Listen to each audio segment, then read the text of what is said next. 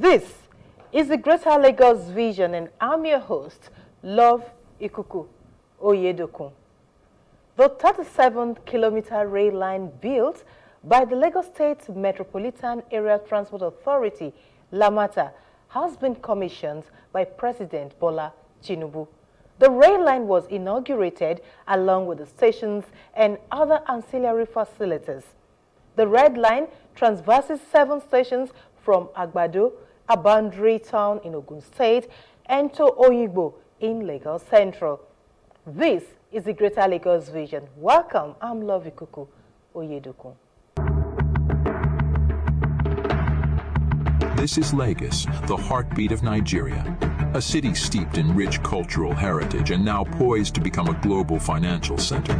We're a lot Mayor's show, and it's an opportunity for us to just depict what Lagos is all about, and it's only at an event like this, competing with other bigger cities and other nations, that you can get to tell your story.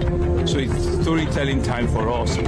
In a historic moment, Lagos made its inaugural appearance at the renowned Lord Mayor's Show in London, a testament to its growing economic prominence. Lagos is a big mega city on its own right now. It's the largest city in Africa. It's the biggest economy that is a sub-national in Africa. But we want to make it one of the international financial centers in the world.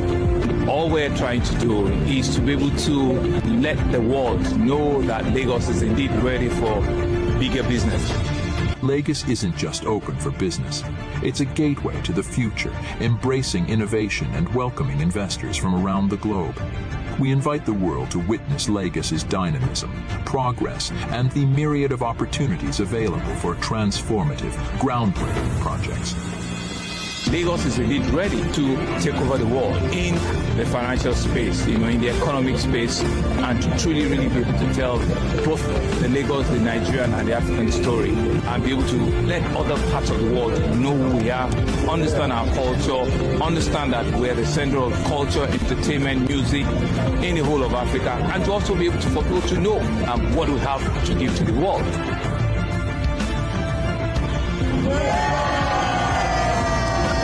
So the whole idea, right, is for us to be able to let the world, get them to know what is happening in Lagos. But GDP of Lagos is actually bigger than the GDP of Kenya, it's bigger than Ghana, it's bigger than Rwanda, and it's bigger than Senegal. As a little sub-national, it's very big in how it stands, in how it sits, and it's all of that conversation that we think a lot of people need to know what is happening in Lagos, and how we can use the Lagos story, to sort of like tell the African story.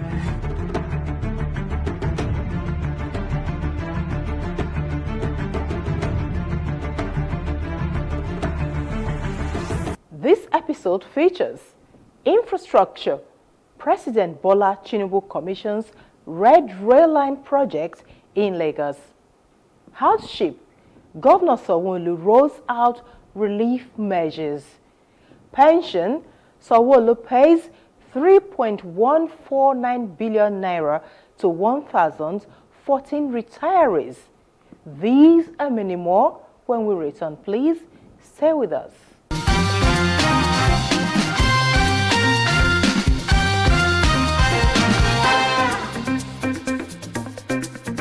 President Bola Tinubu has commissioned the Red Rail Line project in Lagos.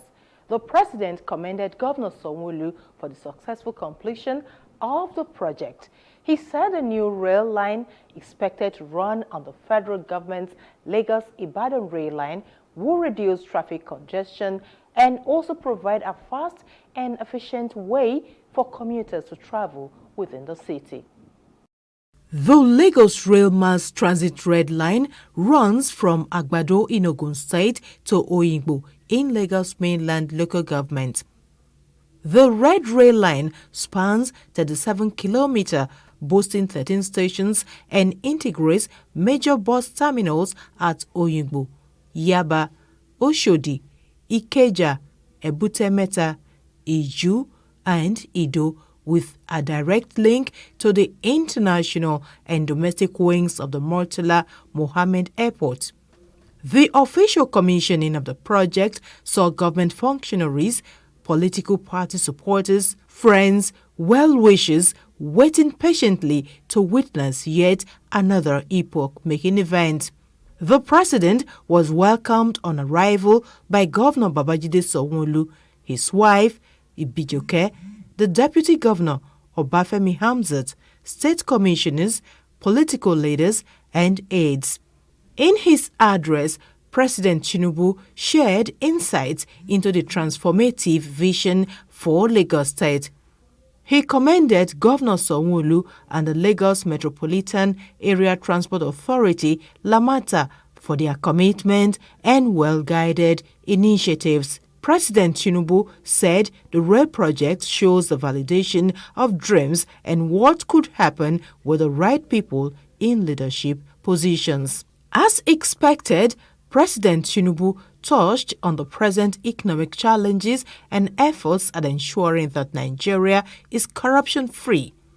He also went hard on the Nigerian Labour Congress, NLC, for incessant mass protests. The Labour Union should understand that no matter how much we cling to our freedom and rights, to call for strike within 9 months of an administration is unacceptable.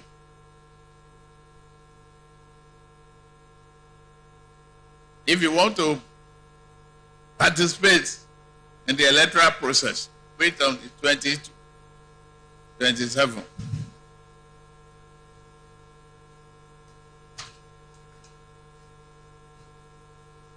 If not, maintain peace. They are not the only voice of Nigerians. Earlier in a speech, Governor Sanwo-Olu commended the visionary leadership of President Tinubu for creating the Transportation Master Plan for Lagos State, as he thanked former President Goodluck Jonathan for approving the rail track sharing agreement that enabled the commencement of the project. I uniquely was privileged to be part of your administration that birthed LAMATA 20 years ago.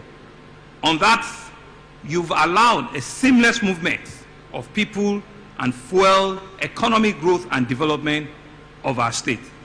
I stand here very proud to say that the Lagos State Strategic Transport Master Plan that outlines what those integrated rail system stood for, which are 6 rail corridors, 1 monorail, 14 BRT corridors, and over 20 water routes on vast network of what is today the tiniest, smallest state in our country called Lagos State.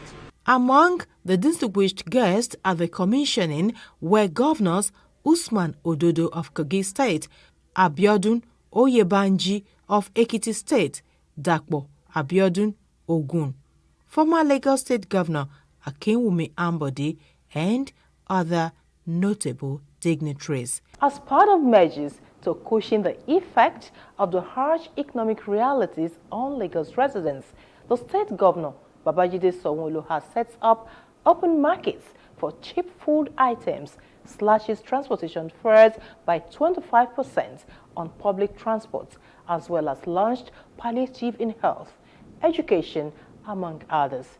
The governor made this announcement during a live media chat in Lagos State. we want. So we will be reducing the number of days that they'll come. You don't have to put pressure on the road. You don't have to be on the road for 3 hours trying to say you're trying to get home at night. So you can plan better. You also can reduce, your economic pressure. We have in the fleet of the public service over 120, buses, but it's not enough, right? So reduce it. Let's plan out our time. Services will not be disrupted. Services will not be reduced, to our citizens. You want something for government, there will still be somebody that will do it for you. 2 other arms of government that are already doing this. In the health sector, they always have a calendarization. They always have, days off and rest. So they will continue in that line. Our teaching, sector will continue. Our students will continue to come for 5 days. We'll work out an additional transport support for our classroom teachers to ensure that, they keep the 5 days, because we know that these pupils have exam time and the rest of it. So we will continue, to keep that. So that will be the first baseline, for us to be able to reduce the pressure and the tension that we have amongst ourselves. We have brought succor to people that have worked, for 10 years, 20 years, 30 years in the service of Lagos State to ensure that they will earn, their pensions, as at when due, and they can do whatever they want, with their resources. That's on our public sector side, and it's across the civil service, the local government, the health sector, the teaching service is across board. I write and ensure that nobody's left behind. Now going to our public, to our citizens, we started something last year from August, where we had a 50% reduction on all public transportation, right? It was reduced, and stopped towards the end of the year when, things resumed back, But now I think transport cost is also a major pain that our citizens are. So almost immediately from this weekend, we're throwing back a 25% reduction on all public transportation.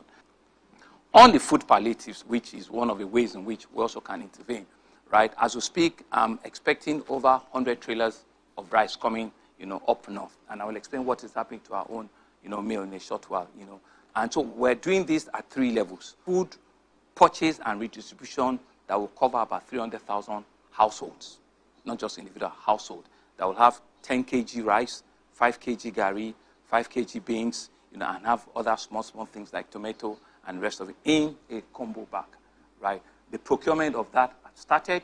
It will just be a logistics of how to package and distribution that will follow.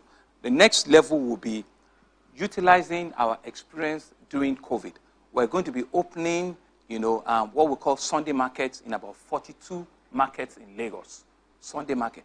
What you will see in those markets, is the same sort of like, stable, food item. But this time, you'll be buying, but you'll be buying at a reduced cost. We're going to cap what you can buy at not more than 25,000, and we'll be giving you a 25% rebate immediately there. So we have started that at our middle market in Ijoro, which you have all seen, but we're taking it to 42 identified markets in Lagos. We're not giving you the opportunity to come and want to buy worth of 100,000. That means you are Ruben, you have the capacity. But somebody that wants to buy 10,000, 15,000, which are the people that want to take out of the poverty line, we will give you a discount, an immediate discount of about 25. You will get that rebate. The third level will be that we are now going to do what we call, the soup bowl, the soup kitchen. We did it also during COVID. We want to identify mama puts, caterers that are in your loop, and we want to be able to feed between 1,000 and 1,500 in every local government per day, at the first instance for the next, 30 to 60 days. So let's watch out the logistics. We have identifying, the caterers already.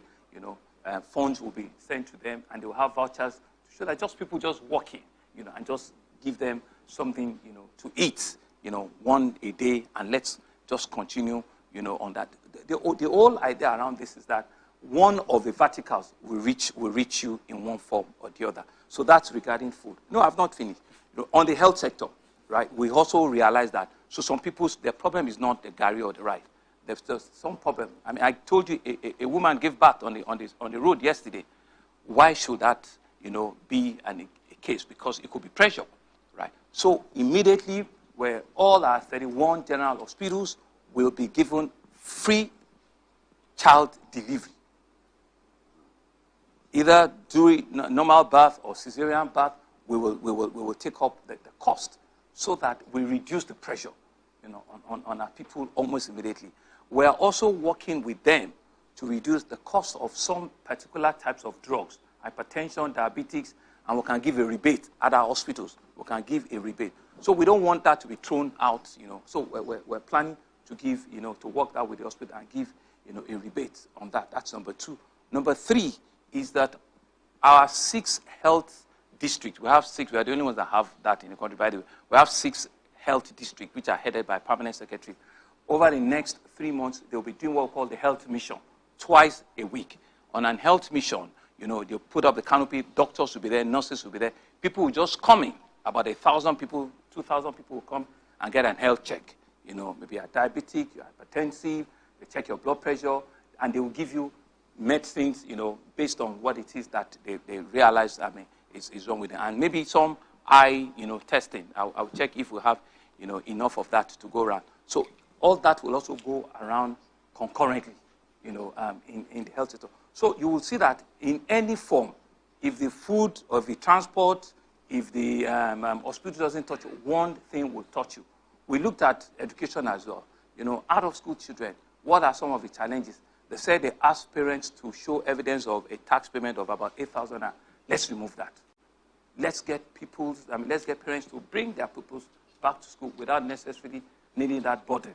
That's on the education sector, to enter, and to ensure that they can bring, their kids, back to school. So you can see that, we're cutting the interventions, across various sectors. This is Lagos, the heartbeat of Nigeria, a city steeped in rich cultural heritage and now poised to become a global financial center. We're at the Lord Mayor's show, and it's an opportunity for us to just depict what Lagos is all about. And it's only at an event like this, competing with other bigger cities and other nations, that you can get to tell your story. So it's storytelling time for us. In a historic moment, Lagos made its inaugural appearance at the renowned Lord Mayor's show in London, a testament to its growing economic prominence. Lagos is a big mega city on its own right now. It's the largest city in Africa. It's the biggest economy that is a sub-national in Africa. We want to make it one of the international financial centers in the world. All we're trying to do is to be able to let the world know that Lagos is indeed ready for bigger business. Lagos isn't just open for business. It's a gateway to the future, embracing innovation and welcoming investors from around the globe. We invite the world to witness Lagos's dynamism, progress, and the myriad of opportunities available for transformative, groundbreaking projects. Lagos is indeed ready to take over the world in the financial space, in the economic space, and to truly really be able to tell both the Lagos, the Nigerian, and the African story, and be able to let other parts of the world know who we are, understand our culture, understand that we're the center of culture, entertainment, music in the whole of Africa, and to also be able for people to know what we have to give to the world.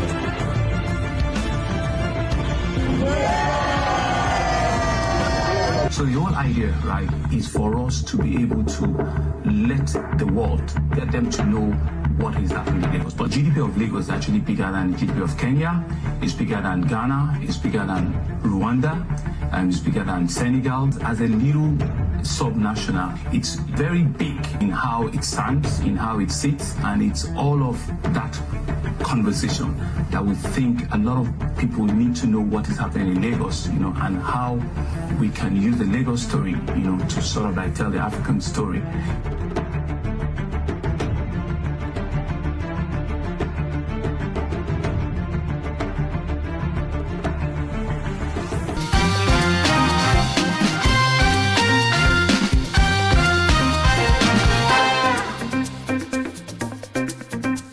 Lagos State Governor Babajide Sanwo-Olu has paid the accrued pension rights to the tune of 3.149 billion naira into the retirement savings accounts of 1,013 retirees from the State Public Service. Speaking at the ceremony, Governor Sanwo-Olu disclosed that since the inception of his administration, a total sum of over 6.5 billion naira has been paid into the retirement service accounts of 16,026 retirees in the state.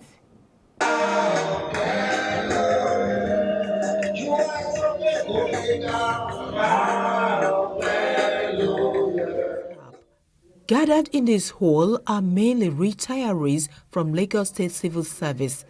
They are here for the 103rd Retirement Bond Certificate presentation ceremony. It was another occasion for the Lagos State government to celebrate the commitment and invaluable contributions of the retirees whose legacy have remained indelible in the service of the state.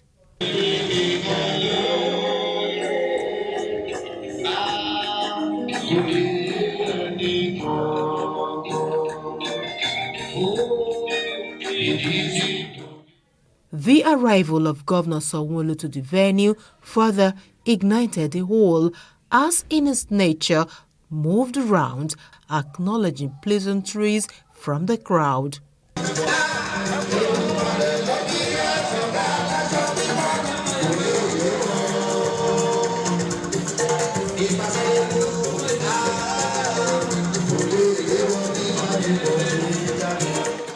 And quickly, he settles down to the business of the day, heading straight to the podium. Governor Sanwo-Olu expressed profound gratitude to the retirees for their dedication to the service of the state. He said the occasion was to honor and express appreciation to the retirees for their hard work and sacrifices to the growth and development of Lagos State. I'm here this morning to tell you that, yes, we've gone through a lot of ups and downs, but last pay has come to stay. And I'm indeed happy with the leadership that we have at the pension agency of Lagos State. I want to express, therefore, my profound gratitude to you, our retirees, who have dedicated your lives to the service of our dear state. Your dedication, your hard work, and your sacrifice have contributed immensely to the growth and the development of a great state of ours, Lagos State. Governor Sanwo-Olu also restated his continued commitment to the welfare of the workforce, both active and post-service. We want Lagos State to be the first. We are already the first, but we want pension issues to be an issue of the past. Nobody should retire from Lagos State public service, and within the next 2 to 3 months, they should not be able to retire. Earlier in his welcome address, the Director General, Lagos State Pension Commission, Babalola Obilano, emphasized the importance of proper financial planning and management during retirement. He advised the retirees to make informed decisions regarding their finances to ensure long-term sustainability and security.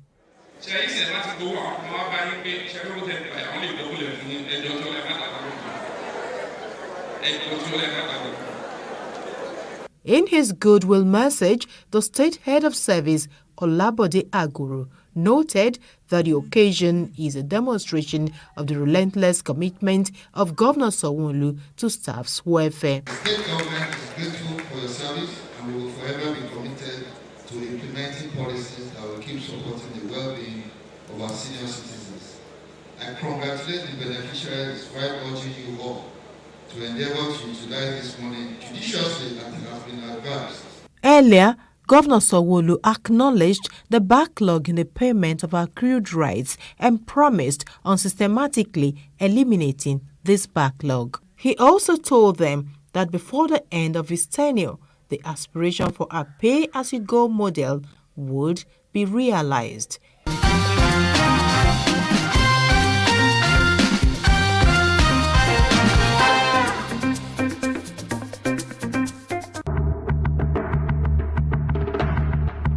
This is Lagos, the heartbeat of Nigeria, a city steeped in rich cultural heritage and now poised to become a global financial center. We're a Lord Mayor's show, and it's an opportunity for us to just depict what Lagos is all about. And it's only at an event like this, competing with other bigger cities and other nations, that you can get to tell your story. So it's storytelling time for us. In a historic moment, Lagos made its inaugural appearance at the renowned Lord Mayor's Show in London, a testament to its growing economic prominence. Lagos is a big mega city on its own right now. It's the largest city in Africa. It's the biggest economy that is a subnational in Africa. We want to make it one of the international financial centers in the world. All we're trying to do is to be able to let the world know that Lagos is indeed ready for bigger business. Lagos isn't just open for business. It's a gateway to the future, embracing innovation and welcoming investors from around the globe. We invite the world to witness Lagos's dynamism, progress, and the myriad of opportunities available for transformative, groundbreaking projects.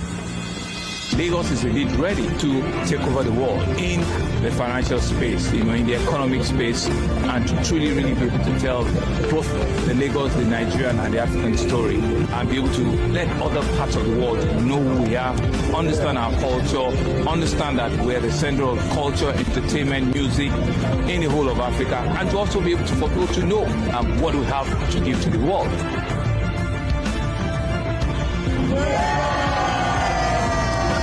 So the whole idea, right, is for us to be able to let the world, get them to know what is happening in Lagos. But GDP of Lagos is actually bigger than GDP of Kenya, it's bigger than Ghana, it's bigger than Rwanda, and it's bigger than Senegal. As a little subnational, it's very big in how it stands, in how it sits, and it's all of that conversation that we think a lot of people need to know what is happening in Lagos, and how we can use the Lagos story, to sort of like tell the African story.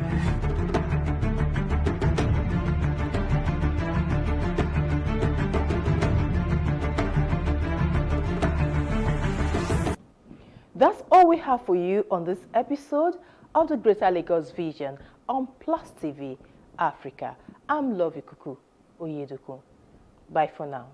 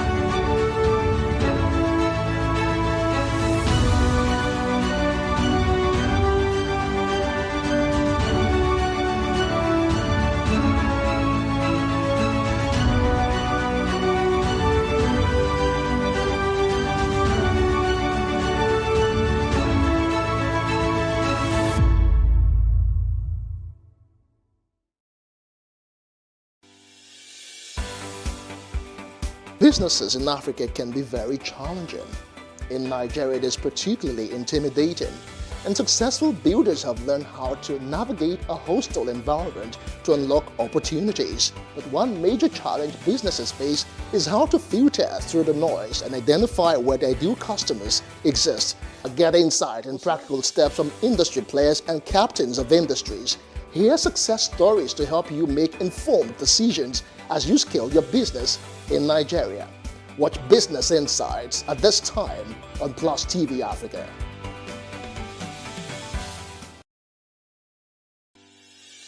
Increase the reach of your events or business services. To advertise on Plus TV Africa, please call 0906 000 5719 or 0909 040 8408, or send an email to marketing@plustvafrica.com. Plus TV Africa. Big stories live here.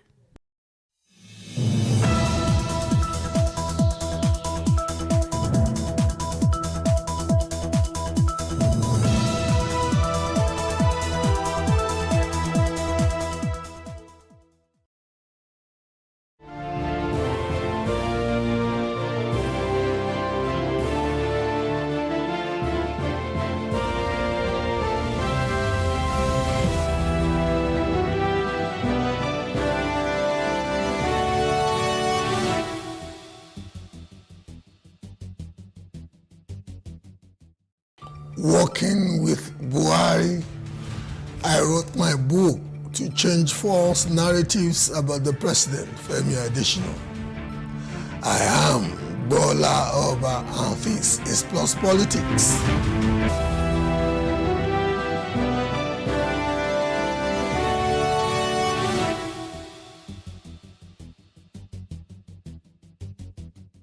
Special Advisor to former President Muhammadu Buhari on media and publicity, Mr. Femi Adesina, has explained that he wrote the book Working with Buhari on the former president to change the false narratives out there.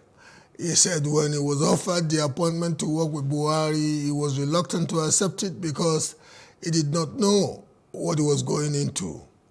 Quote, I would say I had known President Buhari long before I came to work for him as advisor on media and publicity, unquote, Adesina said. He went further. Before then, I had not worked in government and I had no desire to work in government. But when the invitation to work with him came, I took it because he was a man I admired. After he won the election in 2015, and said, come and work with me, I wanted to say no because I was managing director of the Sun newspapers. I was president of the Nigerian Guild of Editors, NGE. I did not want to leave what I was doing. I was very reluctant when I was asked to come to government. When I resigned my appointment, I began to cry because I did not know what I was going into, unquote. We have the honor of having Mr. Femi Adesina literally in our studios. Welcome. Thank you. Good evening. Let's start on the lighter note. How are you fitting back into normalcy, quote unquote? Well, the truth is that even while I was in government, I was not out of normalcy. I was still a member of the society. I didn't cocoon myself in government. I didn't make myself unreachable. I was still part of society. So finishing 10 months ago and coming back home was not difficult for me. Still on the lighter note, were you also stricken by the reported voodoo, invisible voodoo phantom in the presidency? One of your predecessors actually was once quoted to have stated that there is a phenomenon that ordinarily plagued those who worked in the villa. Were you? Well, I think if you have read the book Working with Buhari, it's a whole chapter that was dedicated to that. I didn't see anything untoward. I didn't see anything mystical or mysterious in the villa. I think it's just a myth. And anybody that claims things like that happened is the one that can defend it or justify it.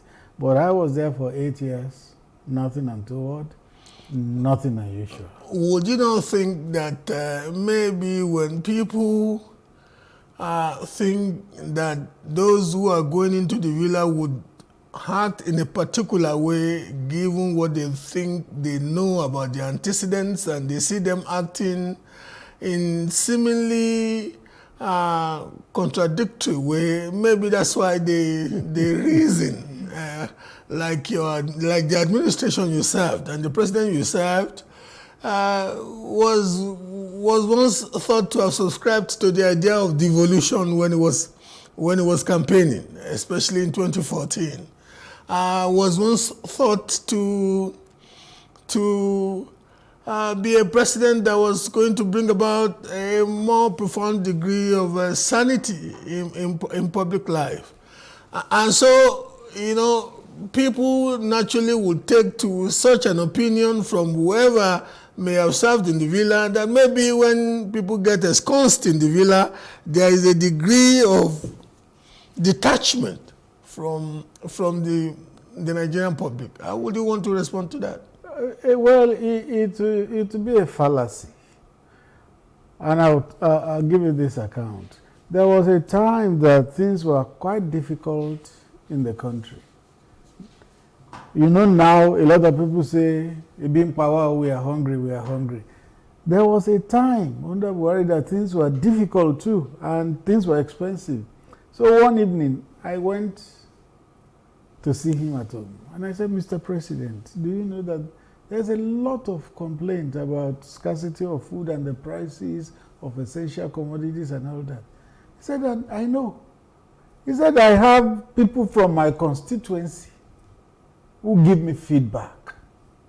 He said, so I know what is happening, and we will do our best to make life better for them. So that shows you that when you are there, there are different feedback mechanisms you can have. And unless you shut all those avenues, then that is when you become closeted from reality.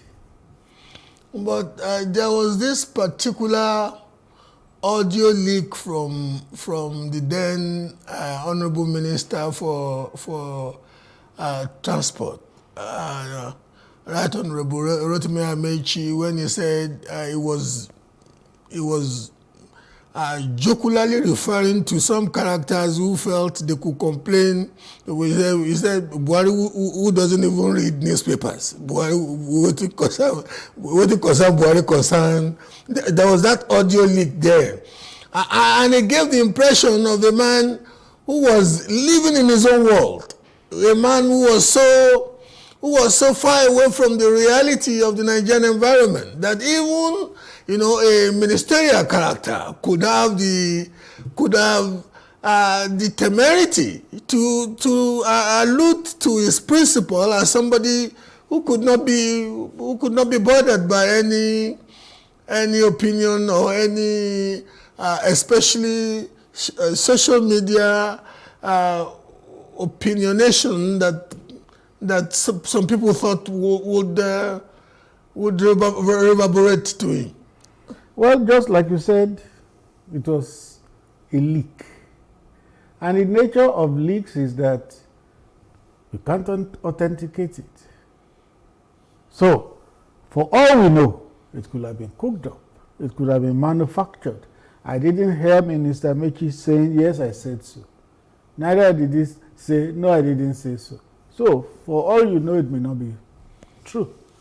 But the President Buhari I worked with was the one who told me as his media advisor that 10 a.m. every day, I want the media highlights on my table. And when you give it to him, he begins to read it immediately. And one time he told me, he said, when I read the media highlights, at times I may not even read the main paper again. So when I read the highlights and I want to know more, I find the paper you have referred to in the highlights and I go to read that story. So, I guess in this age of information inundation, that is what most of us do anyway. Yeah. Even those of us who are in the trade. In the morning, you want to look at the highlights and those items that are of interest to you. You then dig further by. Yes. I'm not saying you know, is your brief to hold. You know, it's a lifelong brief. You and Garba Shehu. Yeah. I was a bit sympathetic to you and Garba Shehu. And I must confess that on a number of occasions, I think you know, just repeating some of the lines I had used, I would say, you know, I can't really blame Garba Shehu and Femi Adesina because for me, it would border on a miracle to competently speak for an incompetent government. Many of the things that happened, and it's not very inconsistent with the presidential system of government because it's like a big orchestra. Somebody inevitably will miss a chord. Somebody will miss a note. That's not, even in America where we've copied it from, we know that the president may be speaking to a particular agenda and you could have one or two. But having said that, what was the greatest challenge that you personally had whilst loyally and faithfully working for the man Buhari as his official spokesperson?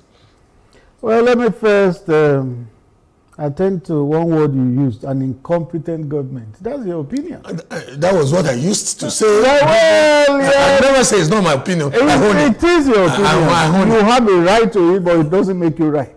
I never said that. I never said it was gospel. I said I used to empathize with you and Garba Shehu because sometimes I would look at the two of you looking like, you know, if I were to swap places with this gentleman, what could I have done better? You can't begin to pontificate that whatever is my opinion is the gospel truth, is what is right. I never said it was gospel. But you have a right to it. Oh, thank you. You have a right to thank you for, at least, if that makes you more democratic, more of a Democrat than I would have thought of somebody that worked with a principal that, you know, that's a mistake you have made again. No nonsense. That's a mistake you have made again. We'll get to it. Okay. You were asking what is the challenge. Specifically that you perceived, that you encountered, that you had to, within the context of your personal values, your principles, your understanding of your profession, how did you juggle it? Well, I wouldn't say there was anything that came up that was insurmountable. The nature of challenges is that they are meant to be confronted. Any challenge that came, we confronted it, and as much as possible, we try to surmount it. I wouldn't say there was anything in my 8 years in government that gave me a stiff challenge and maybe it amounts or amounted to regret. No, nothing. I just took things in my stride as they came, and I believe that I did my best. A particular passage in your book speaks to the fact that when the distinguished Senator Bukola Saraki emerged as the president of the Senate, yes. We knew that it was against the run of play of what the establishment, the party establishment, that's the APC establishment wanted. But many of us just felt that he ultimately emerged because a man who was predisposed to allowing democracy to run its course was not, President Buhari was not ready to use any form of intimidation but from the way you have reported it, he seemed not to have liked it. You had to work on him a little bit to even concede to really congratulating the new leadership of the then newly emerged leadership of of the Senate. How could we have bought the line? Those of us who thought we were tea leaf readers and political analysts, how could we have, on the one hand, bought the line that it was just because he didn't want to interfere with the process, and yet somebody as proximate to him as he were, still is, and writing from the perspective of somebody who still wants to portray him as a Democrat, write that. It was not a line. It was reality. Because President Buhari is on record as having said before the proclamation of the National Assembly that whoever emerged as the leader or the leadership of both houses, he will work with. He was on record as having said that. That means, yes, the party has this prescription, or rather that the prescription of the party is what happens, but if it happens the other way, we will work with anybody that emerges. But then, somebody else emerging through subterfuge was what the president couldn't brook. If he had emerged fair and square, there would have been no issue. Remember the background happenings. They were waiting for a meeting with the party, and then some people went behind to begin to meet. Left the venue, yes, and joined the plenary. Yes, and at the expense of and the election majority took of place while a large chunk of the people were not there, still waiting for the meeting with the party leadership. And because they had formed a quorum, something constitutionally acceptable was deemed to have happened. So it was the subterfuge and the hanky-panky that went in with it that the president took. Not wanting to be too forensic. I was a bit disturbed as an onlooker because at the said meeting that the senators-elect of the party were supposedly scheduled to have, all of them had congregated. A detachment of, at least what made some of us, what convinced us that the president was going to come was because a detachment of army operatives were already on the ground, and the only elected officer of state in Nigeria that is protected by personnel or officers or operatives of the Nigerian army is the commander-in-chief. So we thought it was going to come, but there was a bit of a delay because it came in from a foreign tour. Germany, that morning.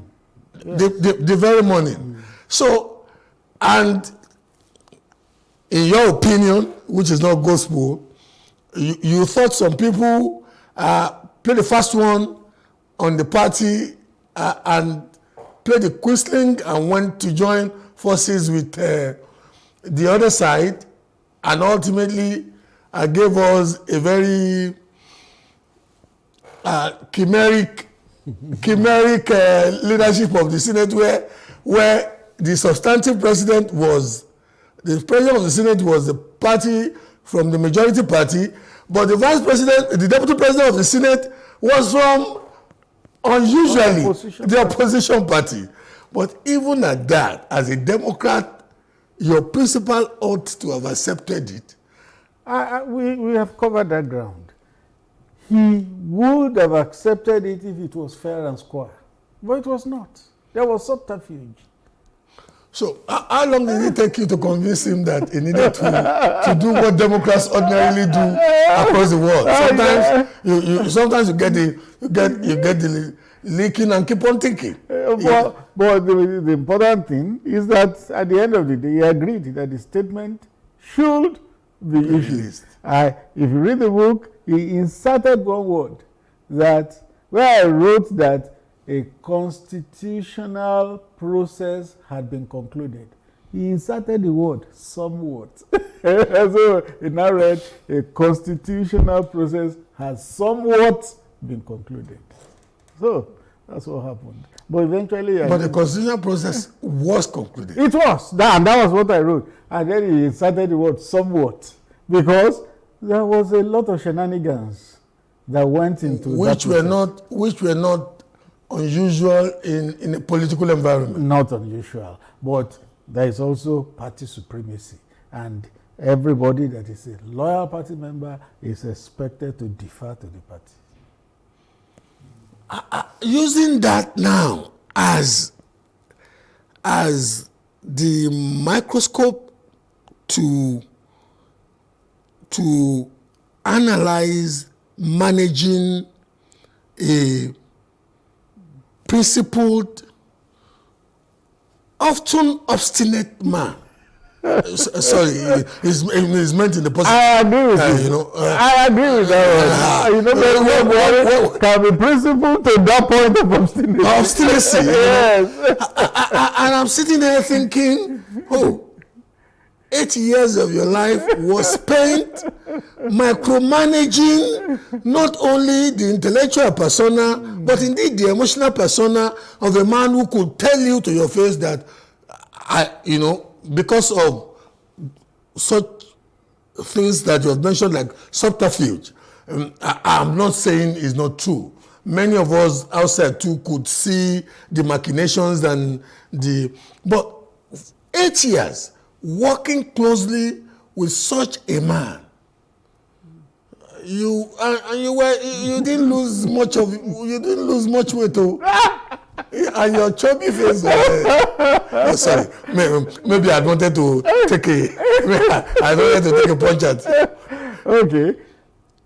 One thing I need to iterate here, or reiterate because I've written it, is that on the day I resumed work, President Buhari told me, he said, one thing I will want from you, Adesina, is the truth. Always. I say, always tell me the truth. In this kind of position, people can ring you and you will not know what is happening. He said, but from you, I want the truth. He said, when I argue, please argue with me. He said, I'm a general, so I can argue. He said, but argue with me. If you argue with me and you are right, I will end up agreeing with you. It was like giving me a blank check. And that was why on that day when I said, let's issue a statement to congratulate the leadership of the National Assembly, and he said no, he would not issue. I argued with him until he agreed. There was another time, much later in the administration, a different party from the ruling party won election in one state. I went to meet him. We need to congratulate the new party and their candidate that won. He said, why should I congratulate them after they beat my party? I said, no, Mr. President, you have to do it. He said, why must I do it? I said, you need to do it. Otherwise, it will be misinterpreted. And I showed him the statement I had prepared. He read through. And then he said, go and issue. If I didn't insist, that statement would not have been issued. So, with such a person, and like any other human being, sometimes these things are natural. When your side is walloped, or yes, you feel okay. You see, and this perhaps will be the last time I mention it. I earlier said that I often empathized with you, and the word empathy, it was the word that usually came to me then, because the administration at a point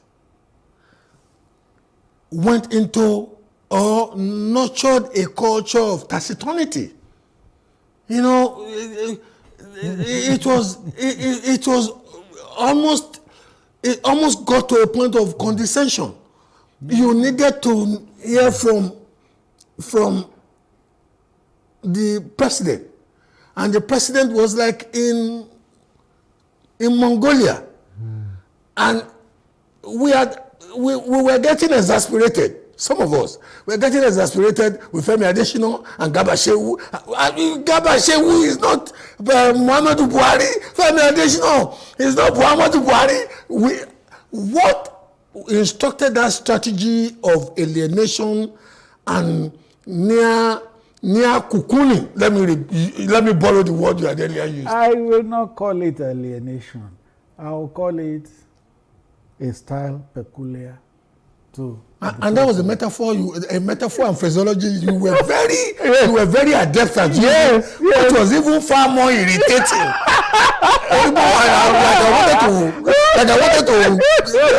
It was even far more irritating. Yes, because I had also been a student of stylistics in school. I remember my stylistics lecturer telling us that style is idiosyncratic, which means it differs from person to person. Soyinka's style is different from Achebe's style. Achebe's style is different from J.P. Clark's style. Style was peculiar to each of them. So also with the president. Donald Trump had his style where he would personally tweet and land himself in trouble. And leave his media team to not be packing this. And then President Buhari left things to us. We just needed to cross-check very crucial things with him before we issued. Now let me give you an illustration. During COVID, you know, there was a lot of trepidation everywhere. It was going to wipe out the world. It was going to wipe out Nigeria particularly, and the black race.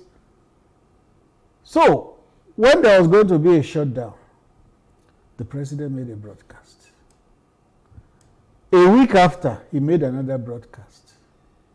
And in another 2 weeks, he made another broadcast. 3 broadcasts within a month. I was then on the radio station and somebody called in and said, "We want the president to speak to us. He must speak to us. He must speak to us." And then I asked the person, I said, "This month alone, there had been 3 broadcasts.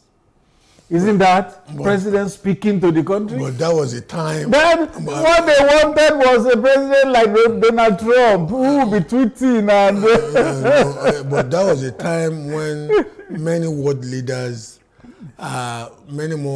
world leaders were almost literally in the faces of their populace. The president rose to the occasion and he set up a presidential task force under COVID, headed by the Secretary to the Government, Boss Mustafa, which did a fantastic job. In fact, the UN Secretary General commended Nigeria for the way it tackled the COVID challenge.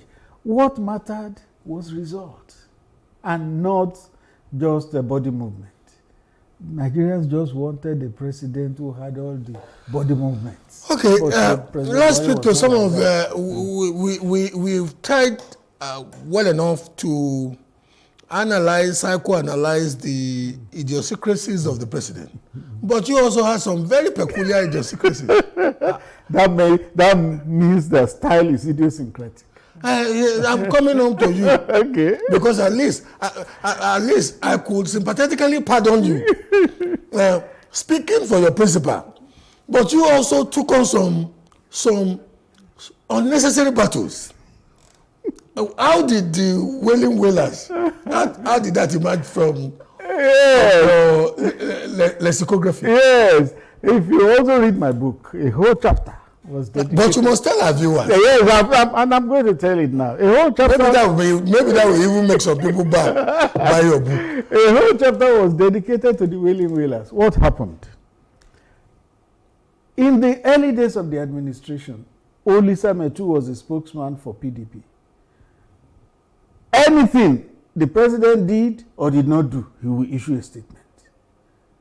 If it rained too heavily, he will issue a statement against Buhari. That was his portfolio. If it didn't rain, he will say it's Buhari's fault. Anything, he issues statement. It became very exasperating. To you? No, well, to anybody who was following and partisans of your party. Well, and we were in a large number.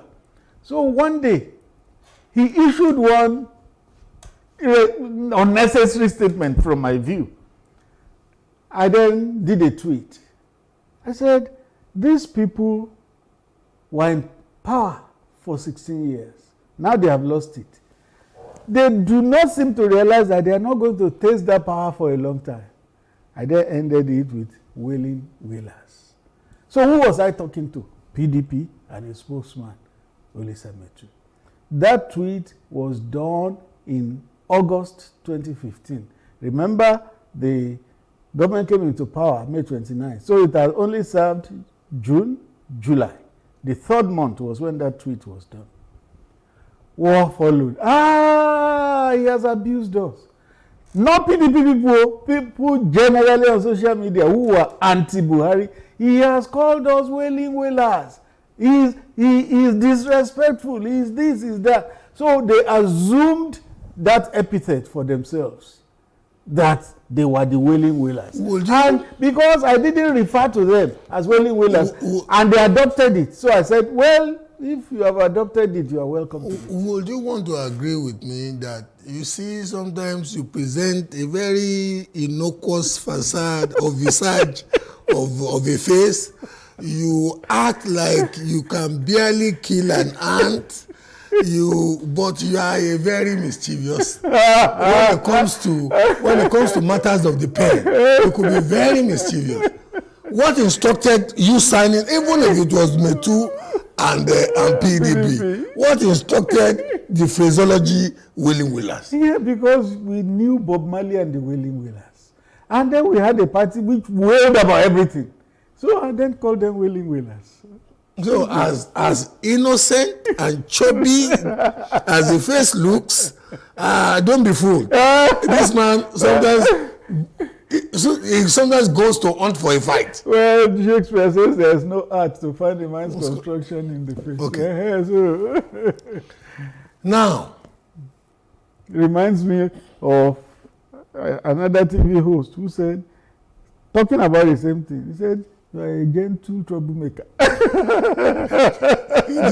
Indeed, a gentle.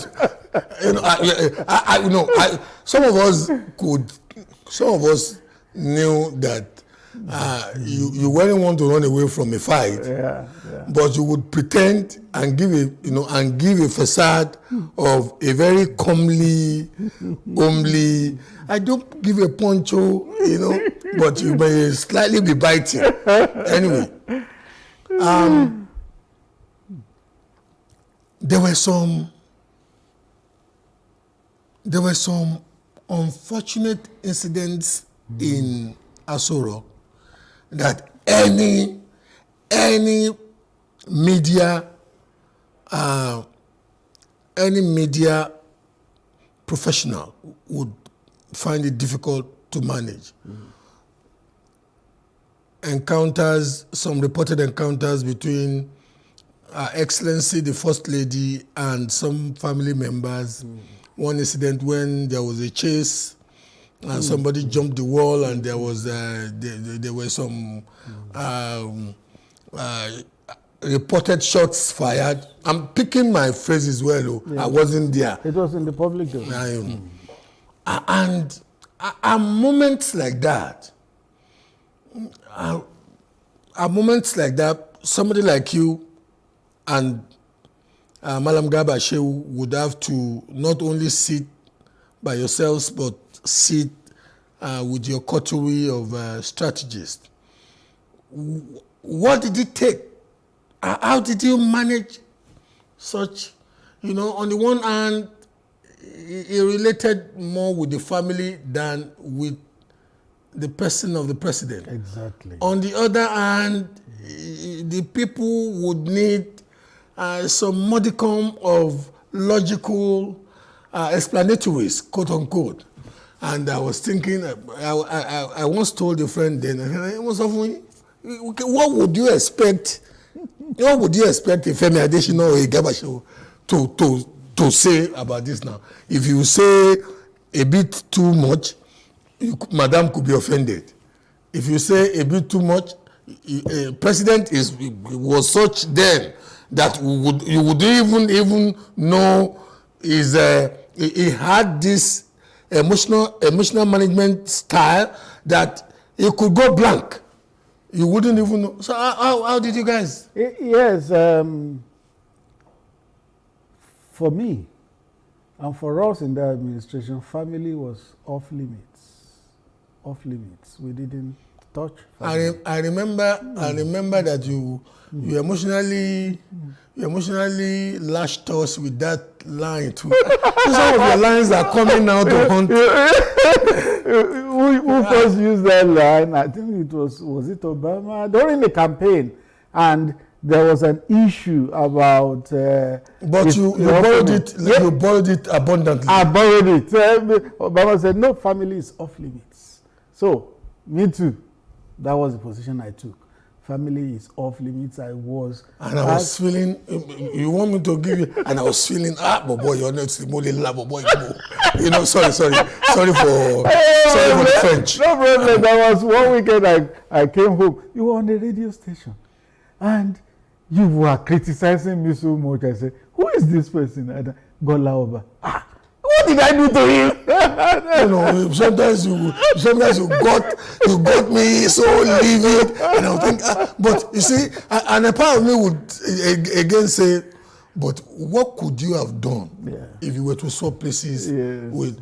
I'm not doing this as a PR for you. I know. Because some people are watching now and they're feeling, you know, I still have my cane somewhere in okay. I didn't want to speak the French, but you have helped me now to speak the Yoruba. I have my book. Yeah, you know, it's a very delicate and sensitive assignment, and you have to use your sixth sense to do it. Otherwise, you land yourself in trouble. You became the first Nigerian to hold the position for 2 terms of a president. Yes. Is not only in Nigeria, in most liberal democracies, it is perceived to be one of those portfolios with loads and loads of banana peels, littering the welfare of the professional or the person handling it. Because whichever way you speak, some will be happy, especially loyalists and partisans of the party of the president. But some, even if you woke Rotimi Williams from the grave, and Gani Williams and Gani Fawayimi was backing Rotimi Williams. You couldn't, you know, that was how, because of the rabid partisanship that social media. Before we go into, you became the media advisor of the president in an age when conventionalism left journalism, left public relations, left public perception management. Now, speaking to students of journalism, public relations, because at some point we have to appropriate some of the experiences you gain there for the benefit of, especially as it relates to the fecundity of how, you know, information, sometimes negative, most times negative ones, come from the social media. How did you go about it? It was really tough. You see that it was under that administration that social media exploded in Nigeria. It has started under Jonathan. You know that Reuben Abati had to tackle people on social media at a point. But by the time we came in 2015, it was everywhere. It almost became a national distraction. So what I did was I had to get on all the platforms of social media too Twitter, Facebook, Instagram, all that. Make a confession now. Yes. You know, you holding an imaginary Bible.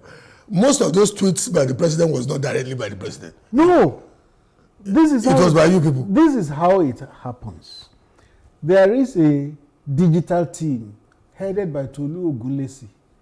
When we do statements for the president, most of which are approved by him, they then convert it to tweets. That's how it happens. So it was more of a proxy kind of. Oh yes, it was a statement we had issued. The backroom guys are already chasing us out of the studio, but I can't but ask this. Looking back now, and you know, the incumbent president has been very circumspect, not making any negative allegation about his predecessor. But we have some officers of the executive now speaking to how some things were done with utter absurdity, incongruity, lack of respect for processes, procedure, and the rule of law.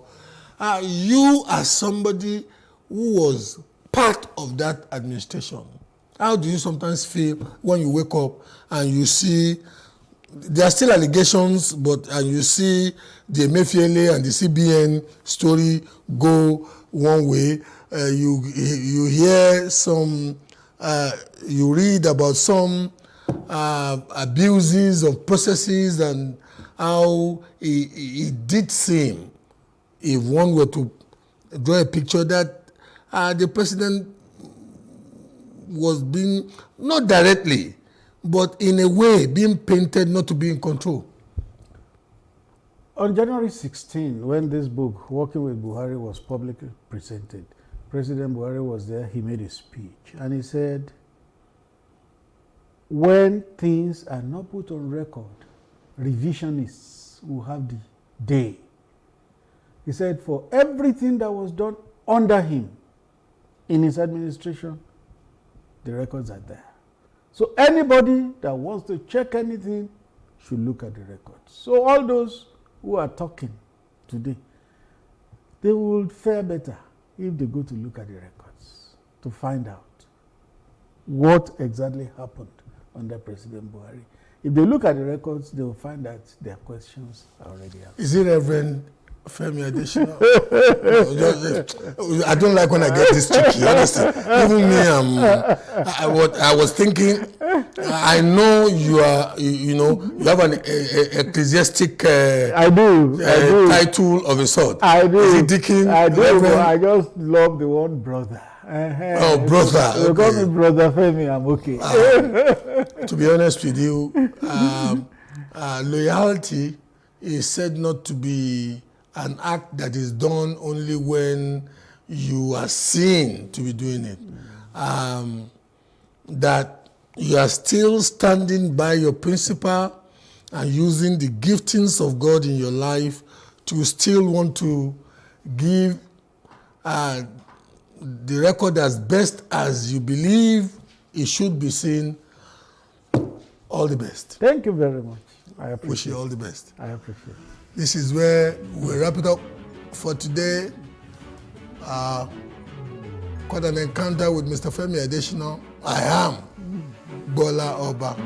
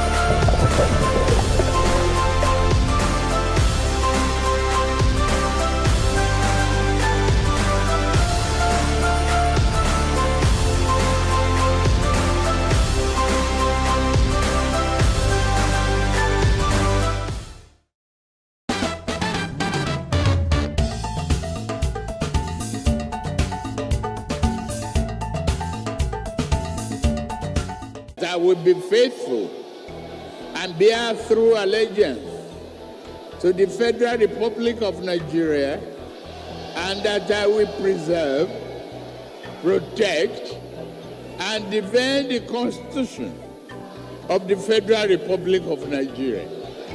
So help me God. May 29, 2023, President Bola Tinubu assumed office with an announcement that had grave impact on the people. Subsidy is gone. The president exclaimed during his inaugural address at the Eagle Square, Abuja, shortly after he was sworn in as the 16th president of the country. He also promised to lead the country with compassion and amity towards all. Unfortunately, the budget that I've glimpsed before I assumed office and what I've heard is that no provision is there for fuel subsidy. The fuel subsidy is gone. Despite the assurance by the president's team that the subsidy removal was not immediate, the announcement sparked reactions across the country. As soon as the decision was made, fuel queues popped up across the country as most filling stations quickly saw an opportunity to profiteer off the situation. As expected, the Nigerian National Petroleum Company Limited (NNPCL) announced an upward review of its fuel prices across filling stations in the country, setting the stage for a nationwide increase in fuel prices. Also, at the dawn of this administration, the Central Bank of Nigeria (CBN) abolished the country's multiple exchange rate system and effectively floated the naira. The nation's currency had seen a free fall ever since. Like every other Nigerian, this civil servant is struggling to eke out a livelihood. These decisions by the government couldn't have come at the worst time, when he is struggling with high inflation, unemployment and poverty. Even the rich are not left out. Honestly speaking, I think in Nigeria right now, anyone that tells you that is not feeling the pain is lying to you. Cost of living is very expensive in the market. All the landlord has added money for their rent. Transportation is not like before. So Nigeria is too hectic. It doesn't be easy. The high rack of fare, feeding, no matter how, no matter what, it will survive.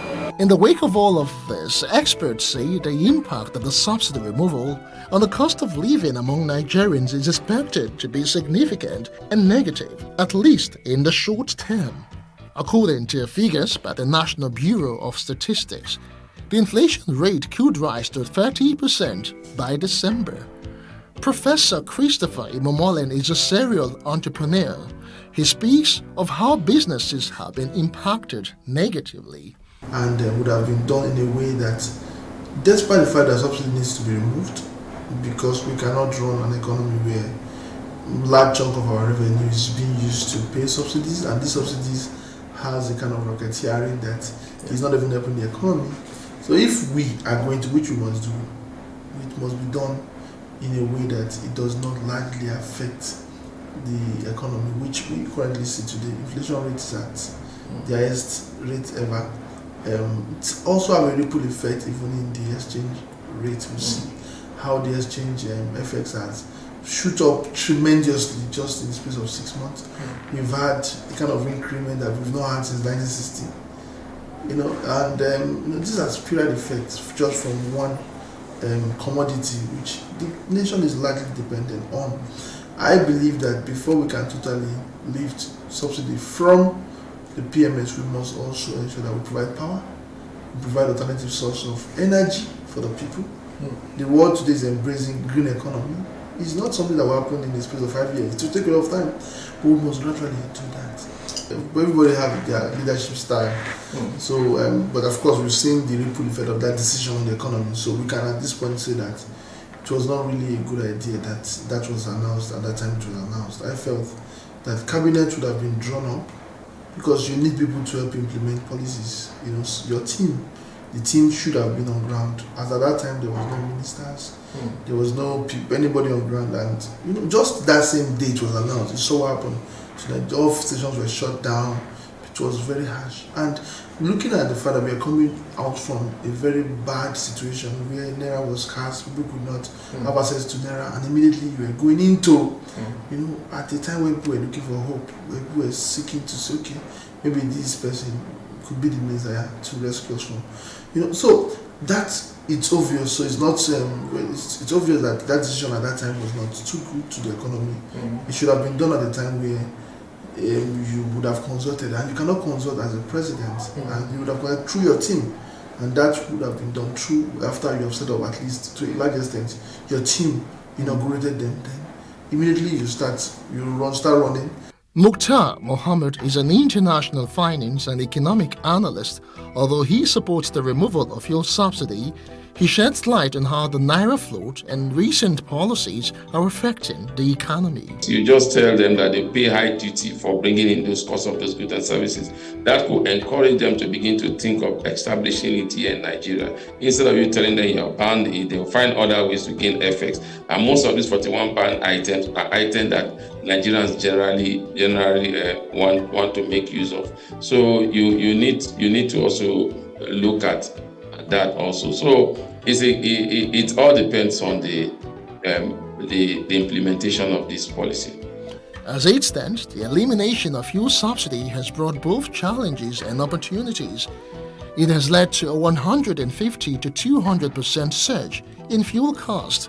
That is about 500 to 600 naira across the country. That is per litre. Food inflation is also skyrocketing. It's not cheap at all. Many people are suffering. To even get the money to buy food is a problem. And the market also now is very expensive. You are not making it at all. Even you that are selling it, there's no gain on the market these days. Small and medium-sized enterprises are facing difficulties in accessing affordable power. Come and tell us, how much did you buy it? How much are you buying it for? Residents say they cannot afford even alternatives as they are disillusioned by the hack in liquefied petroleum gas, LPG. We don't really, they should try and help us. The thing is tough, everywhere is hard, but they should, at least gas is what we survive with, we cook with it, so they should try and help us. So what alternative do you think you will use outside of gas? Charcoal stove, that's the alternative for me, because here you cannot use firewood inside your house. The gas 1 kg is 900. So before we are buying it, is it 350? Yeah, so things are cost now, so I think they should help us to reduce it. As the debate on the merit and demerit of fuel subsidy removal and Naira float continues, how are ordinary Nigerians finding ways to mitigate the impact of these policies on their daily lives? While some have reduced unnecessary trips, others have adjusted their budget and spending habits. We had to do away with so many things and just do with basic needs, and that is food, water, go and sleep. No unnecessary outings, nothing, because the pocket go tell you now. The food matter, now that one was pass. Because before, how much be the acre of rice? Not be 120. Now we dey buy at 1,900. 1,900. Just consider the person that get 4 children now. How you want to survive? I beg. Now beg we dey beg them. Make them help us so. This thing too much. Too much. Ororo, ma'am, rice, everything. Wetin happen? Wetin we do them? Make them help us. No smile, nobody dey smile. As I dey talk to you now, I dey vex. Yo. Because e no even easy. No water, no light. Fuel wey we dey even dey manage to buy, we no fit buy am. Everything just dey stand still for this Nigeria. It's not been easy. In fact, it's only by the mercy of God that people are being sustained now. What you buy today, tomorrow it has added. What you buy this morning, by 2 hours time, the price has skyrocketed. In fact, we don't know who to cry to. We are only at the mercy of God now. Our children cannot feed well. Mothers are going hungry because of the children. Because when it's not enough, you have to feed your children first. We don't know who to cry to. All we are begging is that God should come to our intervention. Persistent inflationary pressures in the economy have accelerated poverty in the country, with purchasing power continuing to slump over the past few months. As a measure to address these difficulties, the federal government had announced a 5 billion naira palliative for each state, including the Federal Capital Territory, to cushion the impact of the removal of subsidy. The fund was shared in the ratio of 52 to 48%. Experts are voicing out their opinions on the workability. We spoke about student loan. We said September. Nobody's seen student loan. Talk about CNG. So everything is just like ghosts. It's as if nothing is happening. And when people start talking, it's look as if maybe we are not against government. We must just talk so that this country will grow. We want this government to succeed. And this is what we are saying now. If everybody just keep quiet and everybody is nodding their head, no, you are doing the best, and this country will fail, and every one of us failed. So government needs to start looking at the right thing to do, and the people need to also adjust. Going forward, here are some suggestions by experts on how to cope with fuel subsidy removal in the country. Reduce dependence on petrol-powered generators. Invest in alternative energy sources like solar panels, inverters, or batteries. These can provide electricity and reduce reliance on fuel-powered generators. Use energy-efficient appliances and bulbs to minimize electricity consumption. Adopt energy-saving habits such as turning off lights, fans, and electronics when not in use. Use public transportation or carpooling. Utilize public transportation options like buses or trains, which are generally more cost-effective than driving private vehicles. Consider carpooling with colleagues, neighbors, or friends who travel similar routes. This helps share fuel costs and reduces traffic congestion. Plan your trips and errands ahead of time. Make a list of places you need to visit and tasks you need to complete. Combining errands into a single trip minimizes fuel usage. Utilize online shopping and delivery services for groceries, food, and other items to reduce the need for physical trips. Adjust your budget and spending habits. Review your income and expenses, identifying areas where you can cut down or save money. Prioritize essential expenses and reduce discretionary spending. Consider taking up a side hustle or exploring additional sources of income to supplement your budget. Minimize air conditioning usage and explore natural ventilation options. Insulate your home to retain heat during cooler months and reduce the need for excessive heating. Make conscious efforts to conserve water and electricity, reducing associated costs. Explore fuel-efficient transportation alternatives. Optimize driving habits by maintaining proper tire pressure. Avoid rapid acceleration or braking, and keeping vehicle maintenance up to date. This can improve fuel efficiency. Engage in advocacy and dialogue. Participate in discussions with policymakers, community leaders, and relevant organizations to voice concerns and propose sustainable solutions. Advocate for policies that promote renewable energy sources and support initiatives aimed at reducing reliance on fossil fuels. Avoid long and unnecessary commutes. Optimize your travel routes to minimize distance and time spent on the road. Consider remote work or flexible work arrangements, if possible, to reduce the frequency of commuting. For shorter distances, consider using bicycles as a mode of transportation. Cycling is not only cost-effective, but also promotes physical fitness and reduces carbon emissions. Invest in a sturdy bicycle, proper safety gear, and accessories like bike locks and lights to ensure a safe riding experience. Familiarize yourself with bike lanes, paths, and safe routes. in your area. And remember to take a walk. Walking will save your life.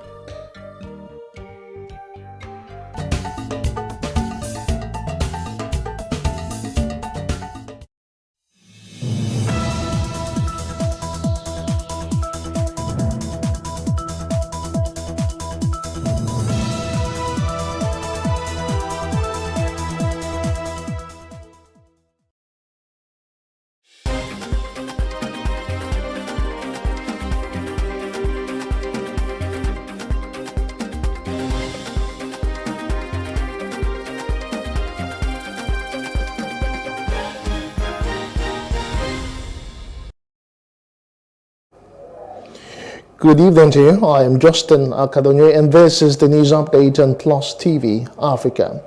Justice Binta Nyako of the Federal High Court, Abuja, has denied bail to the leader of the proscribed indigenous people of Biafra, IPOB, Nnamdi Kanu.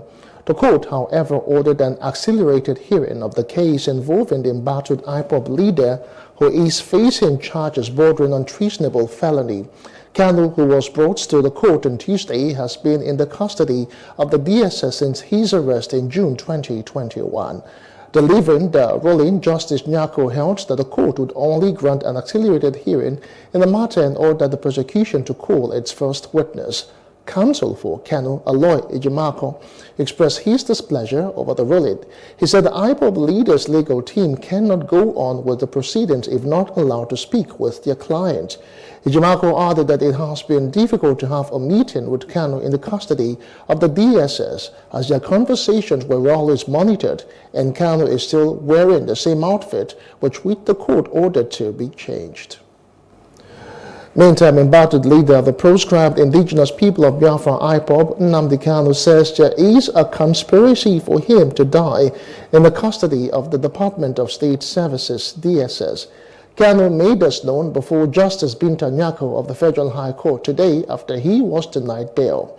Earlier, counsel for Kanu, Aloy Ejimako, asked that his client be transferred to the Kuje Correctional Center. Kanu then requested to address the court and was granted permission by Justice Nyako. He told the court that he is suffering from cognitive heart disease. He pulled off his shirt in the courtroom to show the judge his ribs and chest as evidence of the treatment he is receiving in the custody of the DSS.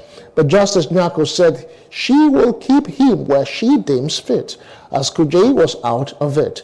She said that some suspects remanded in Kuje had escaped. The judge subsequently adjourned the case to April 17 for commencement of trial. Meantime, the embattled leader of the IPOB, Kanu, says some government officials are profiting from the insecurity ubiquitous in the southeast geopolitical zone.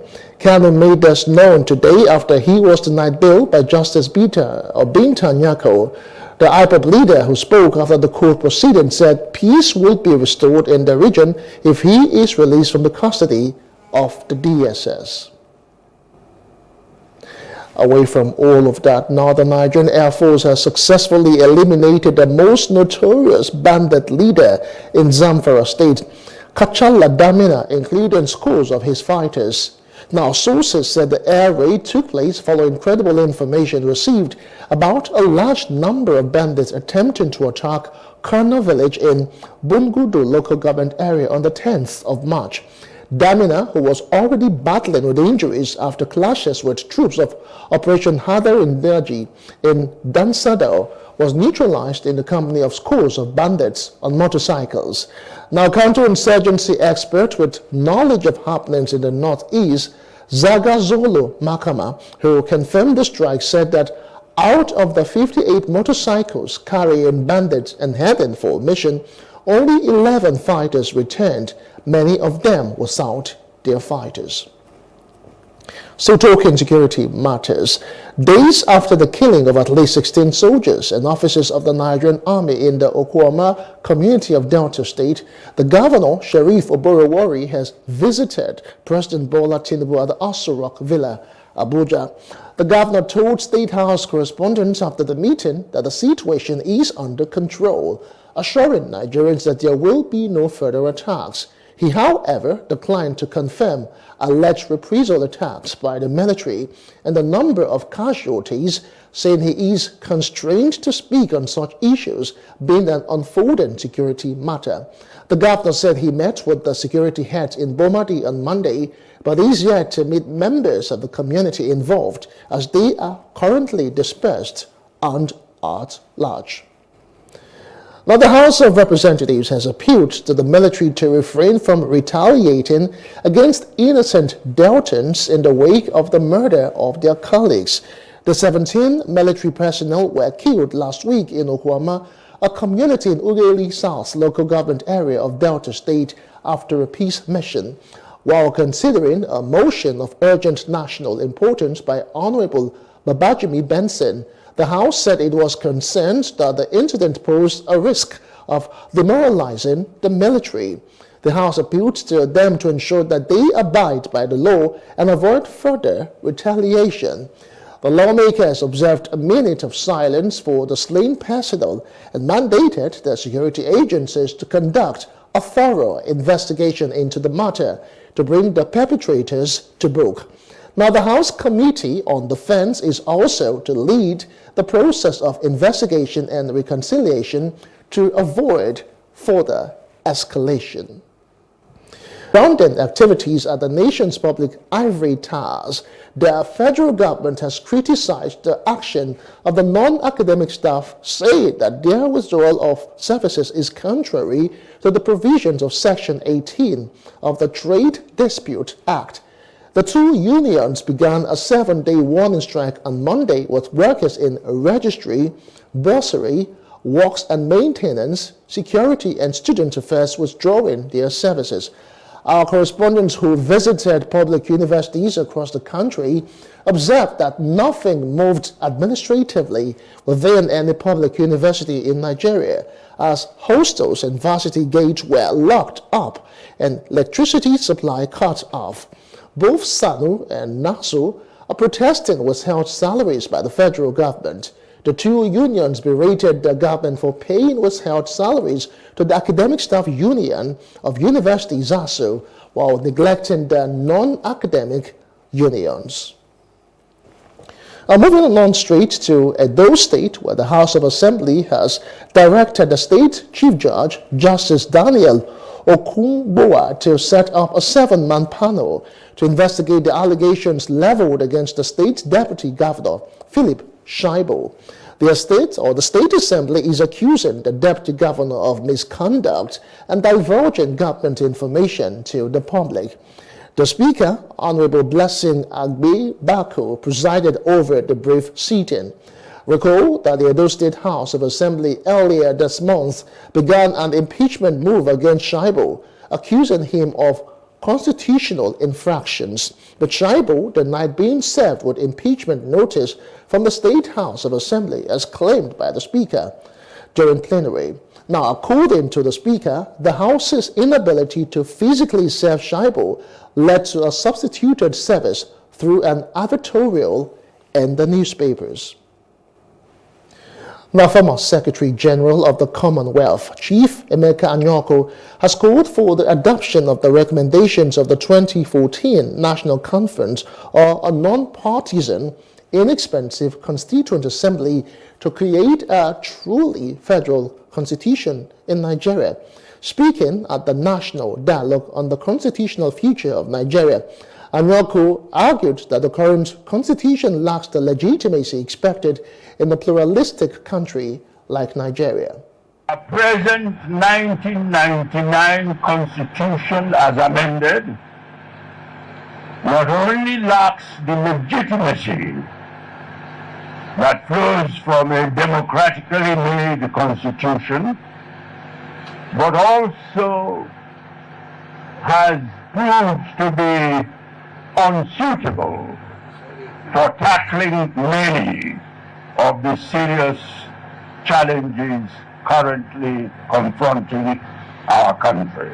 That there has been no shortage of opinions and prescriptions of the nature and content of what should be a suitable constitution for a pluralistic country. Many commentators have expressed the view that the 1960-1963 Constitution, as well as the recommendations of the 2014 National Conference, provide inescapable guide in this respect. I hope, therefore, that this colloquium will, while reaffirming the essential ingredients of the desired Nigerian People's Constitution, will focus on the process of producing such a constitution. Now, the Federal Capital Territory Minister, Nyesom Wike, has defended the city's 2024 budget of 1.1 trillion naira before both National Assembly chambers. The budget revenue sources include internally generated revenue IGR and infrastructure support fund. Now, 280 billion naira is allocated for overhead, 726 billion naira for capital project, and 140 billion naira for personnel costs, totaling 1.147 trillion naira. Wike also highlighted some projects to be executed from the 2024 FCT statutory budget proposal.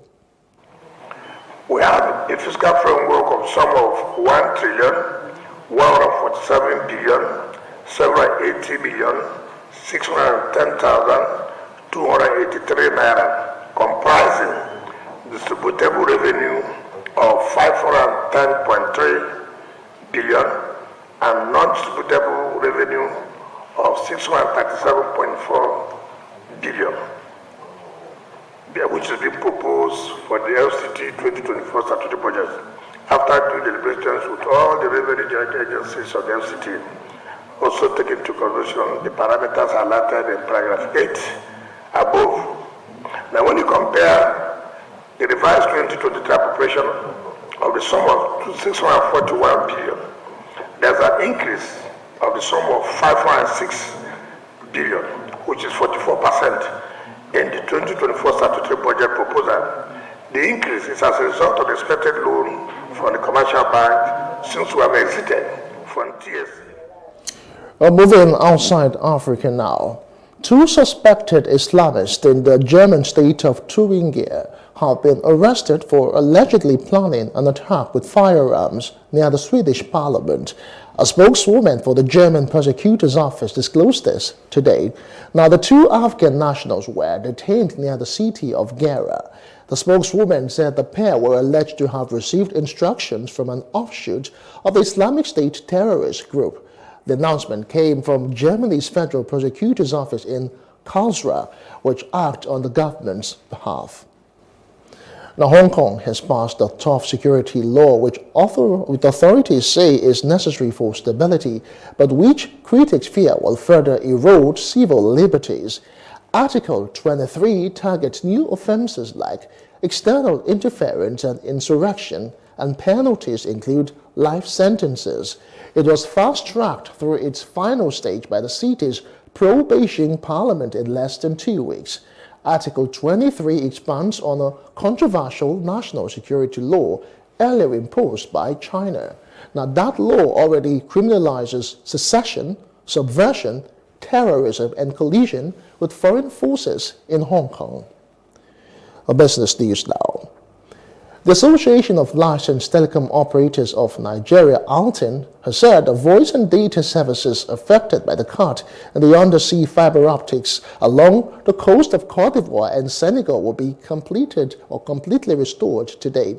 The chairman of ALTEN, Benga Adebayo, made this disclosure in an interview with newsmen. Now, last Thursday, cuts in the undersea cable supplying broadband internet connectivity to Nigeria and countries in the West African sub-region forced many banks, financial institutions, telecom companies, and allied firms to scale down their operations. The cable companies affected include the West African Cable System and African Coast to Europe on the West Coast route from Europe, both of which have experienced faults. Additionally, SAT3 and Main1 have reported downtime due to the cable cut.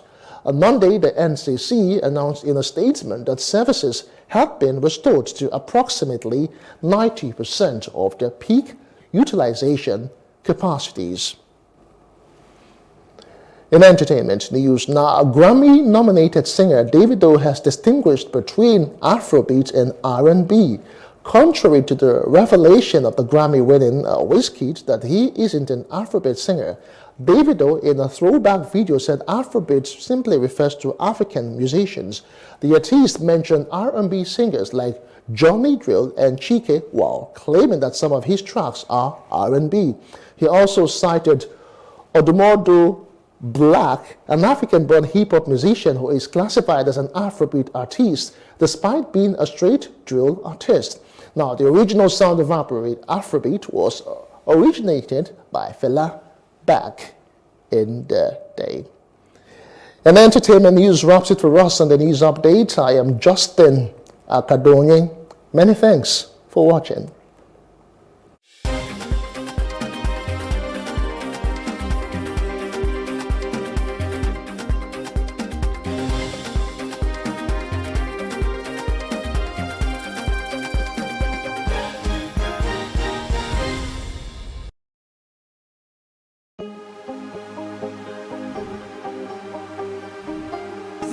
I will take you through this amazingness today.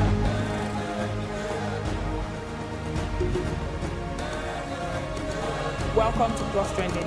I am Bookie November, your host, saying thank you for joining us on today's episode. Welcome back. It's tea time on Plus TV Africa. Practice makes perfect. I'm not perfect yet, but I'm a lot better than I used to be. He's a king. He's entitled to marry 100 if he wants to.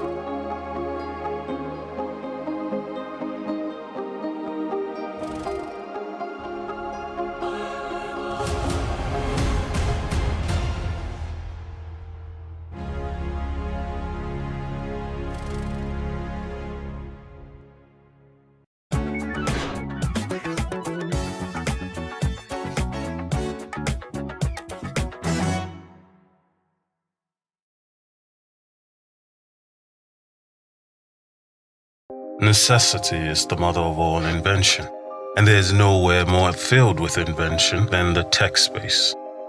From the dawn of human existence, our innovative spirit has always directly correlated with our needs, which often have a social component. As they say, your ideas belong to you, but your inventions belong to everyone. Certainly, there is a question of whether innovators owe the world a duty to make it a better place. In today's world, the most ubiquitous piece of technology is the mobile phone.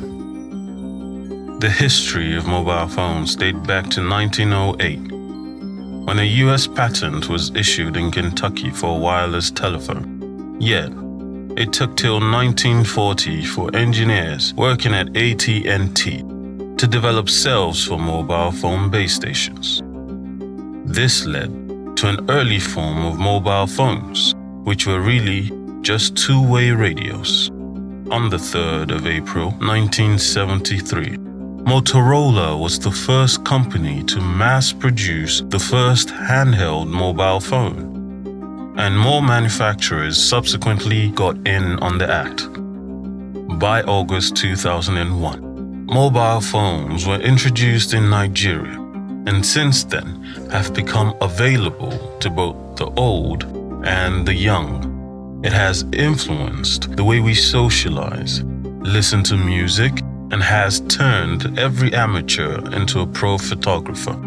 Today, most mobile phones rely on 3G or 4G technology, with 5G on the immediate horizon. The evolution of the technology to smartphones has raised the bar of personal computing. To help us understand what mobile phones represent to our society today, we spoke to a telecoms expert and an entrepreneur who gave us their impressions and opinions on the tech. I'm a telecoms expert. I've had trainings in information technologies for my bachelor's and postgraduate studies. Presently, I work with one of the biggest operators in the continent, Africa. I'm a dentist. I'm also a fabric and fashion entrepreneur. Mobile phone has bridged the gap for communications and connectivity between people, regardless of their distance, can communicate and interact.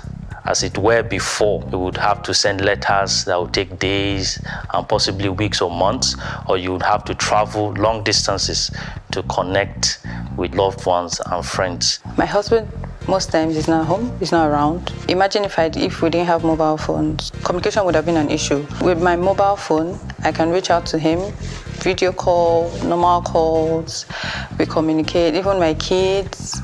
Conducting business with international and even local partners has never been easier, with mobile banking now commonplace and video conferencing available on the go.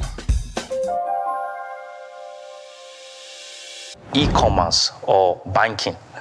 If you need to pay for a service, you don't have to go to your bank, withdraw the money from the teller and go and pay. We have cashless systems where you could use your phone from your app, pay for your services. So I can imagine what I would have done with my business without mobile phones. I get most of my customers online using my phone. They make payments. Almost all my transactions are via my mobile phone. Nobody wants to go to the bank to carry out any transactions, so most of it happens on the phone. Local transactions, international transactions. With phones, I post pictures. I reach out to my suppliers anywhere and everywhere in the world with my phone, and I get my products using my phone. Especially because I don't have a physical store, I don't have a shop, so my business is online. So it makes it mobile, so I can run my business from anywhere. Sometimes I'm out of the country and I'm still running my business just because I have my phone. Smartphones offer us greater computing power than the computers NASA used in 1969 to launch the Apollo 11 space shuttle to the moon. These operated with floppy disks, offering kilobytes or megabytes of storage at the most. Today, the storage capacity of smartphones can reach as high as 128 gigabytes. If I don't have to go to the bank and then carry out transactions with my mobile app, it's a plus. If I don't have to go to the grocery store and request for grocery from the comfort of my home with my mobile phone, it's a plus. But if we begin to use the mobile phone in a wrong way, then it becomes harmful. The greater social awareness afforded by mobile phones has made us more self-conscious, with a constant need to own the latest version as a symbol of social status. Our obsession with documenting our lives through pictures and videos has turned us into an attention-seeking people, and even voyeurs consuming other people's lives for entertainment.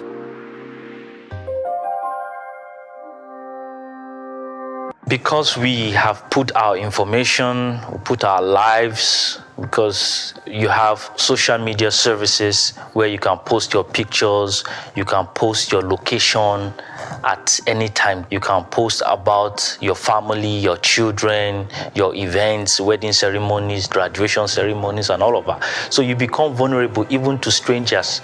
People you don't know have access to your information. Some people even put their location. You enable your GPS location and it states, okay, I'm taking this picture from Lagos. So they know this person is in Lagos this day, this week. So their informations, hitherto we think it's just fun. I'm just letting the world know where I am, but your privacy is being eroded and you are giving out too much information to people, strangers you don't know. And it's very, very alarming that people don't even understand the harm they cause themselves. You put your home address, you put details of your work or details of your family online, and you just expose them to attacks from strangers, to unnecessary scrutiny. Yet, with such potential dangers of mobile phone usage, not everyone is concerned. Funny enough, no. I don't know why, for some reasons. Maybe because I'm careful with the things I put on my phone. Of course, you won't put too personal stuffs on the phone, very personal things. You won't put them on your phone. In today's world, mobile phones can be a valuable educational tool, and parents are faced with personal considerations over when to allow their children own one. I'll probably say secondary school. For example, if you had to pick up the child or drop off the child somewhere, the child might need a mobile phone for you to reach the child. I remember we started having phones when we were in secondary school, when phones came out. The efficiency that comes with being able to access information. Prior to now, for students, if you are doing a research, you might need to go to the library and book for a particular textbook, and it takes you a while before it gets your turn for you to have access to that textbook. But from the comfort of your home or from your classroom or wherever, you could turn up your phone and search for an ebook, and that ebook becomes instrumental for you to carry out your assignments or carry out your research, as the case may be. However, there is also a cost to young people and their education. The distraction it offers makes concentration on schoolwork and other things harder for them. The negative effect mobile phones will have on young people is their over-dependency on the information they get from mobile phones. Some people get distracted by some content that they see or lured into vices that becomes harmful to them. The greater dependence on mobile phones has created less need for a personal computer. And this trend portends a future where personal computers become a relic of the past. Personal computer? I can't remember the last time I opened my laptop. The way we're going, yes, because your mobile phone is more or less like a computer. You can draft your letters, you can check your emails, you can attend meetings, you can edit your documents with your phone. So in the long run, your mobile phone should be able to do all the functions you are able to do with your computers. For as much good as mobile phones offer us, there's just as much bad. There's a question of whether we are socially evolved enough to keep up with the evolution of our technology. The irony of a device created to make us feel more connected is that more people are feeling more isolated than ever. And the worry for our society is if we can find that elusive balance. We must always ask ourselves if our dependence on technology, as symbolized by how we use our mobile phones, is a good thing for our social health.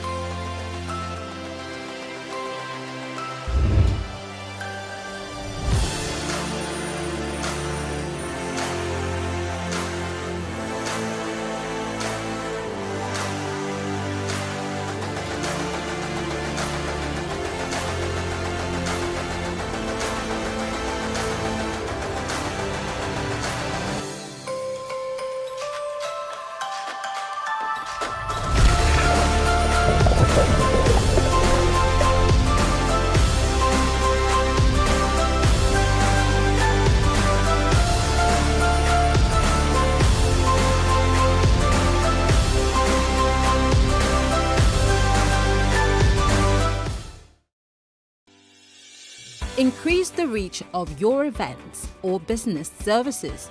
To advertise on Plus TV Africa, please call 0906 0005719 or 0909 040 8408, or send an email to marketing@plustvafrica.com.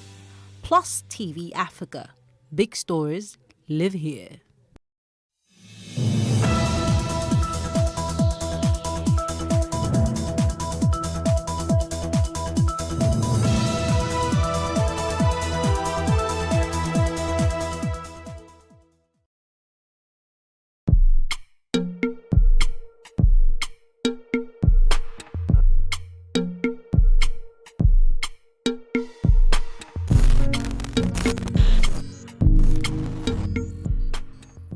Hello and welcome to Plus Events, your #1 diary show that brings you the best and biggest events to your screen.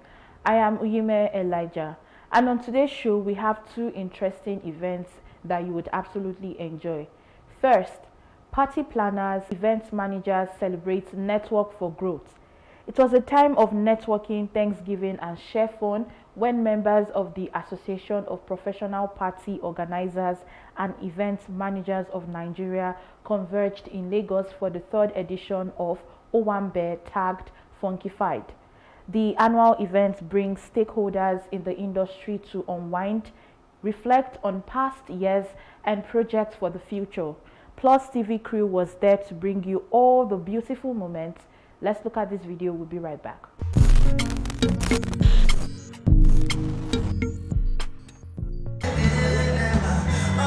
Scintillating scenery, great music, energetic dancing, and magical moments. It is the 3rd edition of Owambe, simply put, Owambe 3.0. Tagged Funkified, stakeholders in the party planning and event management industry gather here for the sole reason to enjoy same great moments they gave to their clients. Magic and sheer excitement encapsulate the ambience here. Members of the association with their kith and kin are treated to a lot of fun and sweet memories that will not go away in a hurry.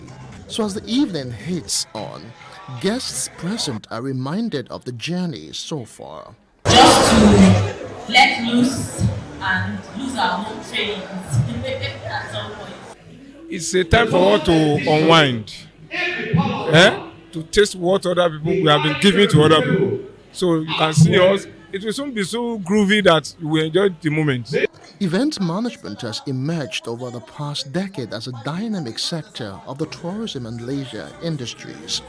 The number, diversity and popularity of events have also grown throughout this period. With 2023 gone and 2024 getting fired on, what trends and glamour should Nigerians expect from these set of people who provide them with indelible memories? Plus TV crew gets up close to some of the key players to find out more.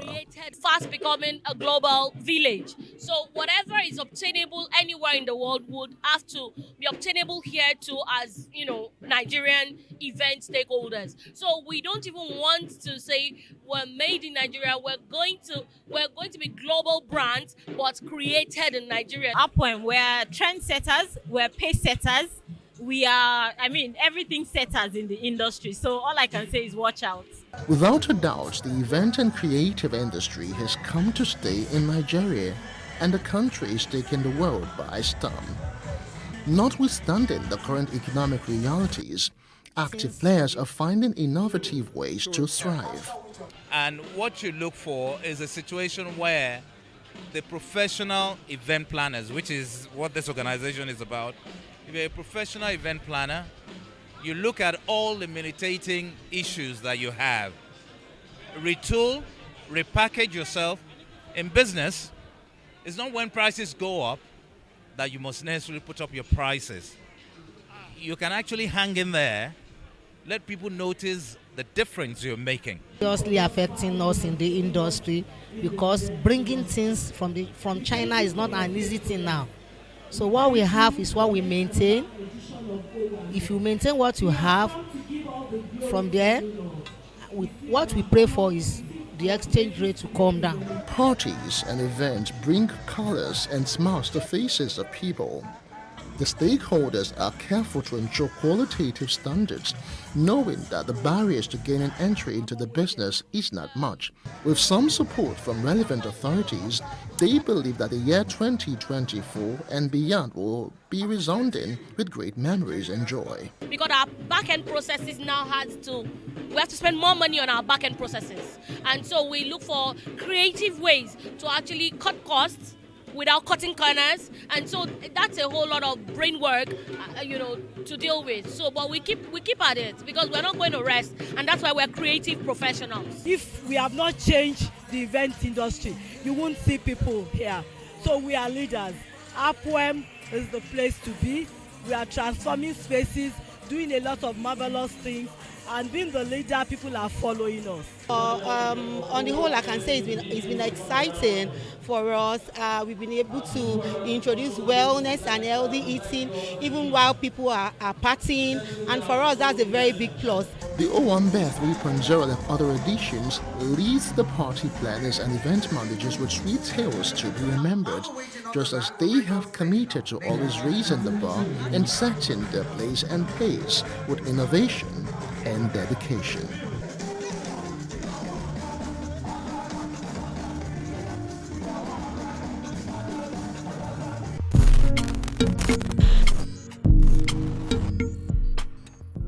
Nigeria and indeed Africa have been advised to use indigenous languages as the basis for instructing students and learning in schools, as it is the panacea to tackling non-colonialism and national development. This advice was handed down during a public presentation of The First Language, Our Hope, Ideas Towards a Greater Africa, authored by Solomon Atala. Let's look at this video. We'll be right back.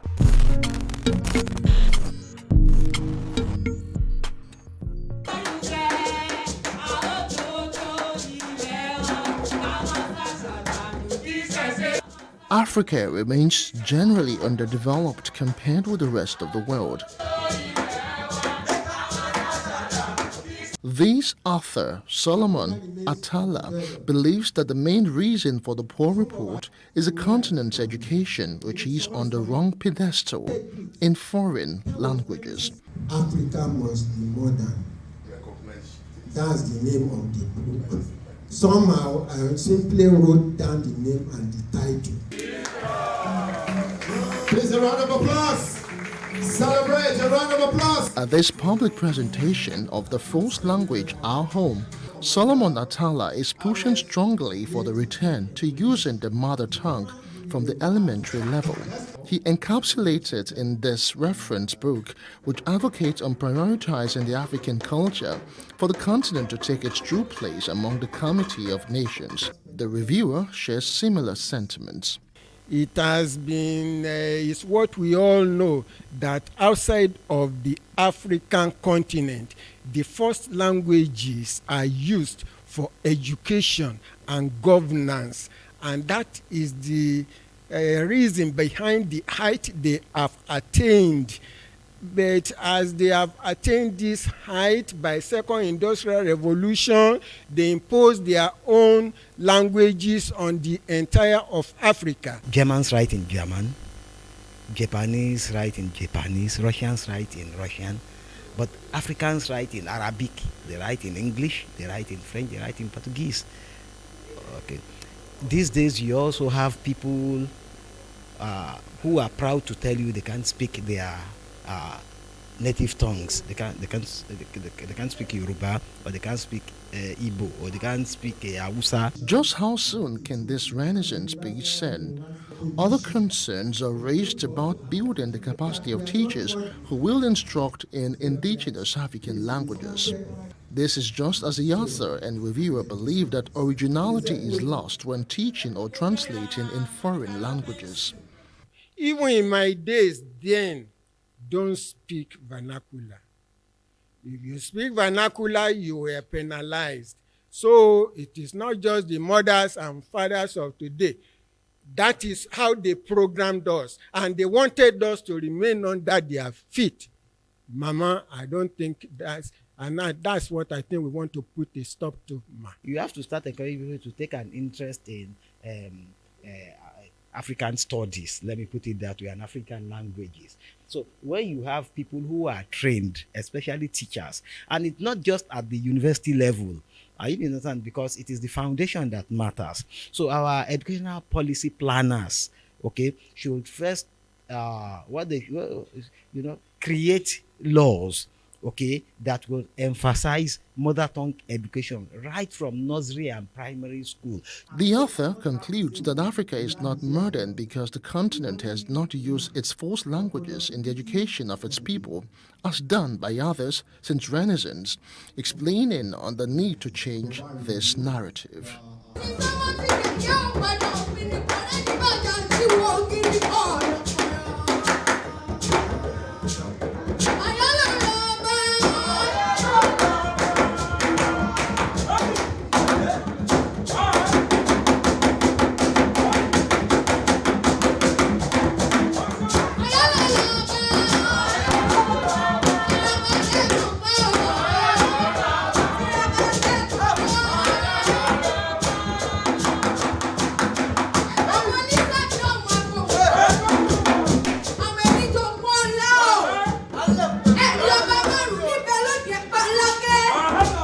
Going to launch this book.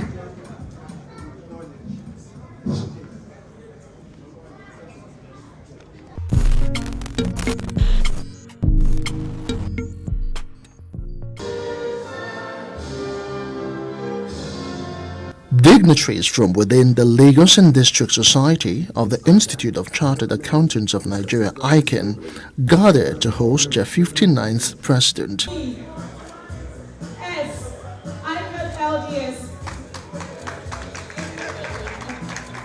It is also time to inaugurate the new excuse of the FBN chapter. This is clearly demonstrated in the vast and constantly growing community of chartered accountants on our staff list. At least 250 active financial members of the Institute throughout Nigeria. The 31st chairman of the Lagos and District Society, Toyin Biola Salami, welcomes all present. She reflects on the journey so far, while restating the district's steadfast commitment to inspire the next generation of accountants. We have remained steadfast in our commitment to excellence. Notably, initiatives such as the Catch Them Young program was also held in November, which hosted over 200 students. While chartered members of the noble profession wine and dine, issues affecting accountancy globally take center stage at the interactive session. In a chat with the ICANN president, he is quick to share insight on transparency and accountability in the public finance space. And what we have discovered is that the level of accountability and transparency is low for some states. Some states are taking the bottom 5 lowest performing states, and we have been advocating for this better transparency because we believe that when there is better transparency and accountability, then there is an improved governance because the various arms of government will be able to state what these funds are used for and how the funds impact on the life of the citizen. The Association of Chartered Certified Accountants and the Institute of Management Accountants Global Economic Confidence Survey shows declining confidence among accountants globally for the third consecutive quarter in the fourth quarter of 2023, consistent with a further moderation in global growth. What is being done to drive confidence in young people to the profession, and what does the future hold for the industry? As a district, every year we have all these programs that we carry out during the year. One of them is the Catch Them Young program, where we go to schools within our catchment area. We visit them, we give books, we give presents, we do quizzes. We try to encourage them to become accountants. This year alone, we had one in November, and we intend to have another one on the 28th of February. And all this is all done with sponsors and people who come together just to encourage our young ones to become accountants. So what has happened in the profession is that globally, especially in the Western world, the profession is no longer attracting the young ones.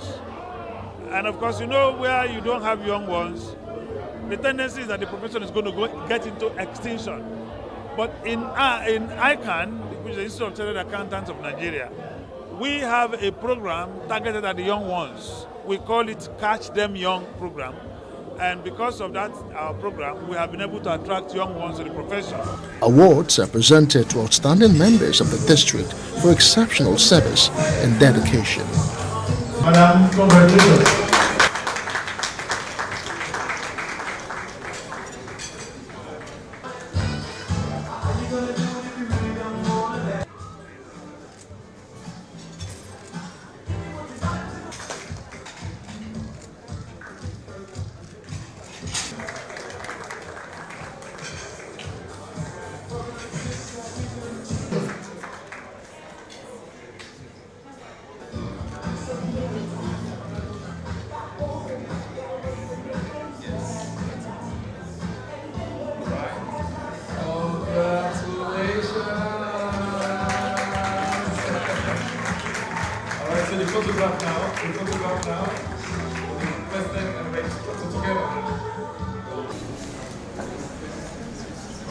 On behalf of the ICANN Lagos and District Society, we present this gift to the President of ICANN.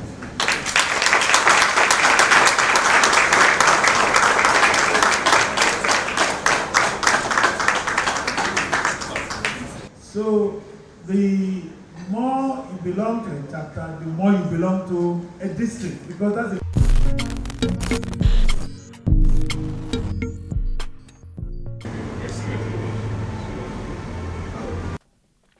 At a line estate in Lagos, family, friends, guests arrived to see the quintessential Vincent Dejumo Lewis's corpse for the last time.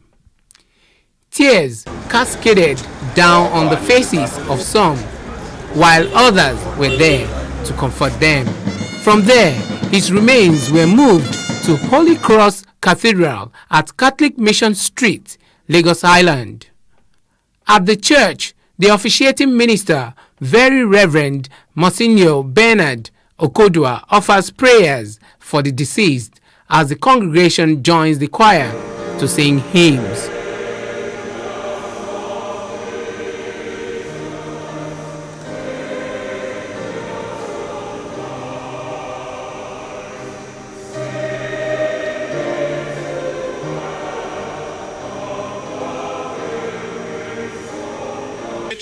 You give life to all things and make them holy. And you never cease to gather your people to yourselves, so that from the rising of the sun to its setting, a pure sacrifice may be offered to your name.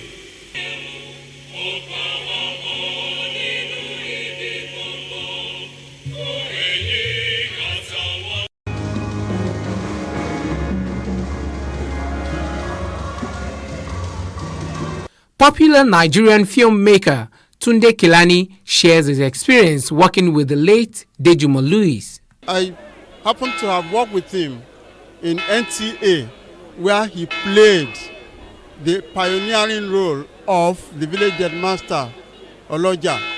And he carried it on stage and off stage. He was Kabiyesi Adeposipo in Mainframe Productions, Agogo Ewo. He comes with a large dose of humility. He was famous, but he didn't carry it. Kelani says the late icon's contribution to the entertainment industry will not be forgotten in a hurry. He was home with everybody and inspired all of us. So we can never forget him. Even I can disclose here that the next film I'm going to make, Agogo Ewo 2, we are going to pay a tribute to his memory. So may his soul rest in peace. The first daughter of the deceased, Adiola Folabi, says one thing no one could take away from his father was that he was apologetic whenever he was wrong. She wished him eternal rest. What I remember the most is his voice. He had a wonderful voice and he sang a lot. And then he taught us how to sing, but he sang a lot. It was very thoughtful, and very forgiving. He can say sorry when it hurts, and I find that hard. The way we grew up, most parents don't know how to say sorry, but my daddy would tell you he's sorry when he's sorry. He has to be with the Lord. He has no choice. More tributes poured in for Dejumo Louis as his son-in-law, Chukwuma Osakwe, recounted the moment he sought the hands of the thespian's daughter's hands in marriage. He describes him as a detribalized Nigerian. The wife of Osakwe, Adelola, corroborated her husband's view, hoping to see her father's wish for Nigeria come through. I saw the side that the rest of the world didn't see, because I met a very playful man. When I arrived, he said, that he'd always known and prayed that one of his children, especially the males, should marry an Igbo person. But that this is his daughter now bringing an Igbo man, so that he's happy that his family is around. He wanted intertribal marriages. There's so many of them, but they always ended with hugs and kisses. So for me, those are the things I will miss the very most. So I'm wishing him good rest. And I'm trusting that his desires for us will come to be, right? And also that his desire for this nation, as we call regards cultural unity, is something that would really come to be, not in the not so distant future. Vincent Dejumo Louis, an accomplished TV producer and director, played the role of Kabiesi in Nigeria's longest-running soap opera, Village Headmaster, which aired on the Nigerian Television Authority, NTA. He was one-time lecturer at the NTA College, Jos, Plateau State, and manager of programs at NTA Ibadan until his retirement in 1999. The late TV star was born on the 28th of July 1943 and passed on the 22nd of December 2023 at the age of 80.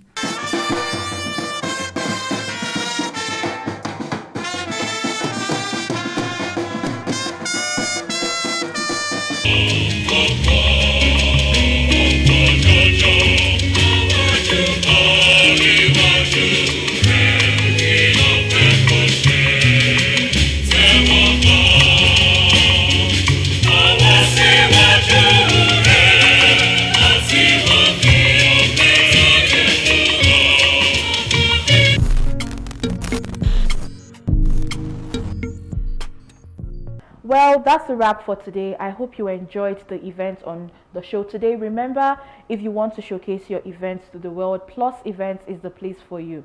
Subscribe to our YouTube channel at Plus TV Africa Lifestyle. I am Uyime Elijah. Enjoy your weekend.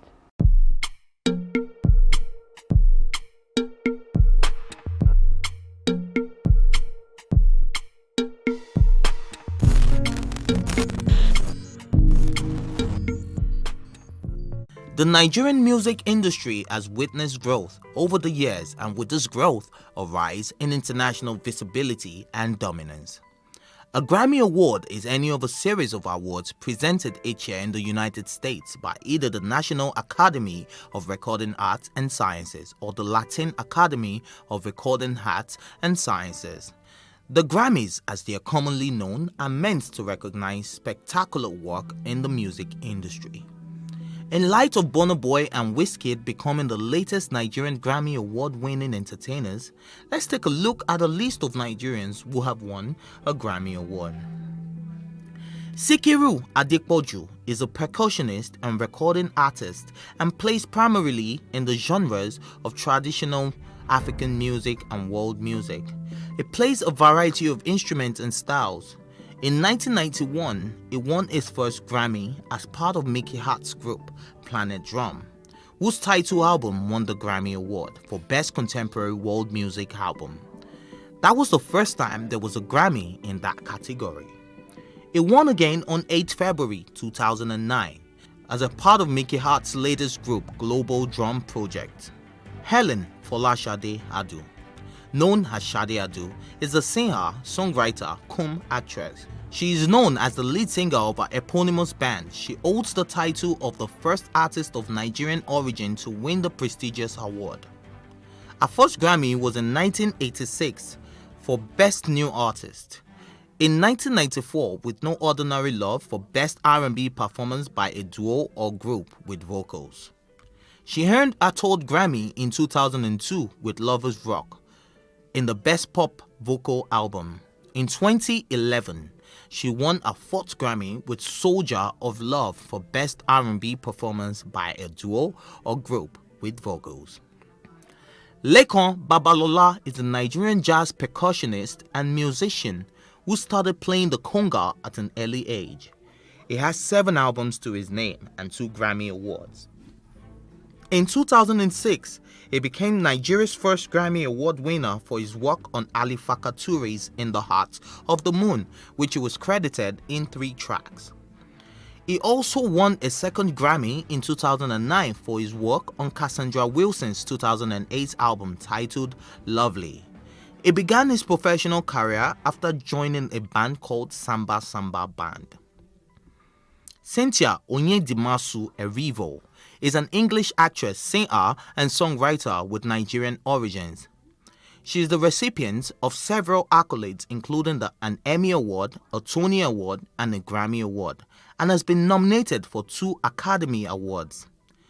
She gained recognition for starring in the Broadway revival of The Color Purple from 2015 to 2017, for which she won the Grammy Award for Best Musical Theatre Album. She began acting in a 2011 stage production of The Umbrellas of Cherbourg and had a first screen role in the British television series Chewing Gum.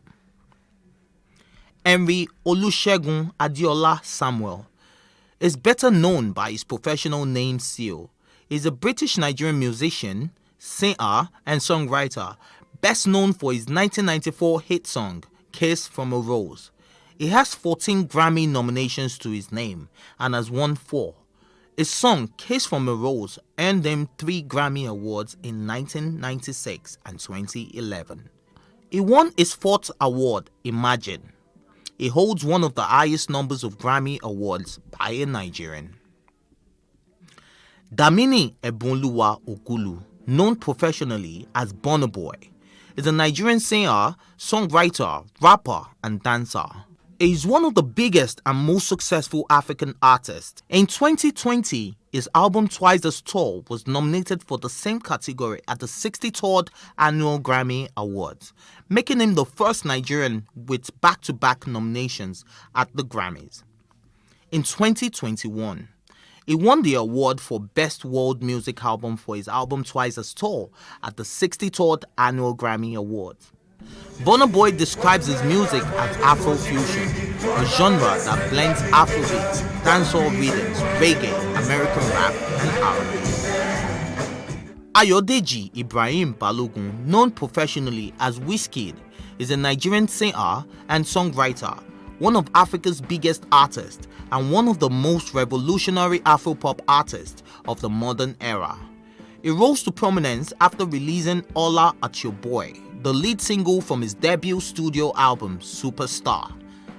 In 2016, Wizkid achieved international recognition following his collaboration with Drake on the global hit One Dance. He signed a multi-million-dollar album deal with RCA Records in March 2017. In 2019, he featured on Beyoncé's project, The Lion King, The Gift, on the collaboration Brown Skin Girl, which won him a Grammy Award for Best Music Video.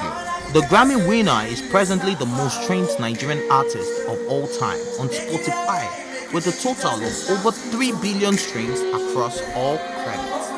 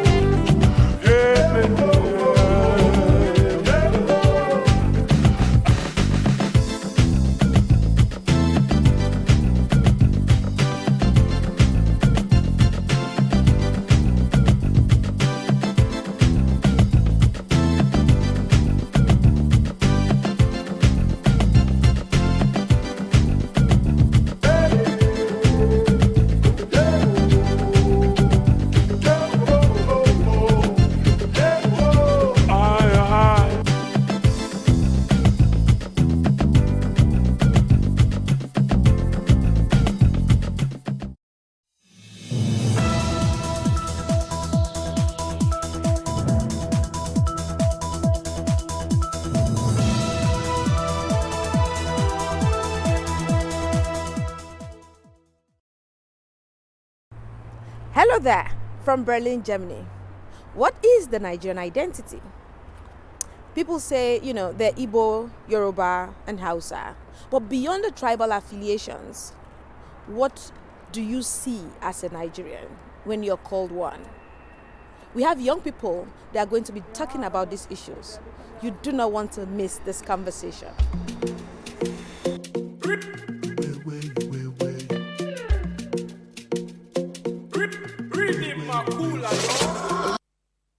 Hello there, my name is Mercy Aban.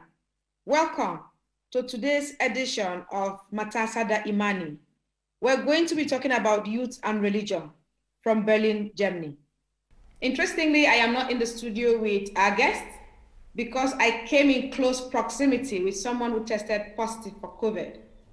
Even though I tested negative, for everybody's safety, I had to do this from the comfort of my home. But first, I will introduce you to my guest. We have Victory Amatalam, who is a Nigerian student in Potsdam, Germany. Hi, Victory, welcome. Thank you very much. I'm pleased to be here. We have Timothy Imogere. He's also a Nigerian student in Germany. Hello, Timothy. Hi, Messi. It's a pleasure to be here. Pleased to have you join us. Thank you. Then we have Ikechukwu Uzoma. Ikechukwu is a fellow with the Open Society Foundation in Germany. Hello, Ikechukwu. Hi, Messi. Pleased to have you join. A pleasure. Then we have Tolulope Adefunke Omodara. She's also a Nigerian student at Potsdam, also in Germany. Hi, Mercy. Thanks for having me here. It's a pleasure meeting you. Nice meeting you too. Yeah. We have Al-Qasim Abdul Kadir. He is a member of Nigeria's Presidential Committee on Persons Displaced by Boko Haram in the country.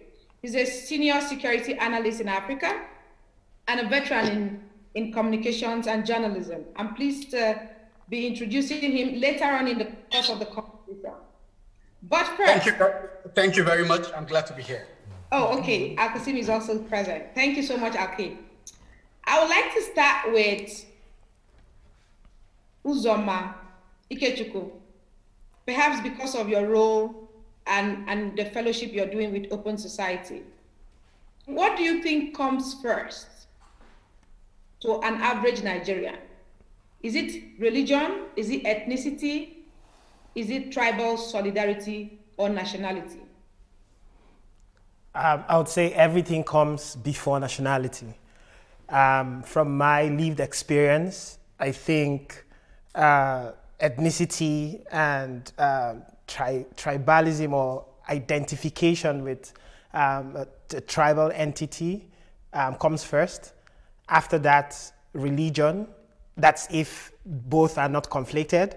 And then after that, nationality. Nationality, like I would like to say the way a friend of mine always says, that the only minority in Nigeria is the Nigerian. Thank you so much for that response. The only minority in Nigeria is a Nigerian. Tolulope, what do you make of what Uzodinma just said? Why is a Nigerian the minority? Okay. Why not, perhaps religion, ethnicity, or tribalism? First of all, I would like to say Nigeria is a very religious country. We have the two major religions. We have the Muslim and the Christians. Then we have a few that practice the traditional religion. I think people have lost so much as a confidence in the government, and it is the religion that gives the people hope in an hopeless country. I'm not saying religion is bad. Religion, the principles of religion are very good if made use of very well, if practiced the right way. But I think people are so religious, and religion play an important role in Nigeria more than the country itself because of underdevelopment in the country. Thank you so much, Tolu. Okay. But Timothy, I'm interested in listening to what you have to say when it comes to the presence of the Nigerian identity vis-a-vis religion. If I walk up to you now and say, you know, Timothy, would you be proud to call yourself a Nigerian before, you know, realizing that perhaps Ikechukwu is not a Nigerian, but he's a Christian and not a Muslim? Yeah, I mean, this is a very important point that that's actually been raised here. What Ikechukwu said is very true, that the minority in Nigeria is the Nigerian. We actually have citizens who have actually lost interest in identifying themselves as Nigerians. Rather, they actually look for things that actually bring them together. The fact is that for different sections of the country, whether you have ethnic divisions or you have religious divisions, the main issue here is that there's nothing that brings Nigerians together as one. For example, Christians actually have something that brings them together as one. People of the same church, for example, or Muslims have something that brings them as one. But what do Nigerians have that bring them as one? It's very, very difficult to actually see this. Maybe football can bring them as one in some cases, but this is not something that happens every time when you have a tournament, for example, Nations Cup or a World Cup.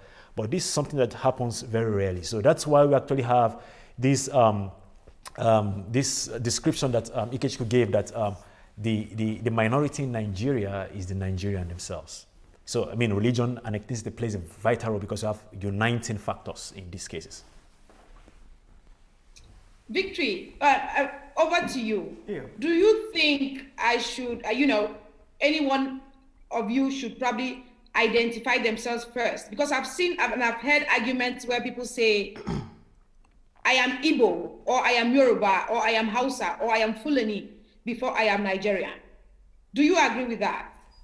For me, I would say if someone should walk up to me now and ask me, except if you're a Nigerian, because when a Nigerian walk up to you and say, where are you from? And the first thing they ask you is, where are you from? You know, you said Nigeria, and he tries to, you know, dig deeper to know your ethnic group.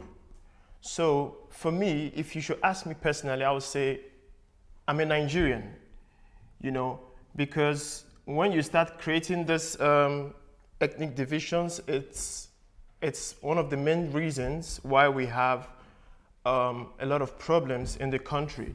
So it took me some kind of lessons in life to understand that even if we are from, you know, different tribes, I will first of all think myself to be a Nigerian before I call in all those factors, being ethnic groups, religions, and all sorts.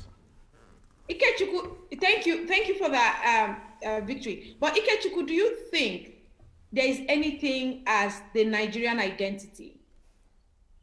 I don't. That's the short answer to that question. But if maybe there's an agreement or an attempt to make Nigeria a repository of its many the many manifestations of its diversity, then maybe there's a Nigerian identity that reflects that amalgam as such. So I doubt there may have been an intention. There may have been a process to create a Nigerian identity.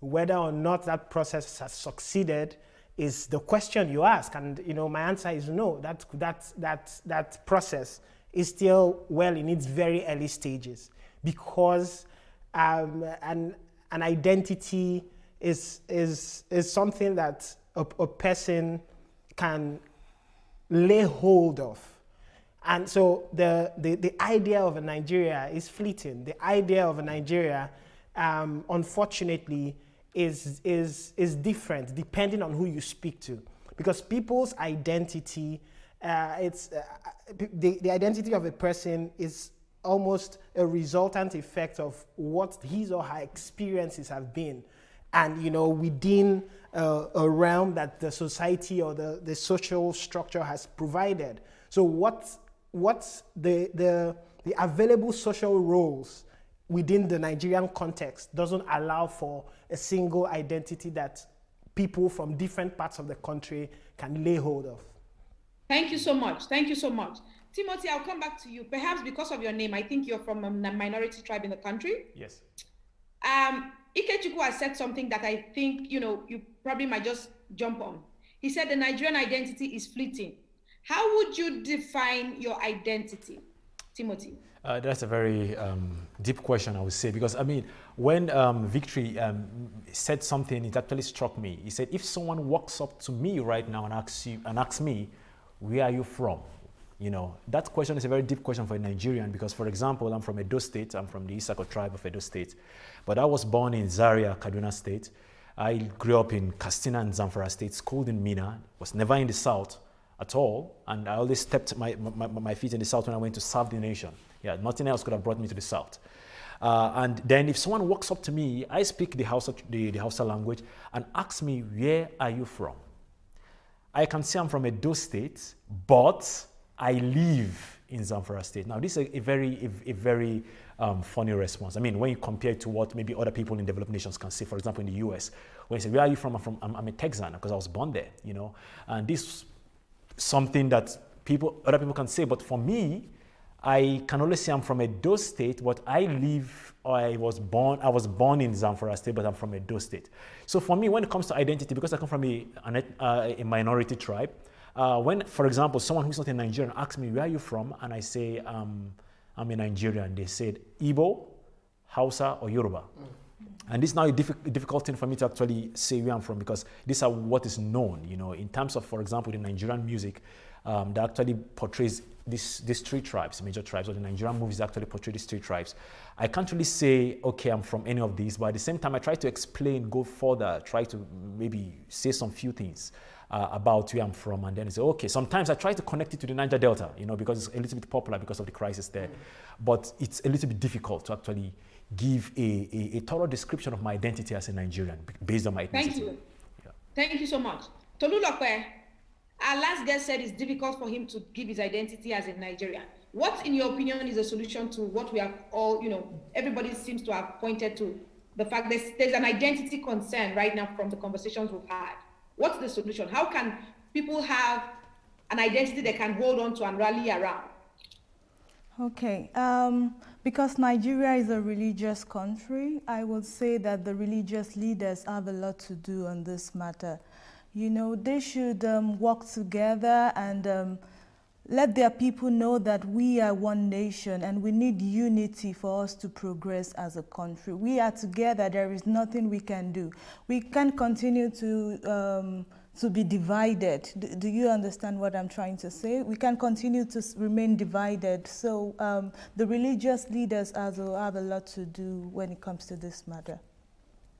I think it's time for us to call Al-Kassim in for this conversation, because we want to digress a bit and talk about the issue of, beyond what you guys have said. He will definitely respond to that. Al-Kassim, can you hear me? We need to. I agree with them when they talk about minority and minority rights in Nigeria. I agree with them in the search for a common Nigerian identity and how it doesn't exist at the moment, how we're different things, how we're different characters, how we're different people. I also agree with them that Nigeria is a country of multi-ethnic nationalities. When we agree on all of these things and we are willing to talk within ourselves, and we're willing to tolerate one another, I think we'll have a better country. When you understand that I'm different from you, then it means coexisting is going to be a lot easier. And that's one of my problems with the Nigerian educational curriculum. When I was a child going to primary school 30 years ago, they taught you social studies. When you read the English textbooks, even the comprehension text, they make an effort to talk about the different parts of Nigeria. So there was a purpose to unify the country in the teaching of social studies, which is just civics, in the teaching of English passages. But do you think a Nigerian would rather rally around his or her religious affiliation than the national identity? Again, the problem is in the way we have structured it. Yeah. You know, I don't need you to rally around my religion or rally around my ethnicity. I just need you to tolerate me as a person.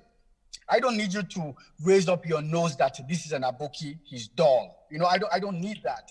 I just need you to tolerate me based on the universal values of humanity. This is my take. You know, my religion, my ethnicity is by the way. You know, I always use this illustration. When you are in an aircraft, you do not actually care the ethnicity or the religion of the pilot. You just want to arrive at your destination safely. That's a very good analogy. When you're on the stretcher, and you are being wheeled into the emergency section of the hospital, you do not care whether the doctor, the surgeon attending to you is Fulani, is Igbo, is Efik, is Steve, is Yoruba, is Igbo, is Ikwere. You do not care. All that is uppermost on your mind at that time is for you to survive. Okay, let's digress a bit. Let's talk about how extreme religion has formed, you know, who we are as a people and how we have become.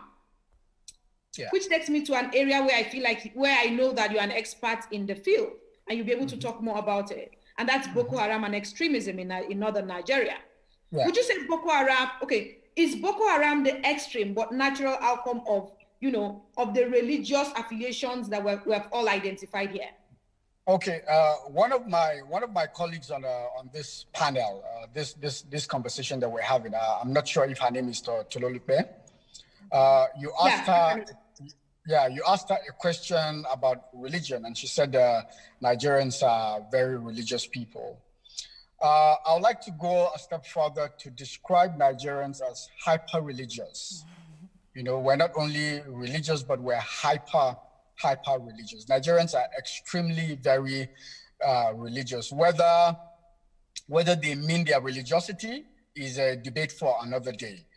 But in terms of performative religion, in terms of waking up to go to church on Sunday, in terms of blocking the roads to pray on Friday, you know, we're very, very performative about our religion, you know, about our religious values.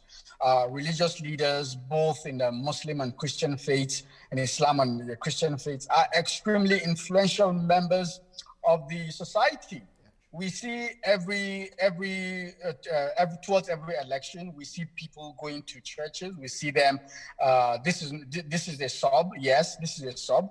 We see them going to churches. We see them going to mosques to get the endorsement of religious leaders. So Nigerians are very, very hyper-religious people. The saying that religion is the opium of the masses has no greater telling than in a place like Nigeria. That's on one hand. That's my introduction to this very particular question that you've asked me. On the other hand, two things have happened: the globalization of religious values. It happened to the Salafi Muslims in Nigeria. It happened to Pentecostal Christians in Nigeria. This is what I like to call the globalization of religion. Okay, this is the point where I need you to explain this in Hausa. Okay,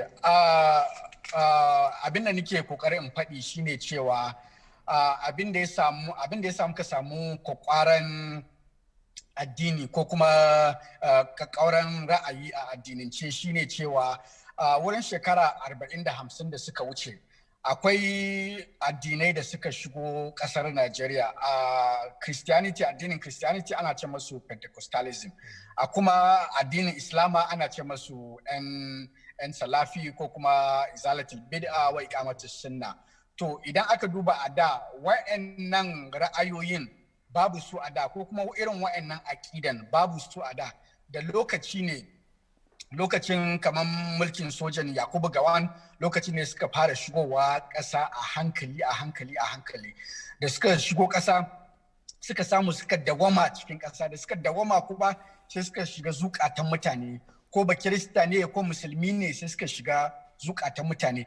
Kamin Pentecostal su zo akwai ilimin akwai 'yan bangaren addinin Christianity wanda ake cewa Katolika, wanda ake cewa Anglican, amma kuma daga baya sai kuma aka zo aka samu yan Pentecostals wanda dama shi Pentecostalism ya zo ne daga kasar Amurka wa'annan ne ake cewa tele-evangelists, ana yawan ganin suna wa'azi a TV, suna samun matasa su shigo cocin su. To su ma addinin musulunci mun samu M brothers wanda suka je jami'a a lokacin mulkin soja. To da lokaci ya zo yana ta wucewa shine aka zo aka same su ra'ayinsu da zukatansu abin yana ta girma har aka zo aka haifar da kungiyoyi irin ta Boko Haram wanda su suke cewa wai addini ya kamata ne a yi ta yadda ake yin sa lokacin zamanin manzon Allah, bai kamata a ƙara komai ba a kai. Banci kuma haka suka ce to shi addinin dole ne sai an yi irin nasu, in ba ka yi irin nasu ba to kai ka zama kafiri. Abin da ya faru kenan. Na gode Alhaji. Thank you so much. But yes. Just a final question. Of course, we have to go back in English a bit. What do you think is a solution to extremism and the identity issue? Just a wrap up. There are a lot of factors that have made the Northeast an insurgency conundrum at the moment. There's the issue of extreme poverty. People would like to say, yeah, but there are poor people in other places. Why are they not killing people? But poor people in other places are not hopeless. When you have a cocktail of hopelessness, helplessness, and extreme poverty, what you get is a very, very, very dangerous mocktail of violence, like we have seen in the Northeast. That's on one hand. Climate change is also another issue. We don't like to talk about it, but the Sahara Desert is eating up the landmass in the north and the northeast every day. That's in the place where people are agrarian in nature. It means that they're left with no option. Education is also another factor. A lot of people in those areas have not benefited from either Quranic knowledge or Western knowledge. When a person's mind is closed, that person is a very, very dangerous person. Light is knowledge, knowledge is light. The final solution to extremism is also government regulating religion. I think government has a huge role to play in the way they regulate religion. There are mosques that I've attended, and you hear the imam saying, "God punish America." That's the hate statement. That's extreme. I mean, you can't just because you have the pulpit, you can't just wake up to say, "God punish America" on a Friday. Government needs to check this kind of sermons in order to ensure that we're not sermonizing violence. Alhaji, thank you so much for your time. I know you had to cut in, out of your busy schedule to join us. Thank you so much. Thank you very much. Am I free to log off now, or the conversation Yes, continues? please. And have a great day in Abuja. All right, then I will. Thank you very much. Yeah. Bye-bye. Back to the studio. So guys, Al-Qasim has touched on, identity, security, the mix, and how we got from religion to Boko Haram and the extremism in northern Nigeria. I'd like to take on the parts where you understood what he said clearly. Let's start with anyone who is willing to react to what Al-Qasim has said. Please. First of all, he said the government have a huge role to play when it comes to reverse engineering everything. So I would say the government have a role, our parents have a role, we, as individuals, we have a role. Everybody have a role to play. There are some times, because most of our parents are mostly conservatives, there are sometimes my dad have said something, and I've always looked up to my dad. But when there are some things he says that I feel if it's not addressed at the moment, it can project hate. So I correct him. I tell him, "Dad, you're not allowed to say this." He say, "Yeah, I know the new generation, blah, blah, blah, and all that, but we have to unlearn almost everything we've learned." There was a time we were talking about, we were discussing about politics. We do that every time. And he said, yes, that the best thing to do is to, the people from the northern side, they should just clear everybody. When it means clear, it means do everything in your power, even if it's to kill some certain people, even if it's to, violence, to create violence. I told him, of course, I understand where he's coming from, but you cannot incite violence in the minds of people in order to create a point. Do you understand? So when things like that are being said, we don't allow it to go past there. We have to stop it at that moment it's said, because as I said earlier, if someone walks to me and said, "Who are you?" I first of all claim, before I used to say, "Yeah, I'm an Igbo guy. I'm proud to be Igbo and represent." But we have to come from a place of accepting everybody and being able to, as he said, being able to tolerate everybody in spite of religion. Ikechukwu, I will need you to explore, because your argument when we started this conversation was quite interesting, where you pointed out the identity issues and whatnot. Let's talk a bit about religion. When Al-Kassim joined us, he pointed out, he talked a lot about Boko Haram, because I had to lead him through extremism and where religion got us where we are as a nation. Perhaps you might want to intervene on religion. Do you think that most clerics across the country are extreme? And I do not mean just on the part, in Islam, both Islam and Christianity. The term extremism, to a large extent, is it's relative, and I would explain. Now, religion connotes a sets of beliefs, traditions, festivals, or certain activities that are done, all based on certain principles that are derived from the holy books.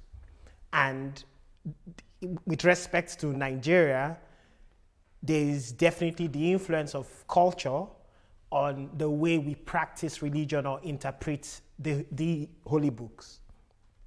So, to the extent that the interpretation of the Bible or the Quran creates a sense that the people who do not act in the way that the Bible or the Quran says they should act are anti the people who believe in it and who act that way, sets up extremism at the very core of religion. Because if there's no sense of coexistence irrespective of differences in terms of beliefs, then even the cleric at the center would be extreme. So with respect to Nigeria, I believe that what is lacking is the sense of responsibility in the clerics, given that there's a clear awareness of how polarized the country is. So what? Thank you so much. Yeah. Thank you. Okay. I wanted Timothy to take you up on that, to respond to what you have said. Timothy, how polarized is Nigeria? Very polarized. The fact is this, I was thinking about what Al-Kassim was saying, and I was thinking about Nigeria in a certain way. For example, if you take a look at the entertainment industry, we have what you call the Nigerian entertainment industry. So for example, the movie industry, we have Nollywood, and then the music industry, we have very popular names like Davido, like Wizkid, etc. However, these names are popular in a particular section of the country. When you move down to the north, you have what you call a different movie industry. I think it's called Kannywood or something. This is from Kano State. They have a different kind of music that does not blend with the south.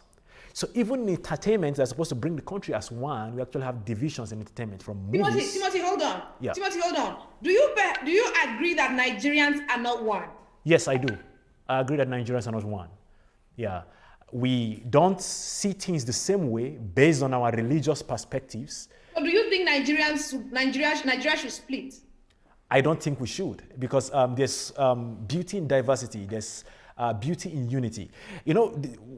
diversity is just like anything, just like water, just like fire. You can use it for something positive, or it can be used for something negative. So who should be blamed for the diversity, for the differences? Sorry, the differences that threatens its unity. I would like to say that in this case, based on the topic you're actually considering, and generally also, I would say religious leaders are to blame. They are to be blamed for the divisions we have in the country when it comes to religious identities. For example, I'm going to give some examples. For example, in the North, I grew up in the North. I have witnessed several times that you have, for example, a mosque close to a police station, and this mosque actually broadcasts things that are terrible, incite violence to the core, and this mosque is close to a police station, and the police doesn't do anything about that. When this continues time and time again, most of the times, whenever you have crisis and riots, and religious riots in the North, it starts from religious centers. These divisions start from the religious center. It's very clear. I mean, to people who actually live and reside in these places, they know where this is coming from. Timothy, would you say that clerics of, Christian faith are also not extreme? Is this the other side, because for obvious reasons? Now, I mean, what's your argument? I'm now going to go back to what Ikechukwu said, because Ikechukwu said that there are different dimensions of extremism. Yeah, extremism actually expressed in several ways. So, in Christianity, you have the Christian extremists that actually believe in some very extreme values that are very dangerous. Yeah, we also have that also in Islam. It's so unfortunate that we actually have some extreme prosperity preachers in Nigeria, in the church, that you actually push their members to do anything to make money. And that has actually contributed to security situations, people going to rob, people kidnapping, people doing anything as long as they can actually pay a tithe or sow a seed in the church or whatever the case might be. So on the other side also, we actually... Do you think religious leaders in Nigeria influence their members to do all sorts just to generate income for the church? I think it's in two ways. I think there are some pastors that are doing the right thing by teaching the right principle, because truly the biblical principle does not encourage laziness. So there are good biblical principles that if you follow, actually, you could be a prosperous person, like hard work, like honesty, like diligence. These are good principles that you need in life. At the same time, there are some pastors that preach miracle. Miracle is good, but you don't have to focus on, you wake up, I want a miracle. I want a miracle. You just want a miracle to happen that way, but you're not doing anything that will bring this miracle. Do you understand my point? You just make people pray and pray and pray as if manna will fall from heaven. Praying without work is nothing. So I think pastors should teach, or religious leaders should teach their people hard work, patience, diligence, honesty. If people really practice honesty in Nigeria, then there would be, the level of corruption then should reduce, as religious as we are. So why is there no change if people are actually practicing these principles? Can we have a nation, can Nigeria, as a nation, deal with people who have their religious biases and, and Nigeria as a nation still has, Igbos, Hausas, Yoruba, the minorities still independently exist, while promoting the overall national interest and identity of the Nigerian state? Is that possible? Can everything go work together? For instance, I have friends from every tribe in Nigeria, mostly from the Yorubas. And I have some of them who are Muslims, although they would say, people would say the people from the north are more extreme when it comes to religion than the Yoruba Muslims. But whenever I sit with my friends in my zone, I try as much as possible to remove any boundaries that has created divisions between us and try to focus on the things that bring us together. If it's talking about, for example, education, I make sure that I make that the foundation of anything we are going to discuss. And then anything that happens out of there, maybe they see things differently, I'll be able to tolerate them and say, yes, you have your views, and I have my views on this, but still, we can work out a common ground between us. Can I say something about that? Yes, too? please. Yes, okay. please. I just want to say that we don't have to agree on one thing to live together. I'm probably a Christian today because I was raised a Christian. What if I was raised a Muslim? So it's important to preach this and let people know we need to love each other. You don't have to enforce anything on anybody. For example, my roommate in the university is from China. She's not a Christian. We eat together, we talk together, we do sports together. We do different things together. So I don't think we have to agree and have one religion. We have to have one religion or something to live together as a country. Let me say something also about the cause of this extremism. I was talking about underdevelopment when I first spoke. Let's take a look at the average age of someone of a Boko Haram member. It's someone with the age of 30 years old. Why? Because there is no employment, no job opportunity for them. So they join because they want to make a living. I think we should also, I don't know if it's related to the topic, I think these are also the causes. No education for as well. If you compare the rate of those that are educated in the southern part and the northern part, these are also the causes. I would like Ikechukwu to respond to a question. Okay. Ikechukwu, was Nigeria designed to function as a nation? I'll answer that question. If you don't mind, I'll just reflect on the conversation before that. While I believe, and I ended my last intervention with the fact that clerics have responsibility, I believe that above that, the government has a greater responsibility. Nigeria is not a family. Nigeria is not a business. Nigeria is a state. Nigeria has a constitution. The constitution provides the rules for which Nigeria should be governed.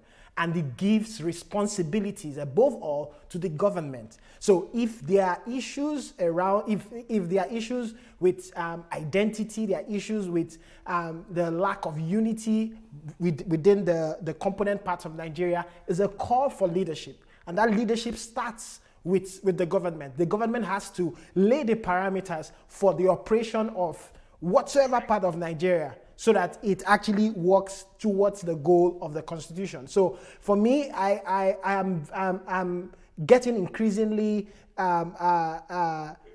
dissatisfied with the decentralization of responsibility, as I want a government to really carry out its responsibility to govern the people. And in doing that, the country can have some form of cohesion. To answer your question, I don't think Nigeria was designed to function as a nation. Because if Nigeria was designed to function as a nation, I should have understood, or there should have been the thoughts in putting Nigeria together, that I would understand what Al-Kazim said. We can't have unity in a country the way we want it if we speak different languages. And there is no effort to understand each other.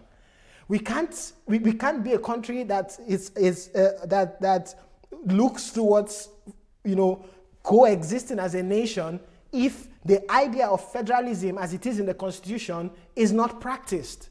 So there are just a lot of things that go on in the day-to-day running of Nigeria that obviously does not look like there was a thought about how Nigeria, given its diversity, would live together. So I think, and I usually tell my friends, I wonder what books our founding fathers read before taking the step to set up the country the way it is. I wonder how we got to a point where the local governments, which should be the closest form of government to the people, are non-existent, or where they exist, they are just they are controlled by the whims of people who don't even live in the local government. We have Thank you so much, Ikechukwu. They are controlled by the whims of people who do not live in the local government.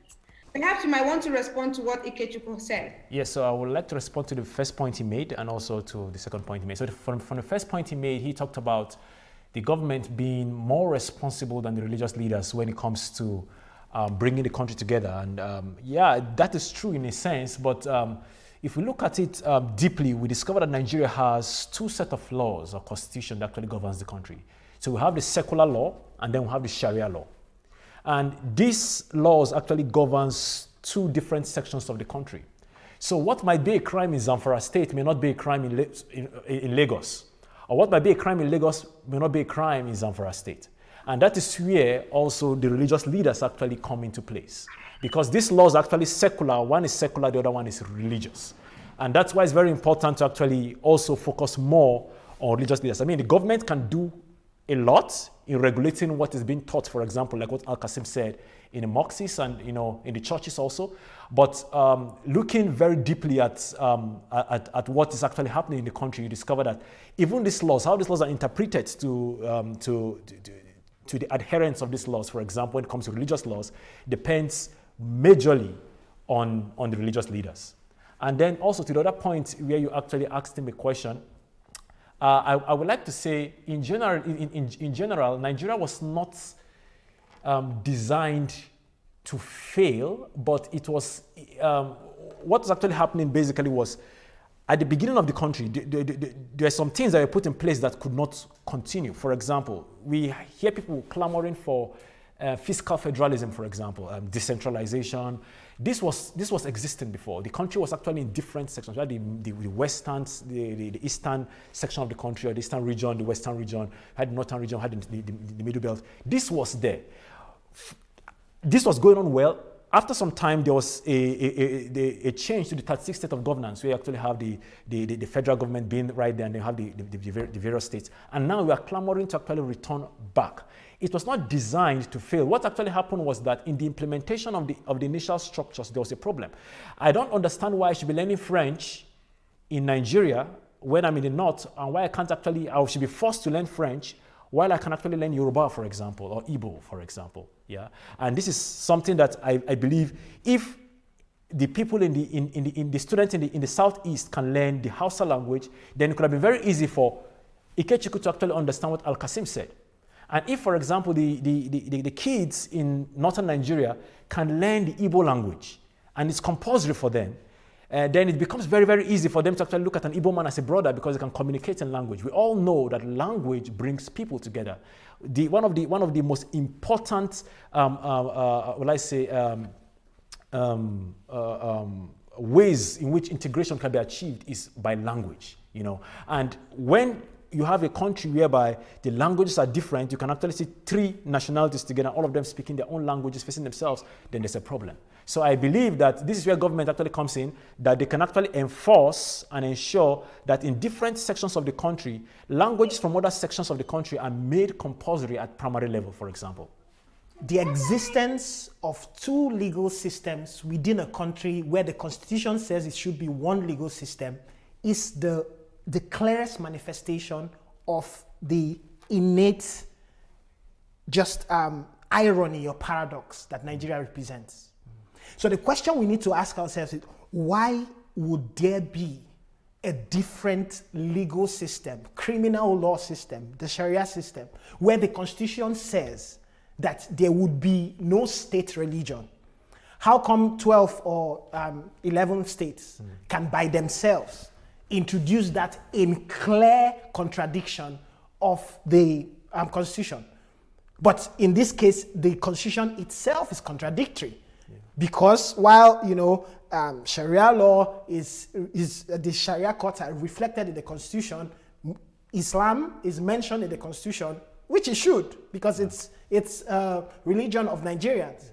You don't see the same for Christianity.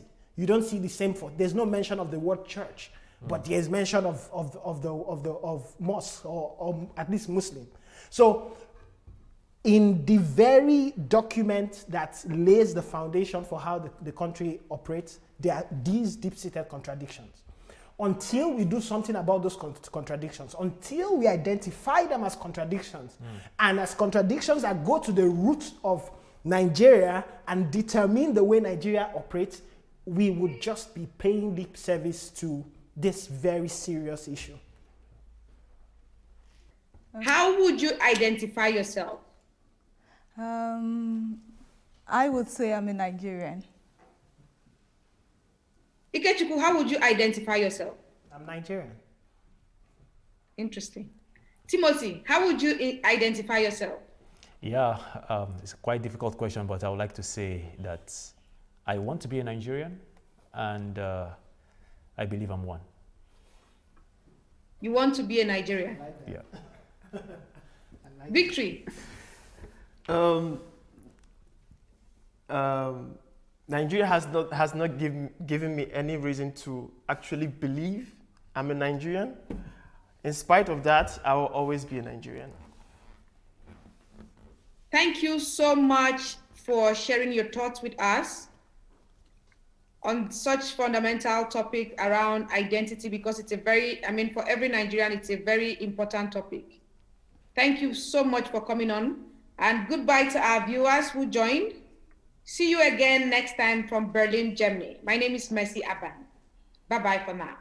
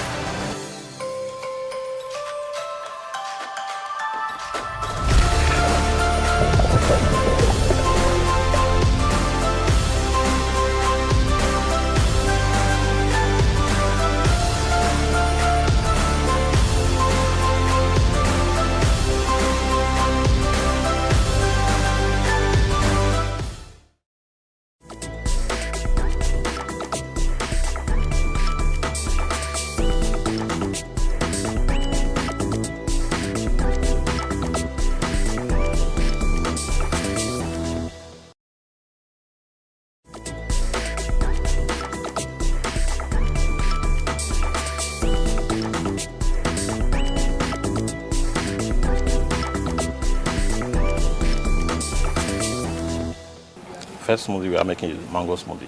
Mango smoothie is high in vitamin D.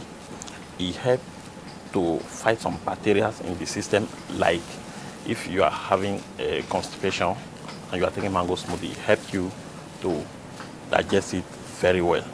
Also, mango smoothie helps the nutrient in mango smoothie. It's just as if it's 10 times the nutrient in the bread we eat. So you can replace your bread with the mango smoothie. If a woman is having a menstrual cramp, like difficulty in menstruation, mango smoothie do help a lot. As you take it twice a day. The 50 cl bottle, we have 50 cl bottle or a cup twice a day. It helps it. There are some thick blood in the vessel. Like you see some people, their vein will be like squeezing. Once you are taking it regularly, you fight it as well. We are using mango, tiger nuts, and ginger. The ginger stands as a preservative for it to stay longer. Okay, then the tiger nut. The tiger nut is the liquid that we use. Tiger nut juice. Okay. Yes, already made. So, already made. Yes. So.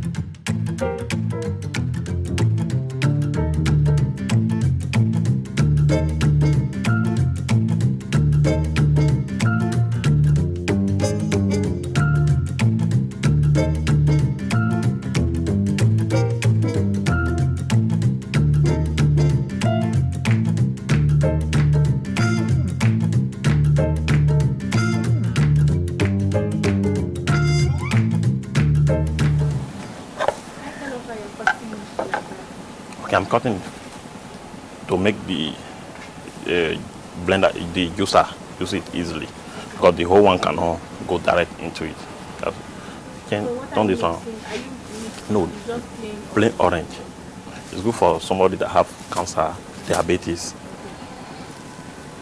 So it should be taking it. Anybody that have a low sugar also can be taking it. Time to.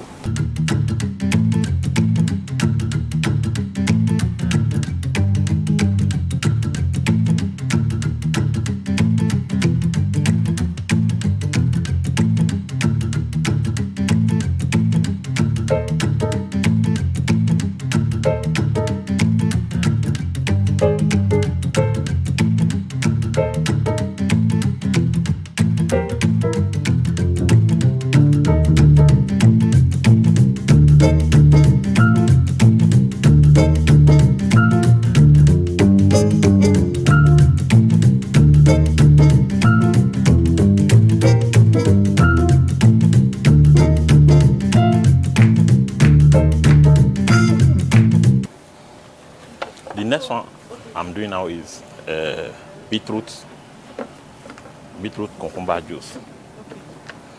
The work of the beetroot mostly is for, if number one, it removes some bacteria in the mouth. Those bad bacteria in the mouth, you remove it. If someone is having bad breath and you keep taking beetroot on daily basis, it clear it off. Bad breath. Yes. Like I can say, I know some people that we've used it for and it worked perfectly. So it gives blood. Yes, it gives blood.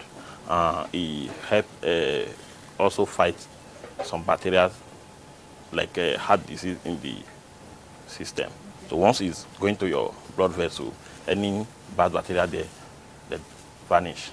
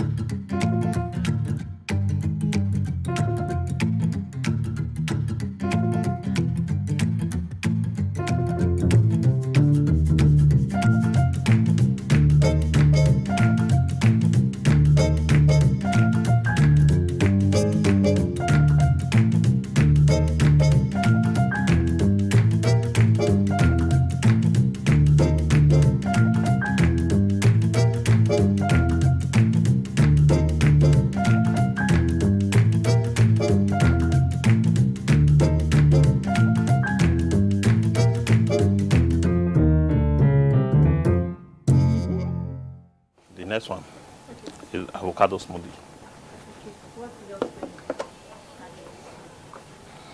The health benefits of avocado smoothie are much, but I can't few.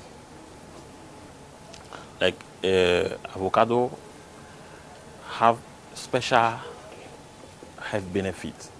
Special health benefit for most, especially those that have a chronic disease. It helps to reverse those diseases. Cancer, diabetes, hypertension. Those three are major things that avocado help for. For instance, if we use it to make green smoothie. Green smoothie.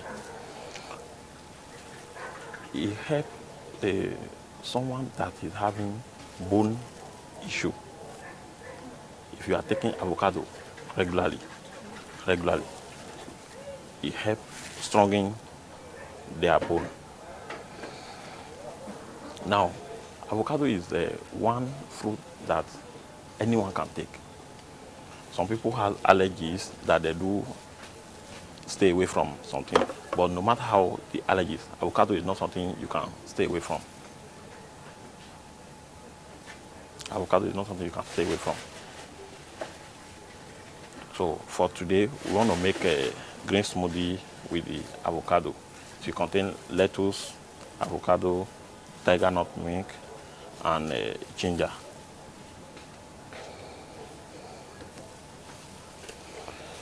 I'm not going to use much because it's always come out very thick. Very thick.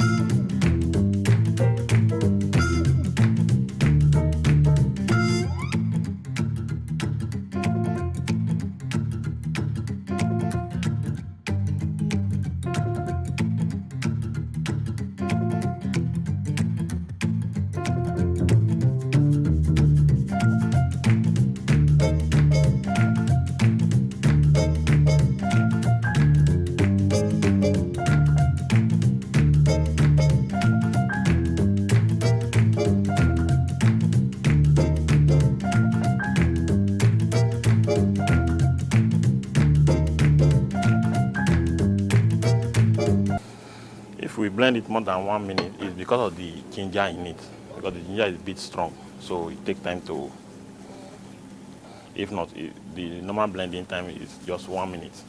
Yes, then we could.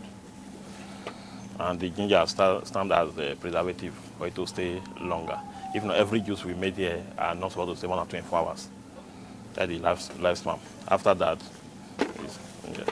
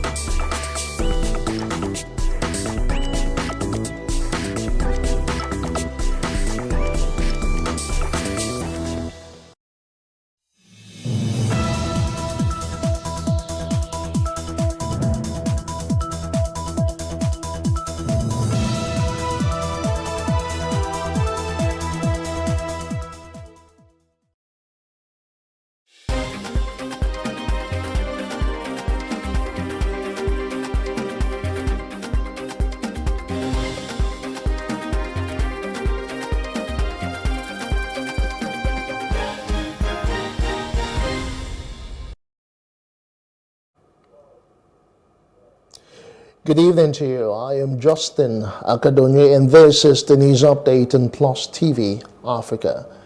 The Edo State House of Assembly has directed its State Chief Judge, Justice Daniel Okungboa, to set up a 7-man panel to investigate the allegations leveled against the state deputy governor, Philip Shaibu.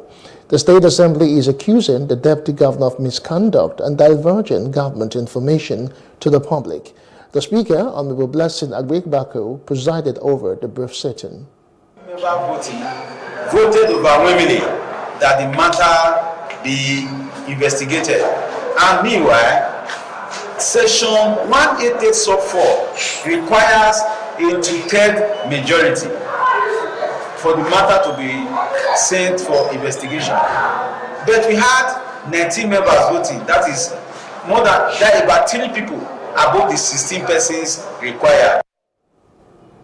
Now, the Delta State Governor, Sheriff Oborori, has assured that innocent citizens of Okwama and Okoloba communities will be protected from attacks by soldiers on reprisal actions against the killing of 15 military personnel while on a peace mission. Oborori stated these while speaking with State House correspondents after leading community leaders to meet with the President, Bola Tinubu, at a State House today. Sharif, who also revealed that the state has been enjoying peace since last year, however, commended all security agencies for their efforts to restore peace. I've not been able to, so we've only gotten full briefing from the army, and we're on it because this week the National Council are going to meet and discuss. I'm going to invite stakeholders. We're on top of it. We had a meeting yesterday with the security heads where the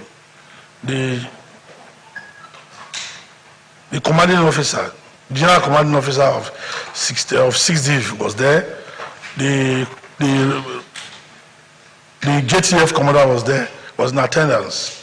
We've all agreed. All the security agencies are putting heads together. We're on the same page to fish out the real culprit.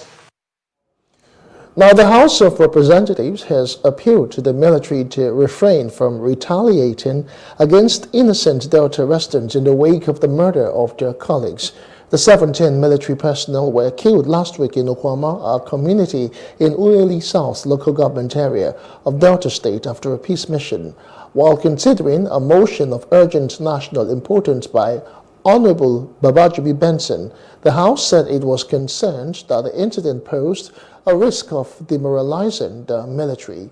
The House appealed to the military to ensure they abide by the law and avoid further retaliation. The lawmakers observed a minutes of silence for the slain personnel and mandated the security agencies to conduct a thorough investigation into the matter to bring the perpetrators to book. The House Committee on Defense is also to lead the process of investigation and reconciliation to avoid further escalation. We're still talking security matters. The Nigerian Air Force has successfully eliminated the most notorious bandit leader in Zamfara State, Kachala Damina, including schools of his fighters. Now, sources said the air raid took place following credible information received about a large number of bandits attempting to attack Corner Village in Bugudu local government area on the 10th of March. Damina, who was already battling with injuries after clashes with troops of Operation Hadarindaji in Dansado, was neutralized in the company of schools of bandits and motorcycles. A counterinsurgency expert with knowledge of happenings in the northeast, Zagazola Makama, who confirmed the strike, said that out of the 58 motorcycles carrying bandits and heading for mission, only 11 fighters returned. Many of them were South Deer fighters. Now, airstrikes by the Nigerian Air Force aircraft have destroyed terrorist logistics storage in Palele near Shiroro in Niger State. The airstrikes were initiated on March the 15th after credible intelligence indicated the presence of terrorist weapons cache east of Palele. Now, the NAF spokesperson, Air Vice Marshal Edward Gabquet, said this in a statement. Now, he said the strikes had degraded the capabilities of terrorist elements operating in the region to attack innocent civilians, especially in Kaduna and Niger State. Now, Gabquet said the NAF and the ground forces will continue to maintain dominance over areas of concern through enhanced situational awareness, continuous patrols, and targeted interdiction of terrorist safe havens.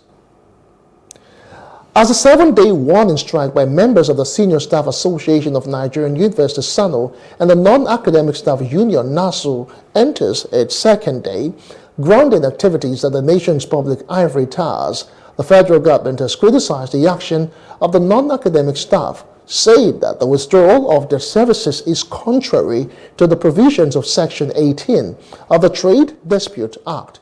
The two unions began a 7-day warning strike on Monday, with workers in registry, bursary, works and maintenance, security, and student affairs withdrawing their services. Our correspondent who visited public universities across the country observed that nothing moved administratively within any public university in Nigeria, as hostels and varsity gates were locked up and electricity supply cut off. Now, both SANU and NASU are protesting withheld salaries by the federal government. The two unions berated the federal government for paying withheld salaries to the Academic Staff Union of University ZASU while neglecting the non-academic unions. Now, Justice Binta Nyako of the Federal High Court, Abuja, today denied bail to the leader of the proscribed indigenous people of Biafra IPOB, Nnamdi Kanu. The court, however, ordered an accelerated hearing of the case involving the embattled IPOB leader, who is facing charges bordering on treasonable felony. Kanu, who was brought to the court today, has been in the custody of the DSS since his arrest in June 2021.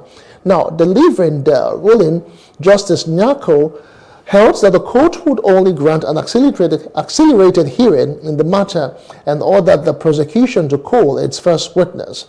Now, counsel for Kanu, Aloy Ejimako, expressed his displeasure over the ruling. He said the IPOB leader's legal team cannot go on with the proceedings if not allowed to speak with their client. Now, Ejimako added that it has been difficult to have a meeting with Kanu in the custody of the DSS, as the conversations were always monitored, and Kanu is still wearing the same outfit which the court ordered to be changed. Meantime, the embattled leader of the proscribed IPOB, Nnamdi Kanu, says there is a conspiracy for him to die in the custody of the Department of State Services, DSS. Kanu made this known before Justice Binta Nyako of the Federal High Court, Abuja, today after he was denied bail. Earlier, counsel for Kanu, Aloy Ejimako, asked that his client be transferred to the Kuje Correctional Center. Kanu then requested to address the court and was granted permission by Justice Nyako. He told the court that he is suffering from cognitive heart disease. He pulled off his shirt in the courtroom to show the judge his ribs and chest as evidence of the treatment he is receiving in the custody of the DSS. But Justice Nyako said she will keep him where she deems fit, as Kuje was out of it. She said that some suspect remanded in Kuje had escaped. The judge subsequently adjourned the case to April the 17th for commencement of trial.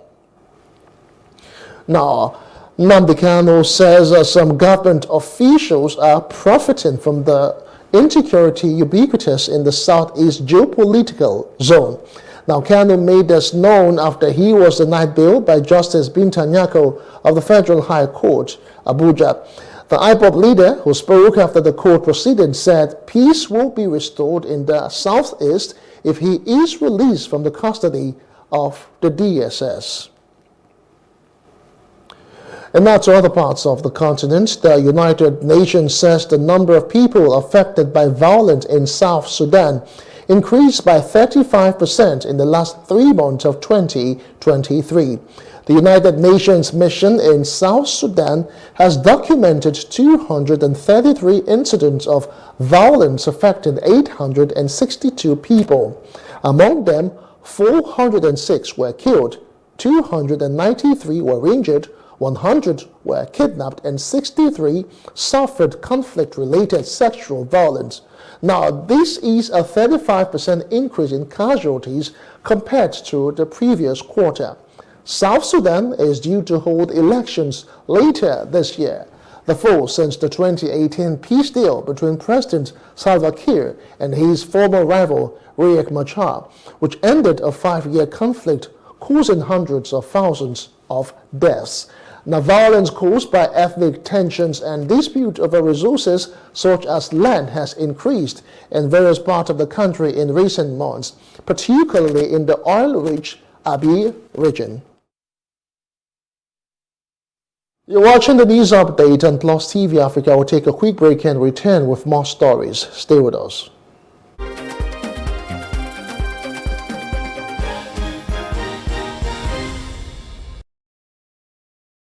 Picture this.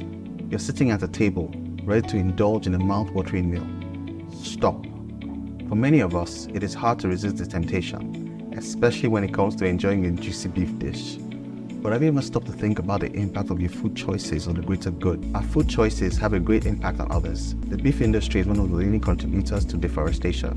As trees are cleared to make way for cattle ranching, it not only disrupts the delicate balance of ecosystems, but also contributes to climate change. We can make a difference with our choices. It does not mean we all have to become vegans overnight. Imagine enjoying fish and poultry a few times a week, indulging in beef just once a month, and filling our plates with plenty of plant-based goodness. Every little bit counts, and even small reductions in our intake can make a huge impact on the climate. By making smarter food choices, we're not only taking care of ourselves, but also the planet we call home. Remember, the choices we make today lead to a better tomorrow.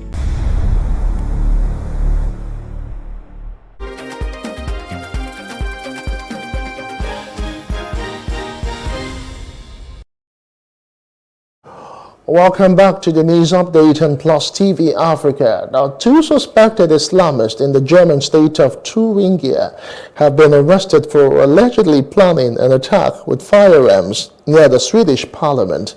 A spokeswoman for the German prosecutor's office disclosed this today. The two African nationals were detained near the city of Gera.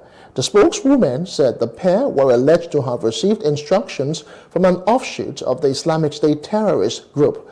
The announcement came from Germany's Federal Prosecutor's Office in Karlsruhe, which acts on the government's behalf. In business news now, the Association of Licensed Telecommunications Operators of Nigeria, ALTEN, says voice and data services affected by the cut in the undersea fiber optics along the coast of Cote d'Ivoire and Senegal will be completely restored today. The chairman of ALTEN, Benga Adebayo, made this disclosure in an exclusive interview with journalists. Last Thursday, cuts in the undersea cable supplying broadband internet connectivity to Nigeria and countries in the West African sub-region forced many banks, financial institutions, telecom companies, and allied firms to scale down their operations. The cable companies affected include the West African Cable System and African Coastal Europe on the West Coast route from Europe, both of which have experienced faults. Additionally, SAT3 and Main1 have reported downtime due to the cable cut. On Monday, the Nigerian Communications Commission (NCC) announced in a statement that services had been restored to approximately 90% of their peak utilization capacities. Sports news now. Former Super Eagles goalkeeper Vincent Inyama has been recognized by UEFA as one of the 4 goalkeepers to have scored a goal in the history of the Champions League. According to a post on UEFA's official website, Ivan Provedel, Sinan Bolat, and Hans-Jörg Butt are other goalkeepers who achieved the feat. Inyama joined the exclusive list when he converted from the sport in Israeli club Hapoel Tel Aviv's 3-1 defeat to Olympique Lyon of France on September 9, 2010. The shot-stopper later moved to Ligue 1 club Lille, where he also enjoyed a stellar career. Butt converted 3 penalties for Hamburg, Bayern Leverkusen, and Bayern Munich in the Champions League during his active days. Bolat and Provedel, like Inyama, scored 1 goal each from the sport. And that's the news update. For more stories, please follow us on Facebook, X, and Instagram. And do subscribe to our YouTube channels at Plus TV Africa and Plus TV Africa Lifestyle. You can also view us from Limex on limex.tv and Glow TV apps anywhere in the world. I am Justin Akadonye. Many thanks for watching.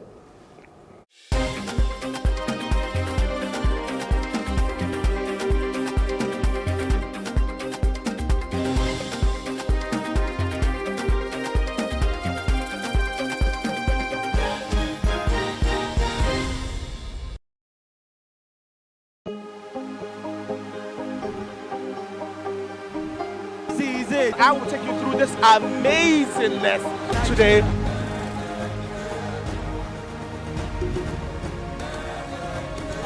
Welcome to Plus Trending. I am Bukky November, your host, saying thank you for joining us on today's episode. Welcome back. It's tea time on Plus TV Africa. Practice makes perfect. I'm not perfect yet, but I'm a lot better than I used to be. He's a king. He's entitled to marry 100 if he wants to.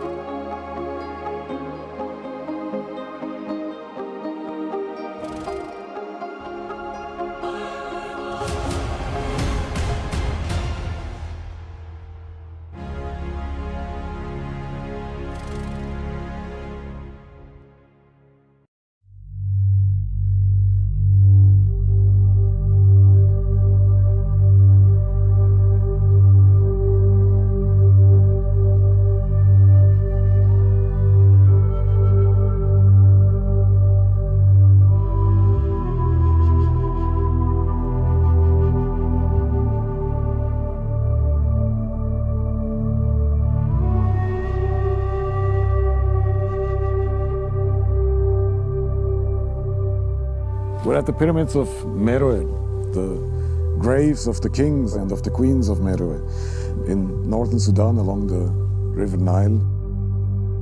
An empire which stretched from here in Sudan all the way to Jerusalem, to the southern Lebanon, where the 25th dynasty of the pharaohs was contesting the world with the Assyrians.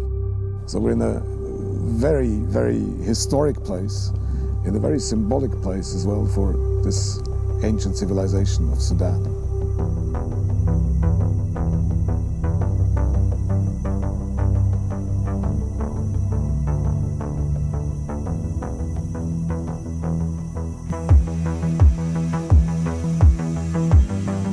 What's not obvious is the diversity of the people, first of all, but also the diversity of the landscapes. From a basically tropical, full of water south to a desert, this is one thing. The other thing is also the depth of history.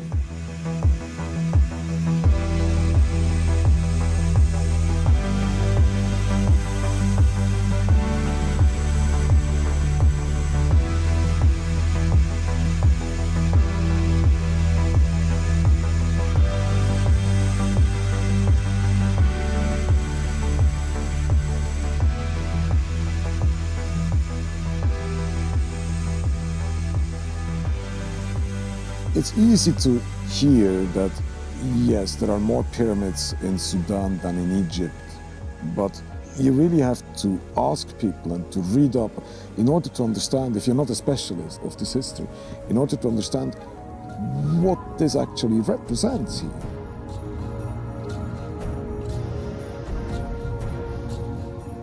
And it's not just the place we are here now at. Simply one of the great civilizations of this world, which has conquered and defended and conquered again and lost and conquered again big swaths of the antique world, and who has measured itself against the other big civilizations at the time. And somehow there is no way this cannot have an impact until today. And I think that's part of what you feel simply if you walk around. But you need to dig a little bit, or to travel a little bit to places where hardly ever anybody comes to, like the one we are here. The heart of an ancient super kingdom.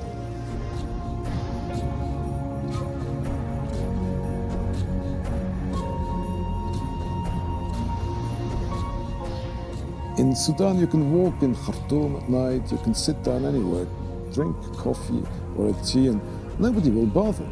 Not because they ignore you or they disrespect you, but they don't bother. You're just part of being there, and that's fine for everybody. It's this incredibly generous, open-hearted atmosphere of people who are just incredibly nice. I have not seen that anywhere else. And it's something I personally have the impression nobody knows who has not been to Sudan. You really have to be here to understand what it means to encounter people who are so at ease with themselves and that they can be so generous with everybody else. It's fascinating. It's absolutely fascinating.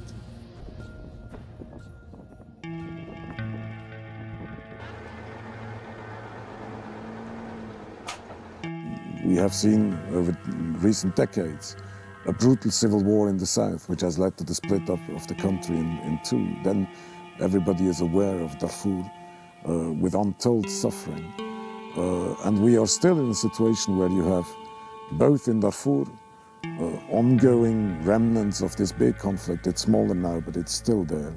And where you have in the south of Sudan, in two states, Blue Nile and South Kordofan particularly, where you have a combination of displacement, refugees, and ongoing fighting, which continues to affect tens and hundreds of thousands of people in this country.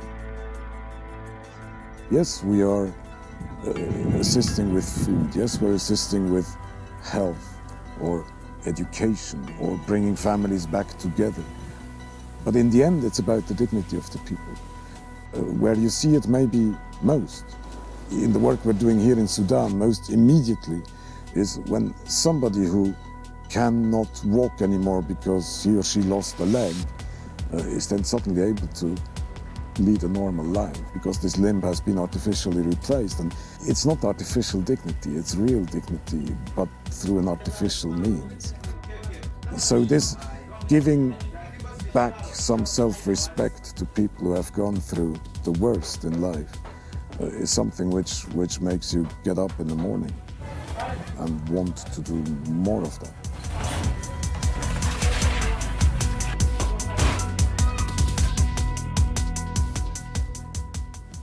What gives me, in the end, the biggest joy is to be able to make a difference for individuals, for an individual human being who is affected by a horrible environment. Yes, we do work for numbers, but in the end, you look at the difference you can make to one person and to these many one persons.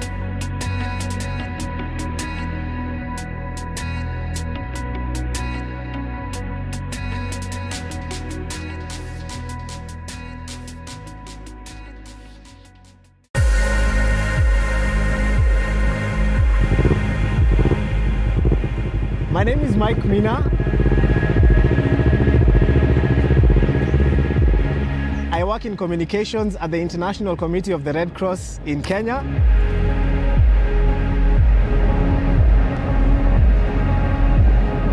I'm a Kenyan and I love Kenya.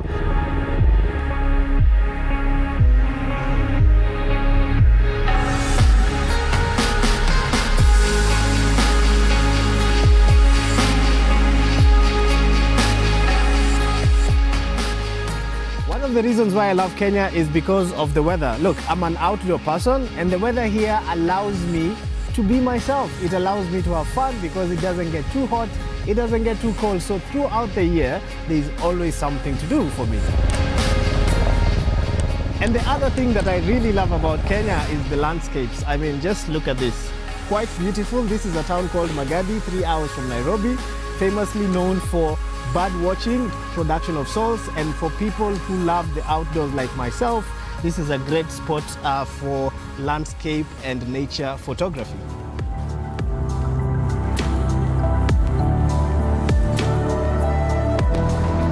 I love spending time with people.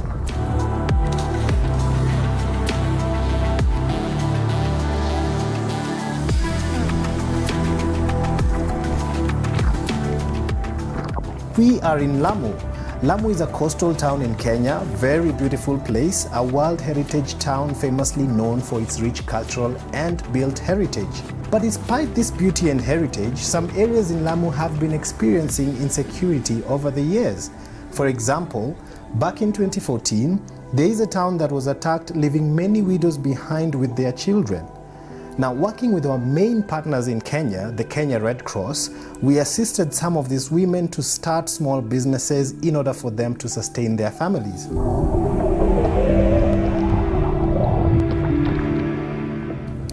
But not just the widows, we are also working with fishing communities to boost their income by providing them with boat engines, cooler boxes, nets, and other equipment to upscale their businesses and better support their families. We've also supported some youth to undertake professional certification at a marine college, and this increases their chance of getting jobs in the marine industry.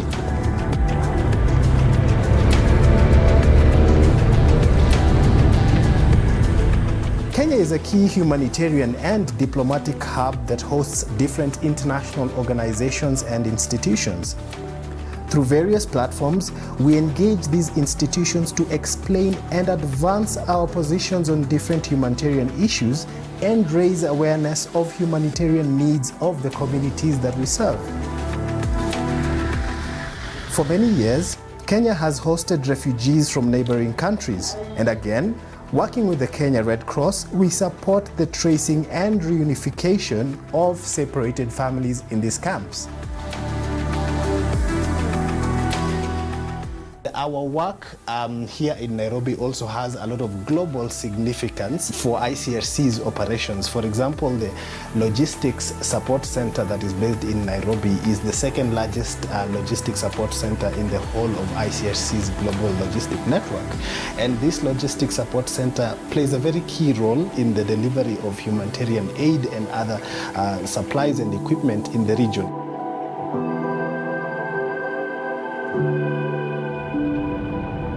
At the end of the day for me, working with the ICRC among an amazing network of people reaching out to others at their time of need is a great, great privilege that gives me most joy and purpose in the course of my work.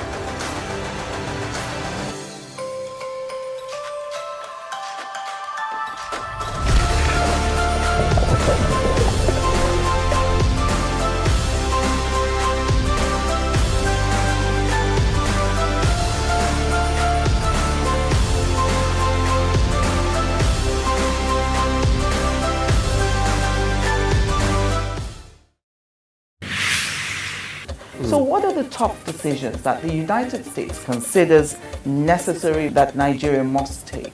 I like to think of my interactions as conversations, not interviews. And that's why I say asking questions is both an art and a science. Everyone says in Islam you are allowed to have 4 wives. Is it mandatory?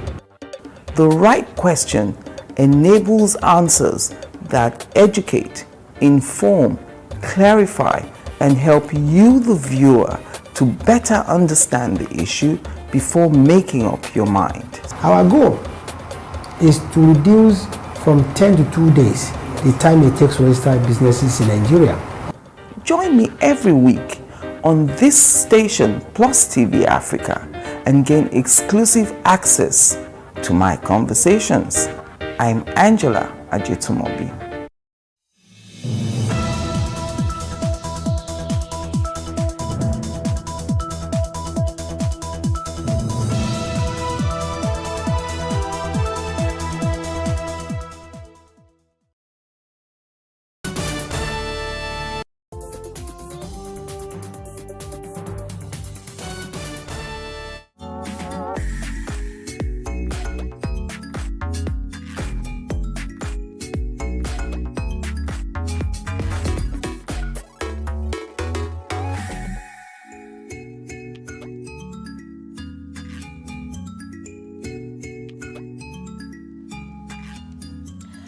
Women played a crucial role in the Sudanese revolution that eventually ousted President Omar al-Bashir. Women are also instrumental in the establishment of a new country, South Sudan.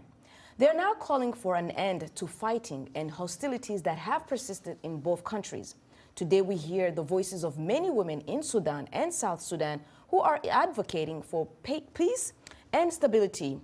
Hello and welcome. I'm Oriani Tangishaka, and this is Our Voices.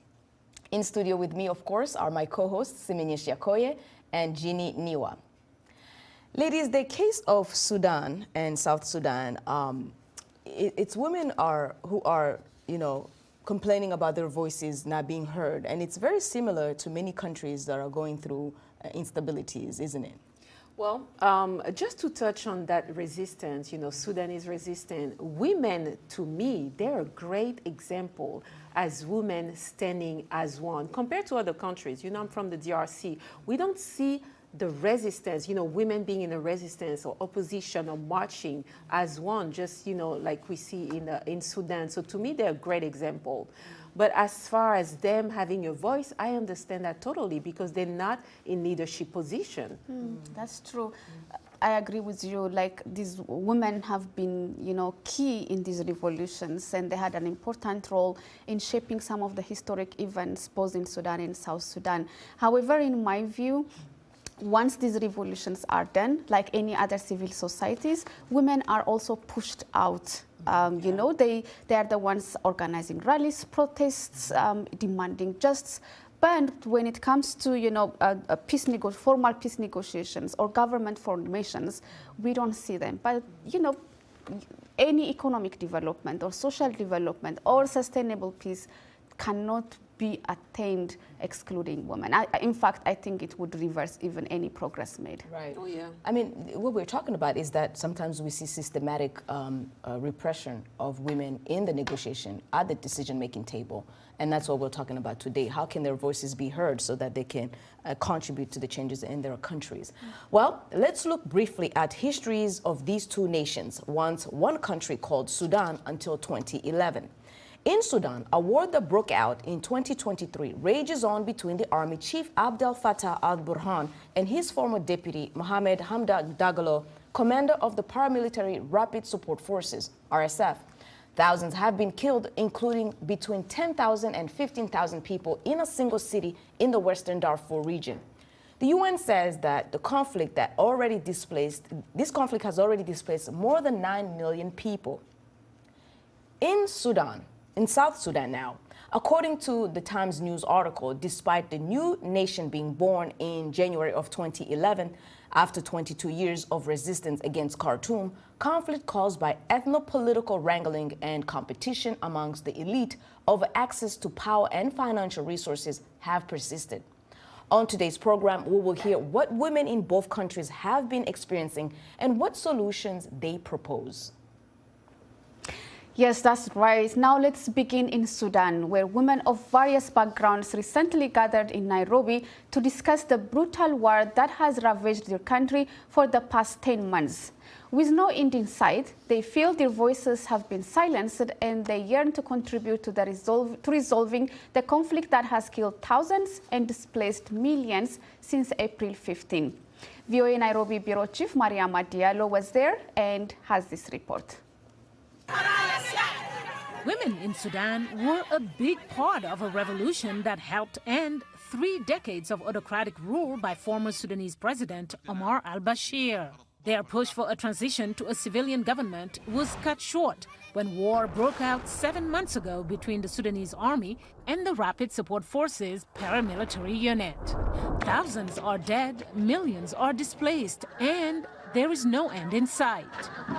Since April 15, voices of civilians and voices of women has been completely, I would say, sabotaged. We didn't have a space to tell our story or to speak about our suffering.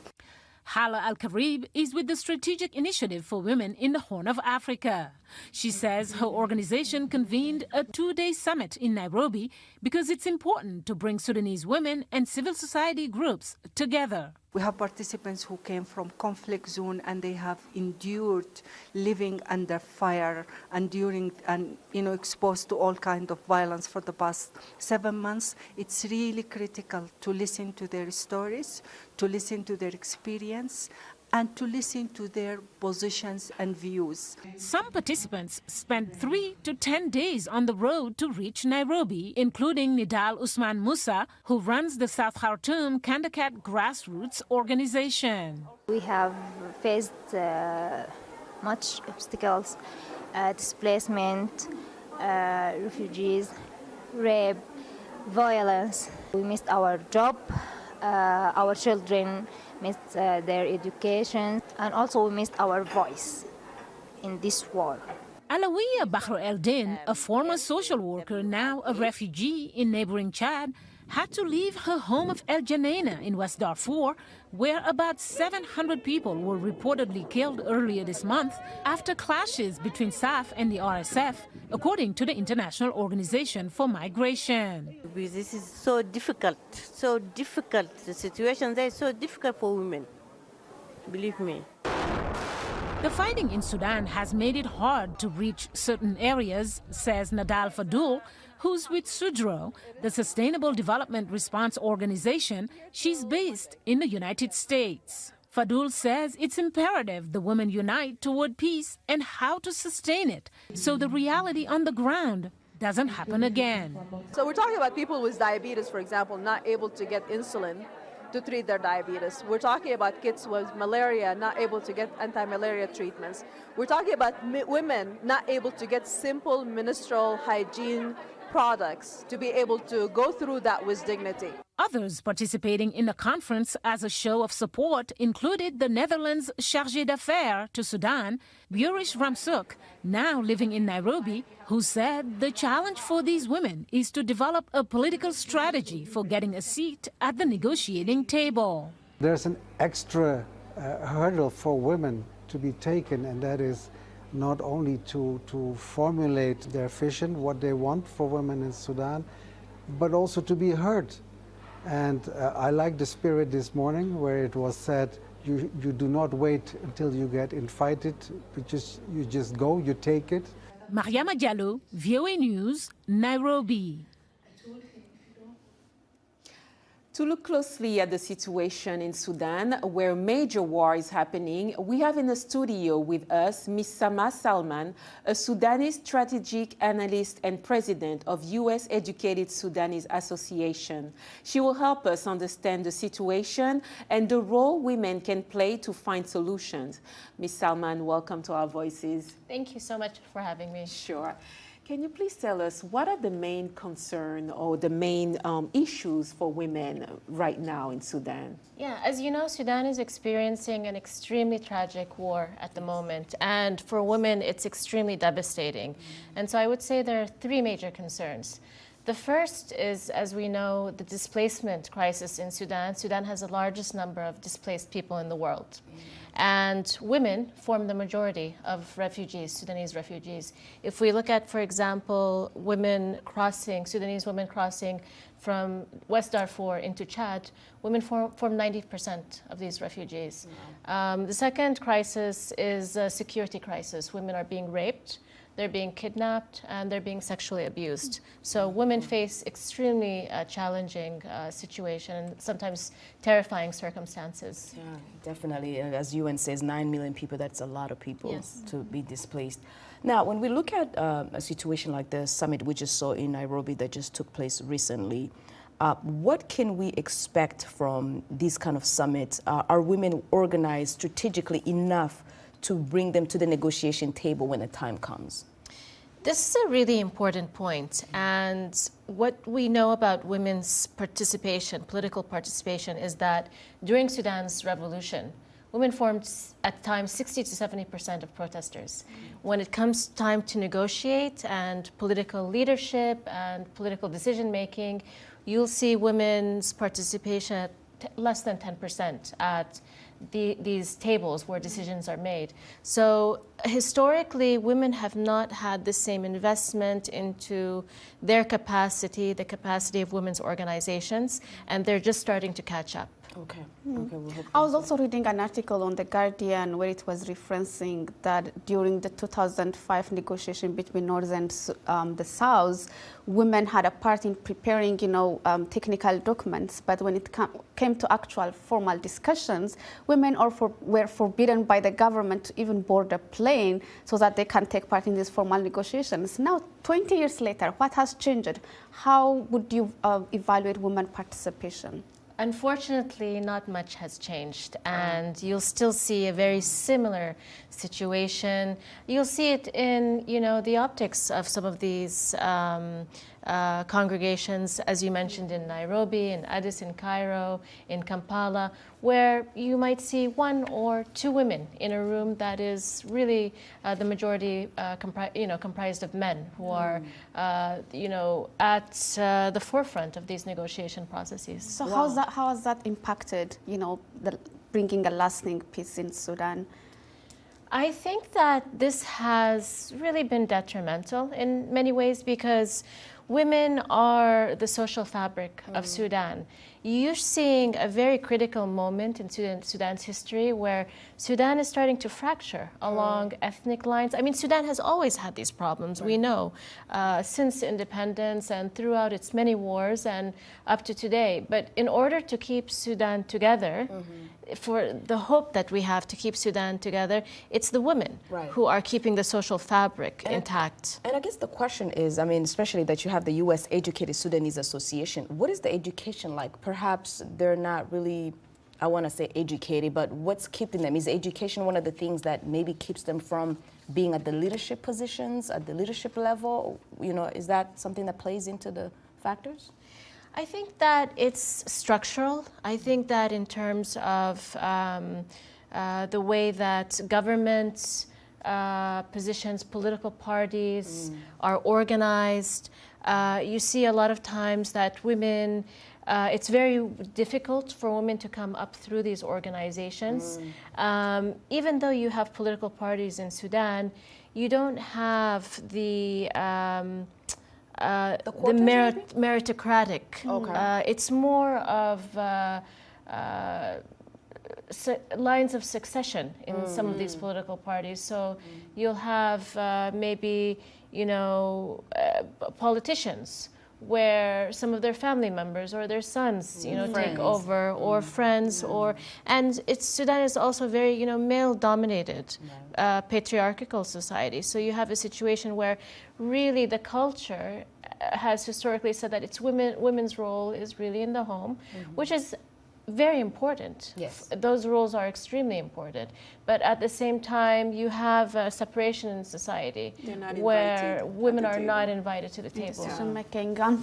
That's a good important point to make. But unfortunately, we'll have to stop here. But thank you so much for joining us, Ms. Thank you for Salma. having me. Coming up, we are going to continue shedding the light on the situation in Sudan, and it's time for a break now. When we return, we'll shift our focus from Sudan to South Sudan, where ethnic tension has often caused the loss of life. As usual, we ask you to share your thoughts on this topic on our social media platforms at VOA Africa. We are on Facebook, Instagram, and X, formerly known as Twitter, and use the hashtag VOA Our Voices. We'll be right back.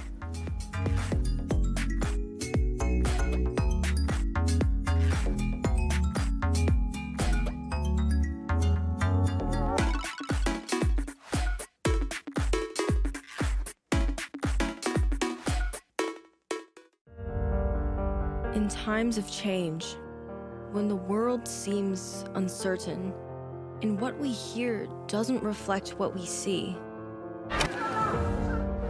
we seek the truth. When we are told only part of the story, we lose trust. In moments of crisis, our dreams, hopes, and wishes for a better tomorrow depends on a free press. At Voice of America, we bring you the stories that people take risks to see. We connect the world and unite it with truth. At Voice of America, We show you the whole picture.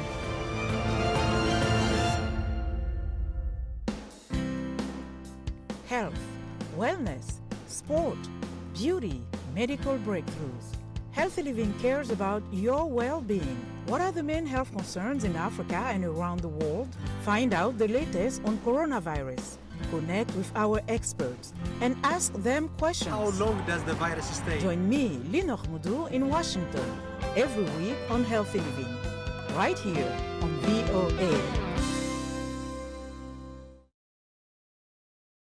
You're watching VOA's Red Carpet. My name is Jackson Vunganyi. Thank you so much for joining us each week right here on Red Carpet. We bring you the latest in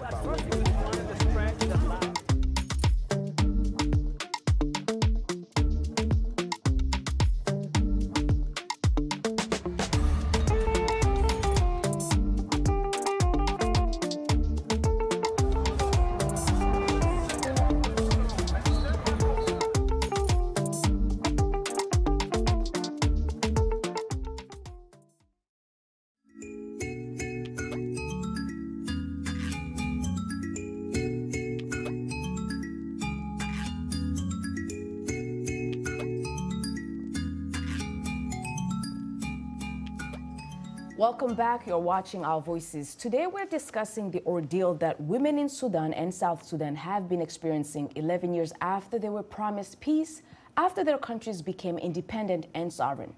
We have the pleasure of welcoming Nyakan John Gile, co-founder and executive director of South Sudan Women United, SSWU, to tell us what the voices of some Sudanese women are saying in finding solution of the instabilities in their homeland.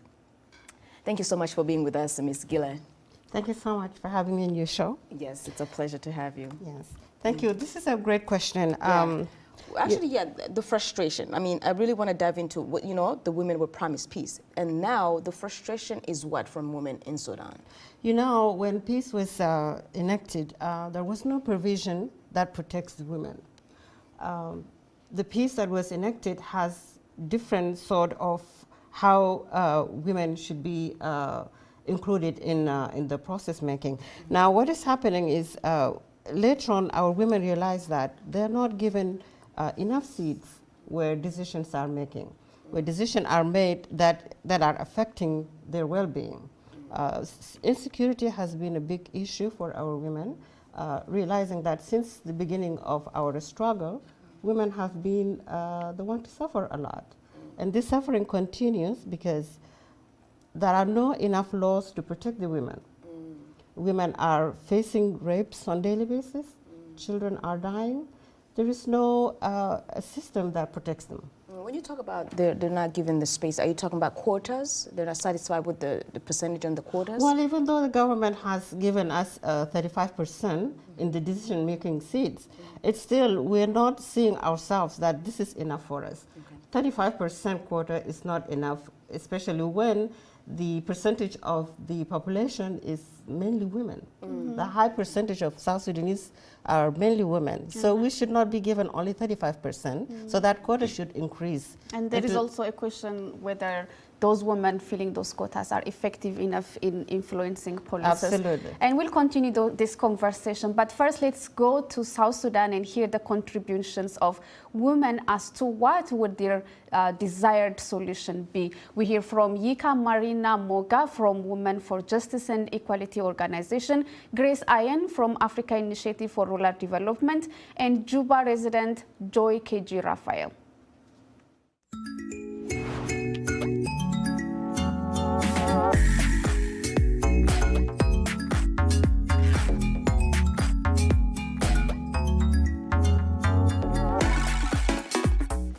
Women have been able to encourage the men to reconcile, and also women have been taken up to communities to solve issues. For example, in the courts, as we know, women are a bit soft. They tend to reason out things easily and then slowly by slowly. So with this, they have been able to come up with ways that they can talk about peace in their communities and how to reconcile different communities.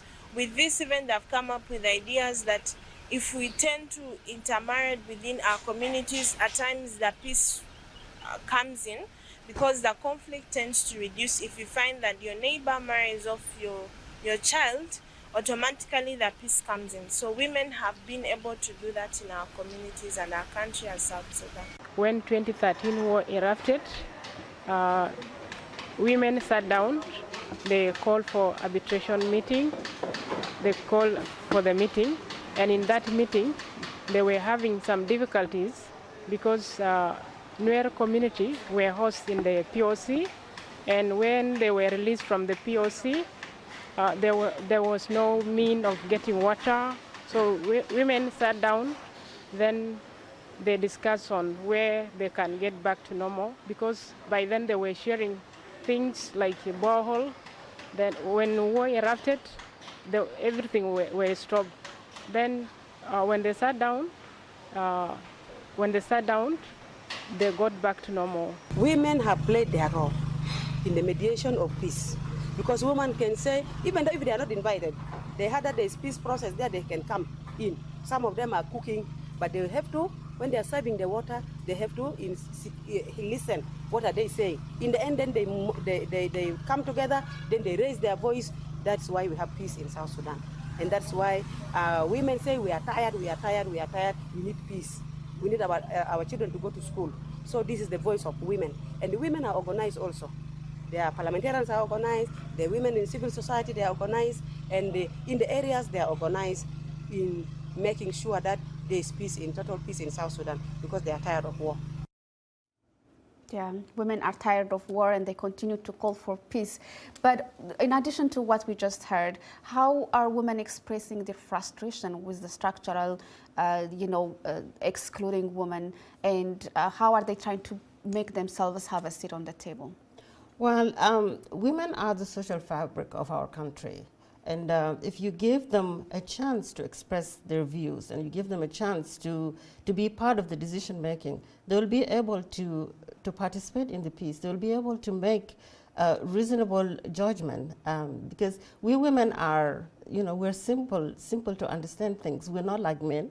Men have a different way of viewing things, but when you give a woman a chance to express herself, peace will endure.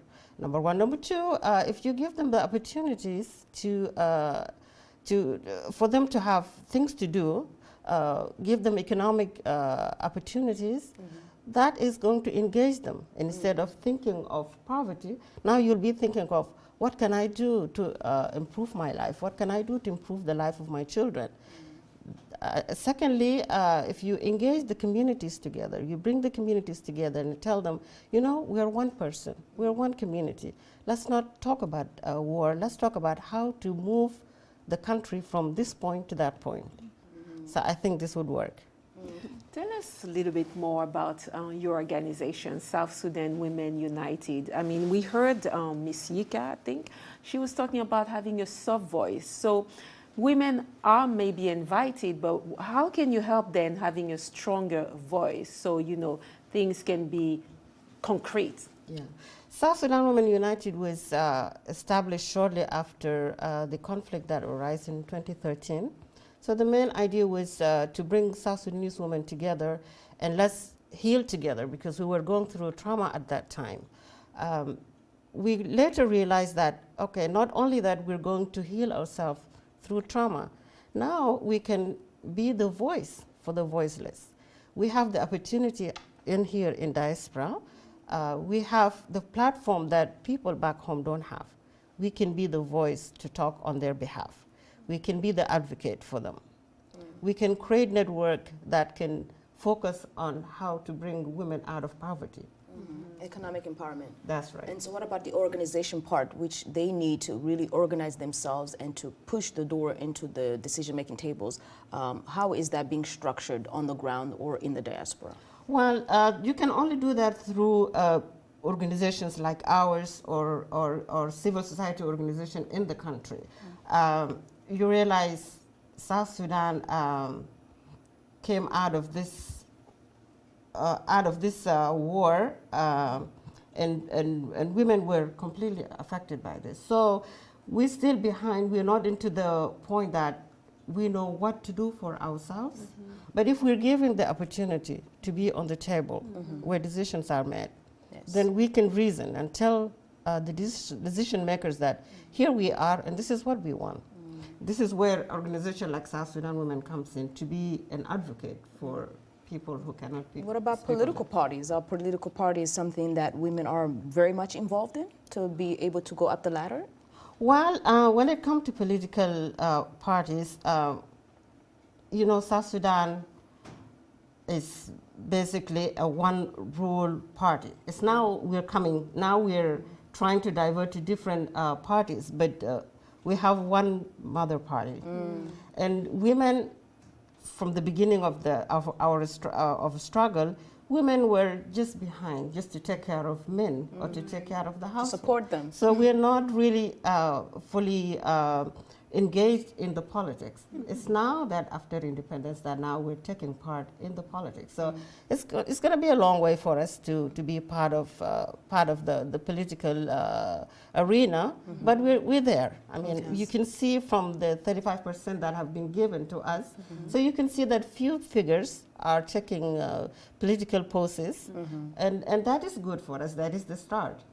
So the economic and the educational structure need to prepare women to better be, you know, a decision maker. So if you had to speak directly to women in South Sudan, what can you say to them? I will tell them that to be strong, South Sudanese women have always been resilient, and we have to catch up with the rest of the world. Okay, that is amazing. That's great, and thank you so much for being with us and for advocating for your homeland. That is our show for today. Thanks to our studio guest, Ms. Sama Salman, a Sudanese strategic analyst and president of the U.S. Educated Sudanese Association, and of course, Nyakan John Gile, co-founder and executive director of South Sudan Women United. Last but not least, thanks to our editorial and production team on Our Voices. On behalf of VOA, thanks for watching. Until next time, cheers.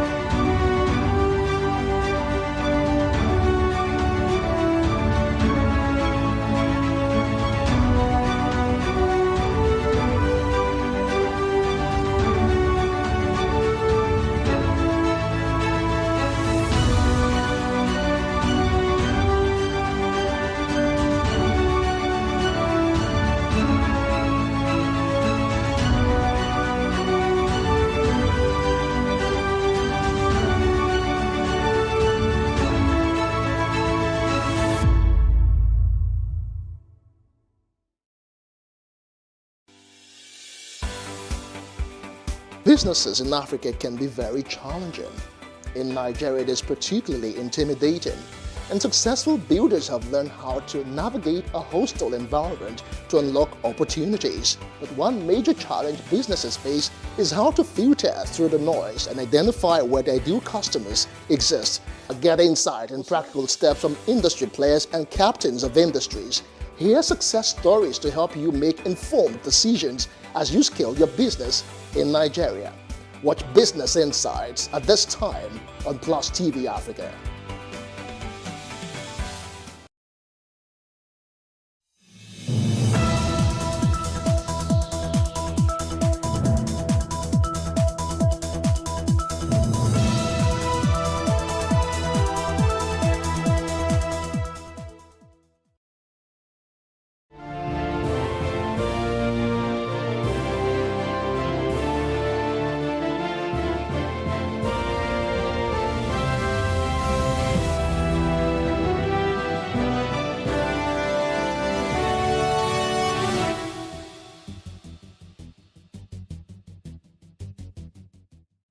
working with Buhari, I wrote my book to change false narratives about the president, Femi Adesina.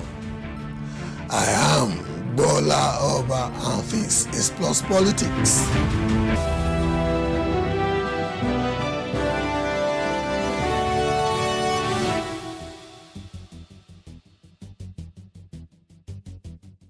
Special Advisor to former President Muhammadu Buhari on Media and Publicity, Mr. Femi Adesina, has explained that he wrote the book working with Buhari on the former president to change the false narratives out there. He said when he was offered the appointment to work with Buhari, he was reluctant to accept it because he did not know what he was going into. Quote, I would say I had known President Buhari long before I came to work for him as advisor on media and publicity, unquote, Adesina said. He went further. Before then, I had not worked in government and I had no desire to work in government. But when the invitation to work with him came, I took it because he was a man I admired. After he won the election in 2015 and said, come and work with me, I wanted to say no because I was managing director of the Sun newspapers. I was president of the Nigerian Guild of Editors, NGE. I did not want to leave what I was doing. I was very reluctant when I was asked to come to government. When I resigned my appointment, I began to cry because I did not know what I was going into, unquote. We have the honor of having Mr. Femi Adesina literally in our studios. Welcome. Thank you. Good evening. Let's start on the lighter note. How are you fitting back into normalcy, quote unquote? Well, the truth is that even while I was in government, I was not out of normalcy. I was still a member of the society. I didn't cocoon myself in government. I didn't make myself unreachable. I was still part of society. So finishing 10 months ago and coming back home was not difficult for me. Still on the lighter note, were you also stricken by the reported voodoo, invisible voodoo phantom in the presidency? One of your predecessors actually was once quoted to have stated that there is a phenomenon that ordinarily plagued those who worked in the villa. Were you? Well, I think if you have read the book Working with Buhari, it's a whole chapter that was dedicated to that. I didn't see anything untoward. I didn't see anything mystical or mysterious in the villa. I think it's just a myth. And anybody that claims things like that happened is the one that can defend it or justify it. But I was there for 8 years, nothing untoward, nothing unusual. Would you not think that maybe when people think that those who are going into the villa would act in a particular way, given what they think they know about the antecedents, and they see them acting in seemingly contradictory way, maybe that's why they reason like the administration you served and the president you served was once thought to have subscribed to the idea of devolution when it was campaigning, especially in 2014. Was once thought to be a president that was going to bring about a more profound degree of sanity in public life. And so, people naturally would take to such an opinion from whoever may have served in the villa, that maybe when people get ensconced in the villa, there is a degree of detachment from the Nigerian public. How would you want to respond to that? Well, it will be a fallacy. And I'll give you this account. There was a time that things were quite difficult in the country. You know, now a lot of people say, being power, we are hungry, we are hungry. There was a time under Buhari that things were difficult too, and things were expensive. So one evening, I went to see him at home. And I said, Mr. President, do you know that there's a lot of complaint about scarcity of food and the prices of essential commodities and all that? He said, I know. He said, I have people from my constituency who give me feedback. He said, so I know what is happening, and we will do our best to make life better for them.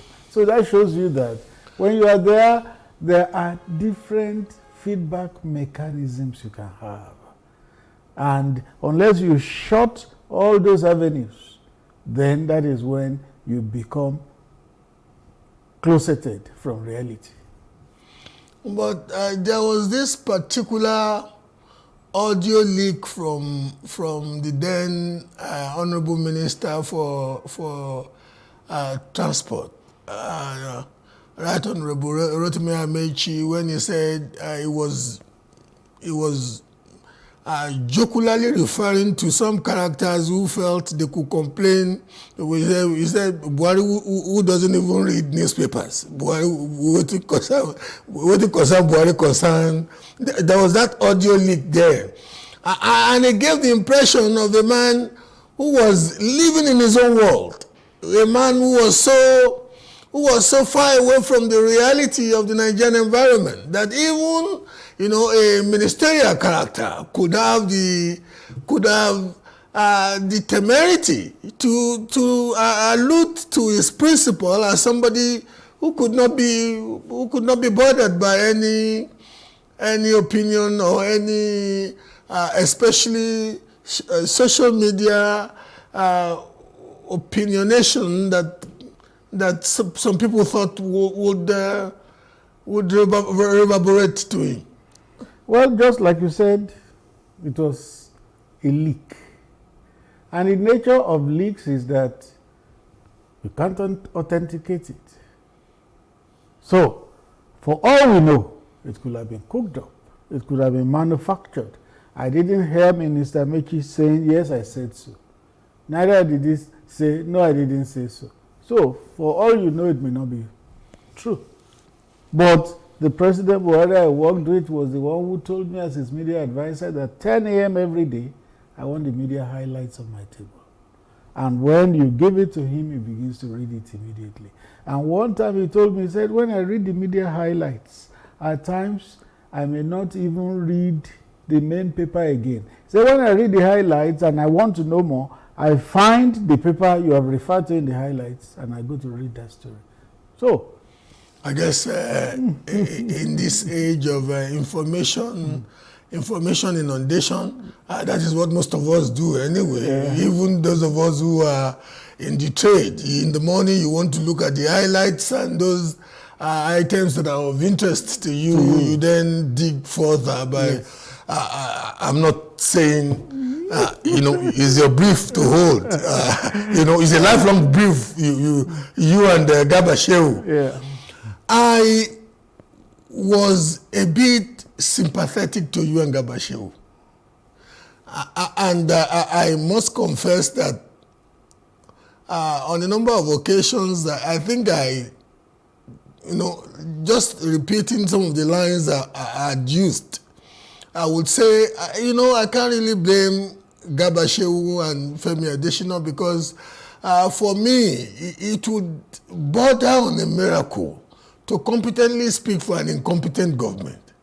Many of the things that happened, and it's not very inconsistent with the presidential system of government because it's like a big orchestra. Somebody inevitably will miss a chord. Somebody will miss a note. That's not Even in America, where we've copied it from, we know that the president may be speaking to a particular agenda and you could have one or two. But having said that, what was the greatest challenge that you personally had whilst loyally and faithfully working for the man Buhari as his official spokesperson?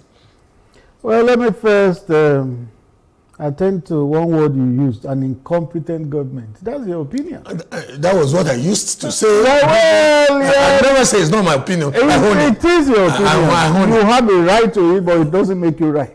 I never said that. I never said it was gospel. I said, but I used to empathize with you and Gabashewu, because sometimes, I would look at the two of you looking like, if I were to swap places with this gentleman, what could I have done better? You can't begin to pontificate that whatever is my opinion is the gospel truth, is what is right. I never said it was gospel. But you have a right to it. Oh, thank you. You have a right to Thank you for, at least, if that makes you more democratic, more of a Democrat than I would have thought of somebody that worked with a principal that, that's a mistake you have made again. No nonsense. That's a mistake you have made again. We'll get to it. Okay. You were asking what is the challenge. Specifically that you perceived, that you encountered, that you had to, within the context of your personal values, your principles, your understanding of your profession, how did you juggle it? Well, I wouldn't say there was anything that came up that was insurmountable. The nature of challenges is that they are meant to be confronted. Any challenge that came, we confronted it, and as much as possible, we try to surmount it. I wouldn't say there was anything in my 8 years in government that gave me a stiff challenge and maybe it amounts or amounted to regret. No, nothing. I just took things in my stride as they came, and I believe that I did my best. A particular passage in your book speaks to the fact that when the distinguished Senator Bukola Saraki emerged as the president of the Senate, yes, we knew that it was against the run of play of what the establishment, the party establishment, that's the APC establishment, wanted. But many of us just felt that he ultimately emerged because a man who was predisposed to allowing democracy to run its course was not, President Buhari was not ready to use any form of intimidation but from the way you have reported it, he seemed not to have liked it. You had to work on him a little bit to even concede to really congratulating the new leadership of the then newly emerged leadership of the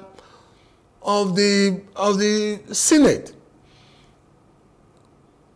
How could we have bought the line, those of us who thought we were tea leaf readers and political analysts? How could we have, on the one hand, bought the line that it was just because he didn't want to interfere with the process, and yet somebody as proximate to him as he were, still is, and writing from the perspective of somebody who still wants to portray him as a Democrat, write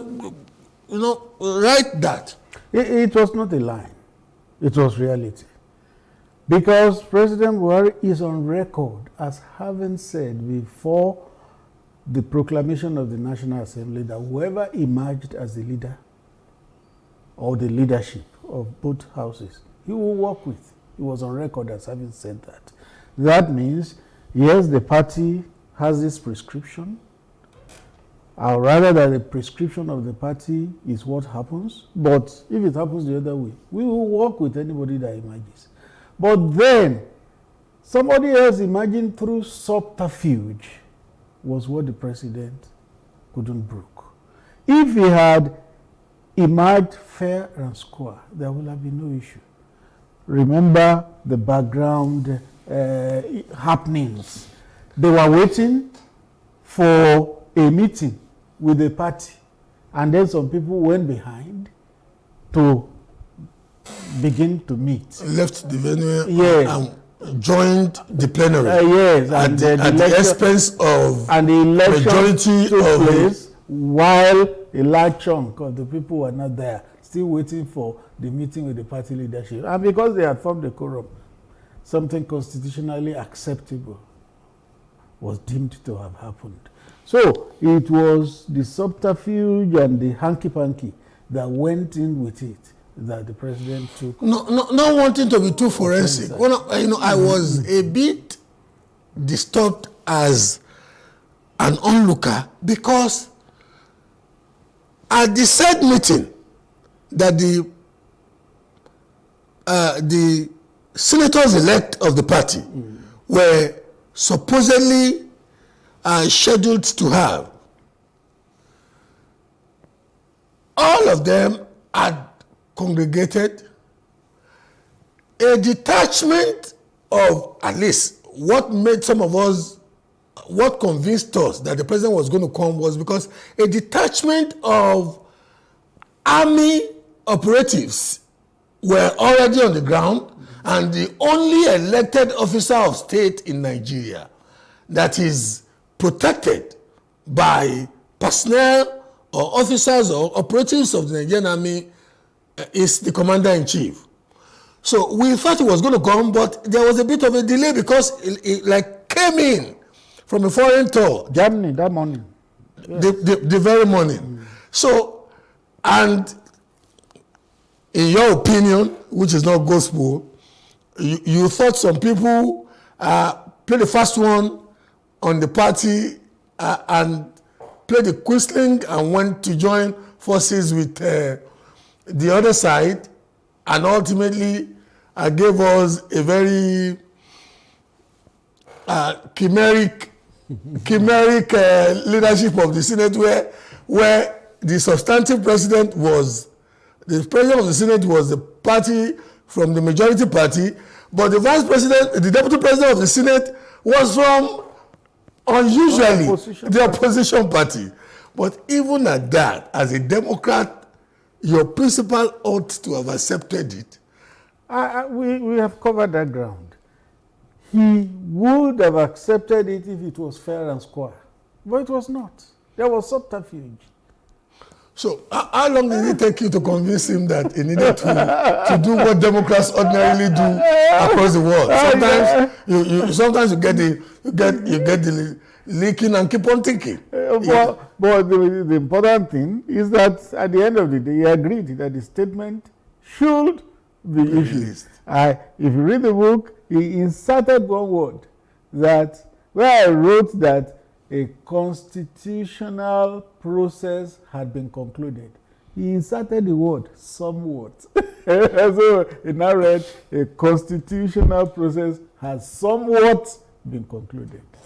So that's what happened. But eventually... But the constitutional process was concluded. It was. And that was what I wrote. And then he inserted the word somewhat. Because there was a lot of shenanigans that went into which were not unusual in a political environment. Not unusual. But there is also party supremacy. And everybody that is a loyal party member is expected to defer to the party. Using that now as the microscope to analyze managing a principled, often obstinate man Sorry, it's meant in the positive. I agree with you. You know, I agree with that. You know, Buhari can be principled to that point of obstinacy. Obstinacy. Yes. And I'm sitting there thinking, 8 years of your life was spent micromanaging not only the intellectual persona, but indeed the emotional persona of a man who could tell you to your face that, because of such things that you have mentioned, like subterfuge, I'm not saying it's not true. Many of us outside too could see the machinations but 8 years working closely with such a man, you didn't lose much weight, and your chubby face. Sorry, maybe I wanted to take a punch at. Okay, one thing I need to iterate here or reiterate because I've written it is that on the day I resumed work, President Buhari told me, he said, one thing I will want from you, Adesina, is the truth. Always. I say, always tell me the truth. In this kind of position, people can ring you and you will not know what is happening. He said, but from you, I want the truth. He said, when I argue, please argue with me. He said, I'm a general, so I can argue. He said, but argue with me. If you argue with me and you are right, I will end up agreeing with you. It was like giving me a blank check. And that was why on that day when I said, let's issue a statement to congratulate the leadership of the National Assembly, and he said no, he would not issue. I argued with him until he agreed. There was another time, much later in the administration, a different party from the ruling party won election in one state. I went to meet him. We need to congratulate the new party and their candidate that won. He said, why should I congratulate them after they beat my party? I said, no, Mr. President, you have to do it. He said, why must I do it? I said, you need to do it. Otherwise, it will be misinterpreted. And I showed him the statement I had prepared. He read through. And then he said, go and issue. If I didn't insist, that statement would not have been issued. So, with such a person, and like any other human being, sometimes these things are natural. You know, when your side is walloped, or yes, you feel okay. You see, and this perhaps will be the last time I mention it. I earlier said that I often empathized with you, and the word empathy was the word that usually came to me then, because the administration at a point went into or nurtured a culture of taciturnity. You know, it almost got to a point of condescension. You needed to hear from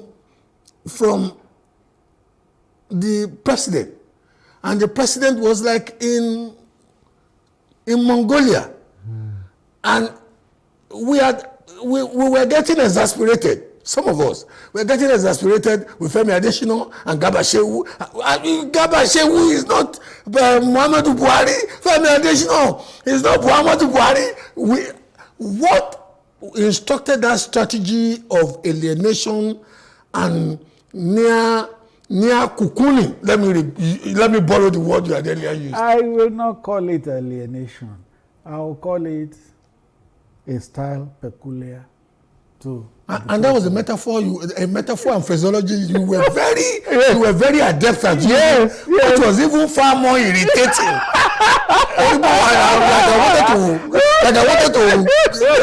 It was even far more irritating. Yes, because I had also been a student of stylistics. in school. I remember my stylistics lecturer telling us that style is idiosyncratic, which means it differs from person to person. Soyinka's style is different from Achebe's style. Achebe's style is different from J.P. Clark's style. Style was peculiar to each of them. So also with the president. Donald Trump had his style where he would personally tweet and land himself in trouble. And leave his media team to be running. They're not packing this. And then President Buhari left things to us. We just needed to cross-check very crucial things with him before we issued. Now let me give you an illustration.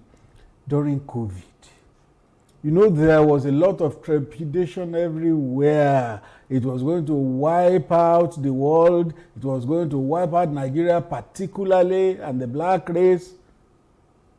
So, when there was going to be a shutdown, the president made a broadcast. A week after, he made another broadcast. And in another 2 weeks, he made another broadcast. 3 broadcasts within a month. I was then on the radio station and somebody called in and said, "We want the president to speak to us. He must speak to us. He must speak to us." And then I asked the person, I said, this month alone, there had been 3 broadcasts. Isn't that president speaking to the country? But that was a time. Then what they wanted was a president like Donald Trump who would be tweeting and... But that was a time when many world leaders, many more world leaders were almost literally in the faces of their populace. The president rose to the occasion and he set up a presidential task force under COVID, headed by the Secretary to the Government, Boss Mustafa, which did a fantastic job. In fact, the UN Secretary General commended Nigeria for the way it tackled the COVID challenge. What mattered was results and not just the body movement. Nigerians just wanted a president who had all the body movements. Okay, let's speak to some of we've tried well enough to psychoanalyze the idiosyncrasies of the president. But you also have some very peculiar idiosyncrasies. That means the style is idiosyncratic. I'm coming home to you. Okay. Because at least I could sympathetically pardon you. Speaking for your principal, but you also took on some unnecessary battles. How did the Wailing Wailers, how did that emerge from lexicography? Yes. If you also read my book, a whole chapter was dedicated. But you must tell our viewers. Yes, and I'm going to tell it now. A whole chapter. Maybe that will even make some people buy your book. A whole chapter was dedicated to the Wailing Wailers. What happened? In the early days of the administration, Olisa Metu was a spokesman for PDP. Anything the president did or did not do, he will issue a statement. If it rained too heavily, he will issue a statement against Buhari. That was his portfolio. If it didn't rain, he will say it's Buhari's fault. Anything, he issues statement. It became very exasperating. To you? No, well, to anybody who was following and partisans of your party. Oh, well, we were in a large number. So one day, he issued one unnecessary statement from my view. I then did a tweet. I said, these people were in power for 16 years. Now they have lost it. They do not seem to realize that they are not going to taste that power for a long time. I then ended it with Wailing Wailers.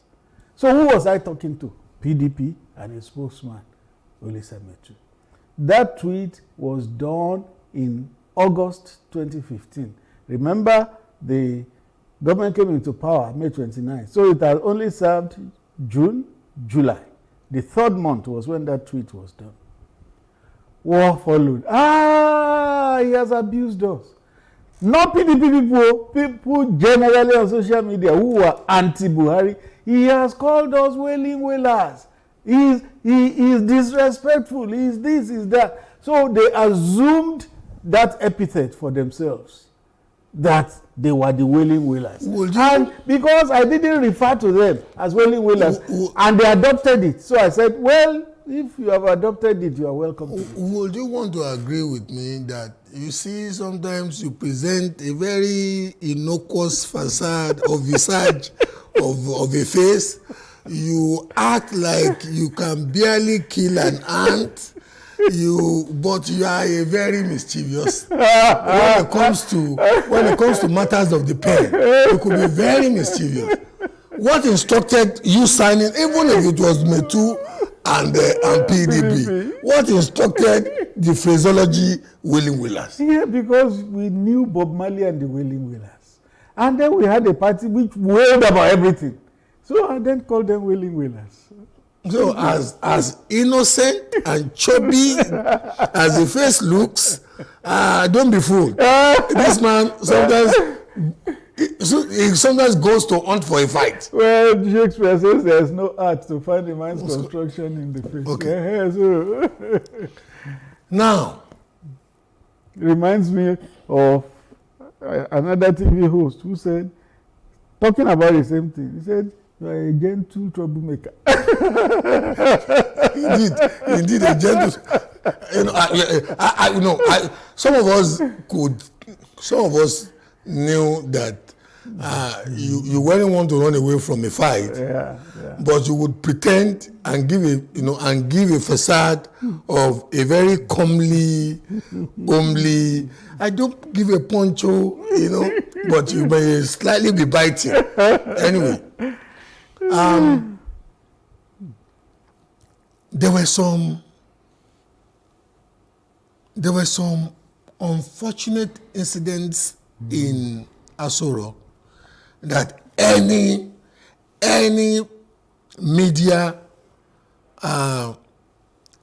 media professional would find it difficult to manage.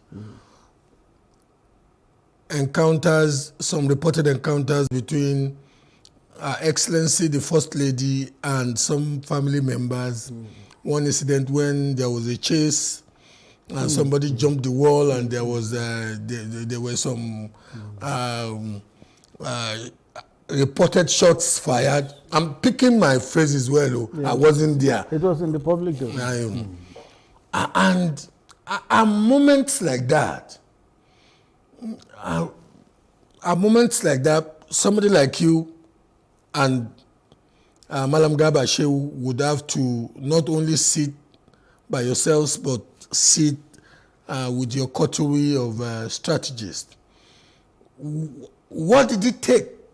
How did you manage such, on the one hand, it related more with the family than with the person of the president. Exactly. On the other hand, the people would need some modicum of logical explanatories, quote unquote. And I was thinking, I once told a friend then, what would you expect? What would you expect a Femi Adesina or a Garba Shehu to say about this now? If you say a bit too much, Madam could be offended. If you say a bit too much, president was such then that you would even know he had this emotional management style that he could go blank. You wouldn't even know. So how did you guys? Yes, for me and for us in the administration, family was off limits. Off limits. We didn't touch family. I remember that you emotionally lashed us with that line too. Some of your lines are coming out to haunt. Who first used that line? I think it was it Obama during the campaign, and there was an issue about. But you borrowed it. Yeah. You borrowed it abundantly. I borrowed it. Obama said no, family is off limits. So, me too. That was the position I took. Family is off limits. I was. And I was feeling, you want me to give you, and I was feeling, boy, you're not the only love, boy. You know, sorry for the French. No problem. There was one weekend I came home. You were on the radio station. And you were criticizing me so much. I said, who is this person? Gola Oba. What did I do to him? You know, sometimes you got me so livid, and I would think, but you see, and a part of me would again say, but what could you have done if you were to swap places with? I'm not doing this as a PR for you. I know. Because some people are watching now and they're feeling, you know, I still have my cane somewhere in Okeaja. I didn't want to speak the French, but you have helped me now to speak the Yoruba. I have my book. Yeah, you know, it's a very delicate and sensitive assignment, and you have to use your sixth sense to do it. Otherwise, you land yourself in trouble. You became the first Nigerian to hold the position for 2 terms of a president. Yes. Is not only in Nigeria, in most liberal democracies, it is perceived to be one of those portfolios with loads and loads of banana peels, littering the welfare of the professional or the person handling it. Because whichever way you speak, some will be happy, especially loyalists and partisans of the party of the president, but some, even if you woke Rotimi Williams from the grave, and Gani Williams and Gani Fawayimi was backing Rotimi Williams. You couldn't, you know. That was how, because of the rabid partisanship that social media. Before we go into, you became the media advisor of the president in an age when conventionalism left journalism, left public relations, left public perception management. Now, speaking to students of journalism, public relations, because at some point we have to appropriate some of the experiences you gain there for the benefit of, especially as it relates to the fecundity of how, you know, information, sometimes negative, most times negative ones, come from the social media. How did you go about it? It was really tough. You see that it was under that administration that social media exploded in Nigeria. It has started under Jonathan. You know that Reuben Abati had to tackle people on social media at a point. But by the time we came in 2015, it was everywhere. It almost became a national distraction. So what I did was I had to get on all the platforms of social media too. Twitter, Facebook, Instagram, all that. Make a confession now. Yes. You know, you holding an imaginary Bible. Most of those tweets by the president was not directly by the president. No. It was by you people. This is how it happens. There is a digital team headed by Tolu Ogunlesi. When we do statements for the president, most of which are approved by him, they then convert it to tweets. That's how it happens. So it was more of a proxy kind of. Oh yes, it was the statements we had issued. The backroom guys are already chasing us out of the studio, but I can't but ask this. Looking back now, and you know, the incumbent president has been very circumspect, not making any negative allegation about his predecessor. But we have some officers of the executive now speaking to how some things were done with utter absurdity, incongruity, lack of respect for processes, procedure, and the rule of law. You, as somebody who was part of that administration, how do you sometimes feel when you wake up and you see there are still allegations, and you see the Emefiele and the CBN story go one way? You hear some, you read about some abuses of processes and how it did seem, if one were to draw a picture, that the president was being, not directly, but in a way being painted not to be in control. On January 16, when this book, Working with Buhari, was publicly presented, President Buhari was there. He made a speech and he said, when things are not put on record, revisionists will have the day. He said, for everything that was done under him in his administration, the records are there.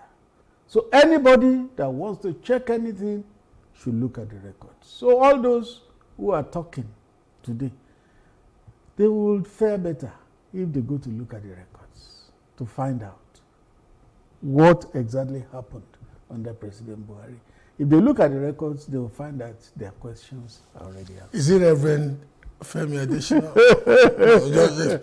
I don't like when I get this tricky, honestly. Even me, I was thinking, I know you are, you have an ecclesiastic title of a sort. I do. Is it Deacon? I do, Reverend? but I just love the word brother. Oh, brother. You call me Brother Femi, I'm okay. To be honest with you, loyalty is said not to be an act that is done only when you are seen to be doing it. That you are still standing by your principle and using the giftings of God in your life to still want to give the record as best as you believe it should be seen. All the best. Thank you very much. I appreciate it. Wish you all the best. I appreciate it. This is where we wrap it up for today. Quite an encounter with Mr. Femi Adesina. I am Bola Oba.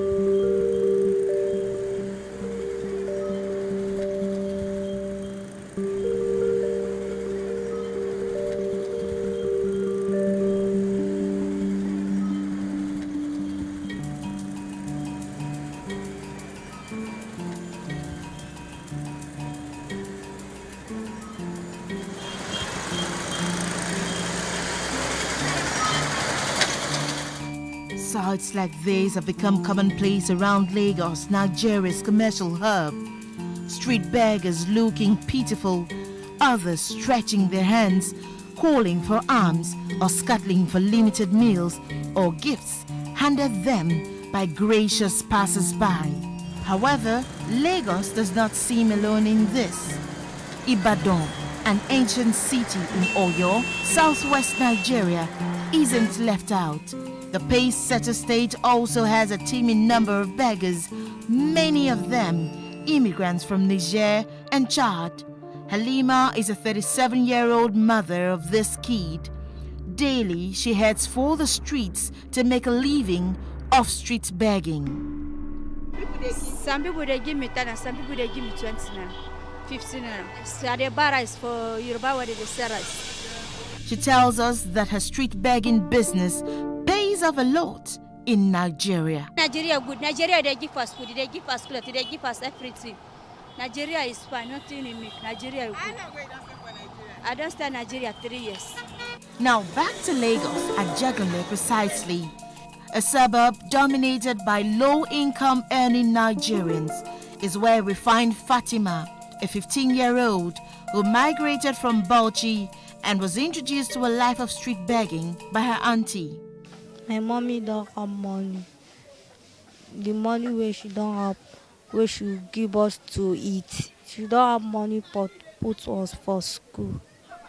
Why she come dey begging? She is not alone. Her 54-year-old mom had also taken to street begging for survival. She recounts how tales of green pastures had made her migrate from her home state of Bauchi. She tells us her experience. Da yara bakwai kuma ba da kuɗi shine masababin na taho Lagos. Hanne wannan shekaru ina nan Lagos. Well, for this mother and daughter, an intervention made all the difference. Ba ni da jari ne. Ba jari. Shine yasa nake yi kuma wannan oga shine yazo shi yace in daina yin bara in kama sana'a in bayar yara na biyu makaranta na bashi yara na wa'annan guda biyu makaranta. Yawa. Currently, the begging system in Nigeria is structured, in a way that these beggars are most times being imported from the north, to beg, and there are those who they remit to.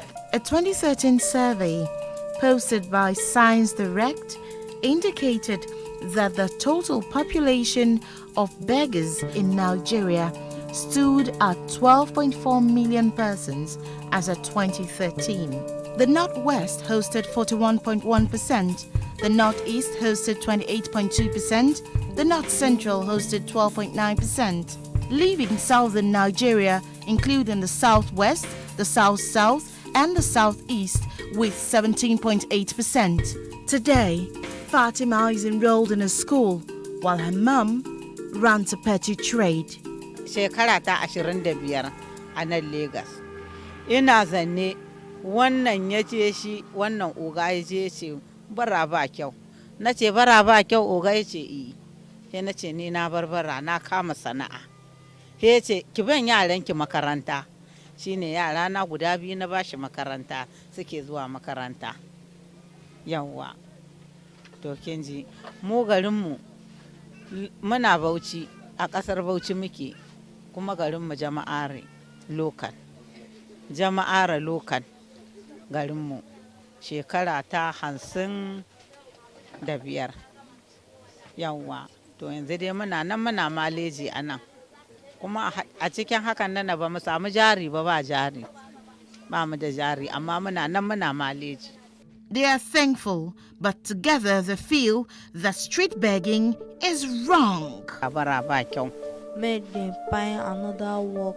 That beg is no good. Well, unfortunately, their gospel doesn't seem popular for these crop of beggars found on the other end of Lagos Island, Ajah precisely. For these ones, life seems to be about waking up each morning, hoping to get alms from sympathetic passers-by. Gwamnati ta ce za ta iya mana, kuma gwamnati ba ta iya mana ba. Mun zo muna fama ga wahala, ga rana, ga yunwa, ta ishi baba a cikin yaran mun da baban mu ya haifa ni ne babba duk wanda suke bayana duk kanana ne ba su san komai ba. No, another bed. I don't go bed. I don't go bed. I will give my daddy. May put me for school. Jigawa, wahala ce ta kawo mu mijina ne ya mutu. Mijina ne ya mutu. Shi ne ya sa na zo ni. Ba kwan ne ya sa na zo ni ba. Nema na zo ni ci da bakina. Na sa na diba fa kaina. Ba ta iya Ingilishi ba. Wa diba kaina. Ba mu ni yunwa. Some of these passers-by think that street begging constitutes a nuisance. We Nigerians are the ones that are still making these guys be on the road. Okay. Normally, we should not give them money. We should stop giving them money. You understand? When we are giving them money, then we are supporting it. Okay. So when we stop giving them money, they will move. Since they beg for, let's say, quite some time, and I think they should try and raise up something and delve into one business or the other rather than begging it. Why do people take to street begging? We spoke to a psychologist. Begging starts from environments where there's deprivation from basic amenities and where there's poverty. However, once the habit starts, it becomes a disease of the neural system where it becomes self-replicating. Once a person goes on the roadside and asks for alms, and that person's behavior finds expression, the normal way the brain works is that that habit or that behavior now becomes habitual. It's a self-replicating habit, you know. And so several people who tried the first time and they were able to get a few naira from that begging habit, they will be chasing that feeling. There's a feeling that comes from begging and getting someone to give you alms. In Lagos, the number of child beggars and adult beggars, experts say, runs into over 1,000, as it would be recalled that earlier in 2020, some beggars numbering over 1,000 blocked the entrance to the Lagos State House of Assembly and the governor's office to protest against what they termed undue harassment and arrest by officials of the state government. With three northern states of Kano, Niger and Nasarawa recently banning street begging, the Lagos state government may not have officially banned street begging, but has constantly wasted no time to reiterate its position on the zero tolerance for street begging. It's illegal. In Lagos, the law does not tolerate it. There is a law that is against street begging, and we are trying to enforce the law. We are actually enforcing the law because anybody who is caught doing street begging in Lagos is going to face prosecution. And if they are kids, they can be taken up the streets and taken to centers. If you are brought before a magistrate for begging, you can be fined up to 30,000 naira, or you can be sent to 1 year imprisonment. Some schools of thought believe that if people were not given to street begging, there wouldn't be beggars on the streets. We should give to beggars, but not those who have the capacity to work. If you want to look at it, you need to find what is the definition of a beggar. Is it somebody who is incapacitated, or is it somebody who has just chosen begging as a lifestyle? If it's somebody who has chosen begging as a lifestyle, no. Or if it's someone who is incapacitated, you know, if you go to other climes, they have people who are incapacitated, but there's a way they are taken care of. If Nick was in Nigeria, he would have been a street beggar. But today, Nick is far richer than some industrialists in this nation. Why? Because there are nations that have provided some sort of support. So what does religion say about street begging? According to the Quran and the Hadith of the Prophet ﷺ, we are told that we should earn a living in the most legitimate way. So Islam does not encourage street begging, doesn't encourage begging at all. Yes, Islam encourages zakah and sadaqah, which is given to those people in need, but not to people that are able-bodied, that can actually work and earn a living. So we don't just, Islam does not encourage begging. Like training is a good place to start. Education, educating them to make them understand that even the Islamic religion, because you see that a lot of these people, they've been brainwashed thinking that it's okay. And even in Nigeria, because even now, we look at the people that are begging on the streets. People literally beg everywhere now, even on social media. You see people going on social media to beg in a way that maybe you call it a sophisticated kind of begging. So I think the first thing is education, to educate those people that it is not acceptable. Even the religion that they practice does not accept it. It's totally unacceptable. Some people have made a life out of begging. No, that is not scriptural. The Bible said, he that does not walk should not eat.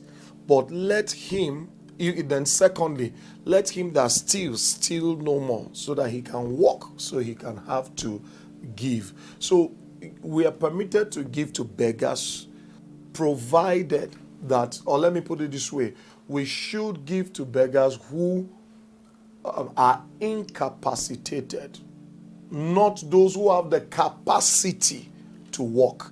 If you've got the capacity to walk, go and walk. The state government considers street begging as unlawful, but what is being done to contain it?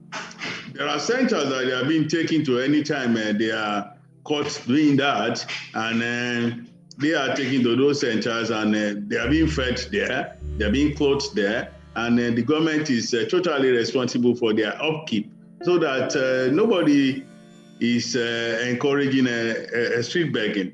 But anybody who is found taking off the streets 1 or 2, 3 times and is still doing it, the person may go to jail. Can street beggars be rehabilitated? I've worked with a particular person who had access to get a job years after begging. But because that has become habitual, and that feeling is always, drives home that fulfillment, the person declined the job at the expense of a paying job, because the brain had been wired to get a reward for not doing anything. Yeah, they can be rehabilitated into the society by therapy and coaching. Therapy to help them alter that way of thinking, coaching to help them so that they can charge after the goals in an unstoppable manner. They certainly can be rehabilitated, but it takes work, and it takes the desire of that person to want to stop that habit. No matter how professional the therapist or the coach they're working with is, if they're not determined to leave, it will be difficult for us to ride on that energy and make them break free from that particular habit. With governments at all levels working towards the United Nations Sustainable Development Goal 1, which is ending poverty, we do hope that the number of street beggars in Lagos reduces remarkably.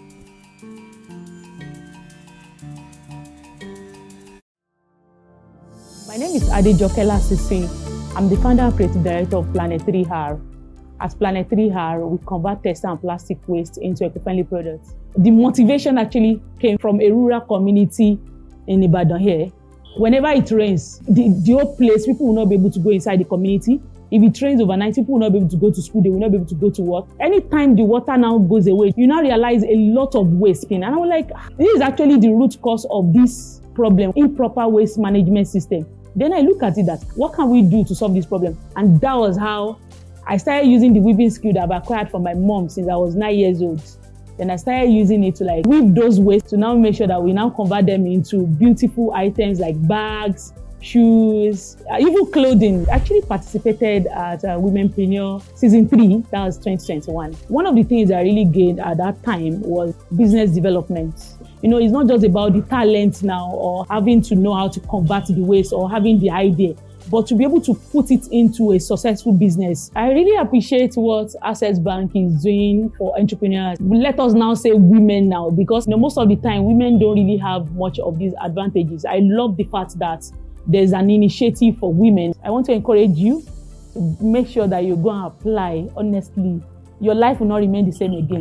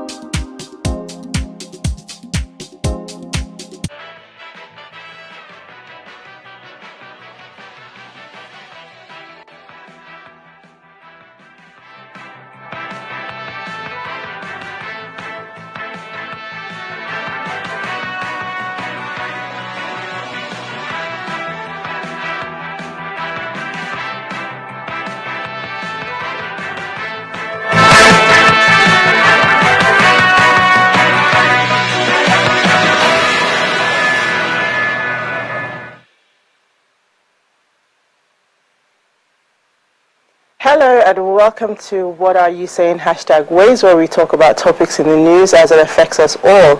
I am Uti Eli, and today I am alone in the studio at the moment. Nigeria is being, or rather, Lagos traffic is being Lagos traffic. So today I'm alone in the studio, but nonetheless we're still going to have a fantastic conversation. We will have a guest with us later on, but as is our usual custom, we'll kick off. I want to say how was your day, but I've had a great day. But we'll kick off today's show by moving straight into our quote. So our quote for today says, "Our DNA is as a consumer company. For that individual customer who's voting thumbs up or thumbs down, that's who we think about. And we think that our job is to take responsibility for the complete user experience. And if it's not up to par, it's not our fault. Plain and simple."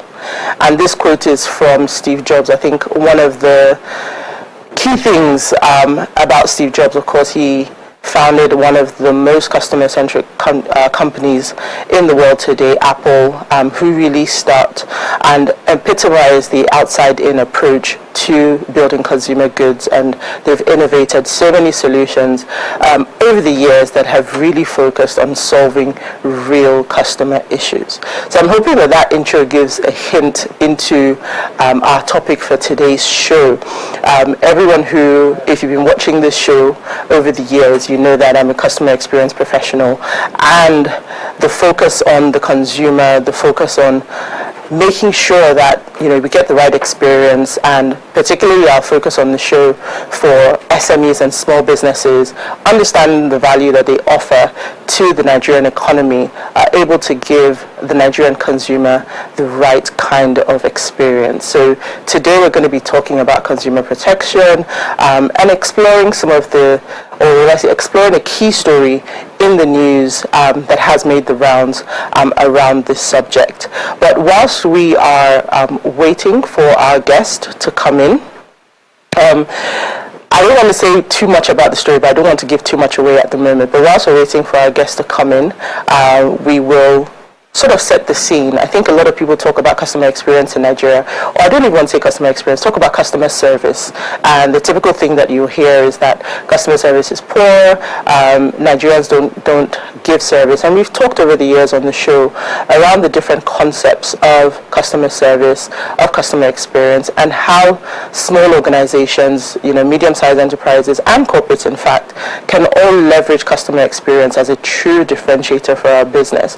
We'll all agree that when we make decisions about our purchases today, price may still be important, the quality of the product may also be important, but the real differentiator is usually the customer experience, because whilst I may be able to copy a product, I can't copy the unique experience that a company has created, because our customer bases are different, the customer segments and types that we serve are indeed different. So there are a lot of subtleties to this customer journey when it comes to why customers choose a business and indeed become loyal customers of that business. So today we'll be jumping into and asking a key question around consumer protection. But before we do that, I think we can take a quick break, and when we come back, we'll continue with the show. Please stay with us.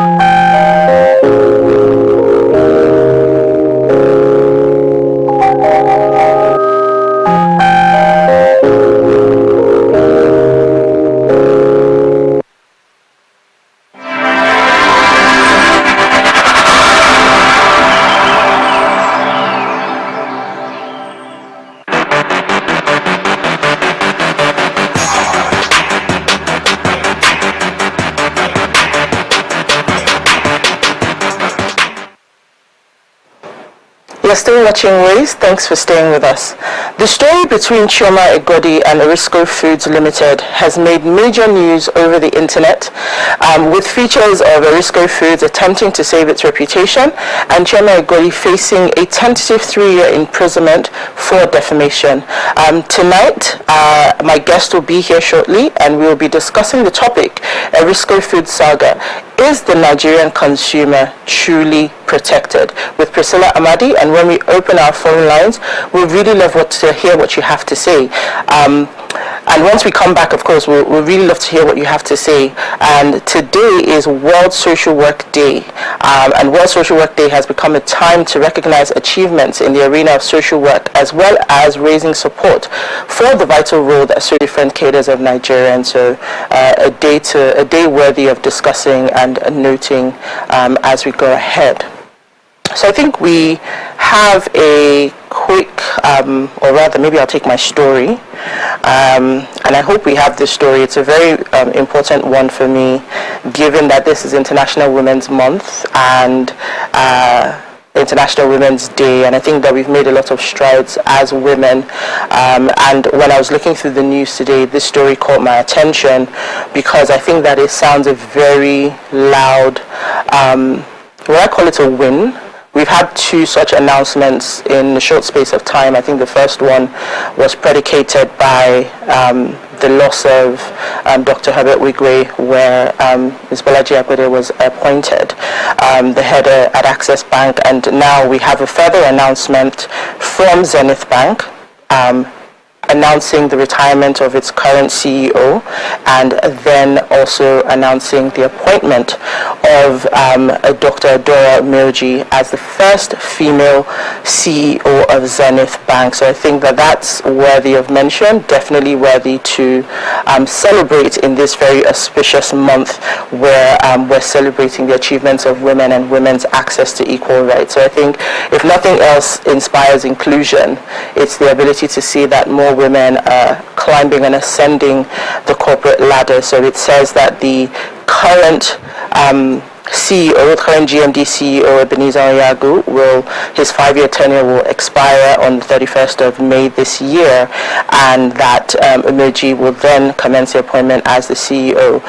She has been the Deputy Managing Director of Zenith Bank from since October of 28th of 2016, and she has a whopping amazing 30 years of experience in banking, with 26 of those years having been at Zenith Bank. The story goes on to list, I mean, she's super accomplished, lots of certifications, lots of qualifications, multiple bachelor's degrees, multiple master's degrees, an MBA, and several qualifications, professional qualifications. Also talks about her being a member of several institutions, Chartered Bankers Institute of both the UK and Nigeria, Institute of Management. But she doesn't also stop at that. It shows different aspects of her. She's a peace advocate of the United Nations. She is the founder of the Catholic Bankers Association of Nigeria, and she also has several NGOs. So I think that she's a super amazing and really accomplished profile, and we certainly wish her all the very best. She's flying the flag. She's joined the cadre of other female bank MDs, so I think that this is a time for every woman to use her voice, earn her place, display your excellence, and really go for your goals, because I think we're showing that ceilings are being smashed.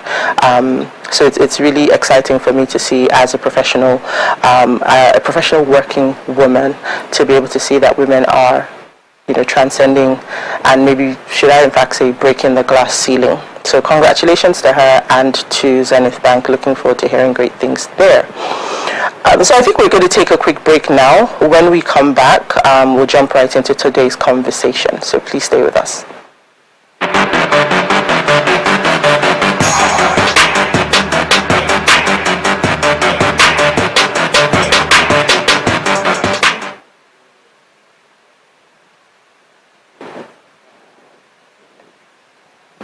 Like both sides, it's pressures from like different. Whose video are we playing first? The part is more so your parents are like, you have to do this. They really don't care how you get it done. And the thing is that like you have all that pressure, you're gonna do it, But then at the same time, it's like you're so young, you need something to cope at the same time. A coping mechanism. And it's like, if you hide it really well, as long as you're getting those great grades, your parents, quite frankly, to a certain extent, don't care. My child is doing this. My child is going to become this. You might be doing drugs on the side. You're still bringing back those great reports or those great grades. On the other end of it, if you're not doing well and you're still getting that pressure, at some point you're just like, my parents don't know me. They're not trying to get to know me. Why should I care about this? You fall into the wrong crowd. That's kind of like there's pressure on both sides where it's like you're either going to pull me towards my parents or push me away. But regardless, it's like there's so much going on. I need something to cope. The people around me are not listening to me. What am I going to do? Drugs are like an easy gateway, like an easy escape.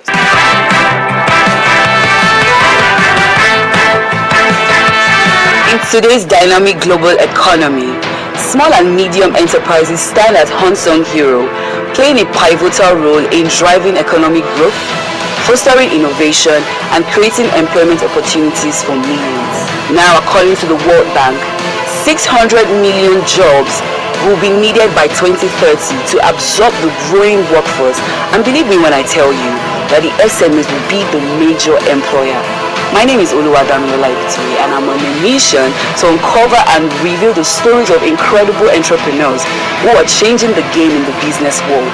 I'll be sitting down with passionate and innovative business leaders as they share their journeys, challenges, futuristic plans, and successes. SME Chats, spotlighting inspiring entrepreneurs, one episode at a time. Most of the times, a lot of music videos in Nigeria, it's just helping to propagate this gospel of drug abuse. I have one question to directly ask the people, the agencies the law regulatory agencies are in charge of music videos. Please, how do you come and tell me you're not legalizing drug abuse, but then again you are literally giving license to these videos to come out? And then I'm watching a video and I see somebody is dancing 1, 2, 3 and it's puffing up 1, 2. And the question is whether real or fake. It doesn't matter. You need to understand that the media controls the mind a lot. Let's start from this media space. That's the first social intervention that we need to do. Let's try to put a lot of eyes and regulations into our media content. That is where it will help first. That is the very first social intervention before we now think of let's go and buy books.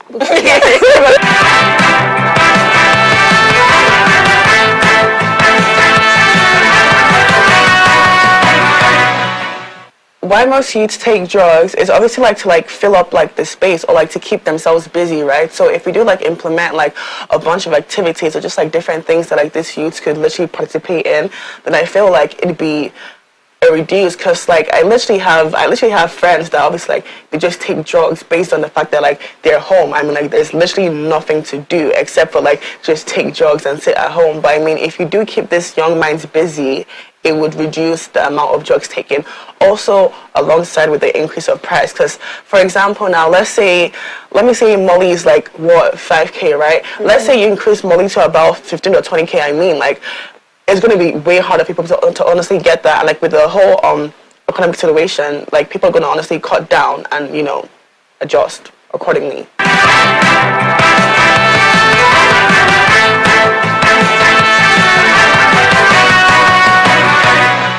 The only thing that really we could do is try to show them with our actions, which I think we're already doing. There's youth rallies, there's things like that. That's what I spoke about. I think I feel we're already doing as much as we can. The people at the top need to care enough about nurturing the next generation to push them through into these positions for it to go anywhere. Taking care of the people who have no one to take care of them should be my number one responsibility. Making sure that they have access to food, water, school, good jobs, welfare, whatever they need to build them up. Because by building them up, their next generation have a good, at least, foundation to start on. And that way, at least, the level of poverty in this country will reduce. As a government, even if things are getting expensive, we should still be able to take care of our people, the people who can't take care of themselves. In order for someone to actually cyberbully, you must have a problem within you. You can clearly tell when someone is intending to hurt you and hurt your feelings from when someone is just trying to state their opinion on something. It's a thin line, but you could definitely tell. between the both. Bullies are always going to be bullies, and you just can't let that sort of thing honestly affect you or affect your mental health or affect your person. Because I mean, people will always say what they want to say to hurt you, to make you feel less of yourself, but like, you just have to have that strong mentality that that person could think what they want to think, but I'm going to do me regardless.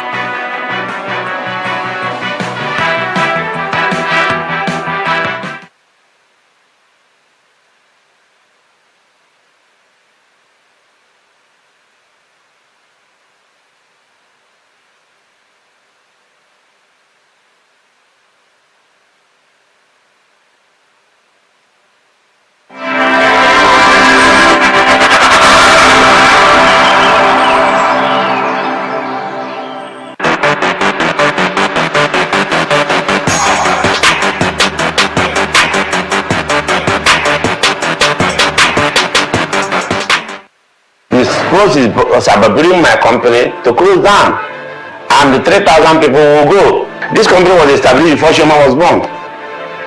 Whoever is that Chioma, 40 years ago, I was suffering for this company to establish it.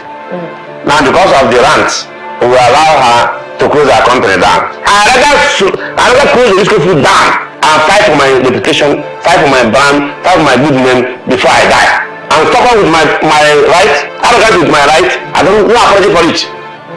I'm purpose with my right. I want to do right. I don't need for trouble. If you come for trouble, I'm ready for you. This she do is trouble.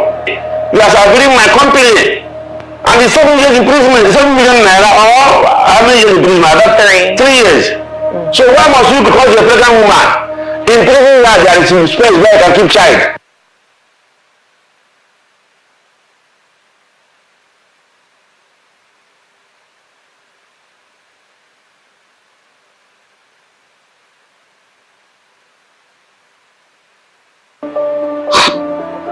And I've also heard stories of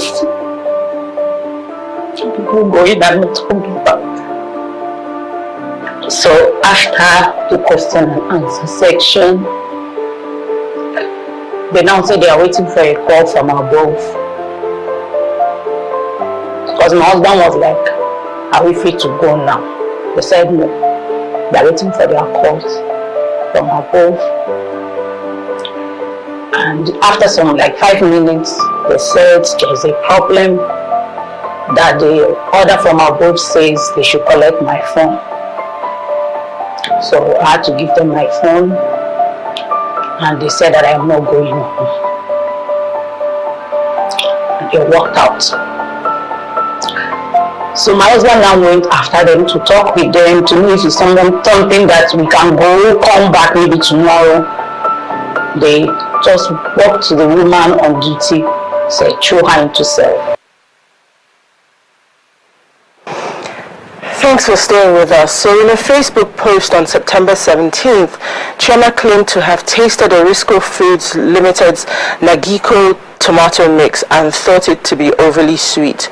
In response, Erisco Foods Limited issued a statement describing the allegation as baseless and false. According to the company, the post's purpose was to deceive its clients and damage Erisco Foods Limited's reputation, which had been damaged by some elements and syndicates who are uncomfortable with their increasing market dominance as a leading indigenous manufacturer of 100% natural tomato paste.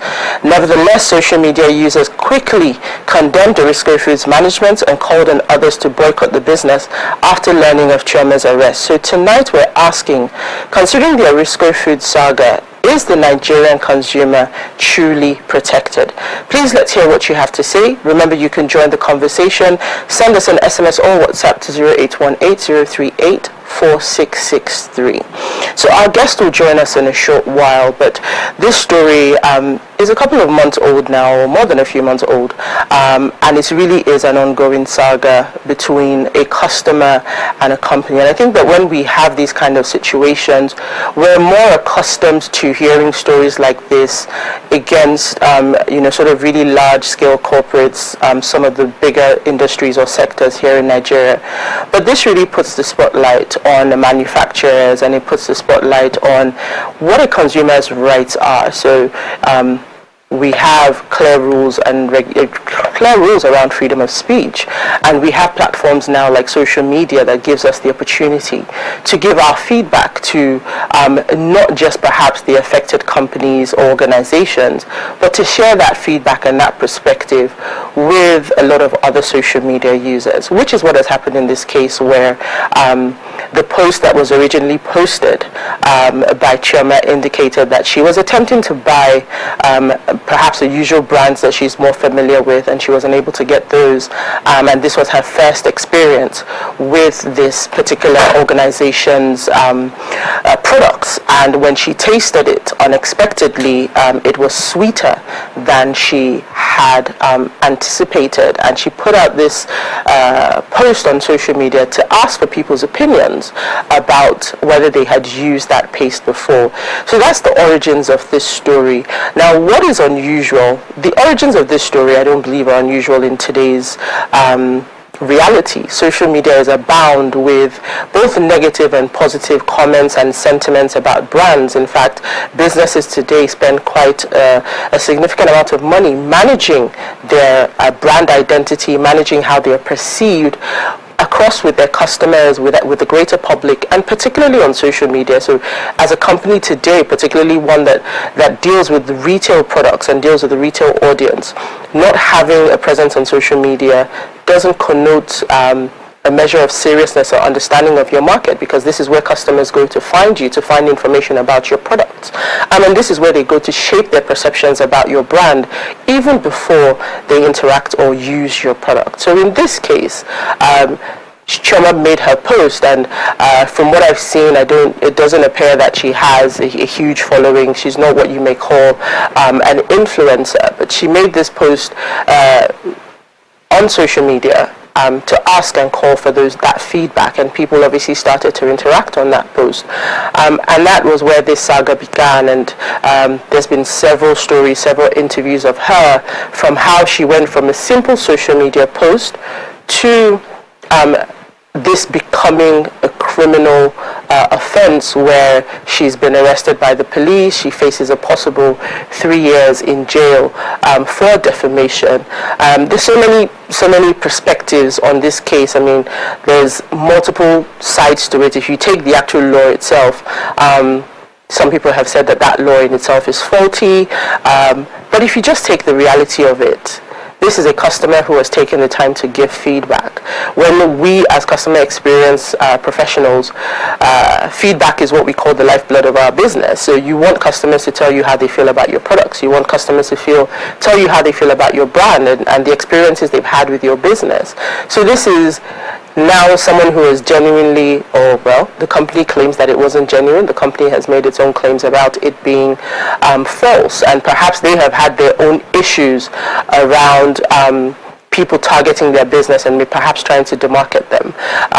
But when our guest joins us, she'll be able to give us her perspective on the motivations for this company. But it's important to state, and why it's important to shine a light on stories like this. Customers and consumers their rights must be protected. They must never have the fear to be able to share their feedback with the company. And we're going to look a bit more at Erisco Foods' response to this. Perhaps this is, some people will say it's the equivalent of taking a sledgehammer to an ant. Other people, and of course as with social media, very, very, very perspectives on this issue. Some people who are in business, who are entrepreneurs themselves, or even in manufacturing, have said they love the perspective of the founder. They're happy that he's fighting for his business, because people want to ruin you. That's another perspective. But the reality today is a customer has given feedback, and you have multiple options of ways as an organization and as a business that you can respond. In the earlier days of social media, I think the consumers had the upper hand. In fact, today still have the upper hand, where they give their feedback, and the businesses who choose to respond in the early days were sort of afraid of the impact, or how widely, whether a story or a tweet or a post, could go viral.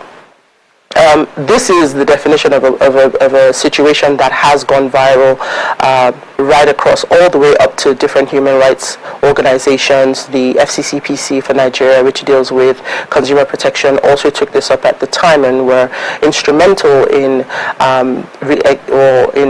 achieving the release of Chioma at the time.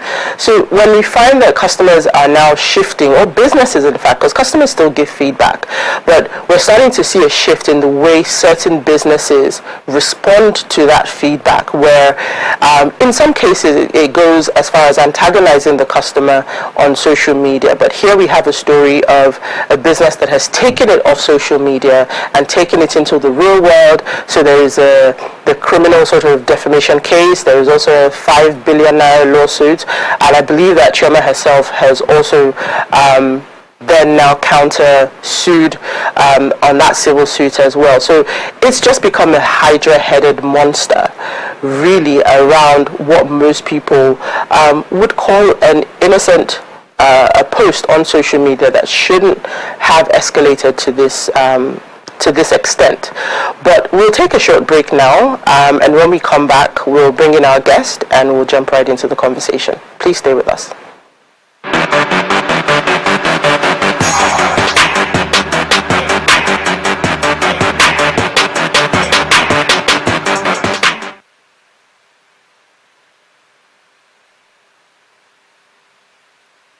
In today's dynamic global economy, small and medium enterprises stand as unsung hero, playing a pivotal role in driving economic growth, fostering innovation, and creating employment opportunities for millions.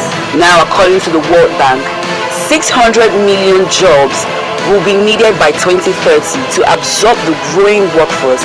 And believe me when I tell you that the SMEs will be the major employer.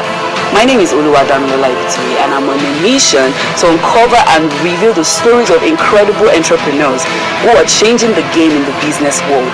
I'll be sitting down with passionate and innovative business leaders as they share their journeys, challenges, futuristic plans, and successes. SME Chats, spotlighting inspiring entrepreneurs, one episode at a time. Parenting is different to everybody in the sense that the way I choose to parent my children is going to be different from the way when you have kids, the way you're going to choose to parent your own kids. There are some certain ways that we were brought up, and we ourselves have grown and have seen that, okay, this is the way my parents have raised me. This I like, this I don't like, or even everything altogether I don't like, and then I decide that this is what I want to do with my child. Yeah. So parenting is different for everybody, and there's no right or wrong parenting. The most fundamental when it comes to parenting is how you relate with your child. You'll be surprised as a parent, you learn a whole lot from children. Exactly. Children are different. Your gateways are very important. I get it. And what do I call your gateways? Your ears and your eyes. Yeah. What you see, what you hear, it goes on to shape what is inside of you. Even as a child, as an adult, that sometimes you're tempted to watch stuff. Yes. When that temptation comes, my children and I, to the glory of God, we have been able to develop a relationship whereby if they cannot even come and meet me, they'll go and meet their daddy. See, while I was watching YouTube, this thing popped up. I saw something. I don't understand and I'm scared.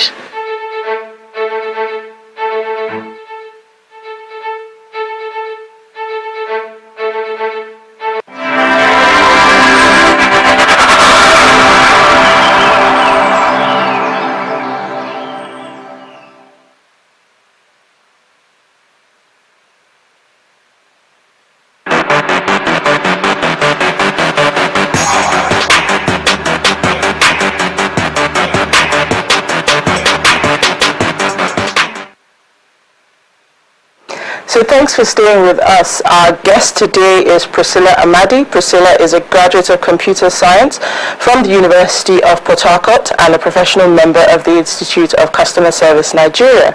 She has vast experience in the customer relating field, which spans over 12 years, business analysis and Blue Ocean strategy inception, design and implementation. She believes in providing customers with great service and that would give them a positive experience and ensure the success of an organization. So all strategies deployed should ensure that she is an evangelist for service culture as a holistic practical approach to ensuring customers or users find success. She also runs the Service Culture Academy. She loves good leadership in business and politics. So with that profile, Priscilla is a fantastic guest to have on the show today to discuss this topic. Priscilla is joining us via call at the moment. So Priscilla, can you hear me? I can hear you. Can you hear me? Hi, yes, good evening. This is a topic that's very dear to your heart. Lagos has shown shaggy in its own way today, but we're glad that you could join us to carry on the conversation. Yes, we know that it's a topic and a situation that you followed right from the beginning and one that you're incredibly passionate about. So give us your perspective on this case. What was it about Chioma's case with Erisco Foods that caught your attention initially? Okay, so what caught my attention was the feedback given on Facebook, right? That is the most harmless and the most reaching feedback any professional in customer experience would want, because she wasn't going on out about blabbing and just saying things that wasn't there. She complained about a specific source of concern, and then she wanted me to ask other users, like, okay, are you guys also having the same challenge I'm having? So when that thing happened with the whole police, I went back to that feedback, and then I read it and I was like, is there something else we are missing? I don't know if you get what I'm saying. Yeah. And then I read it over and over, and I took my time and read the responses from people who went off point from what she was saying. People who were raising up concerns that were not even flagged in her post. Her post was as simple as possible, but there was a case of people that had comprehension issues that were just taking it left, right, center, which is what you get in social media. Mm-hmm. So I particularly was very sad to find out that she was arrested, on I think 24th September 2023. That's how far this case has been. Mm-hmm. And then I think she was released 26th, and then she was carried to Abuja. And I was like, wait, hold up. Is it the same feedback that this lady is being taken for or something else? Why is she being detained? And then the whole saga has been going on. So that caught my attention from the beginning, because for someone like me that's always on the lookout for feedback, I was like, okay, there's nothing wrong. We're saying worse. We're saying worse. She didn't do anything wrong. So that's what caught my attention. I've been following it from last year till now.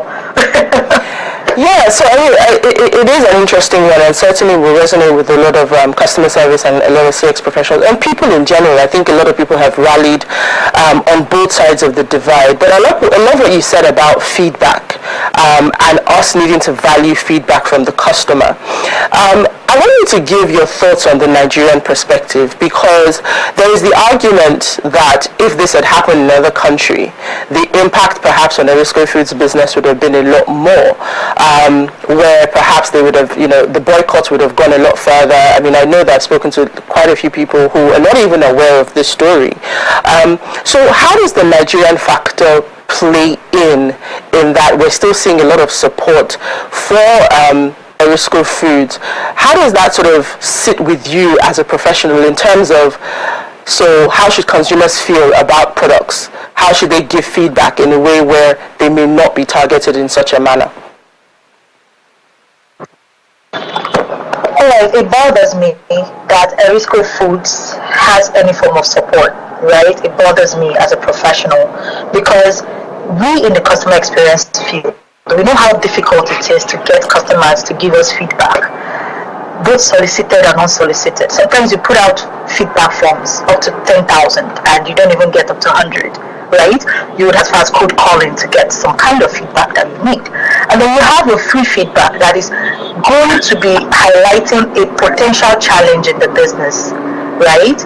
which might, for me, I think that if the concern is about sugar or a very high amount of sugar, it's somewhat leaning towards, is there a quality assurance issue that, as a professional, there are 1,001 things that runs through your head. Why is there so much sugar content, and then it's going this way. It's so sad, and it's a very terrible precedent actually to set for the Nigerian consumer, because she was well in within the Federal Competition Consumer Protection Act.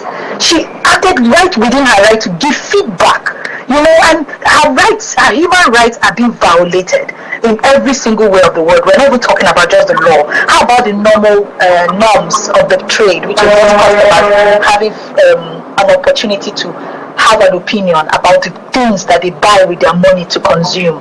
Because you see, what goes into your mouth affects your health. So she has a right to give feedback as regards how it comes across. So I think that this witch hunting that is going on right now, is what I call it, is a gross human rights violation and just personal vendetta to me, to be honest. Because it doesn't make sense to anyone who cares to listen that a customer gives feedback from the service that they pay for, and then what happens? Someone chooses to arrest them for that. It doesn't make any sense. So I don't see how it is okay for a Nigerian consumer to be going through this kind of human rights violation. It's not okay by me. And as a customer advocate, I rightly, in all totality, condemn these actions by Erisco. And I'm saying Erisco Foods, pull back, right? Maybe there's a reason why, but it's not covered with. This lady is within her rights, and as a professional, I stand with Chioma all day, every day, and twice on Sunday. She didn't do anything wrong. Yeah, I mean, your passion just sort of resonates through when it comes to this particular situation. So let's attempt to give a different perspective, or the perspective of the company. Looking at some of the interviews that the CEO has given, he's sort of tried to give some, would I say, indication that perhaps his company has been targeted in the past by people that are trying to maybe undercut his business, and perhaps maybe that is what has fueled his reaction to this particular case. But we also could compare this to other organizations who also get customer feedback in the negative. So what would have been a better way, right? If you say that this was a company who perhaps had a customer experience professional at the helm of its affairs, maybe it's crisis management, it's public relations, because I mean, at the moment, this story for Erisco Foods goes beyond customer experience now, right? It's now a full-on PR brand issue.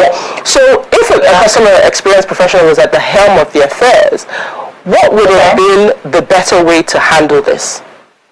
I love that you asked me this question. In fact, if I was in the studio right now, I'd give you a hug for this question. Because, you see, it's very simple. It's something we face every day. Now, if you're a customer experience head, let's say you are heading the customer experience team at Erisco Foods, right? If I were doing that, my first point of call would be to reach out to Chioma via her DMs with the official social media account, apologizing for the experience she has had and requesting for a one-on-one interview or conversation, right? First off, you have to apologize because she felt inconvenienced. That's what she's complaining about. So after you do that, you request, with her kind permission, if she chooses to have a one-on-one interview, and that's to find out more in order to help you initiate investigations as to what the concerns are. Is it the quality? Is it, you just need to be able to narrow down where the challenges are, because for every one Chioma, there are 20 other Chiomas that would not come out to talk. So you have one Chioma who is speaking, right? You have one Chioma that is speaking, and that she's representing every other person else who just threw away the can without saying anything, but will tell all their neighbors not to buy Erisco products because it's bad, So I think that after doing that, after apologizing to her and requesting for a one-on-one interview, you go there with clear mind. You go there with an open mind to be able to get all the feedback. You're not going there to defend the company. You are going there to gather feedback. What was the challenge around that? Can I have that? Do you have the container? Can you save it for us? Can we have that? To be able to track the production of that particular container that she got, or the particular sachet she got that thing from, right? After you've done that, you can now forward your investigations to the company, but not without, assuring Chioma that her feedback has been noted and investigations will be going forward. And then if your company has, and your company must have compensation plans for such situation, maybe a pack of tomato paste for her, maybe a sachet, something to just compensate her for the inconveniences she has gone through. But that's not where it ends. As you do your investigations, you keep Chioma in the loop so that she feels like she's a part of whatever feedback or whatever improvement that she may have recommended. And if after your investigation it turns out that there was nothing wrong, but maybe she had maybe heightened taste buds, or maybe she naturally doesn't consume that much sugar, and maybe the company did the sugar that has been, the quantity of sugar in that product is agreed upon with NAFDAC, which is the governing body for these foods, then you give your feedback to her and say, oh, actually, we've done our investigations, this is this. You give her the right information. I promise you can change Chioma from a customer who is sourcing for other customers who is facing the inconveniences she has, to even a brand ambassador without nobody asking her. You could have easily turned Chioma to a loyal customer. They could have turned her to a word of mouth ambassador. They could have done a lot of things with this situation. Not this current choice that they made. Yeah. It's an option that nobody should go for, right? See, we know that some customers may come from an angle of ignorance, maybe from bias. There are a lot of things, but what you don't do is weaponize their feedback. You don't do that. You don't weaponize their feedback. You do your investigations and use it to be able to turn that customer's mind around. And if there is foul play, maybe you've gone ahead to do investigations and you figure out that it's foul play. There are channels to lay these complaints. You don't just take police to the customer's house to arrest the person and move the person to another state because of feedback. You don't do that because you are managing the customer's emotions. You are managing the other customers that are going to be looking up to you. And now, Erisco brand that would have used this as a teachable moment. Gino brand had this same situation, was it 2 weeks ago, where a customer did a whole video bringing out Gino from the park and saying about how bad it was. The handling skills demonstrated by Gino is top notch, and I'd like to give a shout out to that company. They did a fantastic job managing that situation. They even compensated the customer with extra tomatoes, sachets and all that. And the customer came back online where he left the feedback to tell the whole world how it went, and we all shared in the story. Yeah. So I don't know if there's a head of customer experience in Erisco Brands. I don't know who is managing the customer experience there. This is beginning to look like the company has no regard for their customers' experience, and I do not stand to be corrected based on their activities so far. So I would expect that the company take a step back, look at their business going forward, because there's a boycott right now on the company. For a company that has stayed, according to the business owner, I said it's been over 40 years in business. It's very sad that just a very simple feedback is costing the company so much. Now they are doing the most. They are writing so much, trying to appease customers. The same customers that feel like their rights or their views are not appreciated. You want my money, but you don't want my opinion. That's not good. That's not good at all. You cannot want my money and then don't want my opinion. And this is not even about personal opinion here. Yeah. Chioma is protected by the FCCPA Act. She's protected by the law to give her feedback. And that's why Mr. Babatunde Irukera, at the time, when he was, chairman of DG of FCCPC, he was following up this case. Because I followed him during this situation. I've been following this case since last year. He followed this case up and he was giving feedback. He was part of those instrumental in the release of Chioma from her initial detention. And to see that even after the involvement of the FCCPC trying to stop this situation, the company still go ahead. And guess what? They didn't even go coming from the part of the feedback. They went for cyber crime. Yeah. The charge leveled against Chioma is cyber crime. How is it cyber crime to give feedback? It was a very interesting approach. And I think we can take a quick break now. Because they know she's protected by FCCPC. Yeah. That's why they chose to go through the other route. And it's just pure sad to every Nigerian consumer. It's a slap on the face of every Nigerian consumer and every consumer-related professional out there. Yeah, I mean, we sort of mentioned it earlier about whether even this law was a valid law to take on board for this case, but you said so much in that response. I think we can take a quick break now so that when we come back we can open up our phone lines. Please stay with us.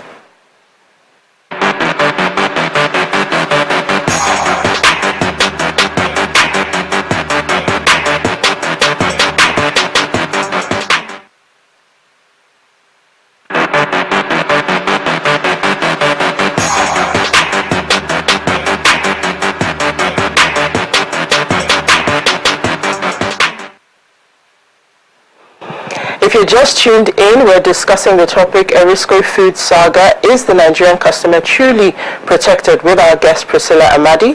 Please let's hear what you have to say. You can join the conversation, send us an SMS or WhatsApp message on 0384663. We're also now opening our phone lines, and you can call us on 0702 500 7749. Remember, when you call us, please turn down the volume of your television set so we can have a great conversation. So Priscilla, are you still with us? No leave, no transfer. Fantastic. So I love that when you talked about, and really that's our focus today, is about protecting the rights of the consumer. And you touched a bit on the Federal Federal Competition and Consumer Protection Commission and the Act as well. And I think that I was happy to see in this case that the then DG did take up this case, and he was very active, and the mandate of that organization talks about protecting and promoting the interests and welfare of the consumer. So it absolutely sort of fits into this, and if we distill this and remove Erisco Foods, there's so many things that are wrong with that, but if we actually focus on the average Nigerian consumer today, it is clear by what we've seen in this story that a lot of customers don't know their rights. So you mentioned NAFDAC, right? The CEO had talked about the fact that why wasn't a report made to NAFDAC? Why wasn't a report made to the Standard Organization of Nigeria? He touched on all of these things, and he said, when we got the report, he went around to his company, around the country, to see if they had gotten reports. And I liked how you talked about getting the actual product itself. Perhaps there was this batch, it's possible for things like that to happen.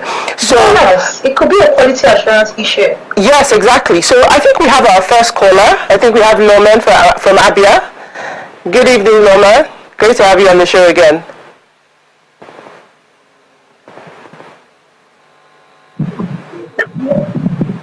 Good evening.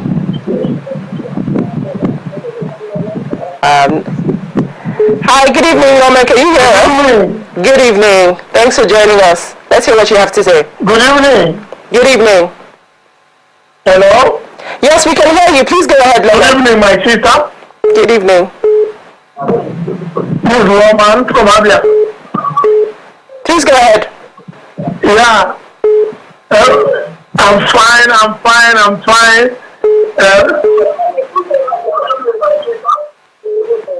Yeah. See, I want to let us know one thing. Hello. I think you might need to turn down the volume of your TV set.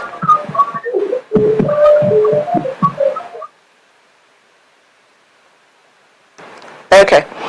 All right, Priscilla, I'll come back to you. I think we'll allow Norman to try and sort that out and call us back. So as I was saying, we've talked about sort of the approach that the company should have taken, right?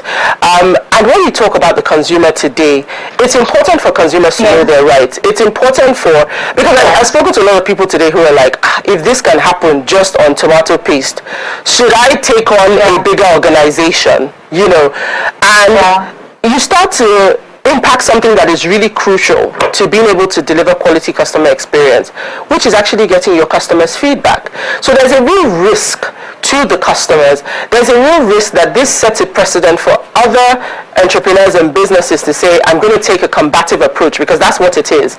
We're taking a combative approach to the consumer's rights. So just wanting you to sort of talk about what the rights of the consumer are, because there was a post on social media by another person who had really been following this case and advocating on behalf of Chioma, where she talked about what should be displayed on a product. And I know those regulations are typically set by, the standards organizations by NAFDAC as to whether you not only need to tell us how much that there is sugar in your product, but how much sugar is there in your product. So talk to us about the rights of the consumer. What should consumers feel today when they make a decision to spend their money with your business? Given the reality of today's economy, if I spend my naira with you, what should I expect? What rights should I have? Okay, so consumers, right, in this sense, have a lot of rights. Right to fair dealings, right to examine goods, right to represent. There's a lot of rights. It's all listed in the Act, right? I don't know if I have enough time to be able to list them all. we'll have to bring you back to discuss the Act itself.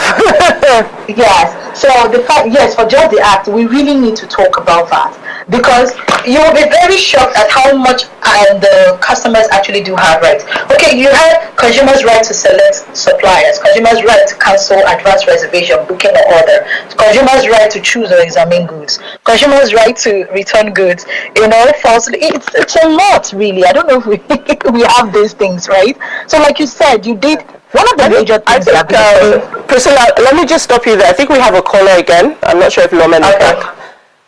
Okay. Okay, good evening. Thank you for joining us. Let's hear what you have to say.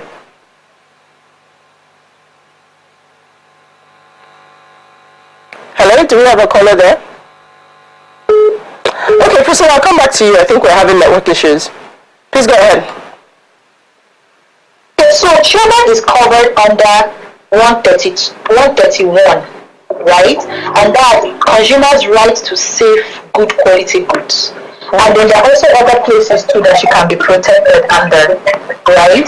So the fact is, that's what we stated earlier. I said that's why they took a unique approach. And if you look at it, it is not Erisco Foods directly suing Chioma. It is the Nigerian police force that is doing that. And because I think they had gone back and done their research and realized that, she actually is within her rights to be able to make those complaints. And that's why they put it under cybercrime. And that cybercrime to me is a blanket statement. Like, what do you mean by cybercrime? Well, that's besides the case. Now, coming back to Nigerian consumers, right? We do not want, as customer experience professionals or customer advocates, we do not want this precedent to be set.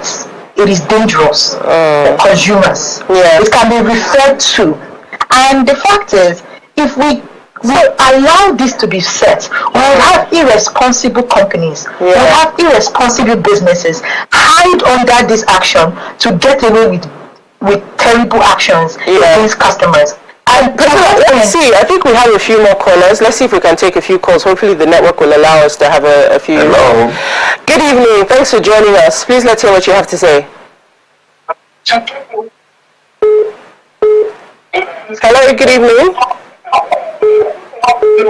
Wow, the network today is really, really terrible. Hello. Can you hear me? Please go ahead. We can hear you.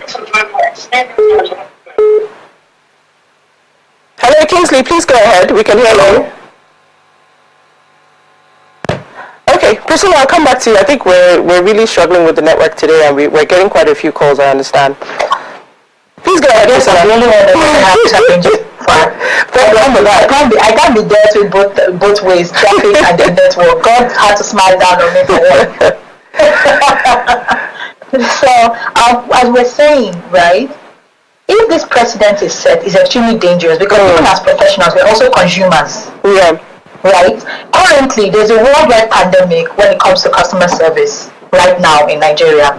So you don't want to add a dangerously set precedent of human rights violation and personal vendetta to the list of already very poor customer experience or customer service being set, right? I do not think that any professional would look at this and say, this is okay, right? And I'm wondering how it is okay for the company to continue this route. I personally feel extremely sad. Priscilla, let's see if we can get a few more callers. I understand we have quite a few waiting. Good evening, thanks for calling. Let's hear what you have to say.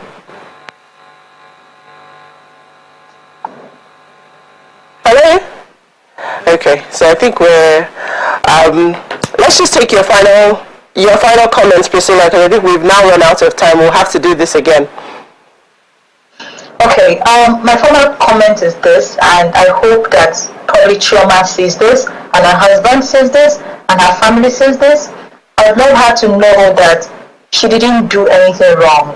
And I'm saying this as a customer advocate and a customer experience and relating professional of over 12 years. Chioma, you didn't do anything wrong. Also, I would also appreciate the lawyer who took this pro bono to be able to, give her a fighting chance, because they're trying to intimidate her based on money. And then to other consumers out there in Nigeria, please do note that we, the customer experience professionals, are not just going to sit back and allow these precedents to be set. We'll keep on speaking about these issues so that they feel protected, right? Because we need them. We need our consumers to give us feedback. It is one of the most collated form of business improvement. And we tell them that we apologize for these inconveniences that is currently going on, the emotional trauma that this trauma and other consumers are going through. We apologize for that, and we say we'll keep on speaking about these things. Yeah, thank you so much, Priscilla. Sadly, we couldn't get you into the studio, but thank you for joining us. We have a quick comment here from Daniel Illo. He says, is the Nigerian customer truly protected? He says, Nigerians truly are not careful concerning what they take. That is why they get into problems. Companies are only interested in making money and not the welfare of the consumers. To my own view, generally, Nigerian consumers are not protected. So thank you, Daniel Illo, for that. Thank you for staying with us. If you missed today's quote, our DNA is as a consumer company for that individual customer who's voting thumbs up or thumbs down. That's who we think about, and we think that our job is to take responsibility for the complete user experience. And if it's not up to par, it's our fault, plain and simple. And that's by Steve Jobs. So we look forward to seeing you tomorrow at 8 p.m. as we bring another great conversation to your screen. Thank you.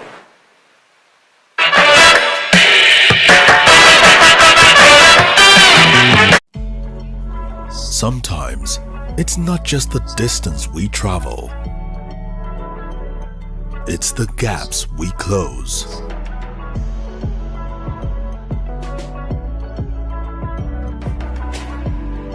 It's not the things we buy. It's the memories we create. Sometimes, it's beyond the places we go. It's the connections we make. Not just the things we taste. It's the taste of things to come. And it's never a question of if, but when. Because life is always just a bit better with American Express. Introducing the Access Bank American Express Gold Card and the Metal Platinum Card, now available through Access Bank.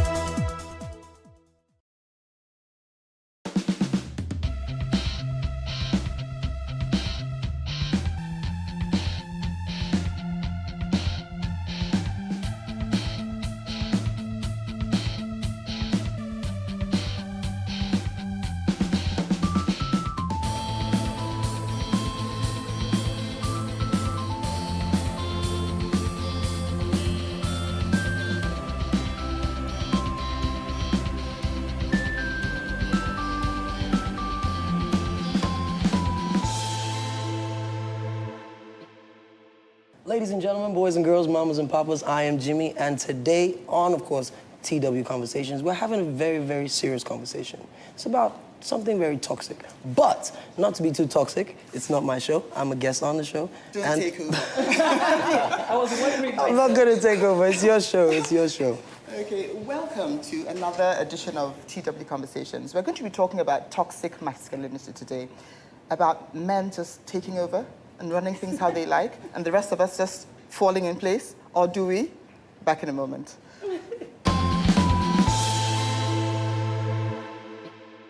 Welcome back. We're talking about toxic masculinity today. And the writer, Thomas Page McBee, says that we have to create a culture where men are brought up to see masculinity and humanity as not being mutually exclusive, which means that when you use the word create, it means it doesn't exist. So we're going to be talking about toxic masculinity from the point of view of how it is now, how it can be, from the point of view of men and how it affects them. And then there are enough of us to talk about how it affects us. Yes. So I'd like to start with Lanre Olushola. We have Lanre and Jimmy Akinshola here. Tell us, from your point of view, what does it say to you when we talk about toxic masculinity, and why is it such an issue today? Wow. I mean, we're about to address an issue that is creating dysfunctionality in society. Now, you know, the very fiber of society is formed in the home. And if there's a breakdown of functionality at home, there'll be breakdown of functionality in society. And so when we're talking about toxic masculinity, we're talking about men that have lost the plot, men that have not been taught about their purpose in life, their purpose in society, about how they're supposed to behave and how they're supposed to be setting examples. And if you lose the essence of your existence, then you would abuse everything around you, including yourself. Let me interrupt you right there. Don't you think that men are actually socialized to be a certain way? Boys don't cry. Boys will be boys. Sow your wild oats. So we're actually bringing them up to be toxic. Because the idea of a strong man being gentle seems to be foreign to us. But are they really incompatible? Let me add to that before, so that you answer it together. Why are you guys just attacking them? We're going to attack it. I'm also here. We're getting to Jimmy, don't worry. He can handle it. He can handle it. Now, when you talk about sexual, or like a selection of men, when you look at the animal kingdom, you want the brutal, the strong male animal, and that is what the female is attracted to. Now, you look at the human kingdom. Are we women attracted to strong, brutal men? Are we the ones creating this? Are we the ones creating that toxic men? Because if you read all the romance novels, you want the man that is the brutal man, the little man. But they were yes. They're big but gentle. So the two exist in the same man. That's the ideal man. Can we let Lanre answer? All right. So we're looking at this from two perspectives. First, from the home and the social or environmental perspective. So if we look at the home, there are two critical players. There's the father and the mother, right? You'd find out that today, both of them are absent. Initially, mommy used to be at home, daddy used to be absent. And so daddy is not there to bring up the child or the son. It's mommy. And so what does mommy do? Mommy takes the daughter and takes her to the kitchen, insists that she has to learn how to cook, you know, clean the house, wash the plates, and then what does she do with the boy? The boy sits down and waits for the food to be brought to him. The boy is not taken into the kitchen to learn how to wash, how to, you know, do his stuff. When the boy, you know, falls down and wants to cry, mommy tells him, shut up, boys don't cry. And then when his sister cries, she carries her and puts her head on her shoulder and says, you know, it's okay, it's okay. From the women. It's okay. Toxic masculinity. Oh, God. Well, you asked me now. Now, so the mother is creating a problem and a dysfunctionality in that child because, you know what, that child is not being brought up to be whole. Yes. But when that child now wants to marry, the wife now wants him to change diapers. The wife wants him to do X, Y, Z, and he's going to be reacting. He's going to be reacting. I wasn't brought up this way. Why the hell are you asking me to do this? And so the boy is reacting because he wasn't taught that way. But based on what Saudat has said, right, in society now, you want that guy to be tough and hard, right? So outside, you know, chicks are asking him to man up. Boys are giving him props because he's a man. But at home, his wife is saying that, oh boy, you're not a real man. So that guy has an identity crisis. He has an internal conflict. Yes. And when you have an internal conflict, what are you going to do? You're going to lash out. Yeah. I have a leading question. I think Jimmy should answer that question. Okay. People should leave Lanre out of this. Okay, we'll come to Jimmy though, really. When you talked about mommy raising the daughter a certain way, is she raising the son to say you have to protect your sister, you can't beat her, you have to make sure that you do the heavy lifting around the house. Because from what you said, it looks like he's completely forgotten. But in this he's a little prince. It's a broken home, I suppose. Is this a single? Is it a single? Absolutely, it's a dysfunctional home. It's not broken.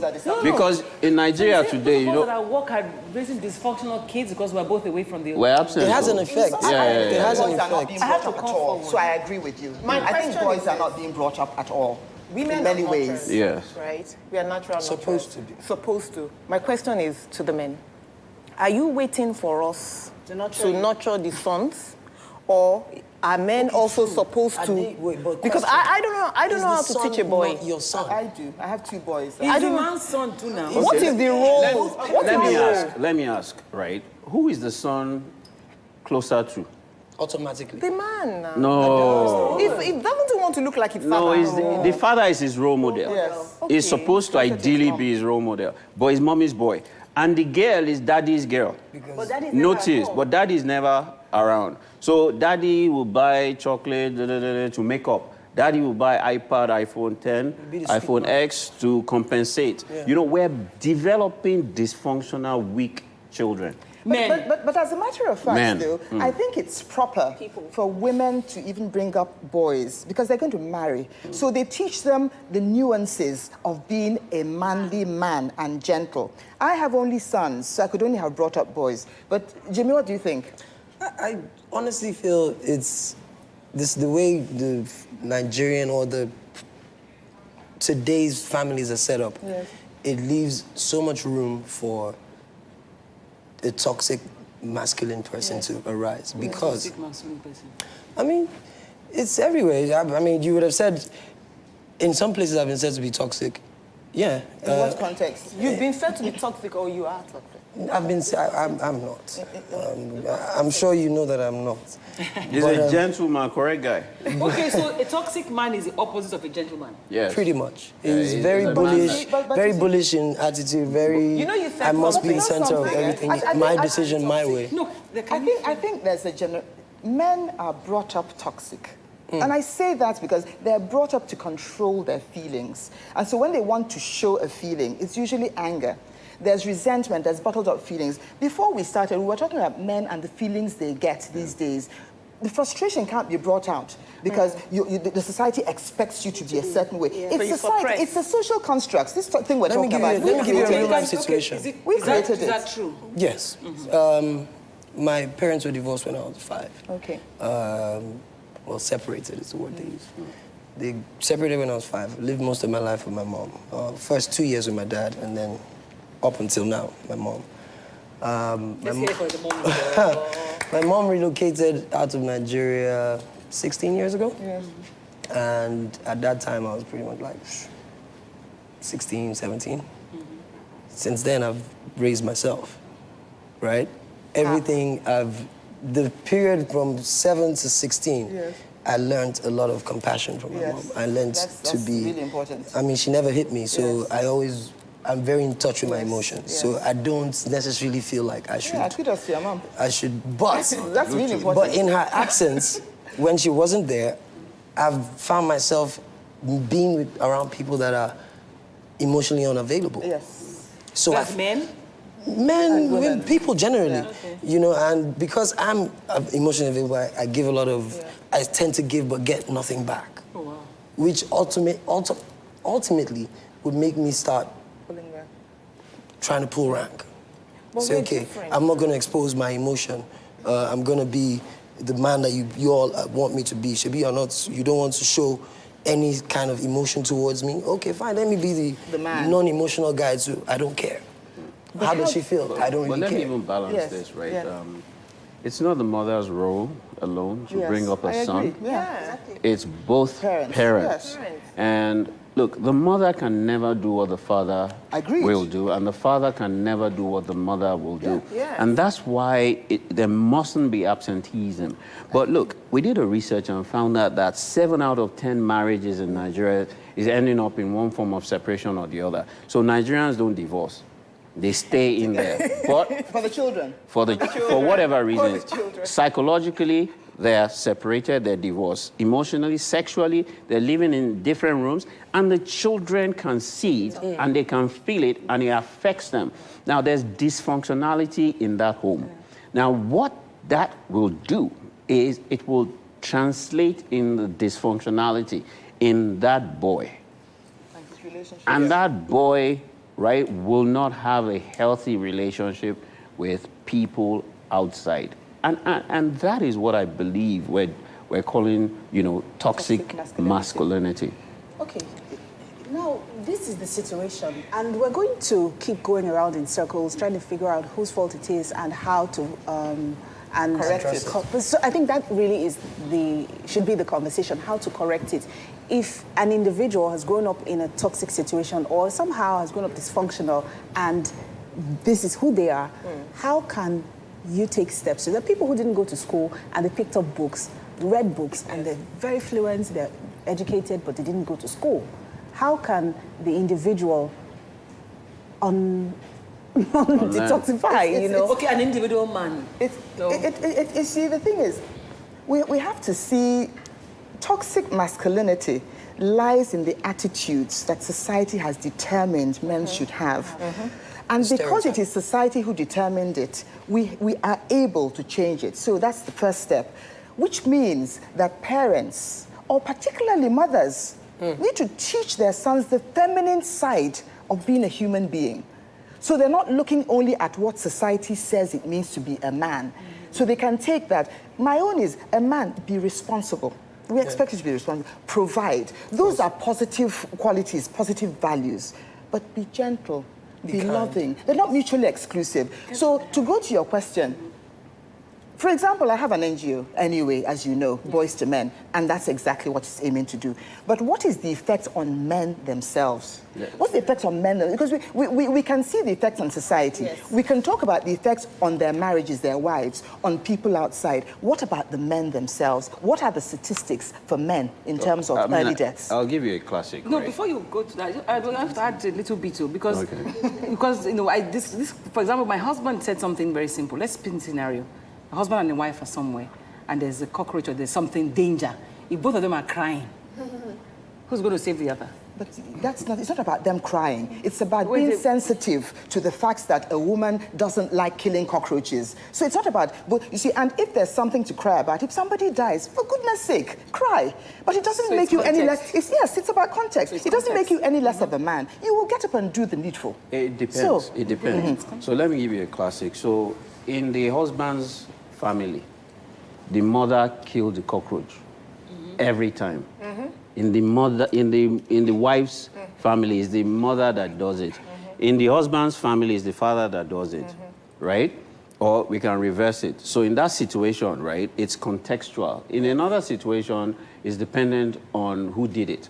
The person that steps up to do it is the result of who he saw do it, right? So if the mother did it, killed the cockroach, in a situation where the husband and wife are together, and right, the man doesn't do it, the man will be expecting that his wife should kill it. If the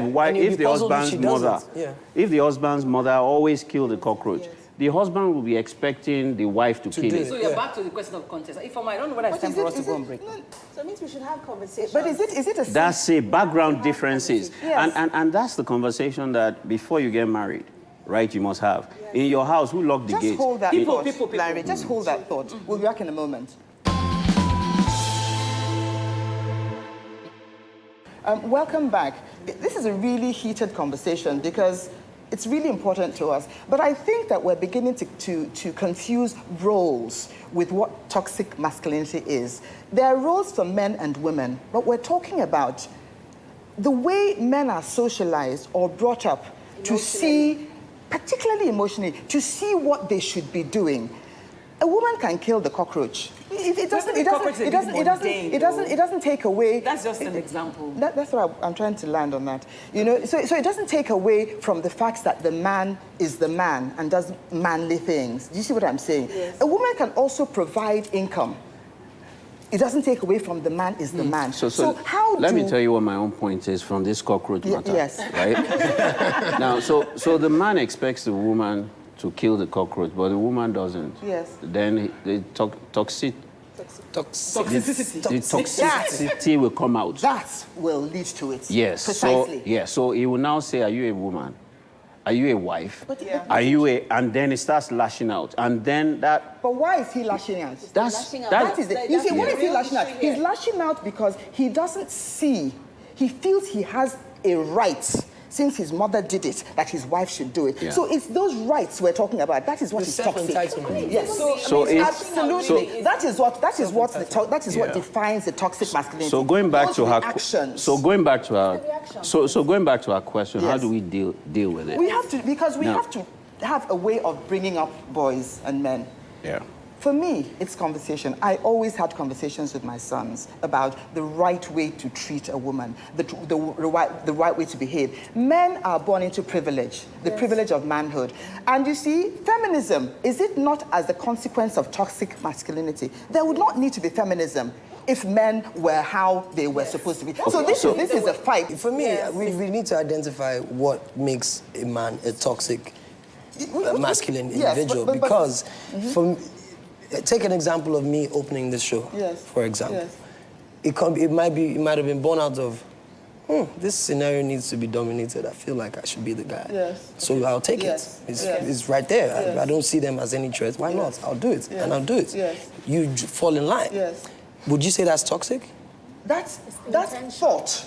That intention is what makes it toxic. That's the self. You're doing it. It's you see, which is why misogyny is about looking at women in a certain way as less than. Okay. So the toxicity comes from the interpretation. Okay. It comes from the way you treat the person. Oh, you're a man, so you can slap a person because you're a man. That's what makes it toxic. But are we also expecting roles? Because there's some men that want to cry, but they are expected to suppress. There's some men that just want to be laid back, but they expect... Some men don't like cockroaches, but they're expected to kill that cockroach. And so we've already put them in a place that, oh, all men must kill cockroaches. And the fact that you cannot, you're feeling as if you are less. I know some men that don't like football, but we expect them like, oh, how can you be a guy and not like football? What have we done? Are we part of the people that created exactly, this? you know, what the show opened with, that we socialize boys in a particular way. So these things you're talking about are the way we socialize men. We socialize them to be toxic. And so we have to unsocialize them now. So okay, but the point is, Because in parenting, we can fix it in parenting. Yes. But the grown man today, look at this young lady who, I mean, you know what I mean? So what influences it? It is conversation. In the grown man. And it is Between a change of who? attitude. In business, in politics, For as a example, whole, I gave the example of boys. We have conversation sessions, and we talk about these things. What does it mean to you to be a man? Okay. What do you think defines Let you? me get us to understand what we're dealing with, right? We're dealing with things at different levels. We're first of all looking at it from an identity issue. Yes. A conversation will not change a man's identity or his perception of who he is. A conversation will not do it. Yes. We're looking you start with that. Yeah.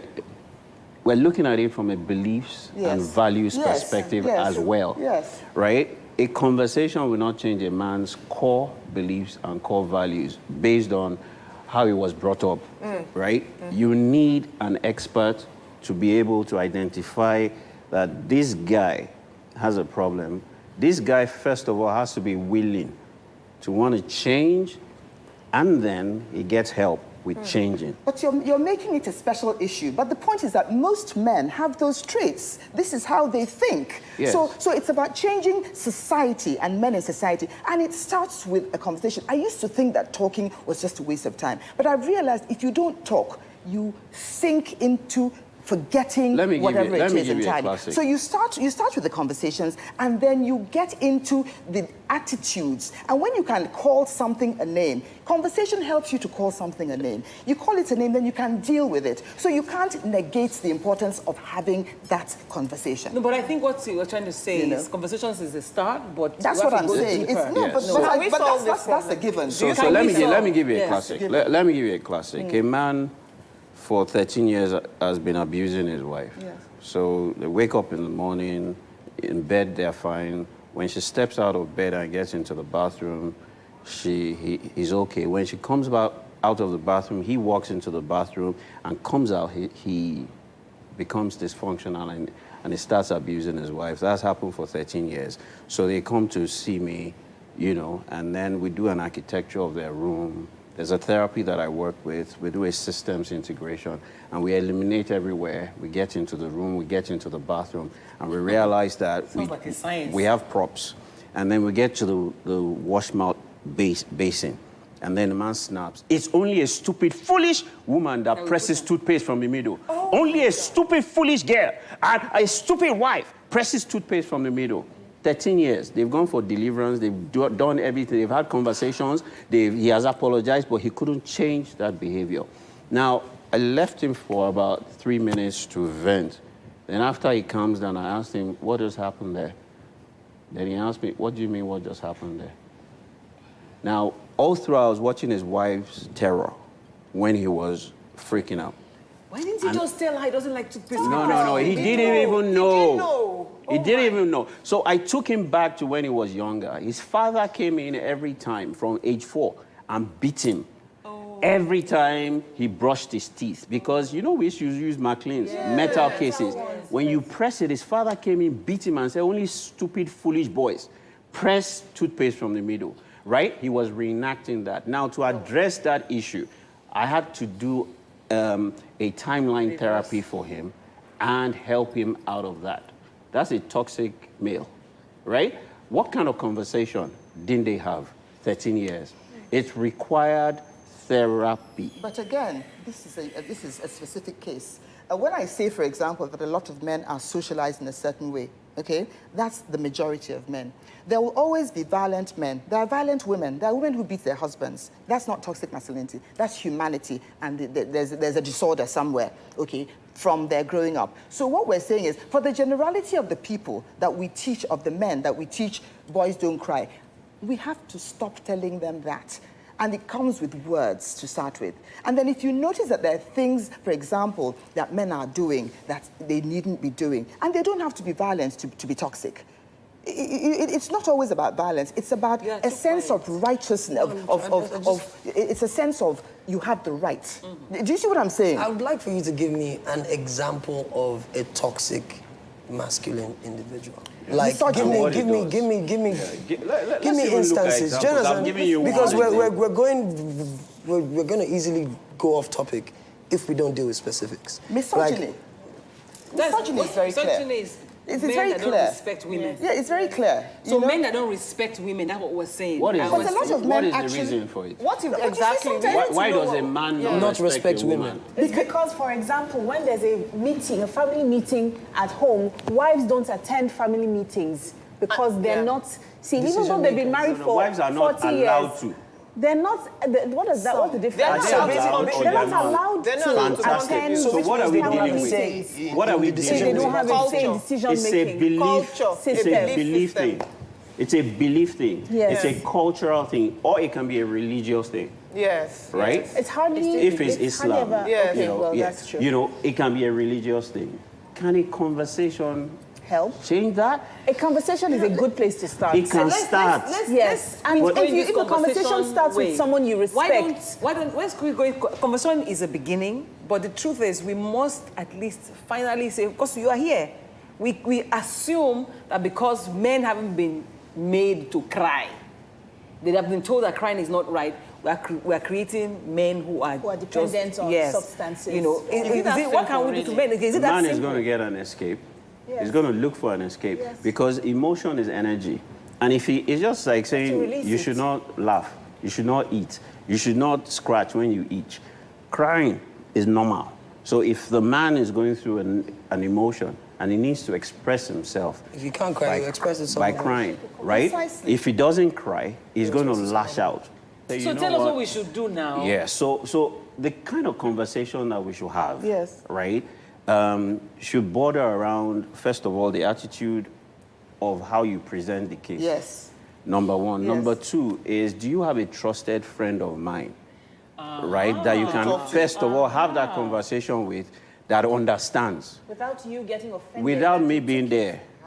without me being there. And that's part of your relationship. You know, this conversation That's part of our is not going to relationship. end. That's We part of have our to just- relationship, right? Our relationship should be centered around our friends are our friends. So my friends are your friends are my friends. And there are people that we should be comfortable with that can call us out. So you should be able to have that conversation with my friends. This conversation isn't going to end because at the end of the day, we all live together, men and women. And so I think we have to continue this another day. Thank you. Shouldn't they just give us their one-liners? Yes. Yes. One-liner for one-liner. Just give us your one-liners. I mean, come here for nothing. For me, to be honest, a toxic masculine male is an abused individual that needs therapy, as you said. But he also needs to be understood. Yes. If you understand him, then you can either help him or avoid the things that would get him to a toxic state. Help him or avoid him. And I'm going to, lean in on that, right? So let's start from the upbringing of a man. It needs to be a functional environment, husband, wife. The husband needs to be there to set the examples. Children learn more by observing than telling. Yes. So the mother can tell from here to kingdom come. If the father doesn't set the right example, the mother's brothers, the uncles don't set the right examples. The mother will talk. He will be picking up what the uncles and the guys So are this is a doing. message to all the fathers out there, really. Not only mothers. So thank you so much for being a part of this. Thank you. for having us. What was it? A debate? Heated discussion. Thank you very much. Yes.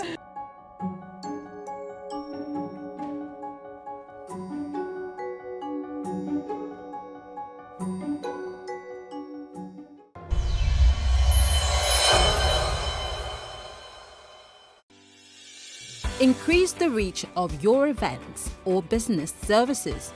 To advertise on Plus TV Africa, please call 0906 000 5719 or 0909 040 8408 or send an email to marketing@plustvafrica.com.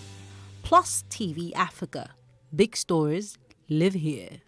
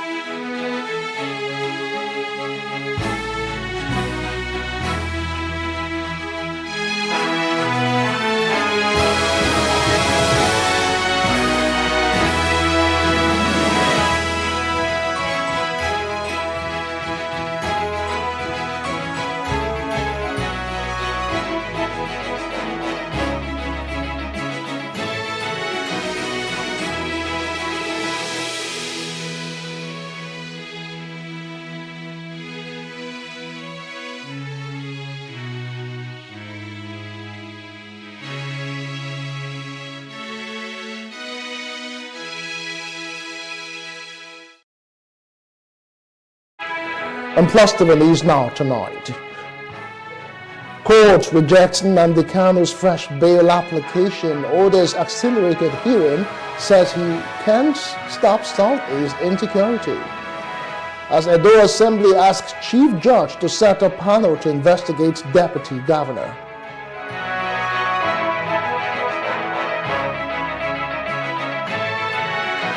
Now, South Africa investigators raid home of Parliament Speaker.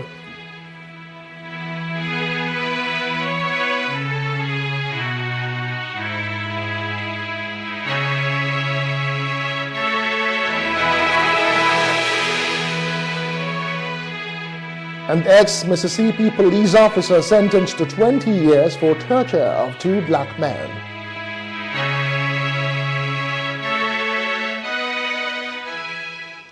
Good evening to you. I am Justin Akadonye, and this is the news now on Plus TV Africa. Justice Binta Nyako of the Federal High Court, Abuja, has denied bail to the leader of the proscribed indigenous People of Biafra IPOB Nnamdi Kanu. The court, however, ordered an accelerated hearing of the case involving the embattled IPOB leader who is facing charges bordering on treasonable felony. Kanu, who was brought to the courts today, has been in the custody of the Department of State Services, DSS, since his arrest in June 2021. Delivering the ruling, Justice Nyako held that the court would only grant an accelerated hearing in the matter and ordered the prosecution to call its first witness. Counsel for Kanu, Aloy Ejimako, expressed his displeasure over the ruling. He said the IPOB leader's legal team cannot go on with the proceedings if not allowed to speak with their client. Ejimako added that it has been difficult to have a meeting with the Kanu in the custody of the DSS, as their conversations were always monitored, and Kanu is still wearing the same outfit which the court ordered to be changed. Now, the embattled leader of the proscribed IPOB, Nnamdi Kanu, says there is a conspiracy for him to die in the custody of the DSS. Kanu made this known before Justice Binta Nyako of the Federal High Court, Abuja, after he was denied bail. Earlier, counsel for Kanu, Aloy Ejimako, asked that his client be transferred to the Kuje Correctional Center. Kanu then requested to address the court and was granted permission by the justice. He told the court that he is suffering from cognitive heart disease. He pulled off his shirt in the courtroom to show the judge his ribs and chest as evidence of the treatment he is receiving in the custody of the DSS. But Justice Nyako said she will keep him where she deems fit, as Kuje was out of it. Now, she said that some suspect remanded in Kuje had escaped. The judge subsequently adjourned the case to April 17 for commencement of trial. Or staying with the matter, the embattled leader of IPOB, Nnamdi Kanu, says some government officials are profiting from the insecurity ubiquitous in the southeast geopolitical zone. Now, Kanu made this known today after he was denied bail. Now, the IPOB leader, who spoke after the court proceedings, said peace will be restored in the southeast if he is released from the custody of the DSS. I'm doing it because I'm in DSS. That's why the Ivoirians are not videos and try this rubbish, and they know it very well. They know it very well. And I suspect that some people in government are complicit. They are making money with this security. They are making money with it. They don't know the kind of that side. In 2 minutes, this nonsense will stop. Anybody involved in any form of violence or persecution in the Southeast, in the name of let me come out of this nonsense, this mess. 2 minutes only. Only 2 minutes, I guarantee you. And it will be in the East. Not just out. Everywhere in the East, even the South. In other news now, the Edo State House of Assembly has directed the State Chief Judge, Justice Daniel Okungbowa, to set up a 7-man panel to investigate the allegations leveled against the State Deputy Governor, Philip Shaibu. The State Assembly is accusing the Deputy Governor of misconduct and divulging government information to the public. The Speaker, Honorable Blessing Agbek Bako, presided over the brief sitting. Requirements by virtue of the Constitution of the Federal Republic of Nigeria is 3 months. I think that is stipulated in section 180 sub 6 of the Constitution. I said by virtue of the provision of the Constitution, section 188 sub 6 thereof, this panel of 7 have 3 months maximum to do their report. But because of the way this matter is a straight marketed matter, a matter that even the deputy governor have thrown in the towel because he knew that those allegations are unimpeachable. So as a result of that, he has not even said any response to that. I don't also expect him to go and meet the panel for any presentation. But whatever happens, the panel have the earliest day to report. They can report tomorrow and will take the necessary action. So there's no limitation as to time. They can report in 2 days, they can report in a week, but they cannot exceed 3 months. From Edo now to Delta State, where the governor Sharif Oborowori has assured that innocent citizens of Okwama and Okoloba communities will be protected from attacks by soldiers on reprisal attacks against the killing of 15 military personnel while on a peace mission. Oborowori stated this while speaking with State House correspondent after leading community leaders to meet with the President Bola Tinubu in Abuja. Now, Sharifu also revealed that the state has been enjoying peace since last year. However, commended all security agencies for their efforts to restore peace. Mr. President assured me that the peace, as in support of the peace, and we both condemn the killing of the officers and the soldiers because they are there on peace mission. And what is happening now is something that we did not bargain for. But we want to assure everybody that there will be no more attack on the villages. If there's anyone that has happened in the past, there will be no attack. But we know that those who are culpable will be brought to book. So some of those issues are security issues that you can't say publicly. That's the truth. And we're managing the situation. So the issue of whether a place has been burned down or people have been killed, it has happened. But the way forward, what is the way forward? The way forward are two ways. The people that have been killed, the officers and soldiers, we must see how we can find succor for this family and all, and give it a befitting burial. And also the community, anything that has happened in the community in the past will not happen again. We assure them, but the people who are culpable will be brought to book. Meantime, the Senate has called on the federal government to apprehend the perpetrators of the horrific killing of military personnel in the Okwama community in Delta State on March 14 and bring them to book. Last Thursday, some senior army officers and their men who were on a peace mission to the troubled area were reportedly ambushed and killed by armed youths. The Upper Legislative Chamber equally called for the recruitment of more policemen so that the military would not be dragged into civil matters. These were some of the resolutions reached at plenary after a brief debate on two motions by Senators Abdulaziz Aradua and Ede Dafinone. They were not only killed, but their bodies were also decapitated. The unfortunate incident occurred when the troops responded to a distress call after the communal crisis between the Okwama and Okoloba communities, both in Delta State. Recognizes that the tragic incident involving the attack on military personnel from the 181 Amphibious Battalion during a peace mission to Okwama community in Delta State underscores the urgent need for justice and accountability without resorting to retribution.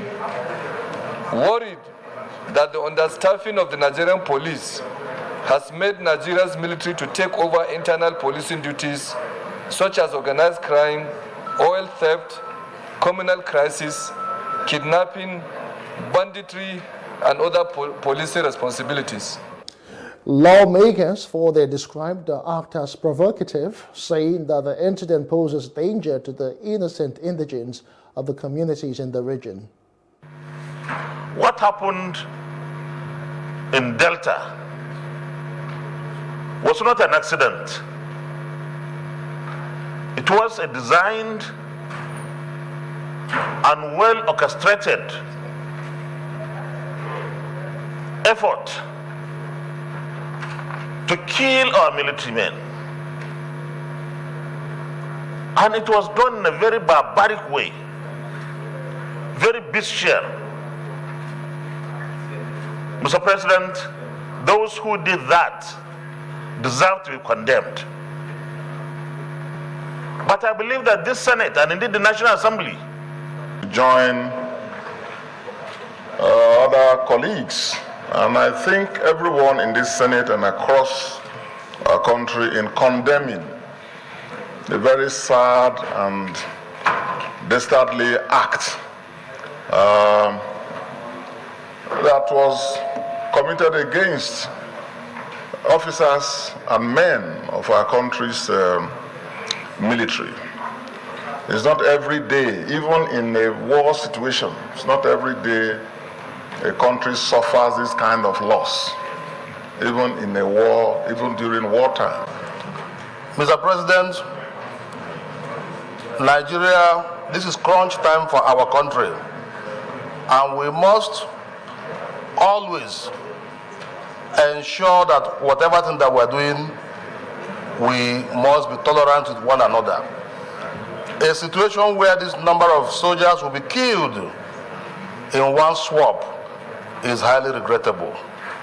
Soldiers are meant to protect the life and property of our citizenry.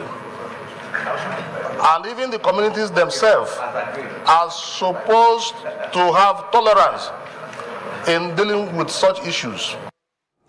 In his remarks, the Senate President, Godswill Akpabio, advised the military to carry out a thorough investigation to ascertain that those who murdered soldiers in the region are Nigerians.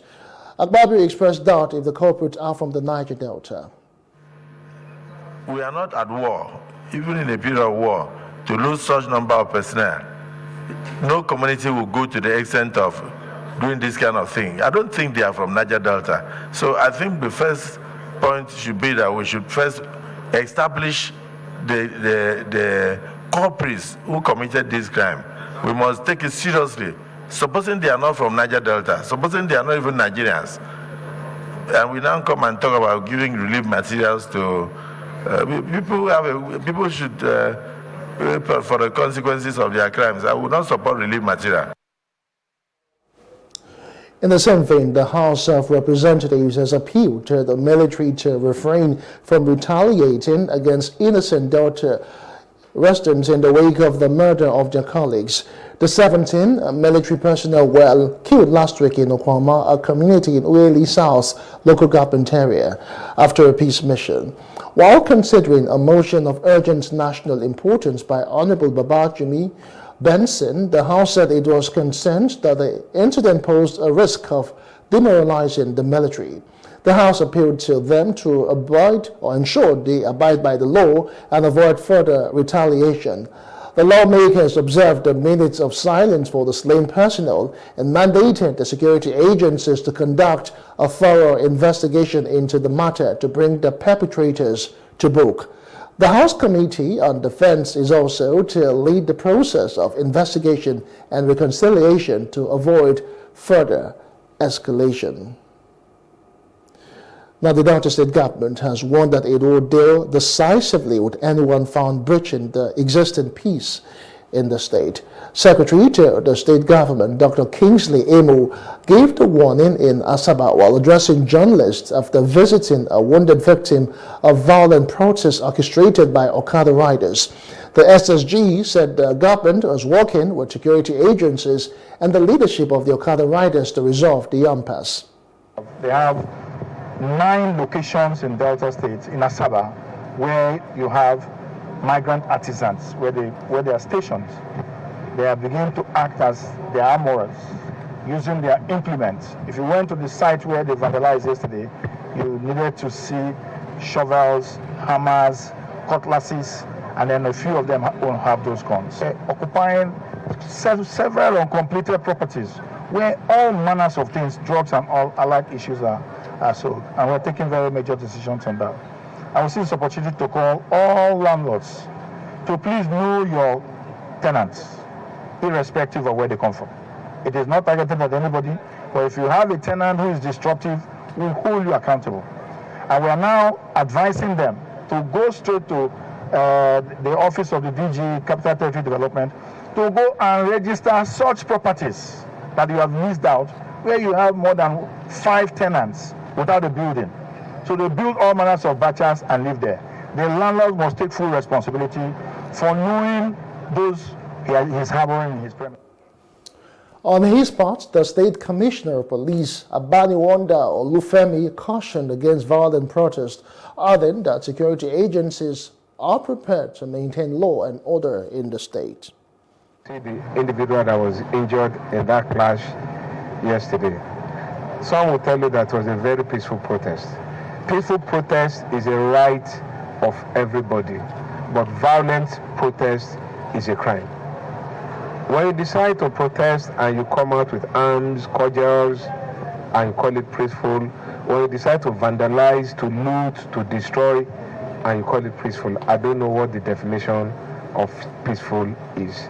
We implore all those who live within this area of responsibility to please go about their lawful business. The government and the police and other security services are guaranteeing your safety. Your right to trade, your right to move safely are guaranteed.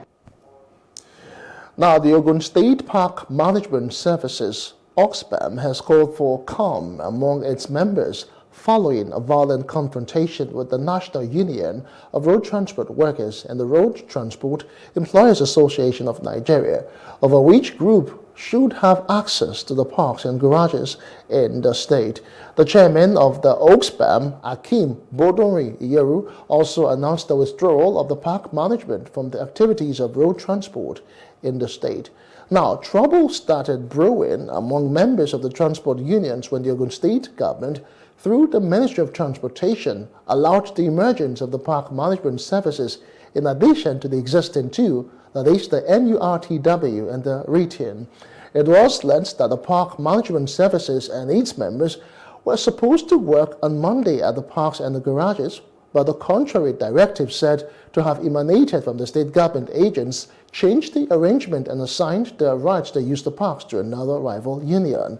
The development, however, led to resistance and violence in the parks in Abeokuta, the state capital, claiming 2 lives. Alhaji Akim Bodonri has just taken a step that is withdrawing and is engaging himself from OGSPAM based on the recent agreement made at the Commissioner of Police office, which did not go well with him because that was not the initial arrangement. The initial arrangement was that the Yaro group should be working in one week, the Yaro group should be working one week. But suddenly, we just realized that the whole thing changed. And when it came to the turn of what happened in Yeru, they said that it's the NURTW that have the right to work again. So that's why we are here today. That's why he came to address the members, to tell them that he's withdrawing because he cannot put the numerous member that is following him into jeopardy, into chaos. So that's why he said they should maintain peace henceforth. So pending the time that they will resolve the issue. My message for the member is not far. I will employ the members to stay put, to maintain peace throughout Ogun State because Akim Bodonri does not want crisis in anywhere, and that is his preaching to all the members, and that's what we have come here to do today. And now to health matters. In the wake of the brain drain syndrome being experienced in Nigeria, the country has continued to record landmark clinical procedures and treatment in a variety of medical and surgical specialties.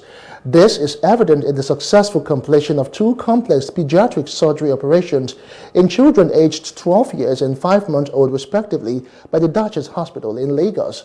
Addressing the feat in a press conference, the hospital says a combined team of cardiac surgeons, cardiac anesthetists, specialized theater nurses, perfusionists, and intensive care specialists led by Dr.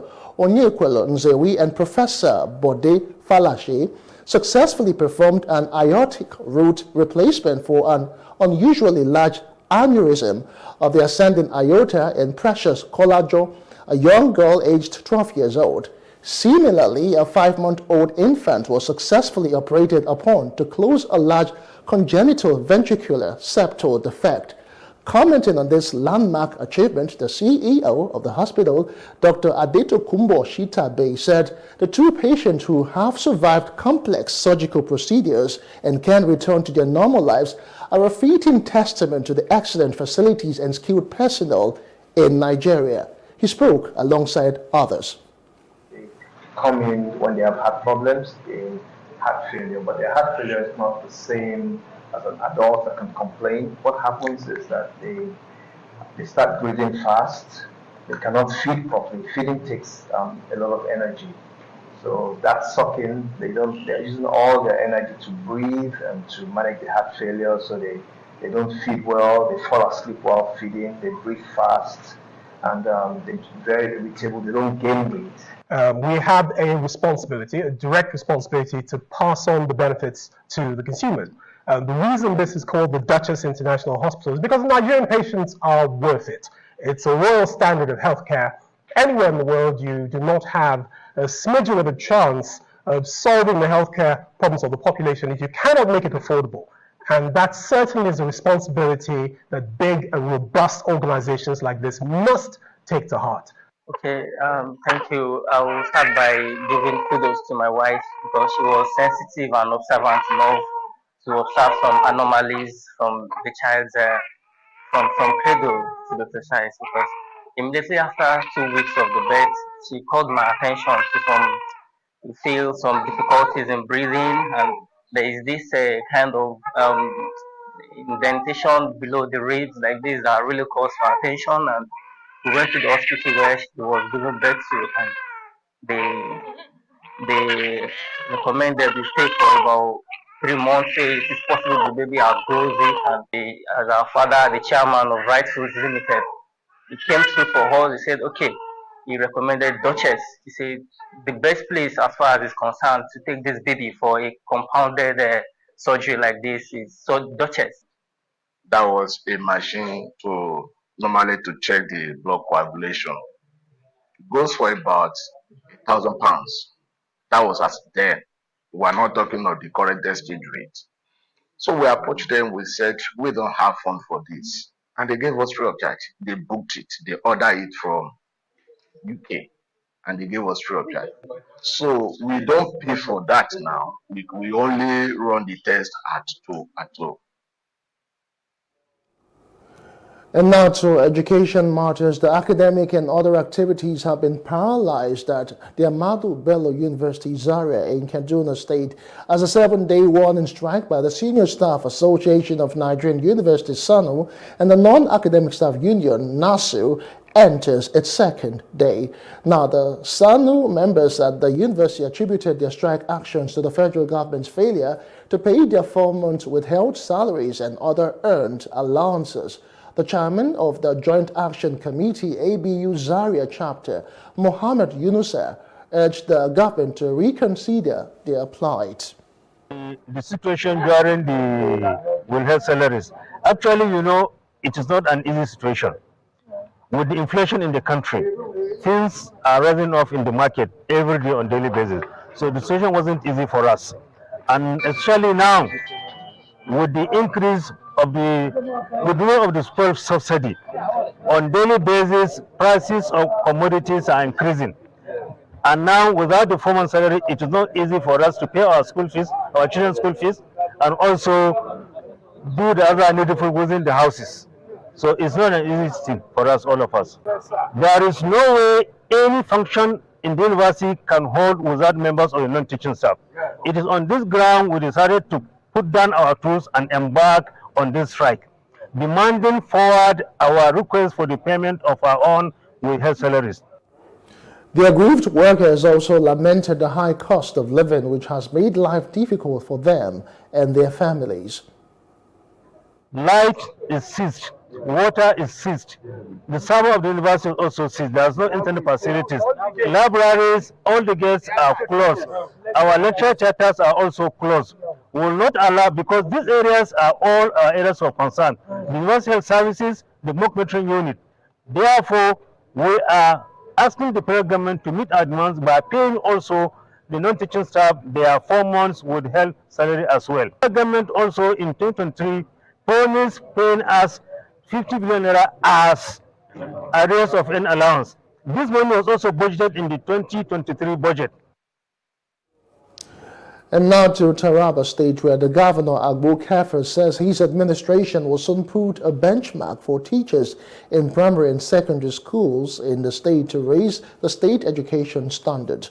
He made the disclosure at the 6th and 7th combined convocation ceremony of the Federal University Wukari, where he insisted that his administration would implement minimum requirement for both schools to ensure that learners are guided by educators with solid academic qualifications.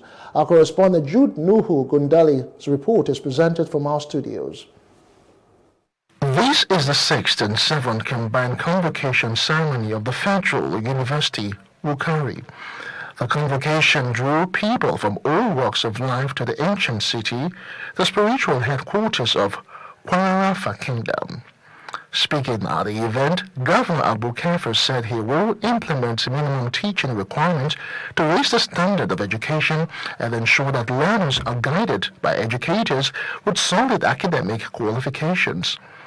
He explained that primary school teachers would be required to have a minimum qualification of a degree, while secondary school teachers will have at least master's degree, among others. As part of our commitment to raising educational standards, I am pleased to announce that in the near future, we will be implementing minimum requirements for teachers at various levels. For primary education, the minimum requirement for teachers will be a first degree, and ensuring that our youngest learners are guided by educators with a solid academic foundation. Similarly, for secondary educations, teachers will be required to have a minimum of a master's degree, ensuring that students receive instruction from highly qualified and knowledgeable mentors. The governor said his administration will provide more training opportunities to ensure that teachers remain updated and build their capabilities in the discharge of their duties. He urged the graduates to consider the noble teaching profession and that their expertise can shape and add value to the education sector. Governor Kafir commended the Federal University Wukari for its dedication to knowledge delivery and the role it is playing in shaping the future of the young ones. He said as a government, effort will be made to follow up with the federal government to ensure that laws establishing the university are properly put in place. As a state government, we will follow up with the federal government to ensure that the enabling law is established. In his speech, the Vice-Chancellor, Federal University Wukari, Professor Jude Samani Wabo, commended the dedication and commitment of the staff of the institution in equipping the graduates and equally enjoined them to strive to become beacons of hope in their respective societies. The VC commended the support the institution received from the Taraba State government under the Governor Abu Kafir to include donation of a general hospital, which is now the university's teaching hospital, the donation of a piece of land and funding of the convocation ceremony, among others. On behalf of the honorary degree recipients, the former SGF, Boss Mustafa, thanked the management of the university for approving their awards and said the honor bestowed on them is an additional responsibility to grow and develop the university. I'm glad to inform the BISOP that now the prototype projects have been completed and were commissioned yesterday. Similarly, the perimeter fence has been completed and commissioned. Lastly, but more importantly, teaching hospital has now been established for Federal University Wukari. I'm honestly excited that I'm being honored today along with two great Nigerians. That is His Majesty Manu Ishaku Ada, the Akuka, and Chairman of Taraba State Traditional Rulers Council, and Chief Obadiah Ando, former Minister of Water Resources in the Federal Republic of Nigeria. We are all conscious of the fact that this award bestows on us more responsibilities than privileges for the growth of the Federal University Wukari. Those honored with honorary doctorate degrees, honorary causa includes the former Minister of Water Resources, Obadiah Ando, the Aku Uka, His Royal Majesty Manu Ishaku Ada Ali, and the former Secretary to the Government of the Federation, Boss Mustafa. Highlights of the occasion included presentation of prizes and awards to some of the graduates who distinguished themselves in various fields. Now, former Commonwealth Secretary General Emeka Anyako says the 1999 Constitution as amended lacks the legitimacy of Nigerians. Anyako spoke during a national constitutional dialogue organized by a group of non-political leaders called the Patriots in honor of Ben Nwabweze, the pioneer Secretary General of the Ohanaeze Ndigbo. The colloquium was themed Lawful Procedures for Actualizing a People's Constitution for Nigeria. Our correspondent Paul George reports.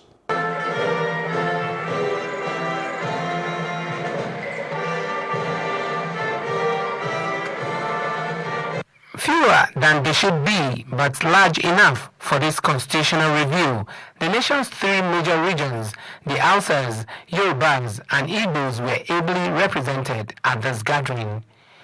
In his welcome address, the former Minister of Finance, Budget and National Planning, Kalu Idika Kalu, says Nigeria ought to have become a nation after 64 years of our existence. Also, the former Commonwealth Secretary General and Chairman of the Patriots, Chief Emeka Anyaoku, called for a new constitution. It's a pity that so many fundamental issues are still dangling. Issues of political rights, this unwholesome North-South divide. After 64 years, we should all be gathered here as full-fledged Nigerians of all corners of this nation. That our present 1999 Constitution, as amended, not only lacks the legitimacy that flows from a democratically made Constitution, but also has proved to be unsuitable for tackling many of the serious challenges currently confronting our country. The keynote speaker, Senior Advocate of Nigeria, Mike Ozekume, while profiling solutions to the current constitutional challenges, advised Nigerians to get another constitution through a referendum and not an amendment. Nigerians must own their own constitution through a popular referendum of the people, like was done to the Midwest Constitution on the 10th of August 1963, when it separated from Western region. Without that, we will just be on a journey to no destination. Make no mistake about that. The executive governors, present and past, including Babajide Sanwo-Olu of Lagos State and Aminu Tambuwal of Sokoto State, both were in support of a new constitution. Speakers on the speakers have talked about the fact that it's not the National Assembly that will make those amendments. And it makes a lot of logical sense. It is for the National Assembly to set up, to constitute a law, a simple law, where the people will come together and make those amendments for themselves. I stand here as a leader of the largest state, and if it is a voice to use me as an advocate to take that forward in the National Assembly, then it becomes a call for us to take it forward. Let me support my brother, the Governor of Lagos. We are there, Governor Benga Daniel. We will provide our offices to collaborate with these the Patriots and all well-meaning Nigerians to move and promote that bill that will now establish the referendum commission for us to have and make a pathway. Former Governor of Rivers State and the immediate past Minister of Transport, Rotimi Amechi, showed concern for Nigeria's future. These conferences produce a South-South president. Each ethnic group will start to prove federalism. They give them power. They won't play with it. True federalism will die. Is there any true federalism again in South-South? But they okay. Did not come. They produce a president. Any change? Is there any change? With the promises made by the stakeholders in this national constitutional dialogue, Nigerians are hopeful for a progressive future. Paul George, Plus TV News. As the governorship election approaches in Ondo State, residents have been advised to come together for the birth of a new state with significant and accelerated economic development. This call was made by the Director General of Asiwaju Mandate Group AMG Ondo Chapter, Muyiwa Asagunla, during the official unveiling of the group in Akure, the state capital. Now, he explained that the movement conceptualized by the Minister of Interior Honorable Olubunmi was born out of having a stable political landscape and finding a common ground for victory without bias against any aspirant within the APC field. He said with the birth of the AMG, the people of the state can be sure of more dividends of democracy, having suffered some setback in the last few years, occasioned by instability of governance in the state. We are committed to delivering tangible benefits to every citizen of Ondo State, ensuring that our collective aspirations are realized through good governance. Aim is to build a platform where every voice will be heard and every perspective is valued.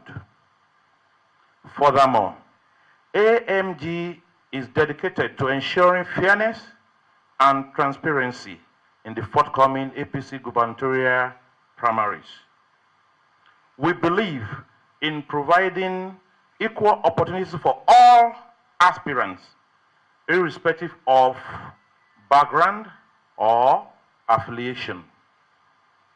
The next governor of Ondo State will be the governor that will recognize, should be the governor that will recognize the party and respect the party hierarchy. And then the next governor of Ondo State should be a governor that will feel what the people of Ondo State are feeling and be able to accede to the yearning of the common people. The House of Representatives has summoned the Minister of Health, Mohammed Pate, and the Permanent Secretary of the Ministry to appear before it or face sanctions.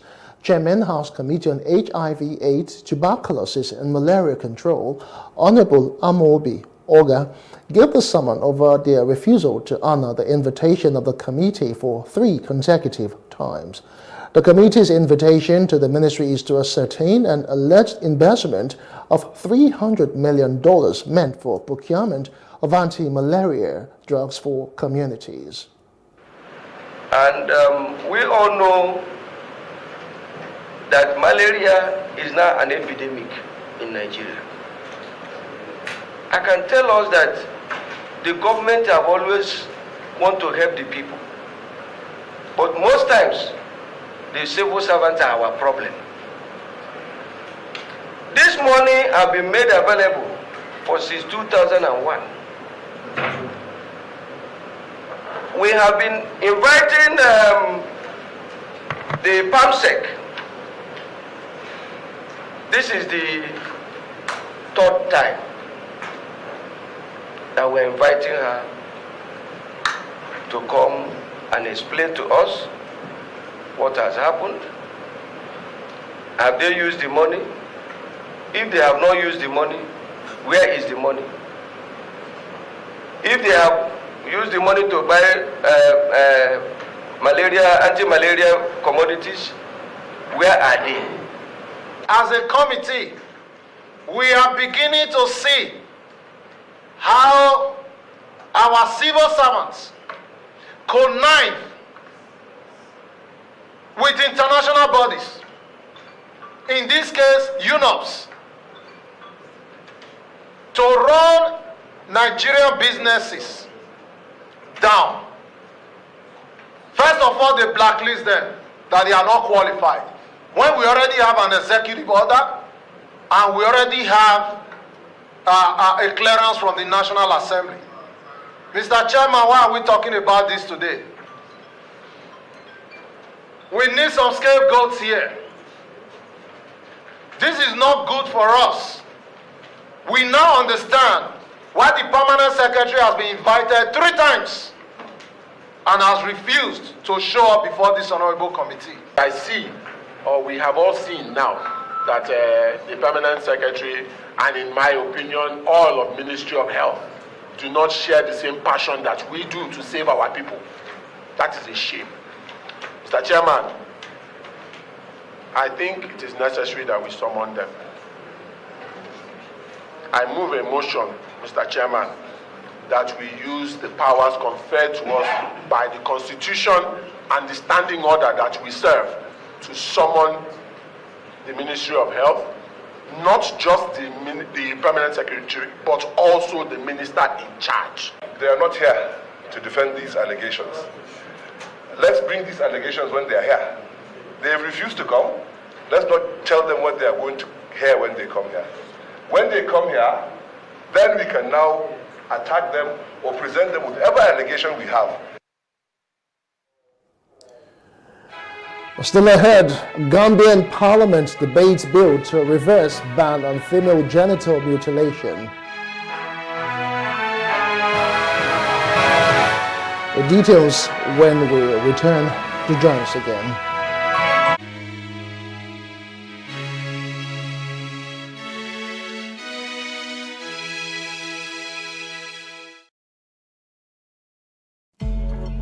Sometimes, it's not just the distance we travel. It's the gaps we close.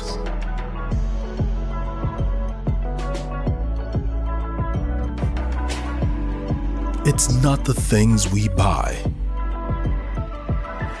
It's the memories we create. Sometimes, it's beyond the places we go.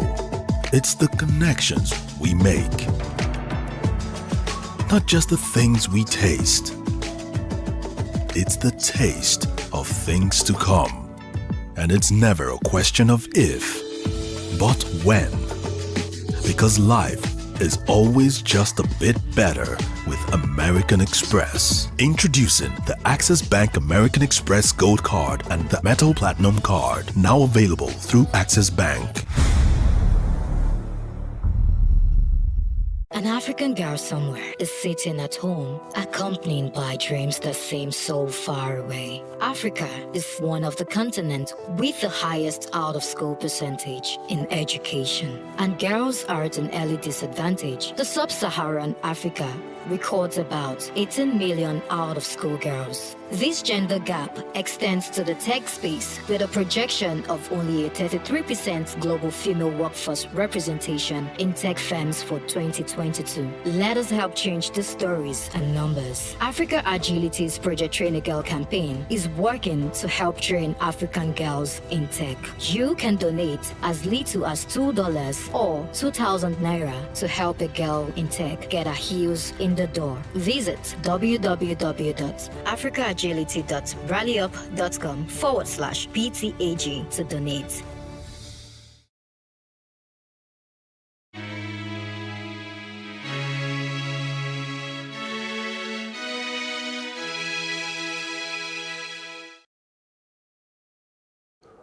Welcome back to News Now to other parts of the continent.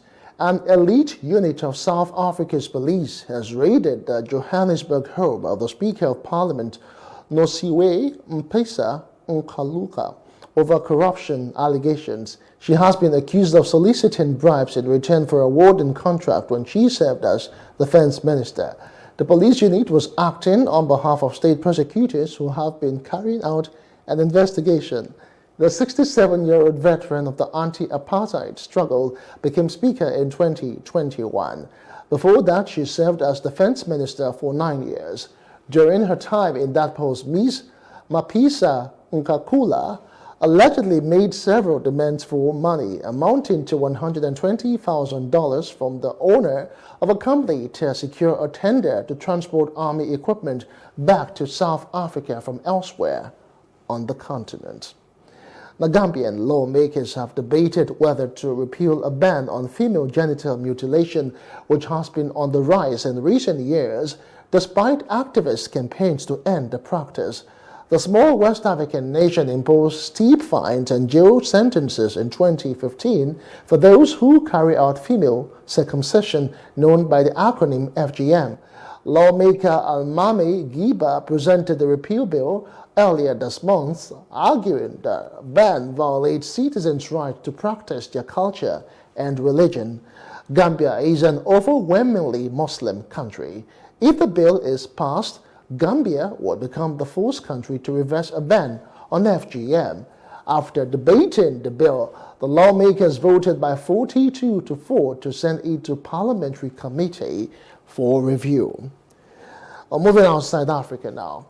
Former Mississippi police officer Hunter Elwood has been sentenced to 20 years for his role in torturing 2 black men in their own home. Elwood is the first of 6 officers due to be sentenced this week. The victims were beaten, shocked with stun guns, and sexually assaulted by the officers who burst in without a warrant in 2023. One of them was also shot in the mouth. Now, the group pleaded guilty to federal civil rights offenses in August. Elwood's sentencing will be followed by the other 5, Christian Dedmon, Brett McAlpin, Jeffrey Middleton, Daniel Opedick, and Joshua Hartfield. On Tuesday, U.S. District Judge Tom Lee called Elwood's crimes egregious and despicable, according to local media. Now, Hong Kong has passed a tough security law which authorities say is necessary for stability, but which critics fear will further erode civil liberties. Article 23 targets new offenses like external interference and insurrection, and penalties include life sentences. It was fast-tracked through its final stage by the city's pro-Beijing parliament in less than 2 weeks. Article 23 expands on a controversial national security law earlier imposed by China. That law already criminalizes secession, subversion, terrorism, and collusion with foreign forces in Hong Kong.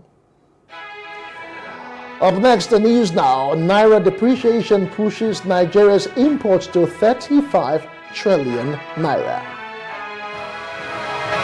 Well, that's coming up in business news after the short break. Stay with us.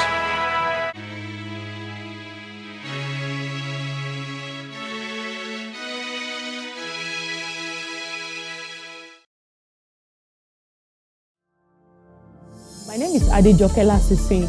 I'm the founder and creative director of Planet 3R. At Planet 3R, we convert textile and plastic waste into eco-friendly products. The motivation actually came from a rural community in Ibadan here. Whenever it rains, the whole place, people will not be able to go inside the community. If it rains overnight, people will not be able to go to school, they will not be able to go to work. Anytime the water now goes away, you now realize a lot of waste came. And I was like, this is actually the root cause of this problem, improper waste management system. Then I look at it that, what can we do to solve this problem? And that was how I started using the weaving skill that I've acquired from my mom since I was 9 years old.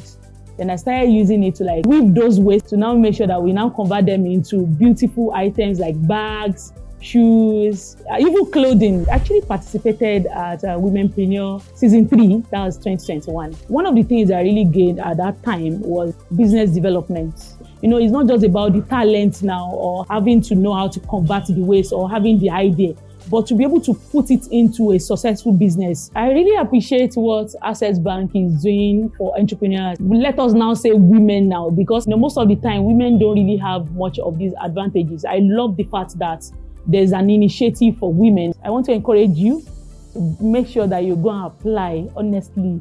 Your life will not remain the same again.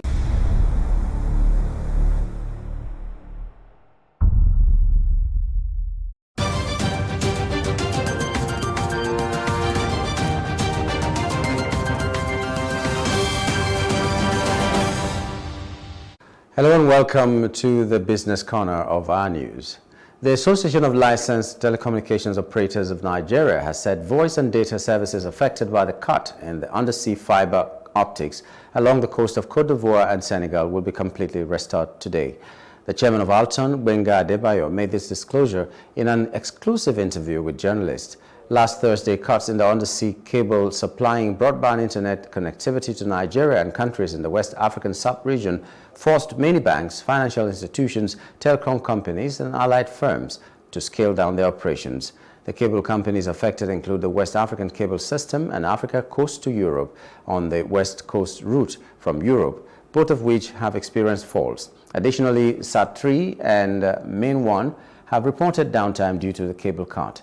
On Monday, the Nigerian Communications Commission announced in a statement that the services had been restored to approximately 90% of their peak utilization capacities. Nigeria's total imports grew to 35.9 trillion naira in 2023 from 25.5 trillion recorded in 2022, according to data from the National Bureau of Statistics. A breakdown of the data showed that in the first and second quarters of 2023, total imports stood at 6.4 trillion naira. It increased to 9 trillion naira in the third quarter and again to 14 trillion in the fourth quarter. By volume, manufactured imports topped the chart, with imports worth 18.3 trillion naira.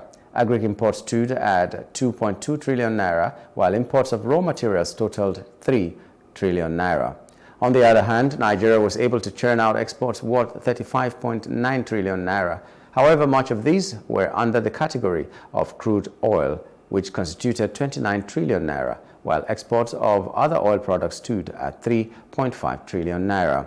Agricultural exports were 1.2 trillion naira, while manufactured goods exported outside Nigeria totaled 778 billion naira. This means that Nigeria recorded a balance of trade of 1 trillion naira in the agricultural sector and staggering minus 17.5 trillion naira in the manufacturing sector. Chief Executive Officer of the Center for the Promotion of Private Enterprises, Muda Yusuf, blamed naira depreciation for the significant increase in exports on a year-on-year basis.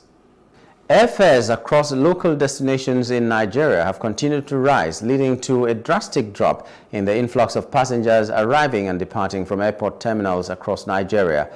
A recent visit to the three busiest terminals in Nigeria, Murtala Mohammed International Airport, Lagos, General Aviation Terminal or Murtala Mohammed Airport MMA2, General Aviation Terminal GAT, Lagos and Abuja Local Airport Terminal shows few passengers were being processed to travel. In most cases, only arriving passengers are present at these airports, as most airport workers decry low patronage because of rising fares.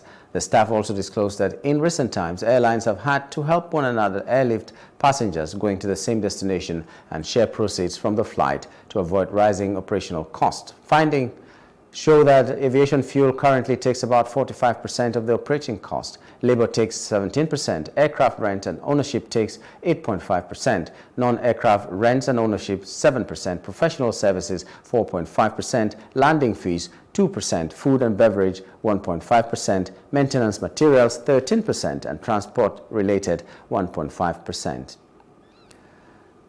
At the backdrop of subsidy removal and liberalization of the foreign exchange market, the Federation Account Allocation Committee, FAC, has recorded further increase in distributable revenue with February 2024 disbursement of 2.07 trillion naira to the three tiers of government. The figure represents a 23.9% rise from 1.67 trillion distributed in January 2024. The FAC accrual has been on the rise since the second quarter of 2023 after the implementation of the twin policy reform of the President Bola Tinubu administration. The latest National Bureau of Statistics NBS report on FAC stated that the amount disbursed comprised of 1.15 trillion naira recorded from the statutory account, 479.03 billion naira from the exchange gain, 16.59 million naira from electronic money transfer levy EMTL, and 420.73 billion naira from value-added tax. Further breakdown of revenue allocation to the federal government of Nigeria FGN revealed that 279.06 billion naira was disbursed to the federal government of Nigeria consolidated revenue account. 6.57 billion naira was received as a share of derivation and ecology. 3.29 billion naira as stabilization fund, 11.04 billion naira for the development of natural resources, and 10.37 billion naira to the Federal Capital Territory FCT Abuja. In the meantime, the Independent Petroleum Marketers Association of Nigeria and the Major Energy Marketers Association of Nigeria have projected a marginal reduction in the pump price of premium motor spirit, popularly called petrol, produced from the Port Harcourt Refining Company once the plant begins operations next month. IPMAN and MEMAN also declared their readiness to load products from the facility as they urged the Nigerian National Petroleum Company Limited to fulfill its promise of pumping refined products from the plant in 2 weeks' time. On Friday, the Group Managing Director, NNPCL, Mele Kyari, announced that the Port Harcourt refinery would commence operations in about 2 weeks' time. Kyari, who appeared before the Senate Ad Hoc Committee investigating the various turnaround maintenance projects of the refineries, revealed that the mechanical works had been completed on the Port Harcourt, Warri and Kaduna refineries, stressing that the Kaduna refinery would commence operation in December. And that's it from our Business Corner. Back now to News Now. My name is Nyamgul Agaji. And away from business, reports will now join our entertainment news desk for more stories. Veteran Ghanaian actor Kofi Ajololo has spoken out against the practice of Ghanaian TV stations airing Nigerian movies without proper permission. In a recent interview on Hit FM, Ajololo criticized this trend, highlighting its negative impact on both Ghanaian actors and Nigerian filmmakers. Ajololo, currently filming in Nigeria, revealed that many Nigerian producers express frustration with Ghanaian broadcasters who freely distribute their work. He emphasized the financial consequences for Ghanaian actors who may be overlooked for collaborations due to the ease of accessing their work for free. Ajololo's comments raised concerns about copyright infringement and the importance of fair content distribution within the West African film industry. He advocates for respecting intellectual property rights to ensure a healthy and sustainable environment for filmmakers across the region. And moving on, Nigerian comedian A.Y. Makun's recent Instagram post celebrating his son, in quote, Denzel's 17th birthday has caused a stir online. While Makun showered Denzel with love and well wishes, many followers were left confused. The reason for the confusion? Denzel is actually the son of Makun's sister, Morenike Ebimami, who had posted a separate birthday tribute for him 2 days prior. Makun's use of terms like son and daddy in his post led to comments questioning his family dynamic and his wife Mabel's potential unhappiness. Calls for clarification flooded Makun's comment section, with some users requesting an explanation about Denzel's relation to him. Makun has yet to address the confusion publicly. And finally, Drake's recent concert. And finally, it's now time for sports news.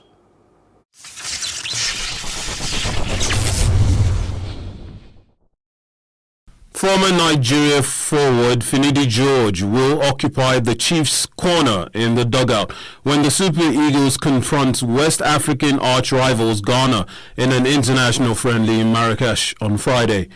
The 52-year-old former Ajax Amsterdam and Real Betis winger, who made a scoring debut for Nigeria in an African Cup of Nations qualifying match against Burkina Faso at the National Stadium, Lagos, on the 27th of July, 1991, has been appointed by the NFL. And sports news wraps it for us on the news now. I am Justin Akadonye. Many thanks for watching.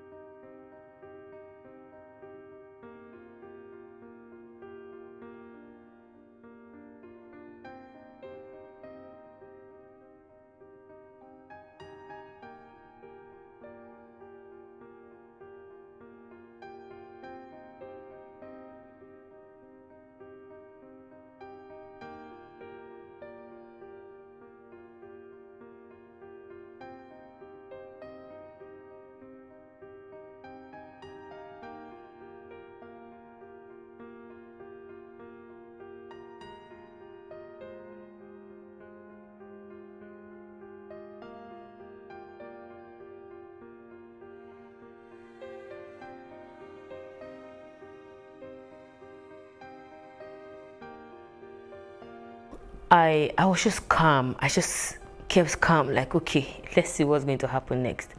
And they were there that night till at about 11 or 12 late in the night. And then they brought a bus. So they packed all of us. The bus was empty, like they had removed everything inside the bus. They made us sit. We sat in the bus and we drove. So we drove for a couple of hours. I can't remember how many hours, but like close to 7 hours. So on daybreak, I saw where we got to was like a house, very big house, gated, fenced and all that. And they just dropped us there and turned back. So I was surprised, like, So for the first time, and I had to ask the 4 ladies, the 3 other ladies that we left together, please, do you guys really know where exactly we are going to? Like, this whole thing is really looking blurry to me and I don't understand anything anymore. And they're like, even them too, they are even confused though. And to crown it up, they asked us not to talk to each other. They asked us not to say anything to each other. I don't understand. So I just looked everywhere and saw that, okay, there are batches and batches of people seated at different corners. Okay, so I really need to ask questions.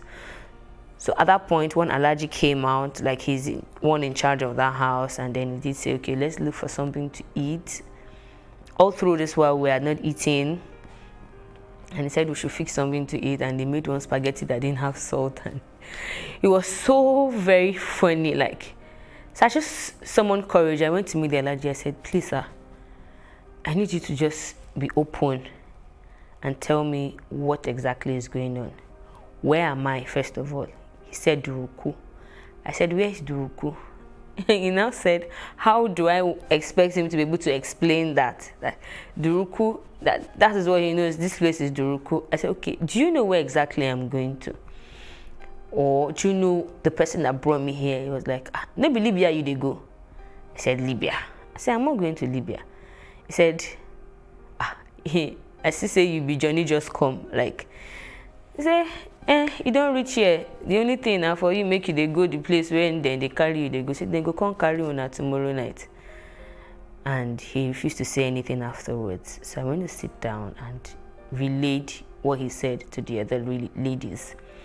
And everybody became very, very, very, like, upset and curious, like, okay, let's even find out. So just at that time, there was a lady in the particular room that had like 5 big bags, Ghana must go bags, big ones. So she said she was going back to Kano, that she stays in Kano. She sells gold and clothes. She speaks Yoruba. So she was explaining to one of the ladies. So that was the first instance where I started hearing information, and I just didn't want to believe. Honestly, I didn't believe at that point that maybe that is what we are in. But what she explained to the lady was that we are either being transported to Libya for prostitution or Italy. And then the lady said, she told her that no, the person that took us said we are going to Malaysia. And the lady now laughed and said that is what they will tell you, and that this is her 5th time going through this route. That was the same way she was deceived, but she ran away and was able to find someone who helped her, and eventually that was the person she got married to, and now they are doing like illegal business. She goes there, buys stuff, and goes back to Kano to go sell. So I said, no, it cannot be possible. Like, we all agreed that it cannot be possible, because that was not what they told us. Looking at what the first guy told us, what the magician guy told us, what the lady told us, that it cannot be possible, that maybe hers is a different kind of connection. So fast forward from there, they came to pick us the next night in a Hilux, arranged us, and we drove for like 3 days non-stop. Okay, we had 2 stopovers. The first stopover was in a very cold, white place. Like, I have never seen that kind of cold in my life before. I was shivering to the brain. Like, I just couldn't imagine why I was going through this. Like, if these people really want to help me, this is not a way to help someone. you cannot be helping someone and the person is in pain. So, but I couldn't really say much because I was already in it. So we drove for days, and on the third day where we stopped was really looking like, I didn't know what to call the place. There were thousands of people, young ladies, guys, and they were calling it ghetto. This is ghetto. They were calling the particular ghetto. The ghetto had a name, and they said, okay, now we can go and have our bath. So for the first time after 7 days, 8 days, we're going to have our bath and have change of clothes. So first of all, my concern was to even just let me even have a bath first and find something tangible to eat.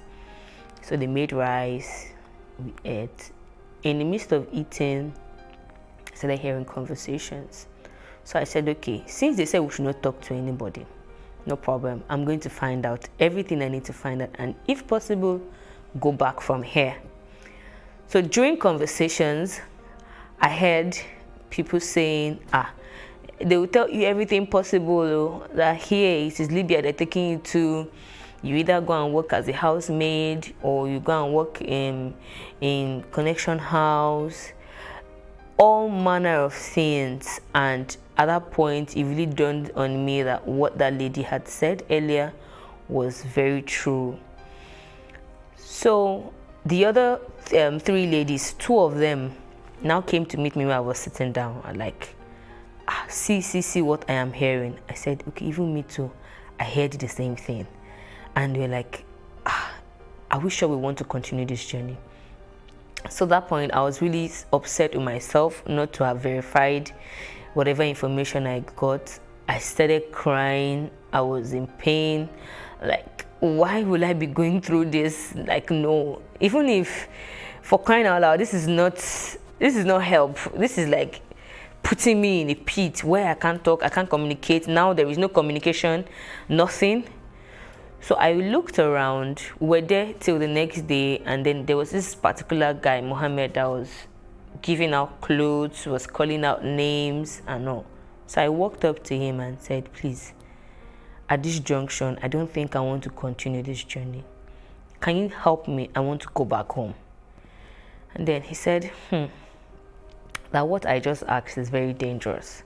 That if it was yesterday when I came that I said that it would have been, maybe you can manage or think of how to go about it. That already the person that I'm being taken to knows I'm here. Whatever makes me not get to her, he has to be the one to pay for me. I'm like, pay for me as how? He said, somebody paid for you to be brought to her, and pay transit, they pay additional money just to be sure that the person is being carried along. And I was like, okay, so how much does it cost to get up to this point? And if I'm to go back from here, I can actually call them, tell them I don't want to continue this journey and I want to go back home. He said it's either of 2 things. It's either you get home or you don't get home. They might tell you to go. They'll either kidnap you and sell you to a place where you'll never be able to come out from, or they might even kill you. That he would advise me to just go and face my fate, but I should pray that whoever I'm going to go and meet is not a bad person. And I asked that, why did he say so? He said he cannot say anything more. That I'm here, and the only way forward is to move forward. I was like, okay. I was broken. I couldn't even tell the other ladies what he had said. I summoned courage to eventually see. So that night, they put us in a hillock. We're about 36 or 32 of us. And they made us sit in rows in the hillocks. So we drove for like 3 days. We had a couple of stopovers, but I was really choked up because I was seated back in the hillocks. So everybody's weight was resting on me, and it was hell for me. I couldn't breathe at some point. My legs were dead. I couldn't move. Even when we stopped, I took like minutes. Most of us took like minutes to even be able to stand up. And I was like, no. But even if I were to travel by road, he did say it was going to be at some point. At least by now, the traveling by road should have stopped. And So I remembered what the other guy said at the where we were, that there's no flight, anything. They deceived you. Everything they told you was just to cajole you to decide to go, that there is no flight anywhere. You're going by road to wherever you're going to. So at that point, I was just concerned with one thing, which is surviving and coming back home at all cost.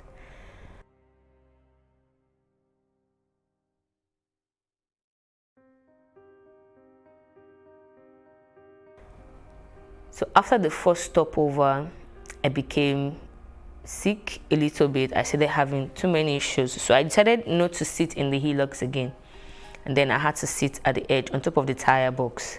And then I had a stick in between my legs. So they made ladies sit inside the hillocks, and then the guys would sit around the hillocks. But because of my previous experience, I had difficulties breathing. I said I wasn't going to sit inside the hillocks again, that I was going to sit at the edge. So I did sit on the edge of the hillocks and had a stick to hold on to, and we drove for another couple of days. The experience in the desert was, it's not something, sometimes when I think about it, I just smile. My smiling is not that, okay, I'm happy, but I wonder how I was able to pull through. I wonder how I was able to manage my health. I wonder how I was able to cope up mentally, emotionally, thinking about everything I had left back at home, everyone. I kept them in the dark. I didn't really say much. And then thinking about the people who deceived me, like, if you want to help someone, you should help someone and not even put them into more problems. So a lot of things were racing through my mind. I got so discouraged at my own life.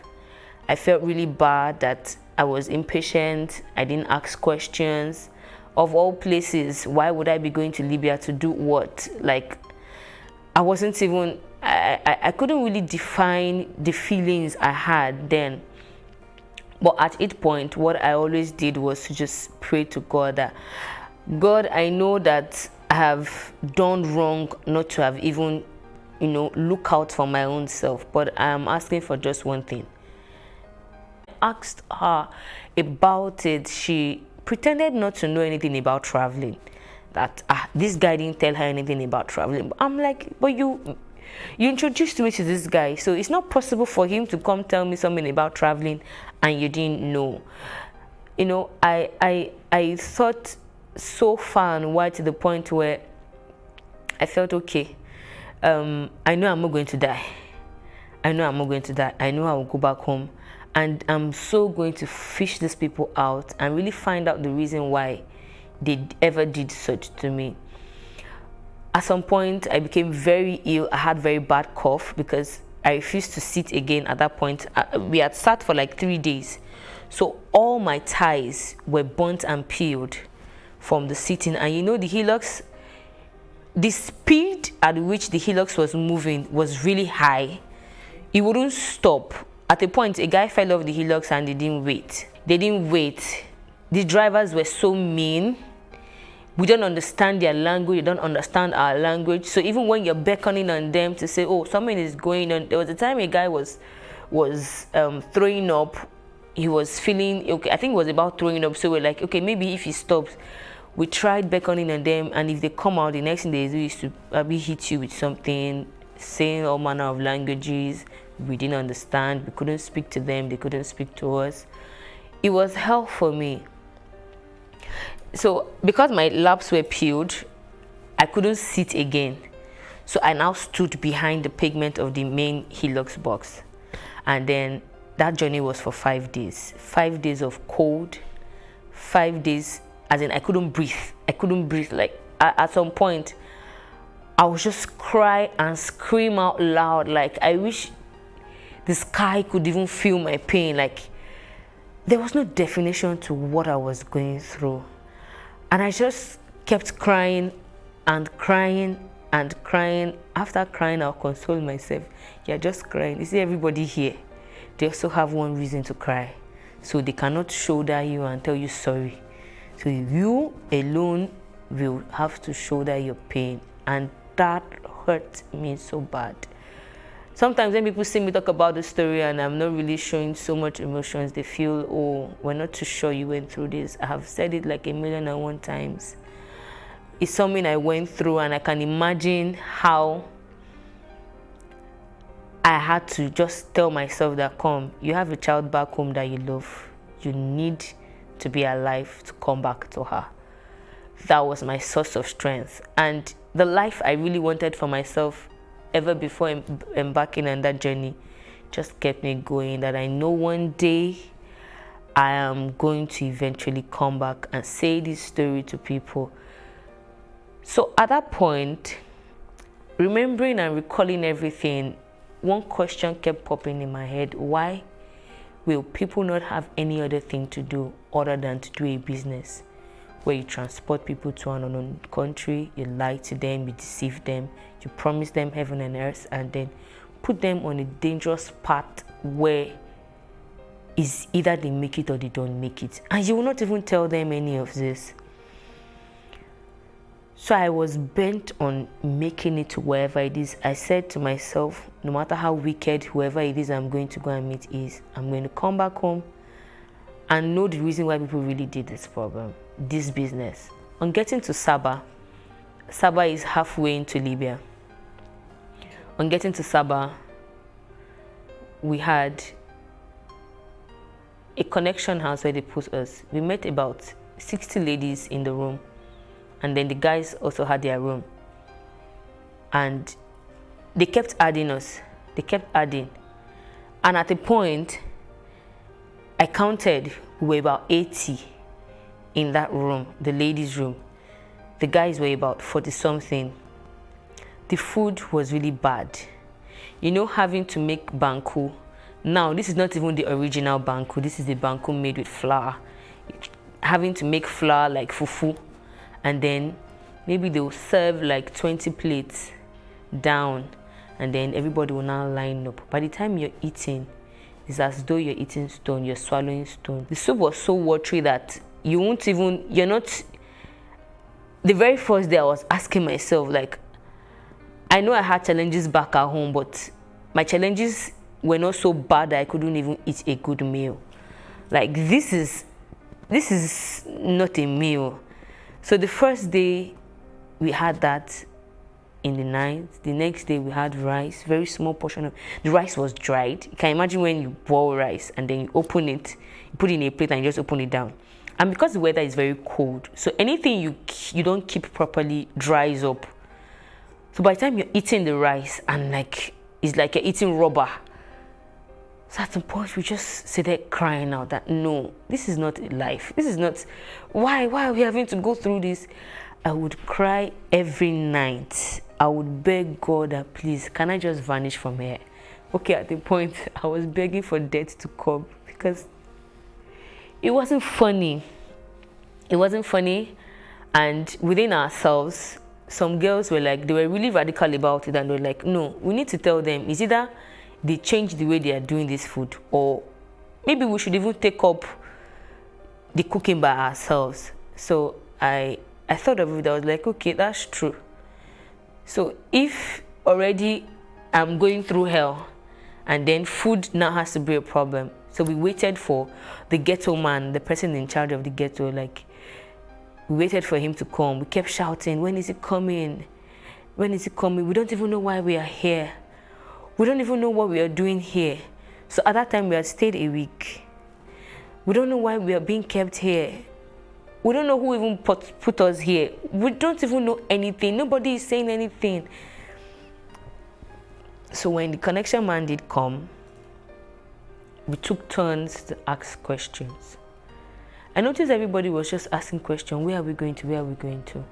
And all. So I did ask him. I said, okay, first of all, why are we here? Do you have an answer, or do you know the reason why we are here? And then he said, you are here because you're being transported to your burger. And then we now asked, what is the meaning of a burger?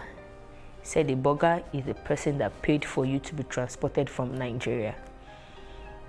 So we're like, is that the reason why we are being given bad food? Like, when you're given something to swallow and it's already hurting your throat. Like practically almost everybody had sore throats from that banku.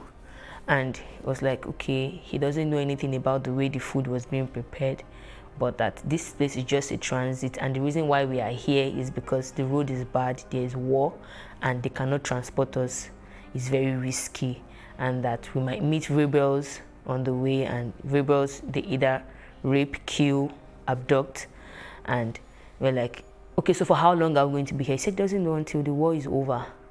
So if it takes 1 month, if it takes 2 months, but just know that for every food you are eating, for every extra thing you collect here, your money is piling up.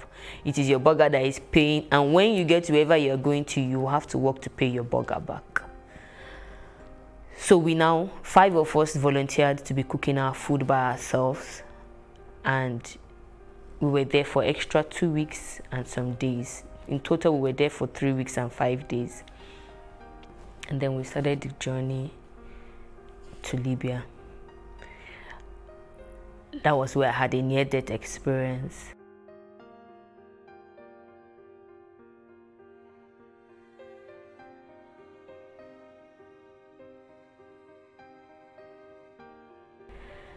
So we were somewhere, we were kept in a particular house where they locked us. There was no light, nothing.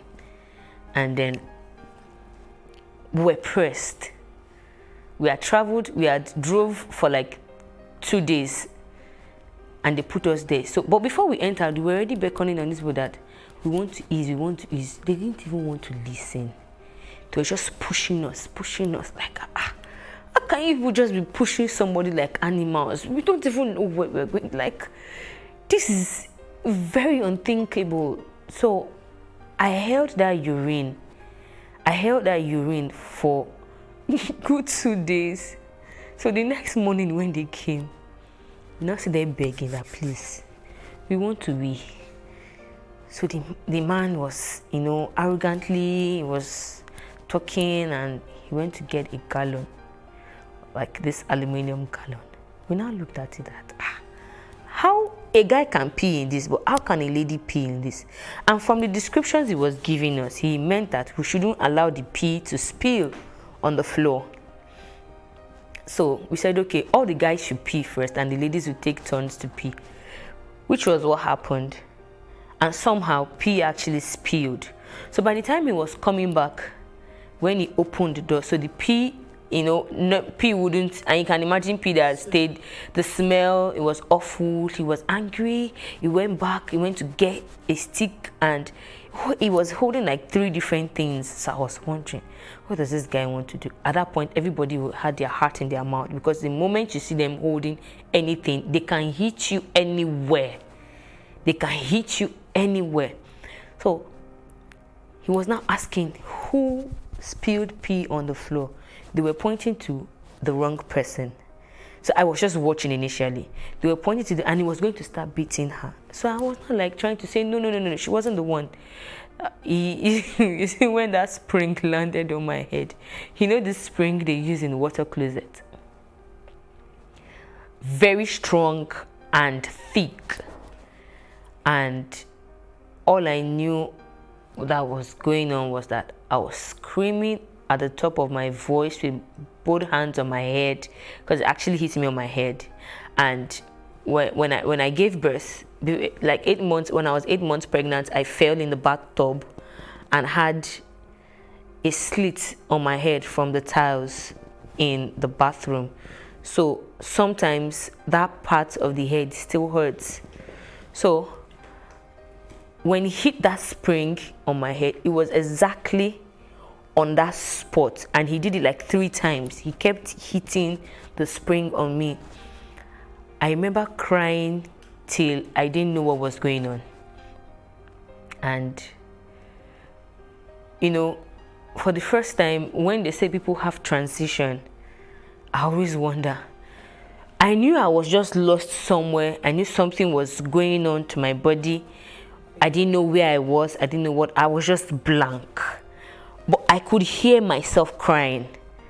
And I was just crying, as in, bitter tears. You cry bitter tears, and you just have to still be the one to tell yourself, you have to stop.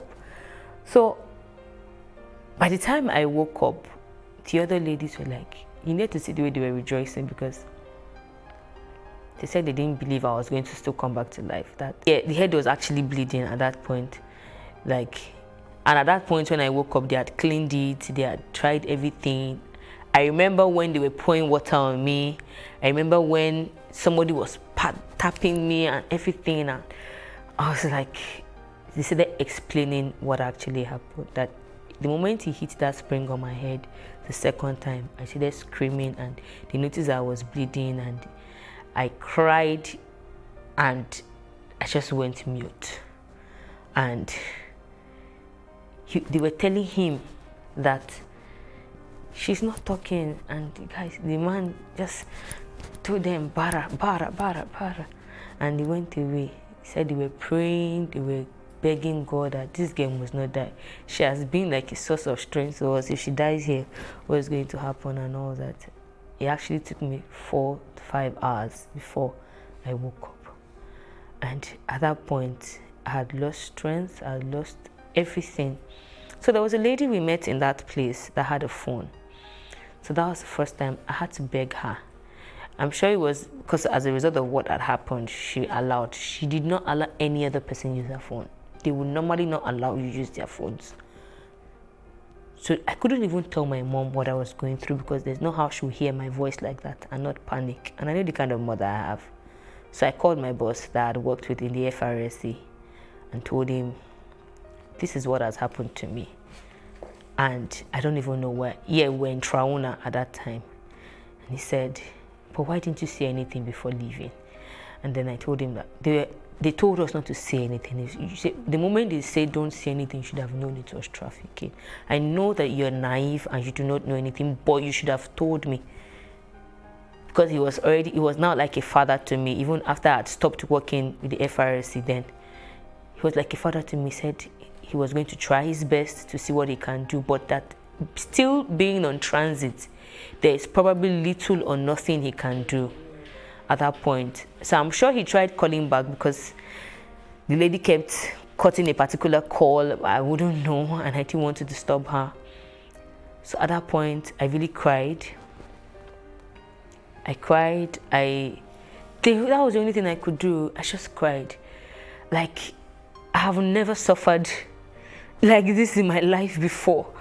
Even if I'm to suffer anything, it shouldn't be suffering from a decision to have a better life. So long and short was, we got into Libya and they kept hiding us.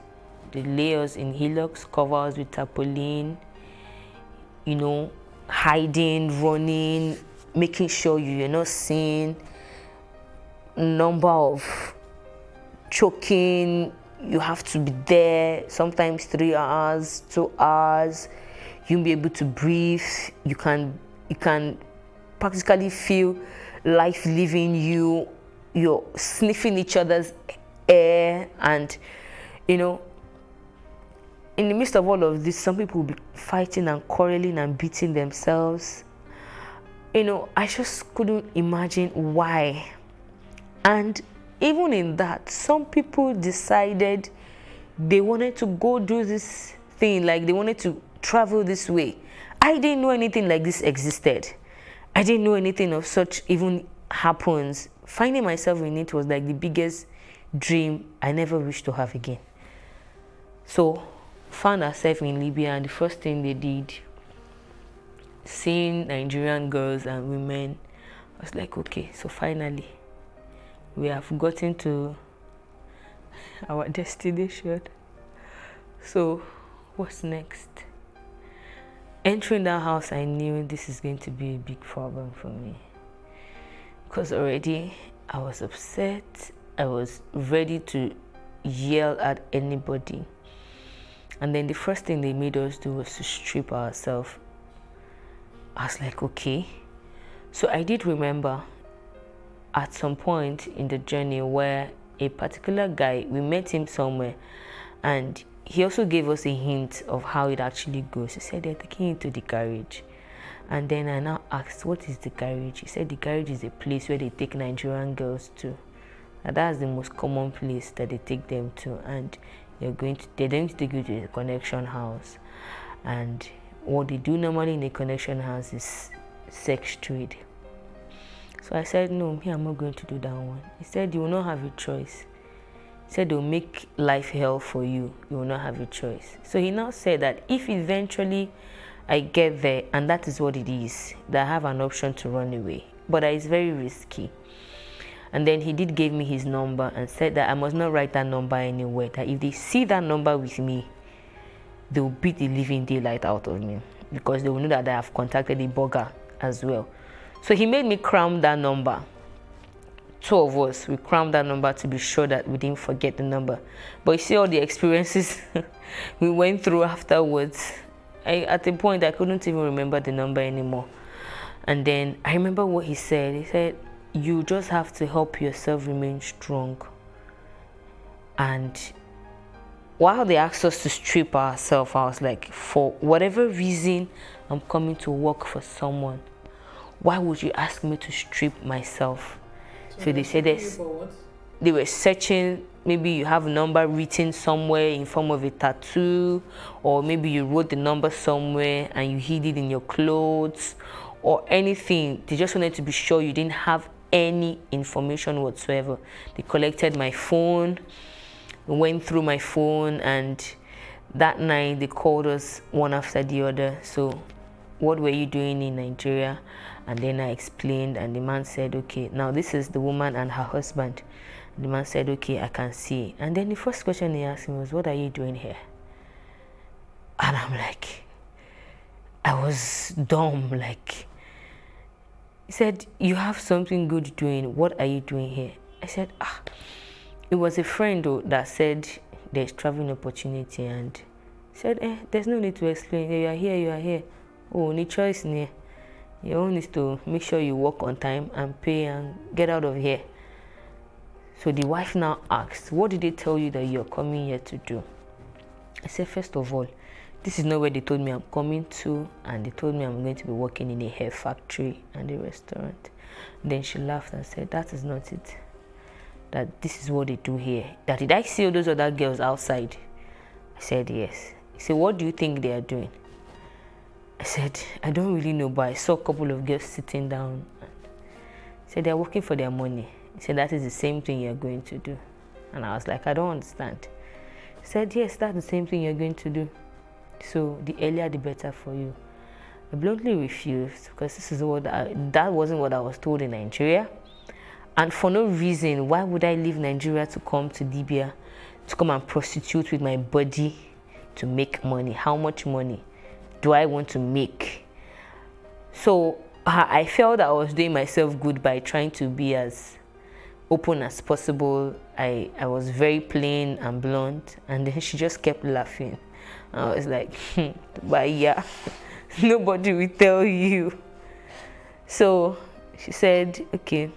And the same thing with every other girls, because we had agreed that, okay, if eventually we find out that that is what we're actually being taken there to do, that we are not going to agree to it, because that was not the agreement. And for whatever reason, we cannot just decide to leave Nigeria and go and prostitute somewhere. So she was like, she knows that girls that they just bring from Nigeria are very stubborn, that she will give us 3 days to go and decide. But in that 3 days, we should be watching at the other girls to see how they actually go about what they do. And the first day went by, second day went by. I vowed to myself, I said, nowhere in heaven's name will I live this kind of a life.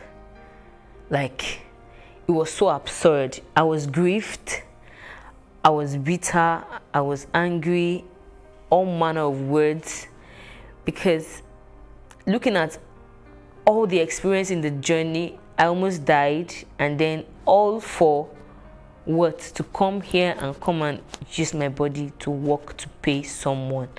I'm like, it didn't make sense. I cried every minute I remembered. And on the third day, she did call us to ask us if we were ready. I told her that she has to look for another job for me. And then she said, okay, since I don't want to take it easy, since I don't want to take it the easy way, that they'll show me how they also go the hard way.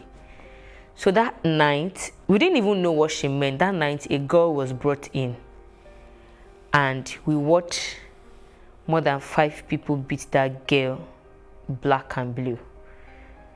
Wow. She had also refused the connection house where she was taken to.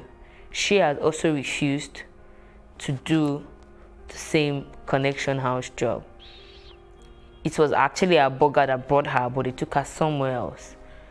So they said she was being stubborn where she is, or where she was, and then they brought her back to the burger. Madam, come and take your girl, give us back our money. She said she know they work. They beat that girl to stupor. They beat her to the point where I sat where I was and I told myself, I said it out, like, these people are not humans. Like, why? On seeing the way they beat that lady, I was like, so I will also come to this point where they will have to beat me to say, yes, I will do it. I said, I'd rather die. Because at the point when they beat her, she was like, okay, Mashe, I will do it, I will work, I will do it. I was like, so this is what I will go through. So for some reasons, I didn't know, they took the other 3 ladies out of where I was. It was now left with only me in that house that came together. So after a week, she then asked me that, what else can I do? I said, I cook. She was like, okay. She gave me pepper and oil. I said, go and make stew with it. I made the stew. She told them to teach me how to make banku. I made the banku. She was like, okay, not bad for a start. So first of all, your first job here is you're going to be cooking for everybody. My heart was like, okay, finally she has agreed to give me something else. So another week went by and she said, Orobo, I don't know where one day she just called me by that name and said, for her, that is what she will be calling me. Although she gave me another name, Success. So everybody calls me Success, but she calls me Orobo. And then she looked at me and said, Orobo, are you ready to work now? I was dumbfounded and I couldn't say anything. And in my head, I was like, if it is to die here, I think I'm ready to do that. But to use my body here, I will not. So 3 weeks went down. And all of these weeks, nobody even came in one day to say, this person, how she be, who she be, and all. So after the 3rd week, a man came in, a matured Nigerian man, a Yoruba man. He came in and did ask to take me home. And at first she refused, that she wasn't going to let him take me home, but he begged and all of that. So when we got home, he sat me down and said, I didn't bring you here to come and sleep with you. I brought you here to teach you one lesson that will help you if you must live where you are. He said he noticed the way I was being questioned, the way I was being bullied and all that. That is the way the woman does. And that I'm even still seeing the better side of her. That she's a really, really hard person. And when she's ready to go hard, she goes all the way. He said, you see where you are, there's no shortcut. There is no way out other than for you to actually make money, pay them before you leave. And if you are not even careful, you'll be done paying them, you will not know, you'll still be there playing a fool working for them. So you have to be smart. I see that you are innocent, but then yet you are smart. So I need you to wake up that smart instinct in you and know what to do to live there as soon as possible. He said he was going to be going to Italy in 3 weeks. From that time, that was the reason why the woman refused to give me to him initially, because normally that is the way some men will come there, take girls and they run away with them and they don't eventually get their money. So he said, but he's going to teach me how to make it fast. That if I work with my body to pay them, they'll split that money in 2. But if I'm doing something extra to pay them, they would record the money just the way it is. Say, for example, I sleep with someone and the man pays me 5,000 naira. they're not recording 5,000 naira. They're recording 2,500. But if maybe I sell something or I save up money and I give them that same 5,000 naira cash at hand, they'll record the 5,000 naira for me. So the best for me is to think of something I can start doing to get extra money, which is begging. So when these guys come, I have to beg them for extra penny. Or if they ask for anything beyond what I'm supposed to give them, like in normal duty, then I should ask for extra cash. Those extra cash are the extra stipends I'm supposed to be saving up to give them. I cried my ass out that night. So he said, you see, she's even giving you grace. He said, it's because she likes you. That this woman, she's naturally not the patient type, and the moment you're proving hard, she'll go hard with you and you'll give up. So the earlier the better for you. But he felt that he should just reach out to me and teach me something that would help me.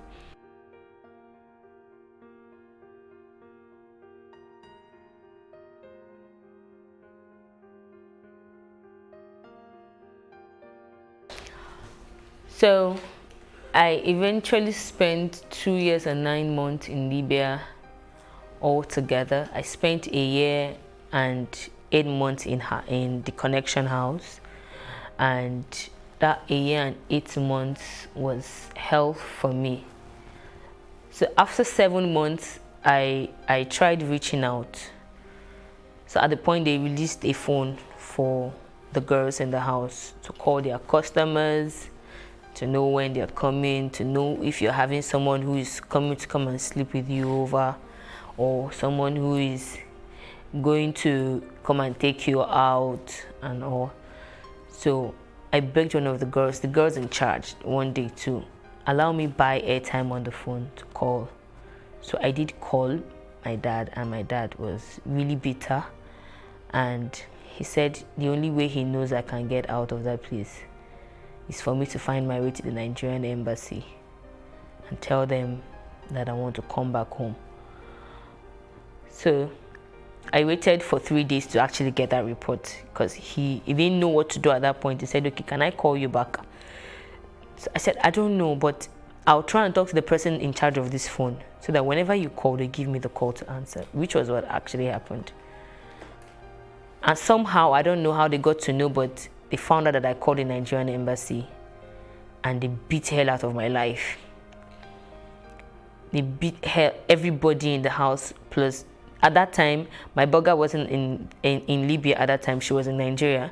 It was the husband that was at home then. The husband beat me, all the girls in the house beat me, so I wanted to run away. Oh, I'm trying to be smart, and this and that. After all, they knew that from the very first day I came, the woman was calling me a virus because she knows that I'm kind of smart. I will try to play smart. So from that time, they locked me out from phone. They stopped allowing me go out. It was I can't start recounting experiences, day-to-day activities, how I felt. At some point, I would just practically pray that, God, please, when I sleep this night, don't allow me wake up in the morning. I slept very late, and I'm always the first to wake up. So after a while, I started gaining confidence, like, no, even if I foolishly allowed myself into this, I should be able to still bring myself out of it. So I changed my attitude and started being very smart. I called up as much information as I could. I got to, I became very nice. I always learned lessons, and, I was trying my possible best to see beyond the problem I was in and was already thinking of a way out. So I had a couple of guys who would just naturally like me, and they would tell me, you see, when you're ready to leave this place. Some guys went as far as asking, okay, madam, how much is this girl's money? Let's pay. She would intentionally double the money and make them run away. So when she did that the first time, the second time, I just knew that, okay, so this woman is actually being wicked. But not to worry, I'm actually still going to live here. So when it was about a year and 5 months, I sat down one day and calculated how much I had paid, minus all the subtraction. If you do anything, she'll beat you and subtract your money. Maybe 50 dinars, maybe 100. If you quarrel with anybody, maybe 200 dinars. If you fight, maybe 500 dinars and all. So by the time I calculated and I saw that the money had gotten up to like 5,000 dinars, which was actually what that man told me.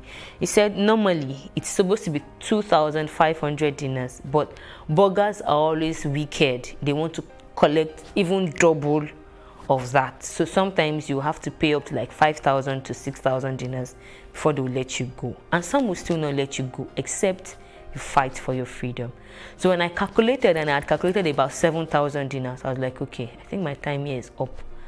And then I started asking for freedom.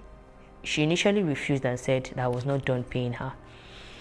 So I said, okay. So in 2016, when she was going to come to Nigeria in September, she gave me freedom in August. That was a year and 8 months. She said, okay, that now I am free to work for my own money. But whatever money you're working, the same way they were splitting in two, it's just that this other half now, instead of them collecting it, they'll give it to you. Sometimes they may not even give it to you. They tell you to keep it with them. Maybe you want to send some money to Nigeria. So I said, okay, no, that I didn't want to keep it with them, that I actually wanted to live there. She said, I cannot live there until she comes back. I have to wait for her to come back to Libya because she had had a new child and she wanted to come home. I said, okay. So throughout that month, that September, I kept having dreams that if I don't leave that place, I probably might not have my life again. The dream came like about 5 to 6 times, and then I just summoned courage to open up to the husband, to tell him that I think I'm very sick and I want to go take care of myself. This is about a year and 9 months now. From the day one up until now, I worked every day and slept nothing more than 3 to 4 hours, that I needed to take care of myself. And he understood with me because several times in between, I had fallen sick, like so bad, that at some point it took drips to like resuscitate me back and all. And the man also knew that I was very, very hardworking. Like at the point, he would always tell the wife, stop beating this girl. Like, you need to stop, even if you're beating every other person, but you see this one, stop beating her. And the next thing is, she will say, oh, okay, so now you're sleeping with my husband. My husband is fighting for you. This, that. I know you are hardworking, but you must be sleeping with my husband for him to be fighting me to stop beating you. And then she will intensify whatever thing she was doing. So, but I kept bearing them up. At that point, I made up my mind.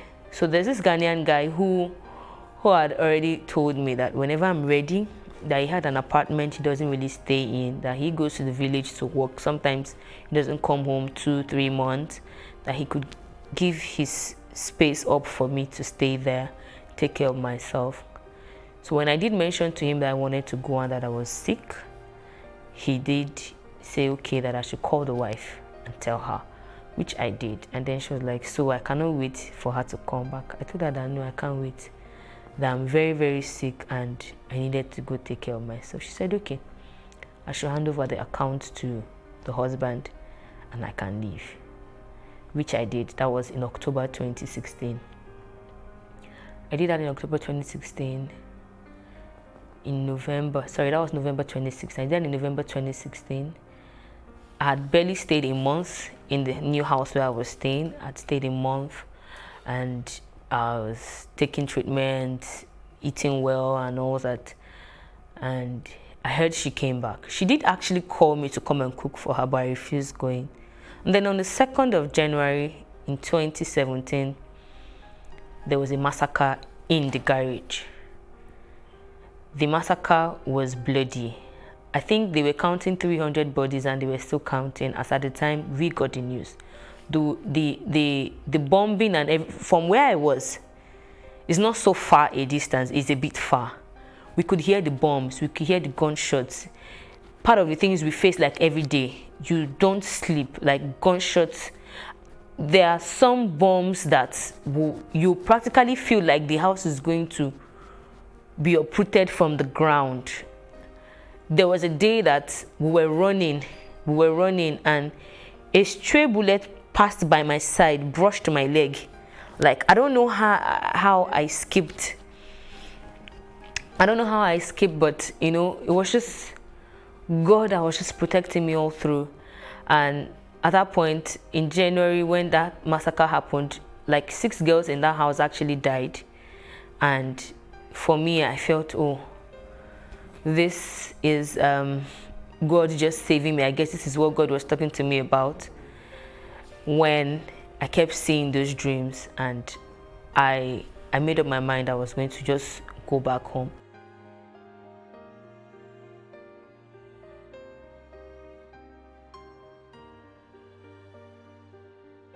Um, 2 months out of there, I called a friend and told her that if there was a way she could help me find money, I needed to come back home. And she was the one that told me about the voluntary return, that I needed to find my way to the UN's office or whichever way and all that. So I remembered contacting the Nigerian embassy. So I did keep the number. So I then asked questions because I was now going to a church. I then asked questions and they said, okay, that I needed to get to the IOM office. I had challenges locating them in the first place, but eventually I got to the IOM office and then they gave me a date to come back to visit. I did drop all my information and then they said, okay, that in 2 weeks' time I should go to the Nigerian embassy to go get a travel document. And after getting a travel document, they will not let me know when to come back and I'll be ready to go to Nigeria. So that was all. And up until then, I just kept managing, kept believing God that it was going to work well. And eventually it did work well, and that was how I came back to Nigeria. August 28th in 2017. And for me, that was the best decision I could make. Though it was painful that I just went to suffer my life out for almost 3 years and no gain, nothing, and then I'm back, having to come back empty-handed. And up until today, both the travel agent, both the guy that introduced me to the travel agent and the lady, none of them has been found. And life hasn't been easy. Getting back to my feet, like I was in bad depression for like almost 2 years. It was really bad coming back to see that, okay, first of all, I have lost money, I have lost friends, I have lost business, and then having to resume my motherly duties almost immediately because children wouldn't hear, oh, I had a bad experience. And then having to reintegrate back into the community, it was really difficult. Like, it just took the grace of God, and it took my kind of strong personality to just keep resuscitating me, and I just kept believing that I'll definitely be who I really wanted to be. I didn't really need to think about the pain, but then the lesson can never be forgotten. The experience can never be forgotten. The trauma, the pain, and everything can never be forgotten. But then one thing can be done, which is moving ahead and making use of all the experiences. And then I did find answers to my quest as to why people did trafficking as a business. And I think that apart from poor economy, some people are just ignorant and they don't really care. They just can do anything just to make money.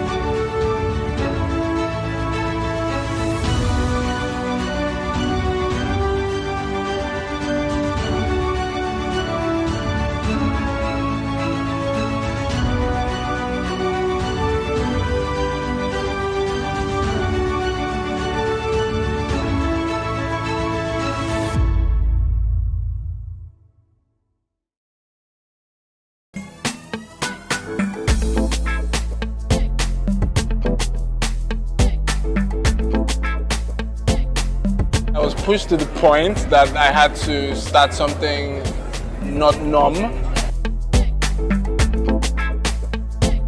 And I'm a big risk taker, and I enjoy doing things that nobody really does. I wanted something different from every other art form that has been pushed out there. I didn't have that fulfillment in what I was doing, and I really wanted to express myself more as an artist, and I decided to resign and go into practicing art full time.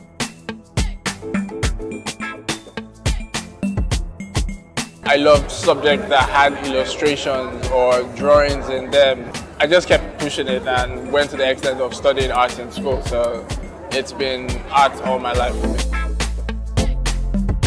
I try to conceptualize what I want to create in my head, even in as much as scattered as it might be. I create it in my head first, then I put it on paper. I sketch, then I try to pick colors, and I proceed to the main piece. A friend of mine told me, like, there's really nothing that could be achieved with graffiti here. The piece behind me is titled Bold Steps. So I'm just trying to put my own, it's an abstract journey of African fashion has come so far. The word there is Ikeakpa. Ikeakpa is a Bini word for movement. So we are it's just a movement, and we have the shoes here, which shows the flow and the storm which the movement creates, while working. I'm Osa 7. I'm an African urban artist and design consultant.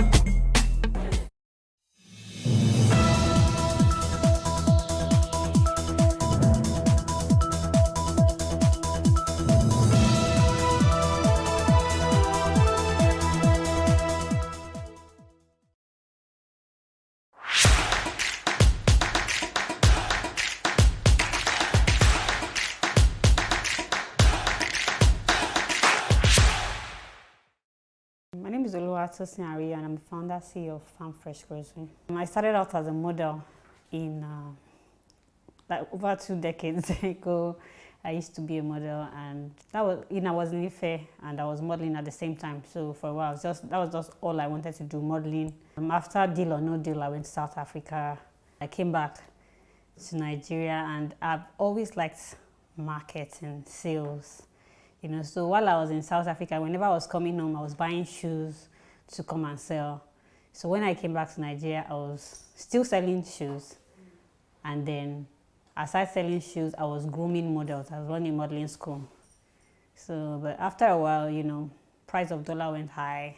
And then I lost my mom to breast cancer. So, but before I lost her to breast cancer, she used to be like the strongest person I know, because I used to be sickly. I was kind of child that every weekend would go to the hospital. I was asthmatic, plenty allergies. But back then we didn't even know there were allergies, so I was always in and out of the hospital.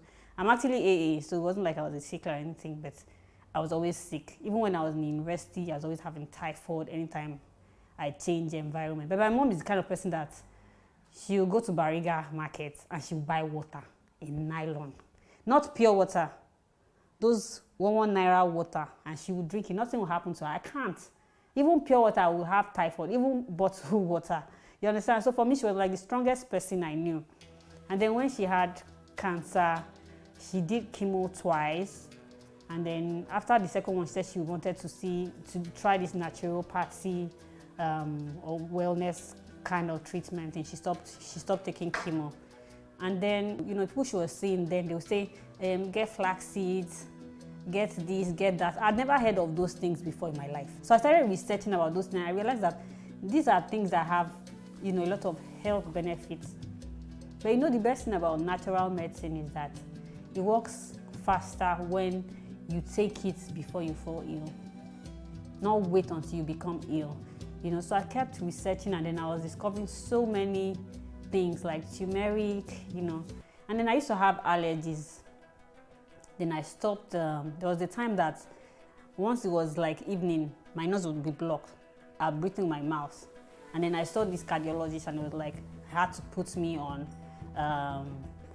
loratadine and one asthma drug permanently, and I hated that.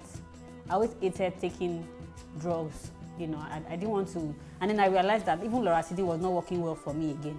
It became, my body had kind of adjusted, so I was like, I needed to find an alternative.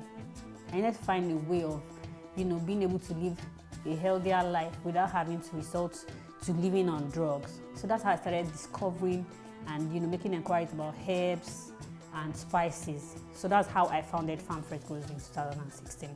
So we started out as just helping people get natural food, but then we realized a lot of food were processed and preserved with chemicals. So I wanted to have access to farmers, buy directly from them and sell. Back then it was so hard because farmers felt you wanted to take over their business. You know, but with time, we grew from having just one farmer to having a network of farmers that we buy things from. And then even I had to, at some point, I had to go into farming myself. You know, so I was also now planting some things on my own. Then the herbs and spices that, you know, we're trying to educate people about the benefit. People understood what we were saying.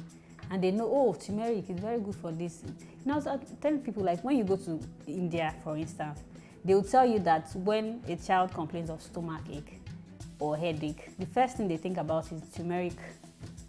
They will make like a turmeric latte. That's their own kind of paracetamol. You know, so you tell things like this to customers and they'll say, okay, let me buy this turmeric, but they'll keep it in their house. Afterward, they throw it away. So food wastage was not just now, you know, associated to just farmers and processors or distributors. It extends to, you know, the final consumers. People want things that is easy for them to use. People want things that is not, they don't want to stress themselves. They just want convenience. They want a healthy living, but they want it, you know, presented to them in a ready-to-eat form.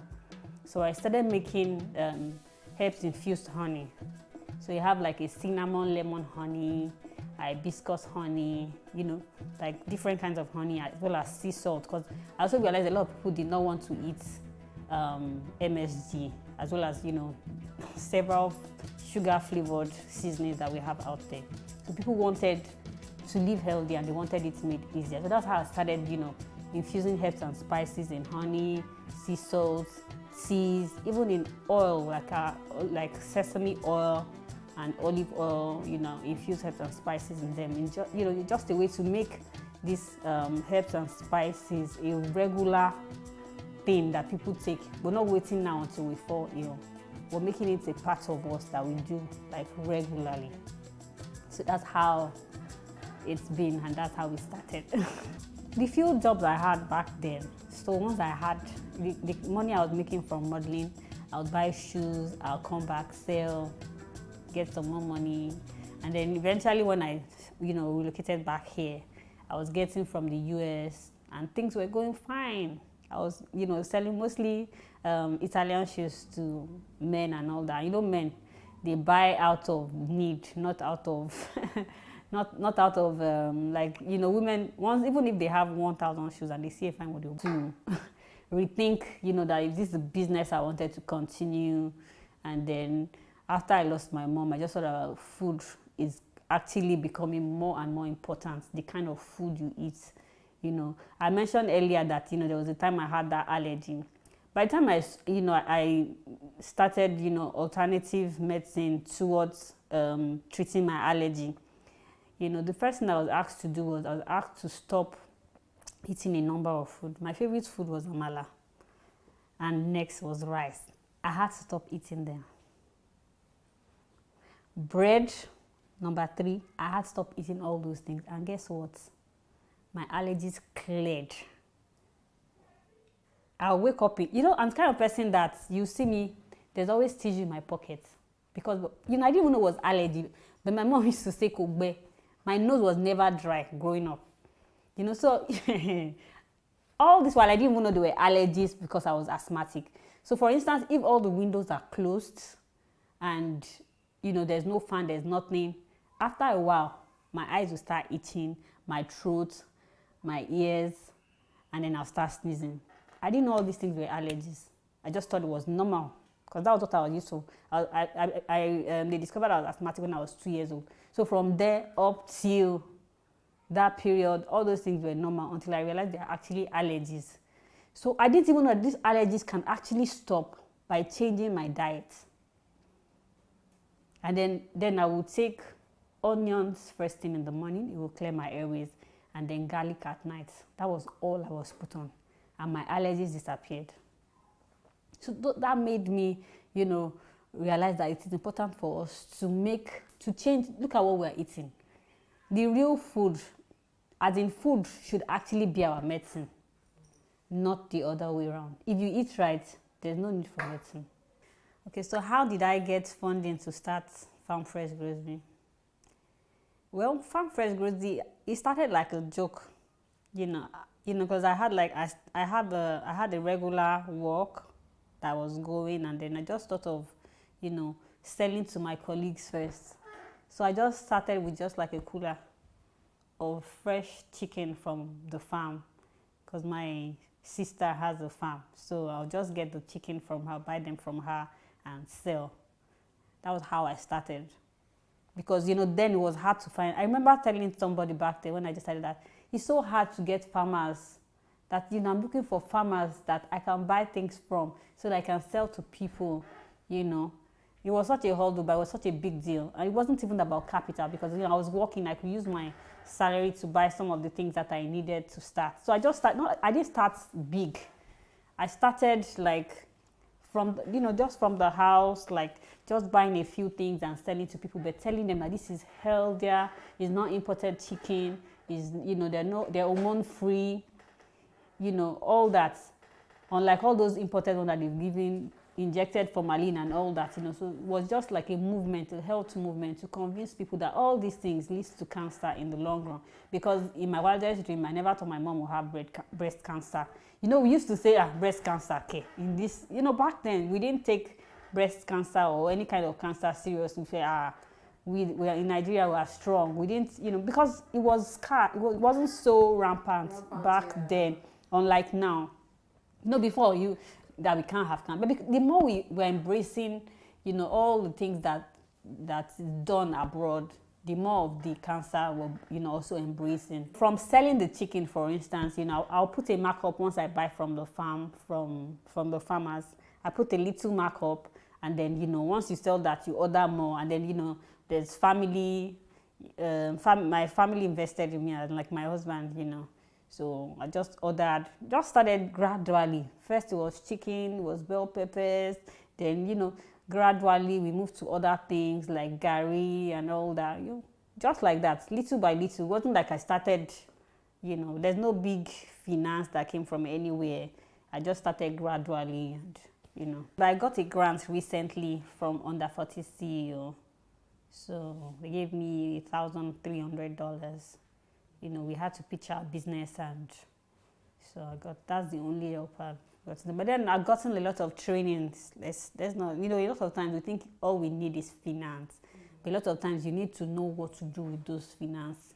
And that is why we're trainings, all these entrepreneurship programs coming, you know. So I've gone to a couple, which has actually helped to form how my business has developed so far.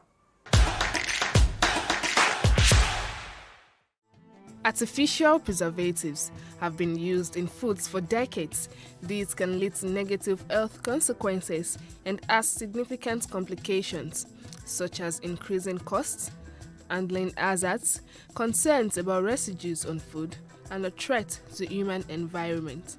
As a good alternative, spices and herbs replace chemical preservatives as natural, effective, and non-toxic compounds. Spices and herbs can be used as food additives, flavoring agents, and as natural food preservatives. The term spice and herb are used in describing plant parts used in enhancing the taste or flavoring the food. An herb is a plant that is valued due to its scent, flavor, or other desirable qualities. Herbs are mainly used for medicines, cosmetics, cooking, and other spiritual purposes. Spice, on the other hand, is a dried root, leaf, fruit, or vegetative substance. It is used as nutritionally insignificant amounts as a food additive for color, flavor, or as a preservative that kills or prevents the growth of harmful bacteria. Several spices show antimicrobial activity against different types of microorganisms. The consumption of herbal medicines is increasing throughout the world as an alternative treatment for curing several problems, including heart diseases, diabetes, high blood pressure, and even certain types of cancer. The health benefits of spices and herbs includes the help in the faster healing of wounds, act as nutritional supplements, strengthen the immune system, lower blood sugar and cholesterol levels, help protect against cancer. Herbs eliminate nutritional deficiencies and thus restore the correct functioning of the body. They rectify various problems rather than suppressing them. Herbs nourish every part of the body with their vitamin and mineral content. Consuming herbs may also help to reduce blood clots and provide anti-tumor properties, can help control blood sugar and insulin activity, speeds up healing, relieves muscle tension, and reduces stress while improving the circulatory, immune, and nervous system. What makes herbs and spices special are the unique compounds that fight the free radicals, that is, the reactive chemicals that damage our cells, reduce oxidative stress, prevent the formation of tumors, protect your DNA, balance your blood sugar, and enhance digestion. Adding herbs and spices to your daily diet can protect your health in the long term and reduce the risk of cardiovascular, cerebral, metabolic, and digestive disorders. The biggest challenge, employees. A lot of youths don't want to work. Seriously, a lot of youths don't want to. There are few that want to, but not everybody. You know, it takes a while to get, I don't know why, but you know, they probably just used to easy money come and go. A lot of youths don't want to work. So to get reliable staff is usually tough. So most of the time you have to, you know, they go, you get another one, we train, they go, they come, you know. Has been one major challenge. The second challenge is packaging. It's so expensive. Packaging is so expensive, you know. People want to see your product, you know, on the same level with imported products, but they don't consider at what cost, you know, it takes to get there. And then sometimes it's not even just the cost, it's the availability. For instance, the flavored honey, we put them in jars, and then the jars, in some places we get them reasonably, like two places I get them that the prices are a bit reasonable. But once those two people don't have, you can get a jar as expensive as 600, 700. So how much am I going to sell the products inside? You know, and the other alternative is to import from China.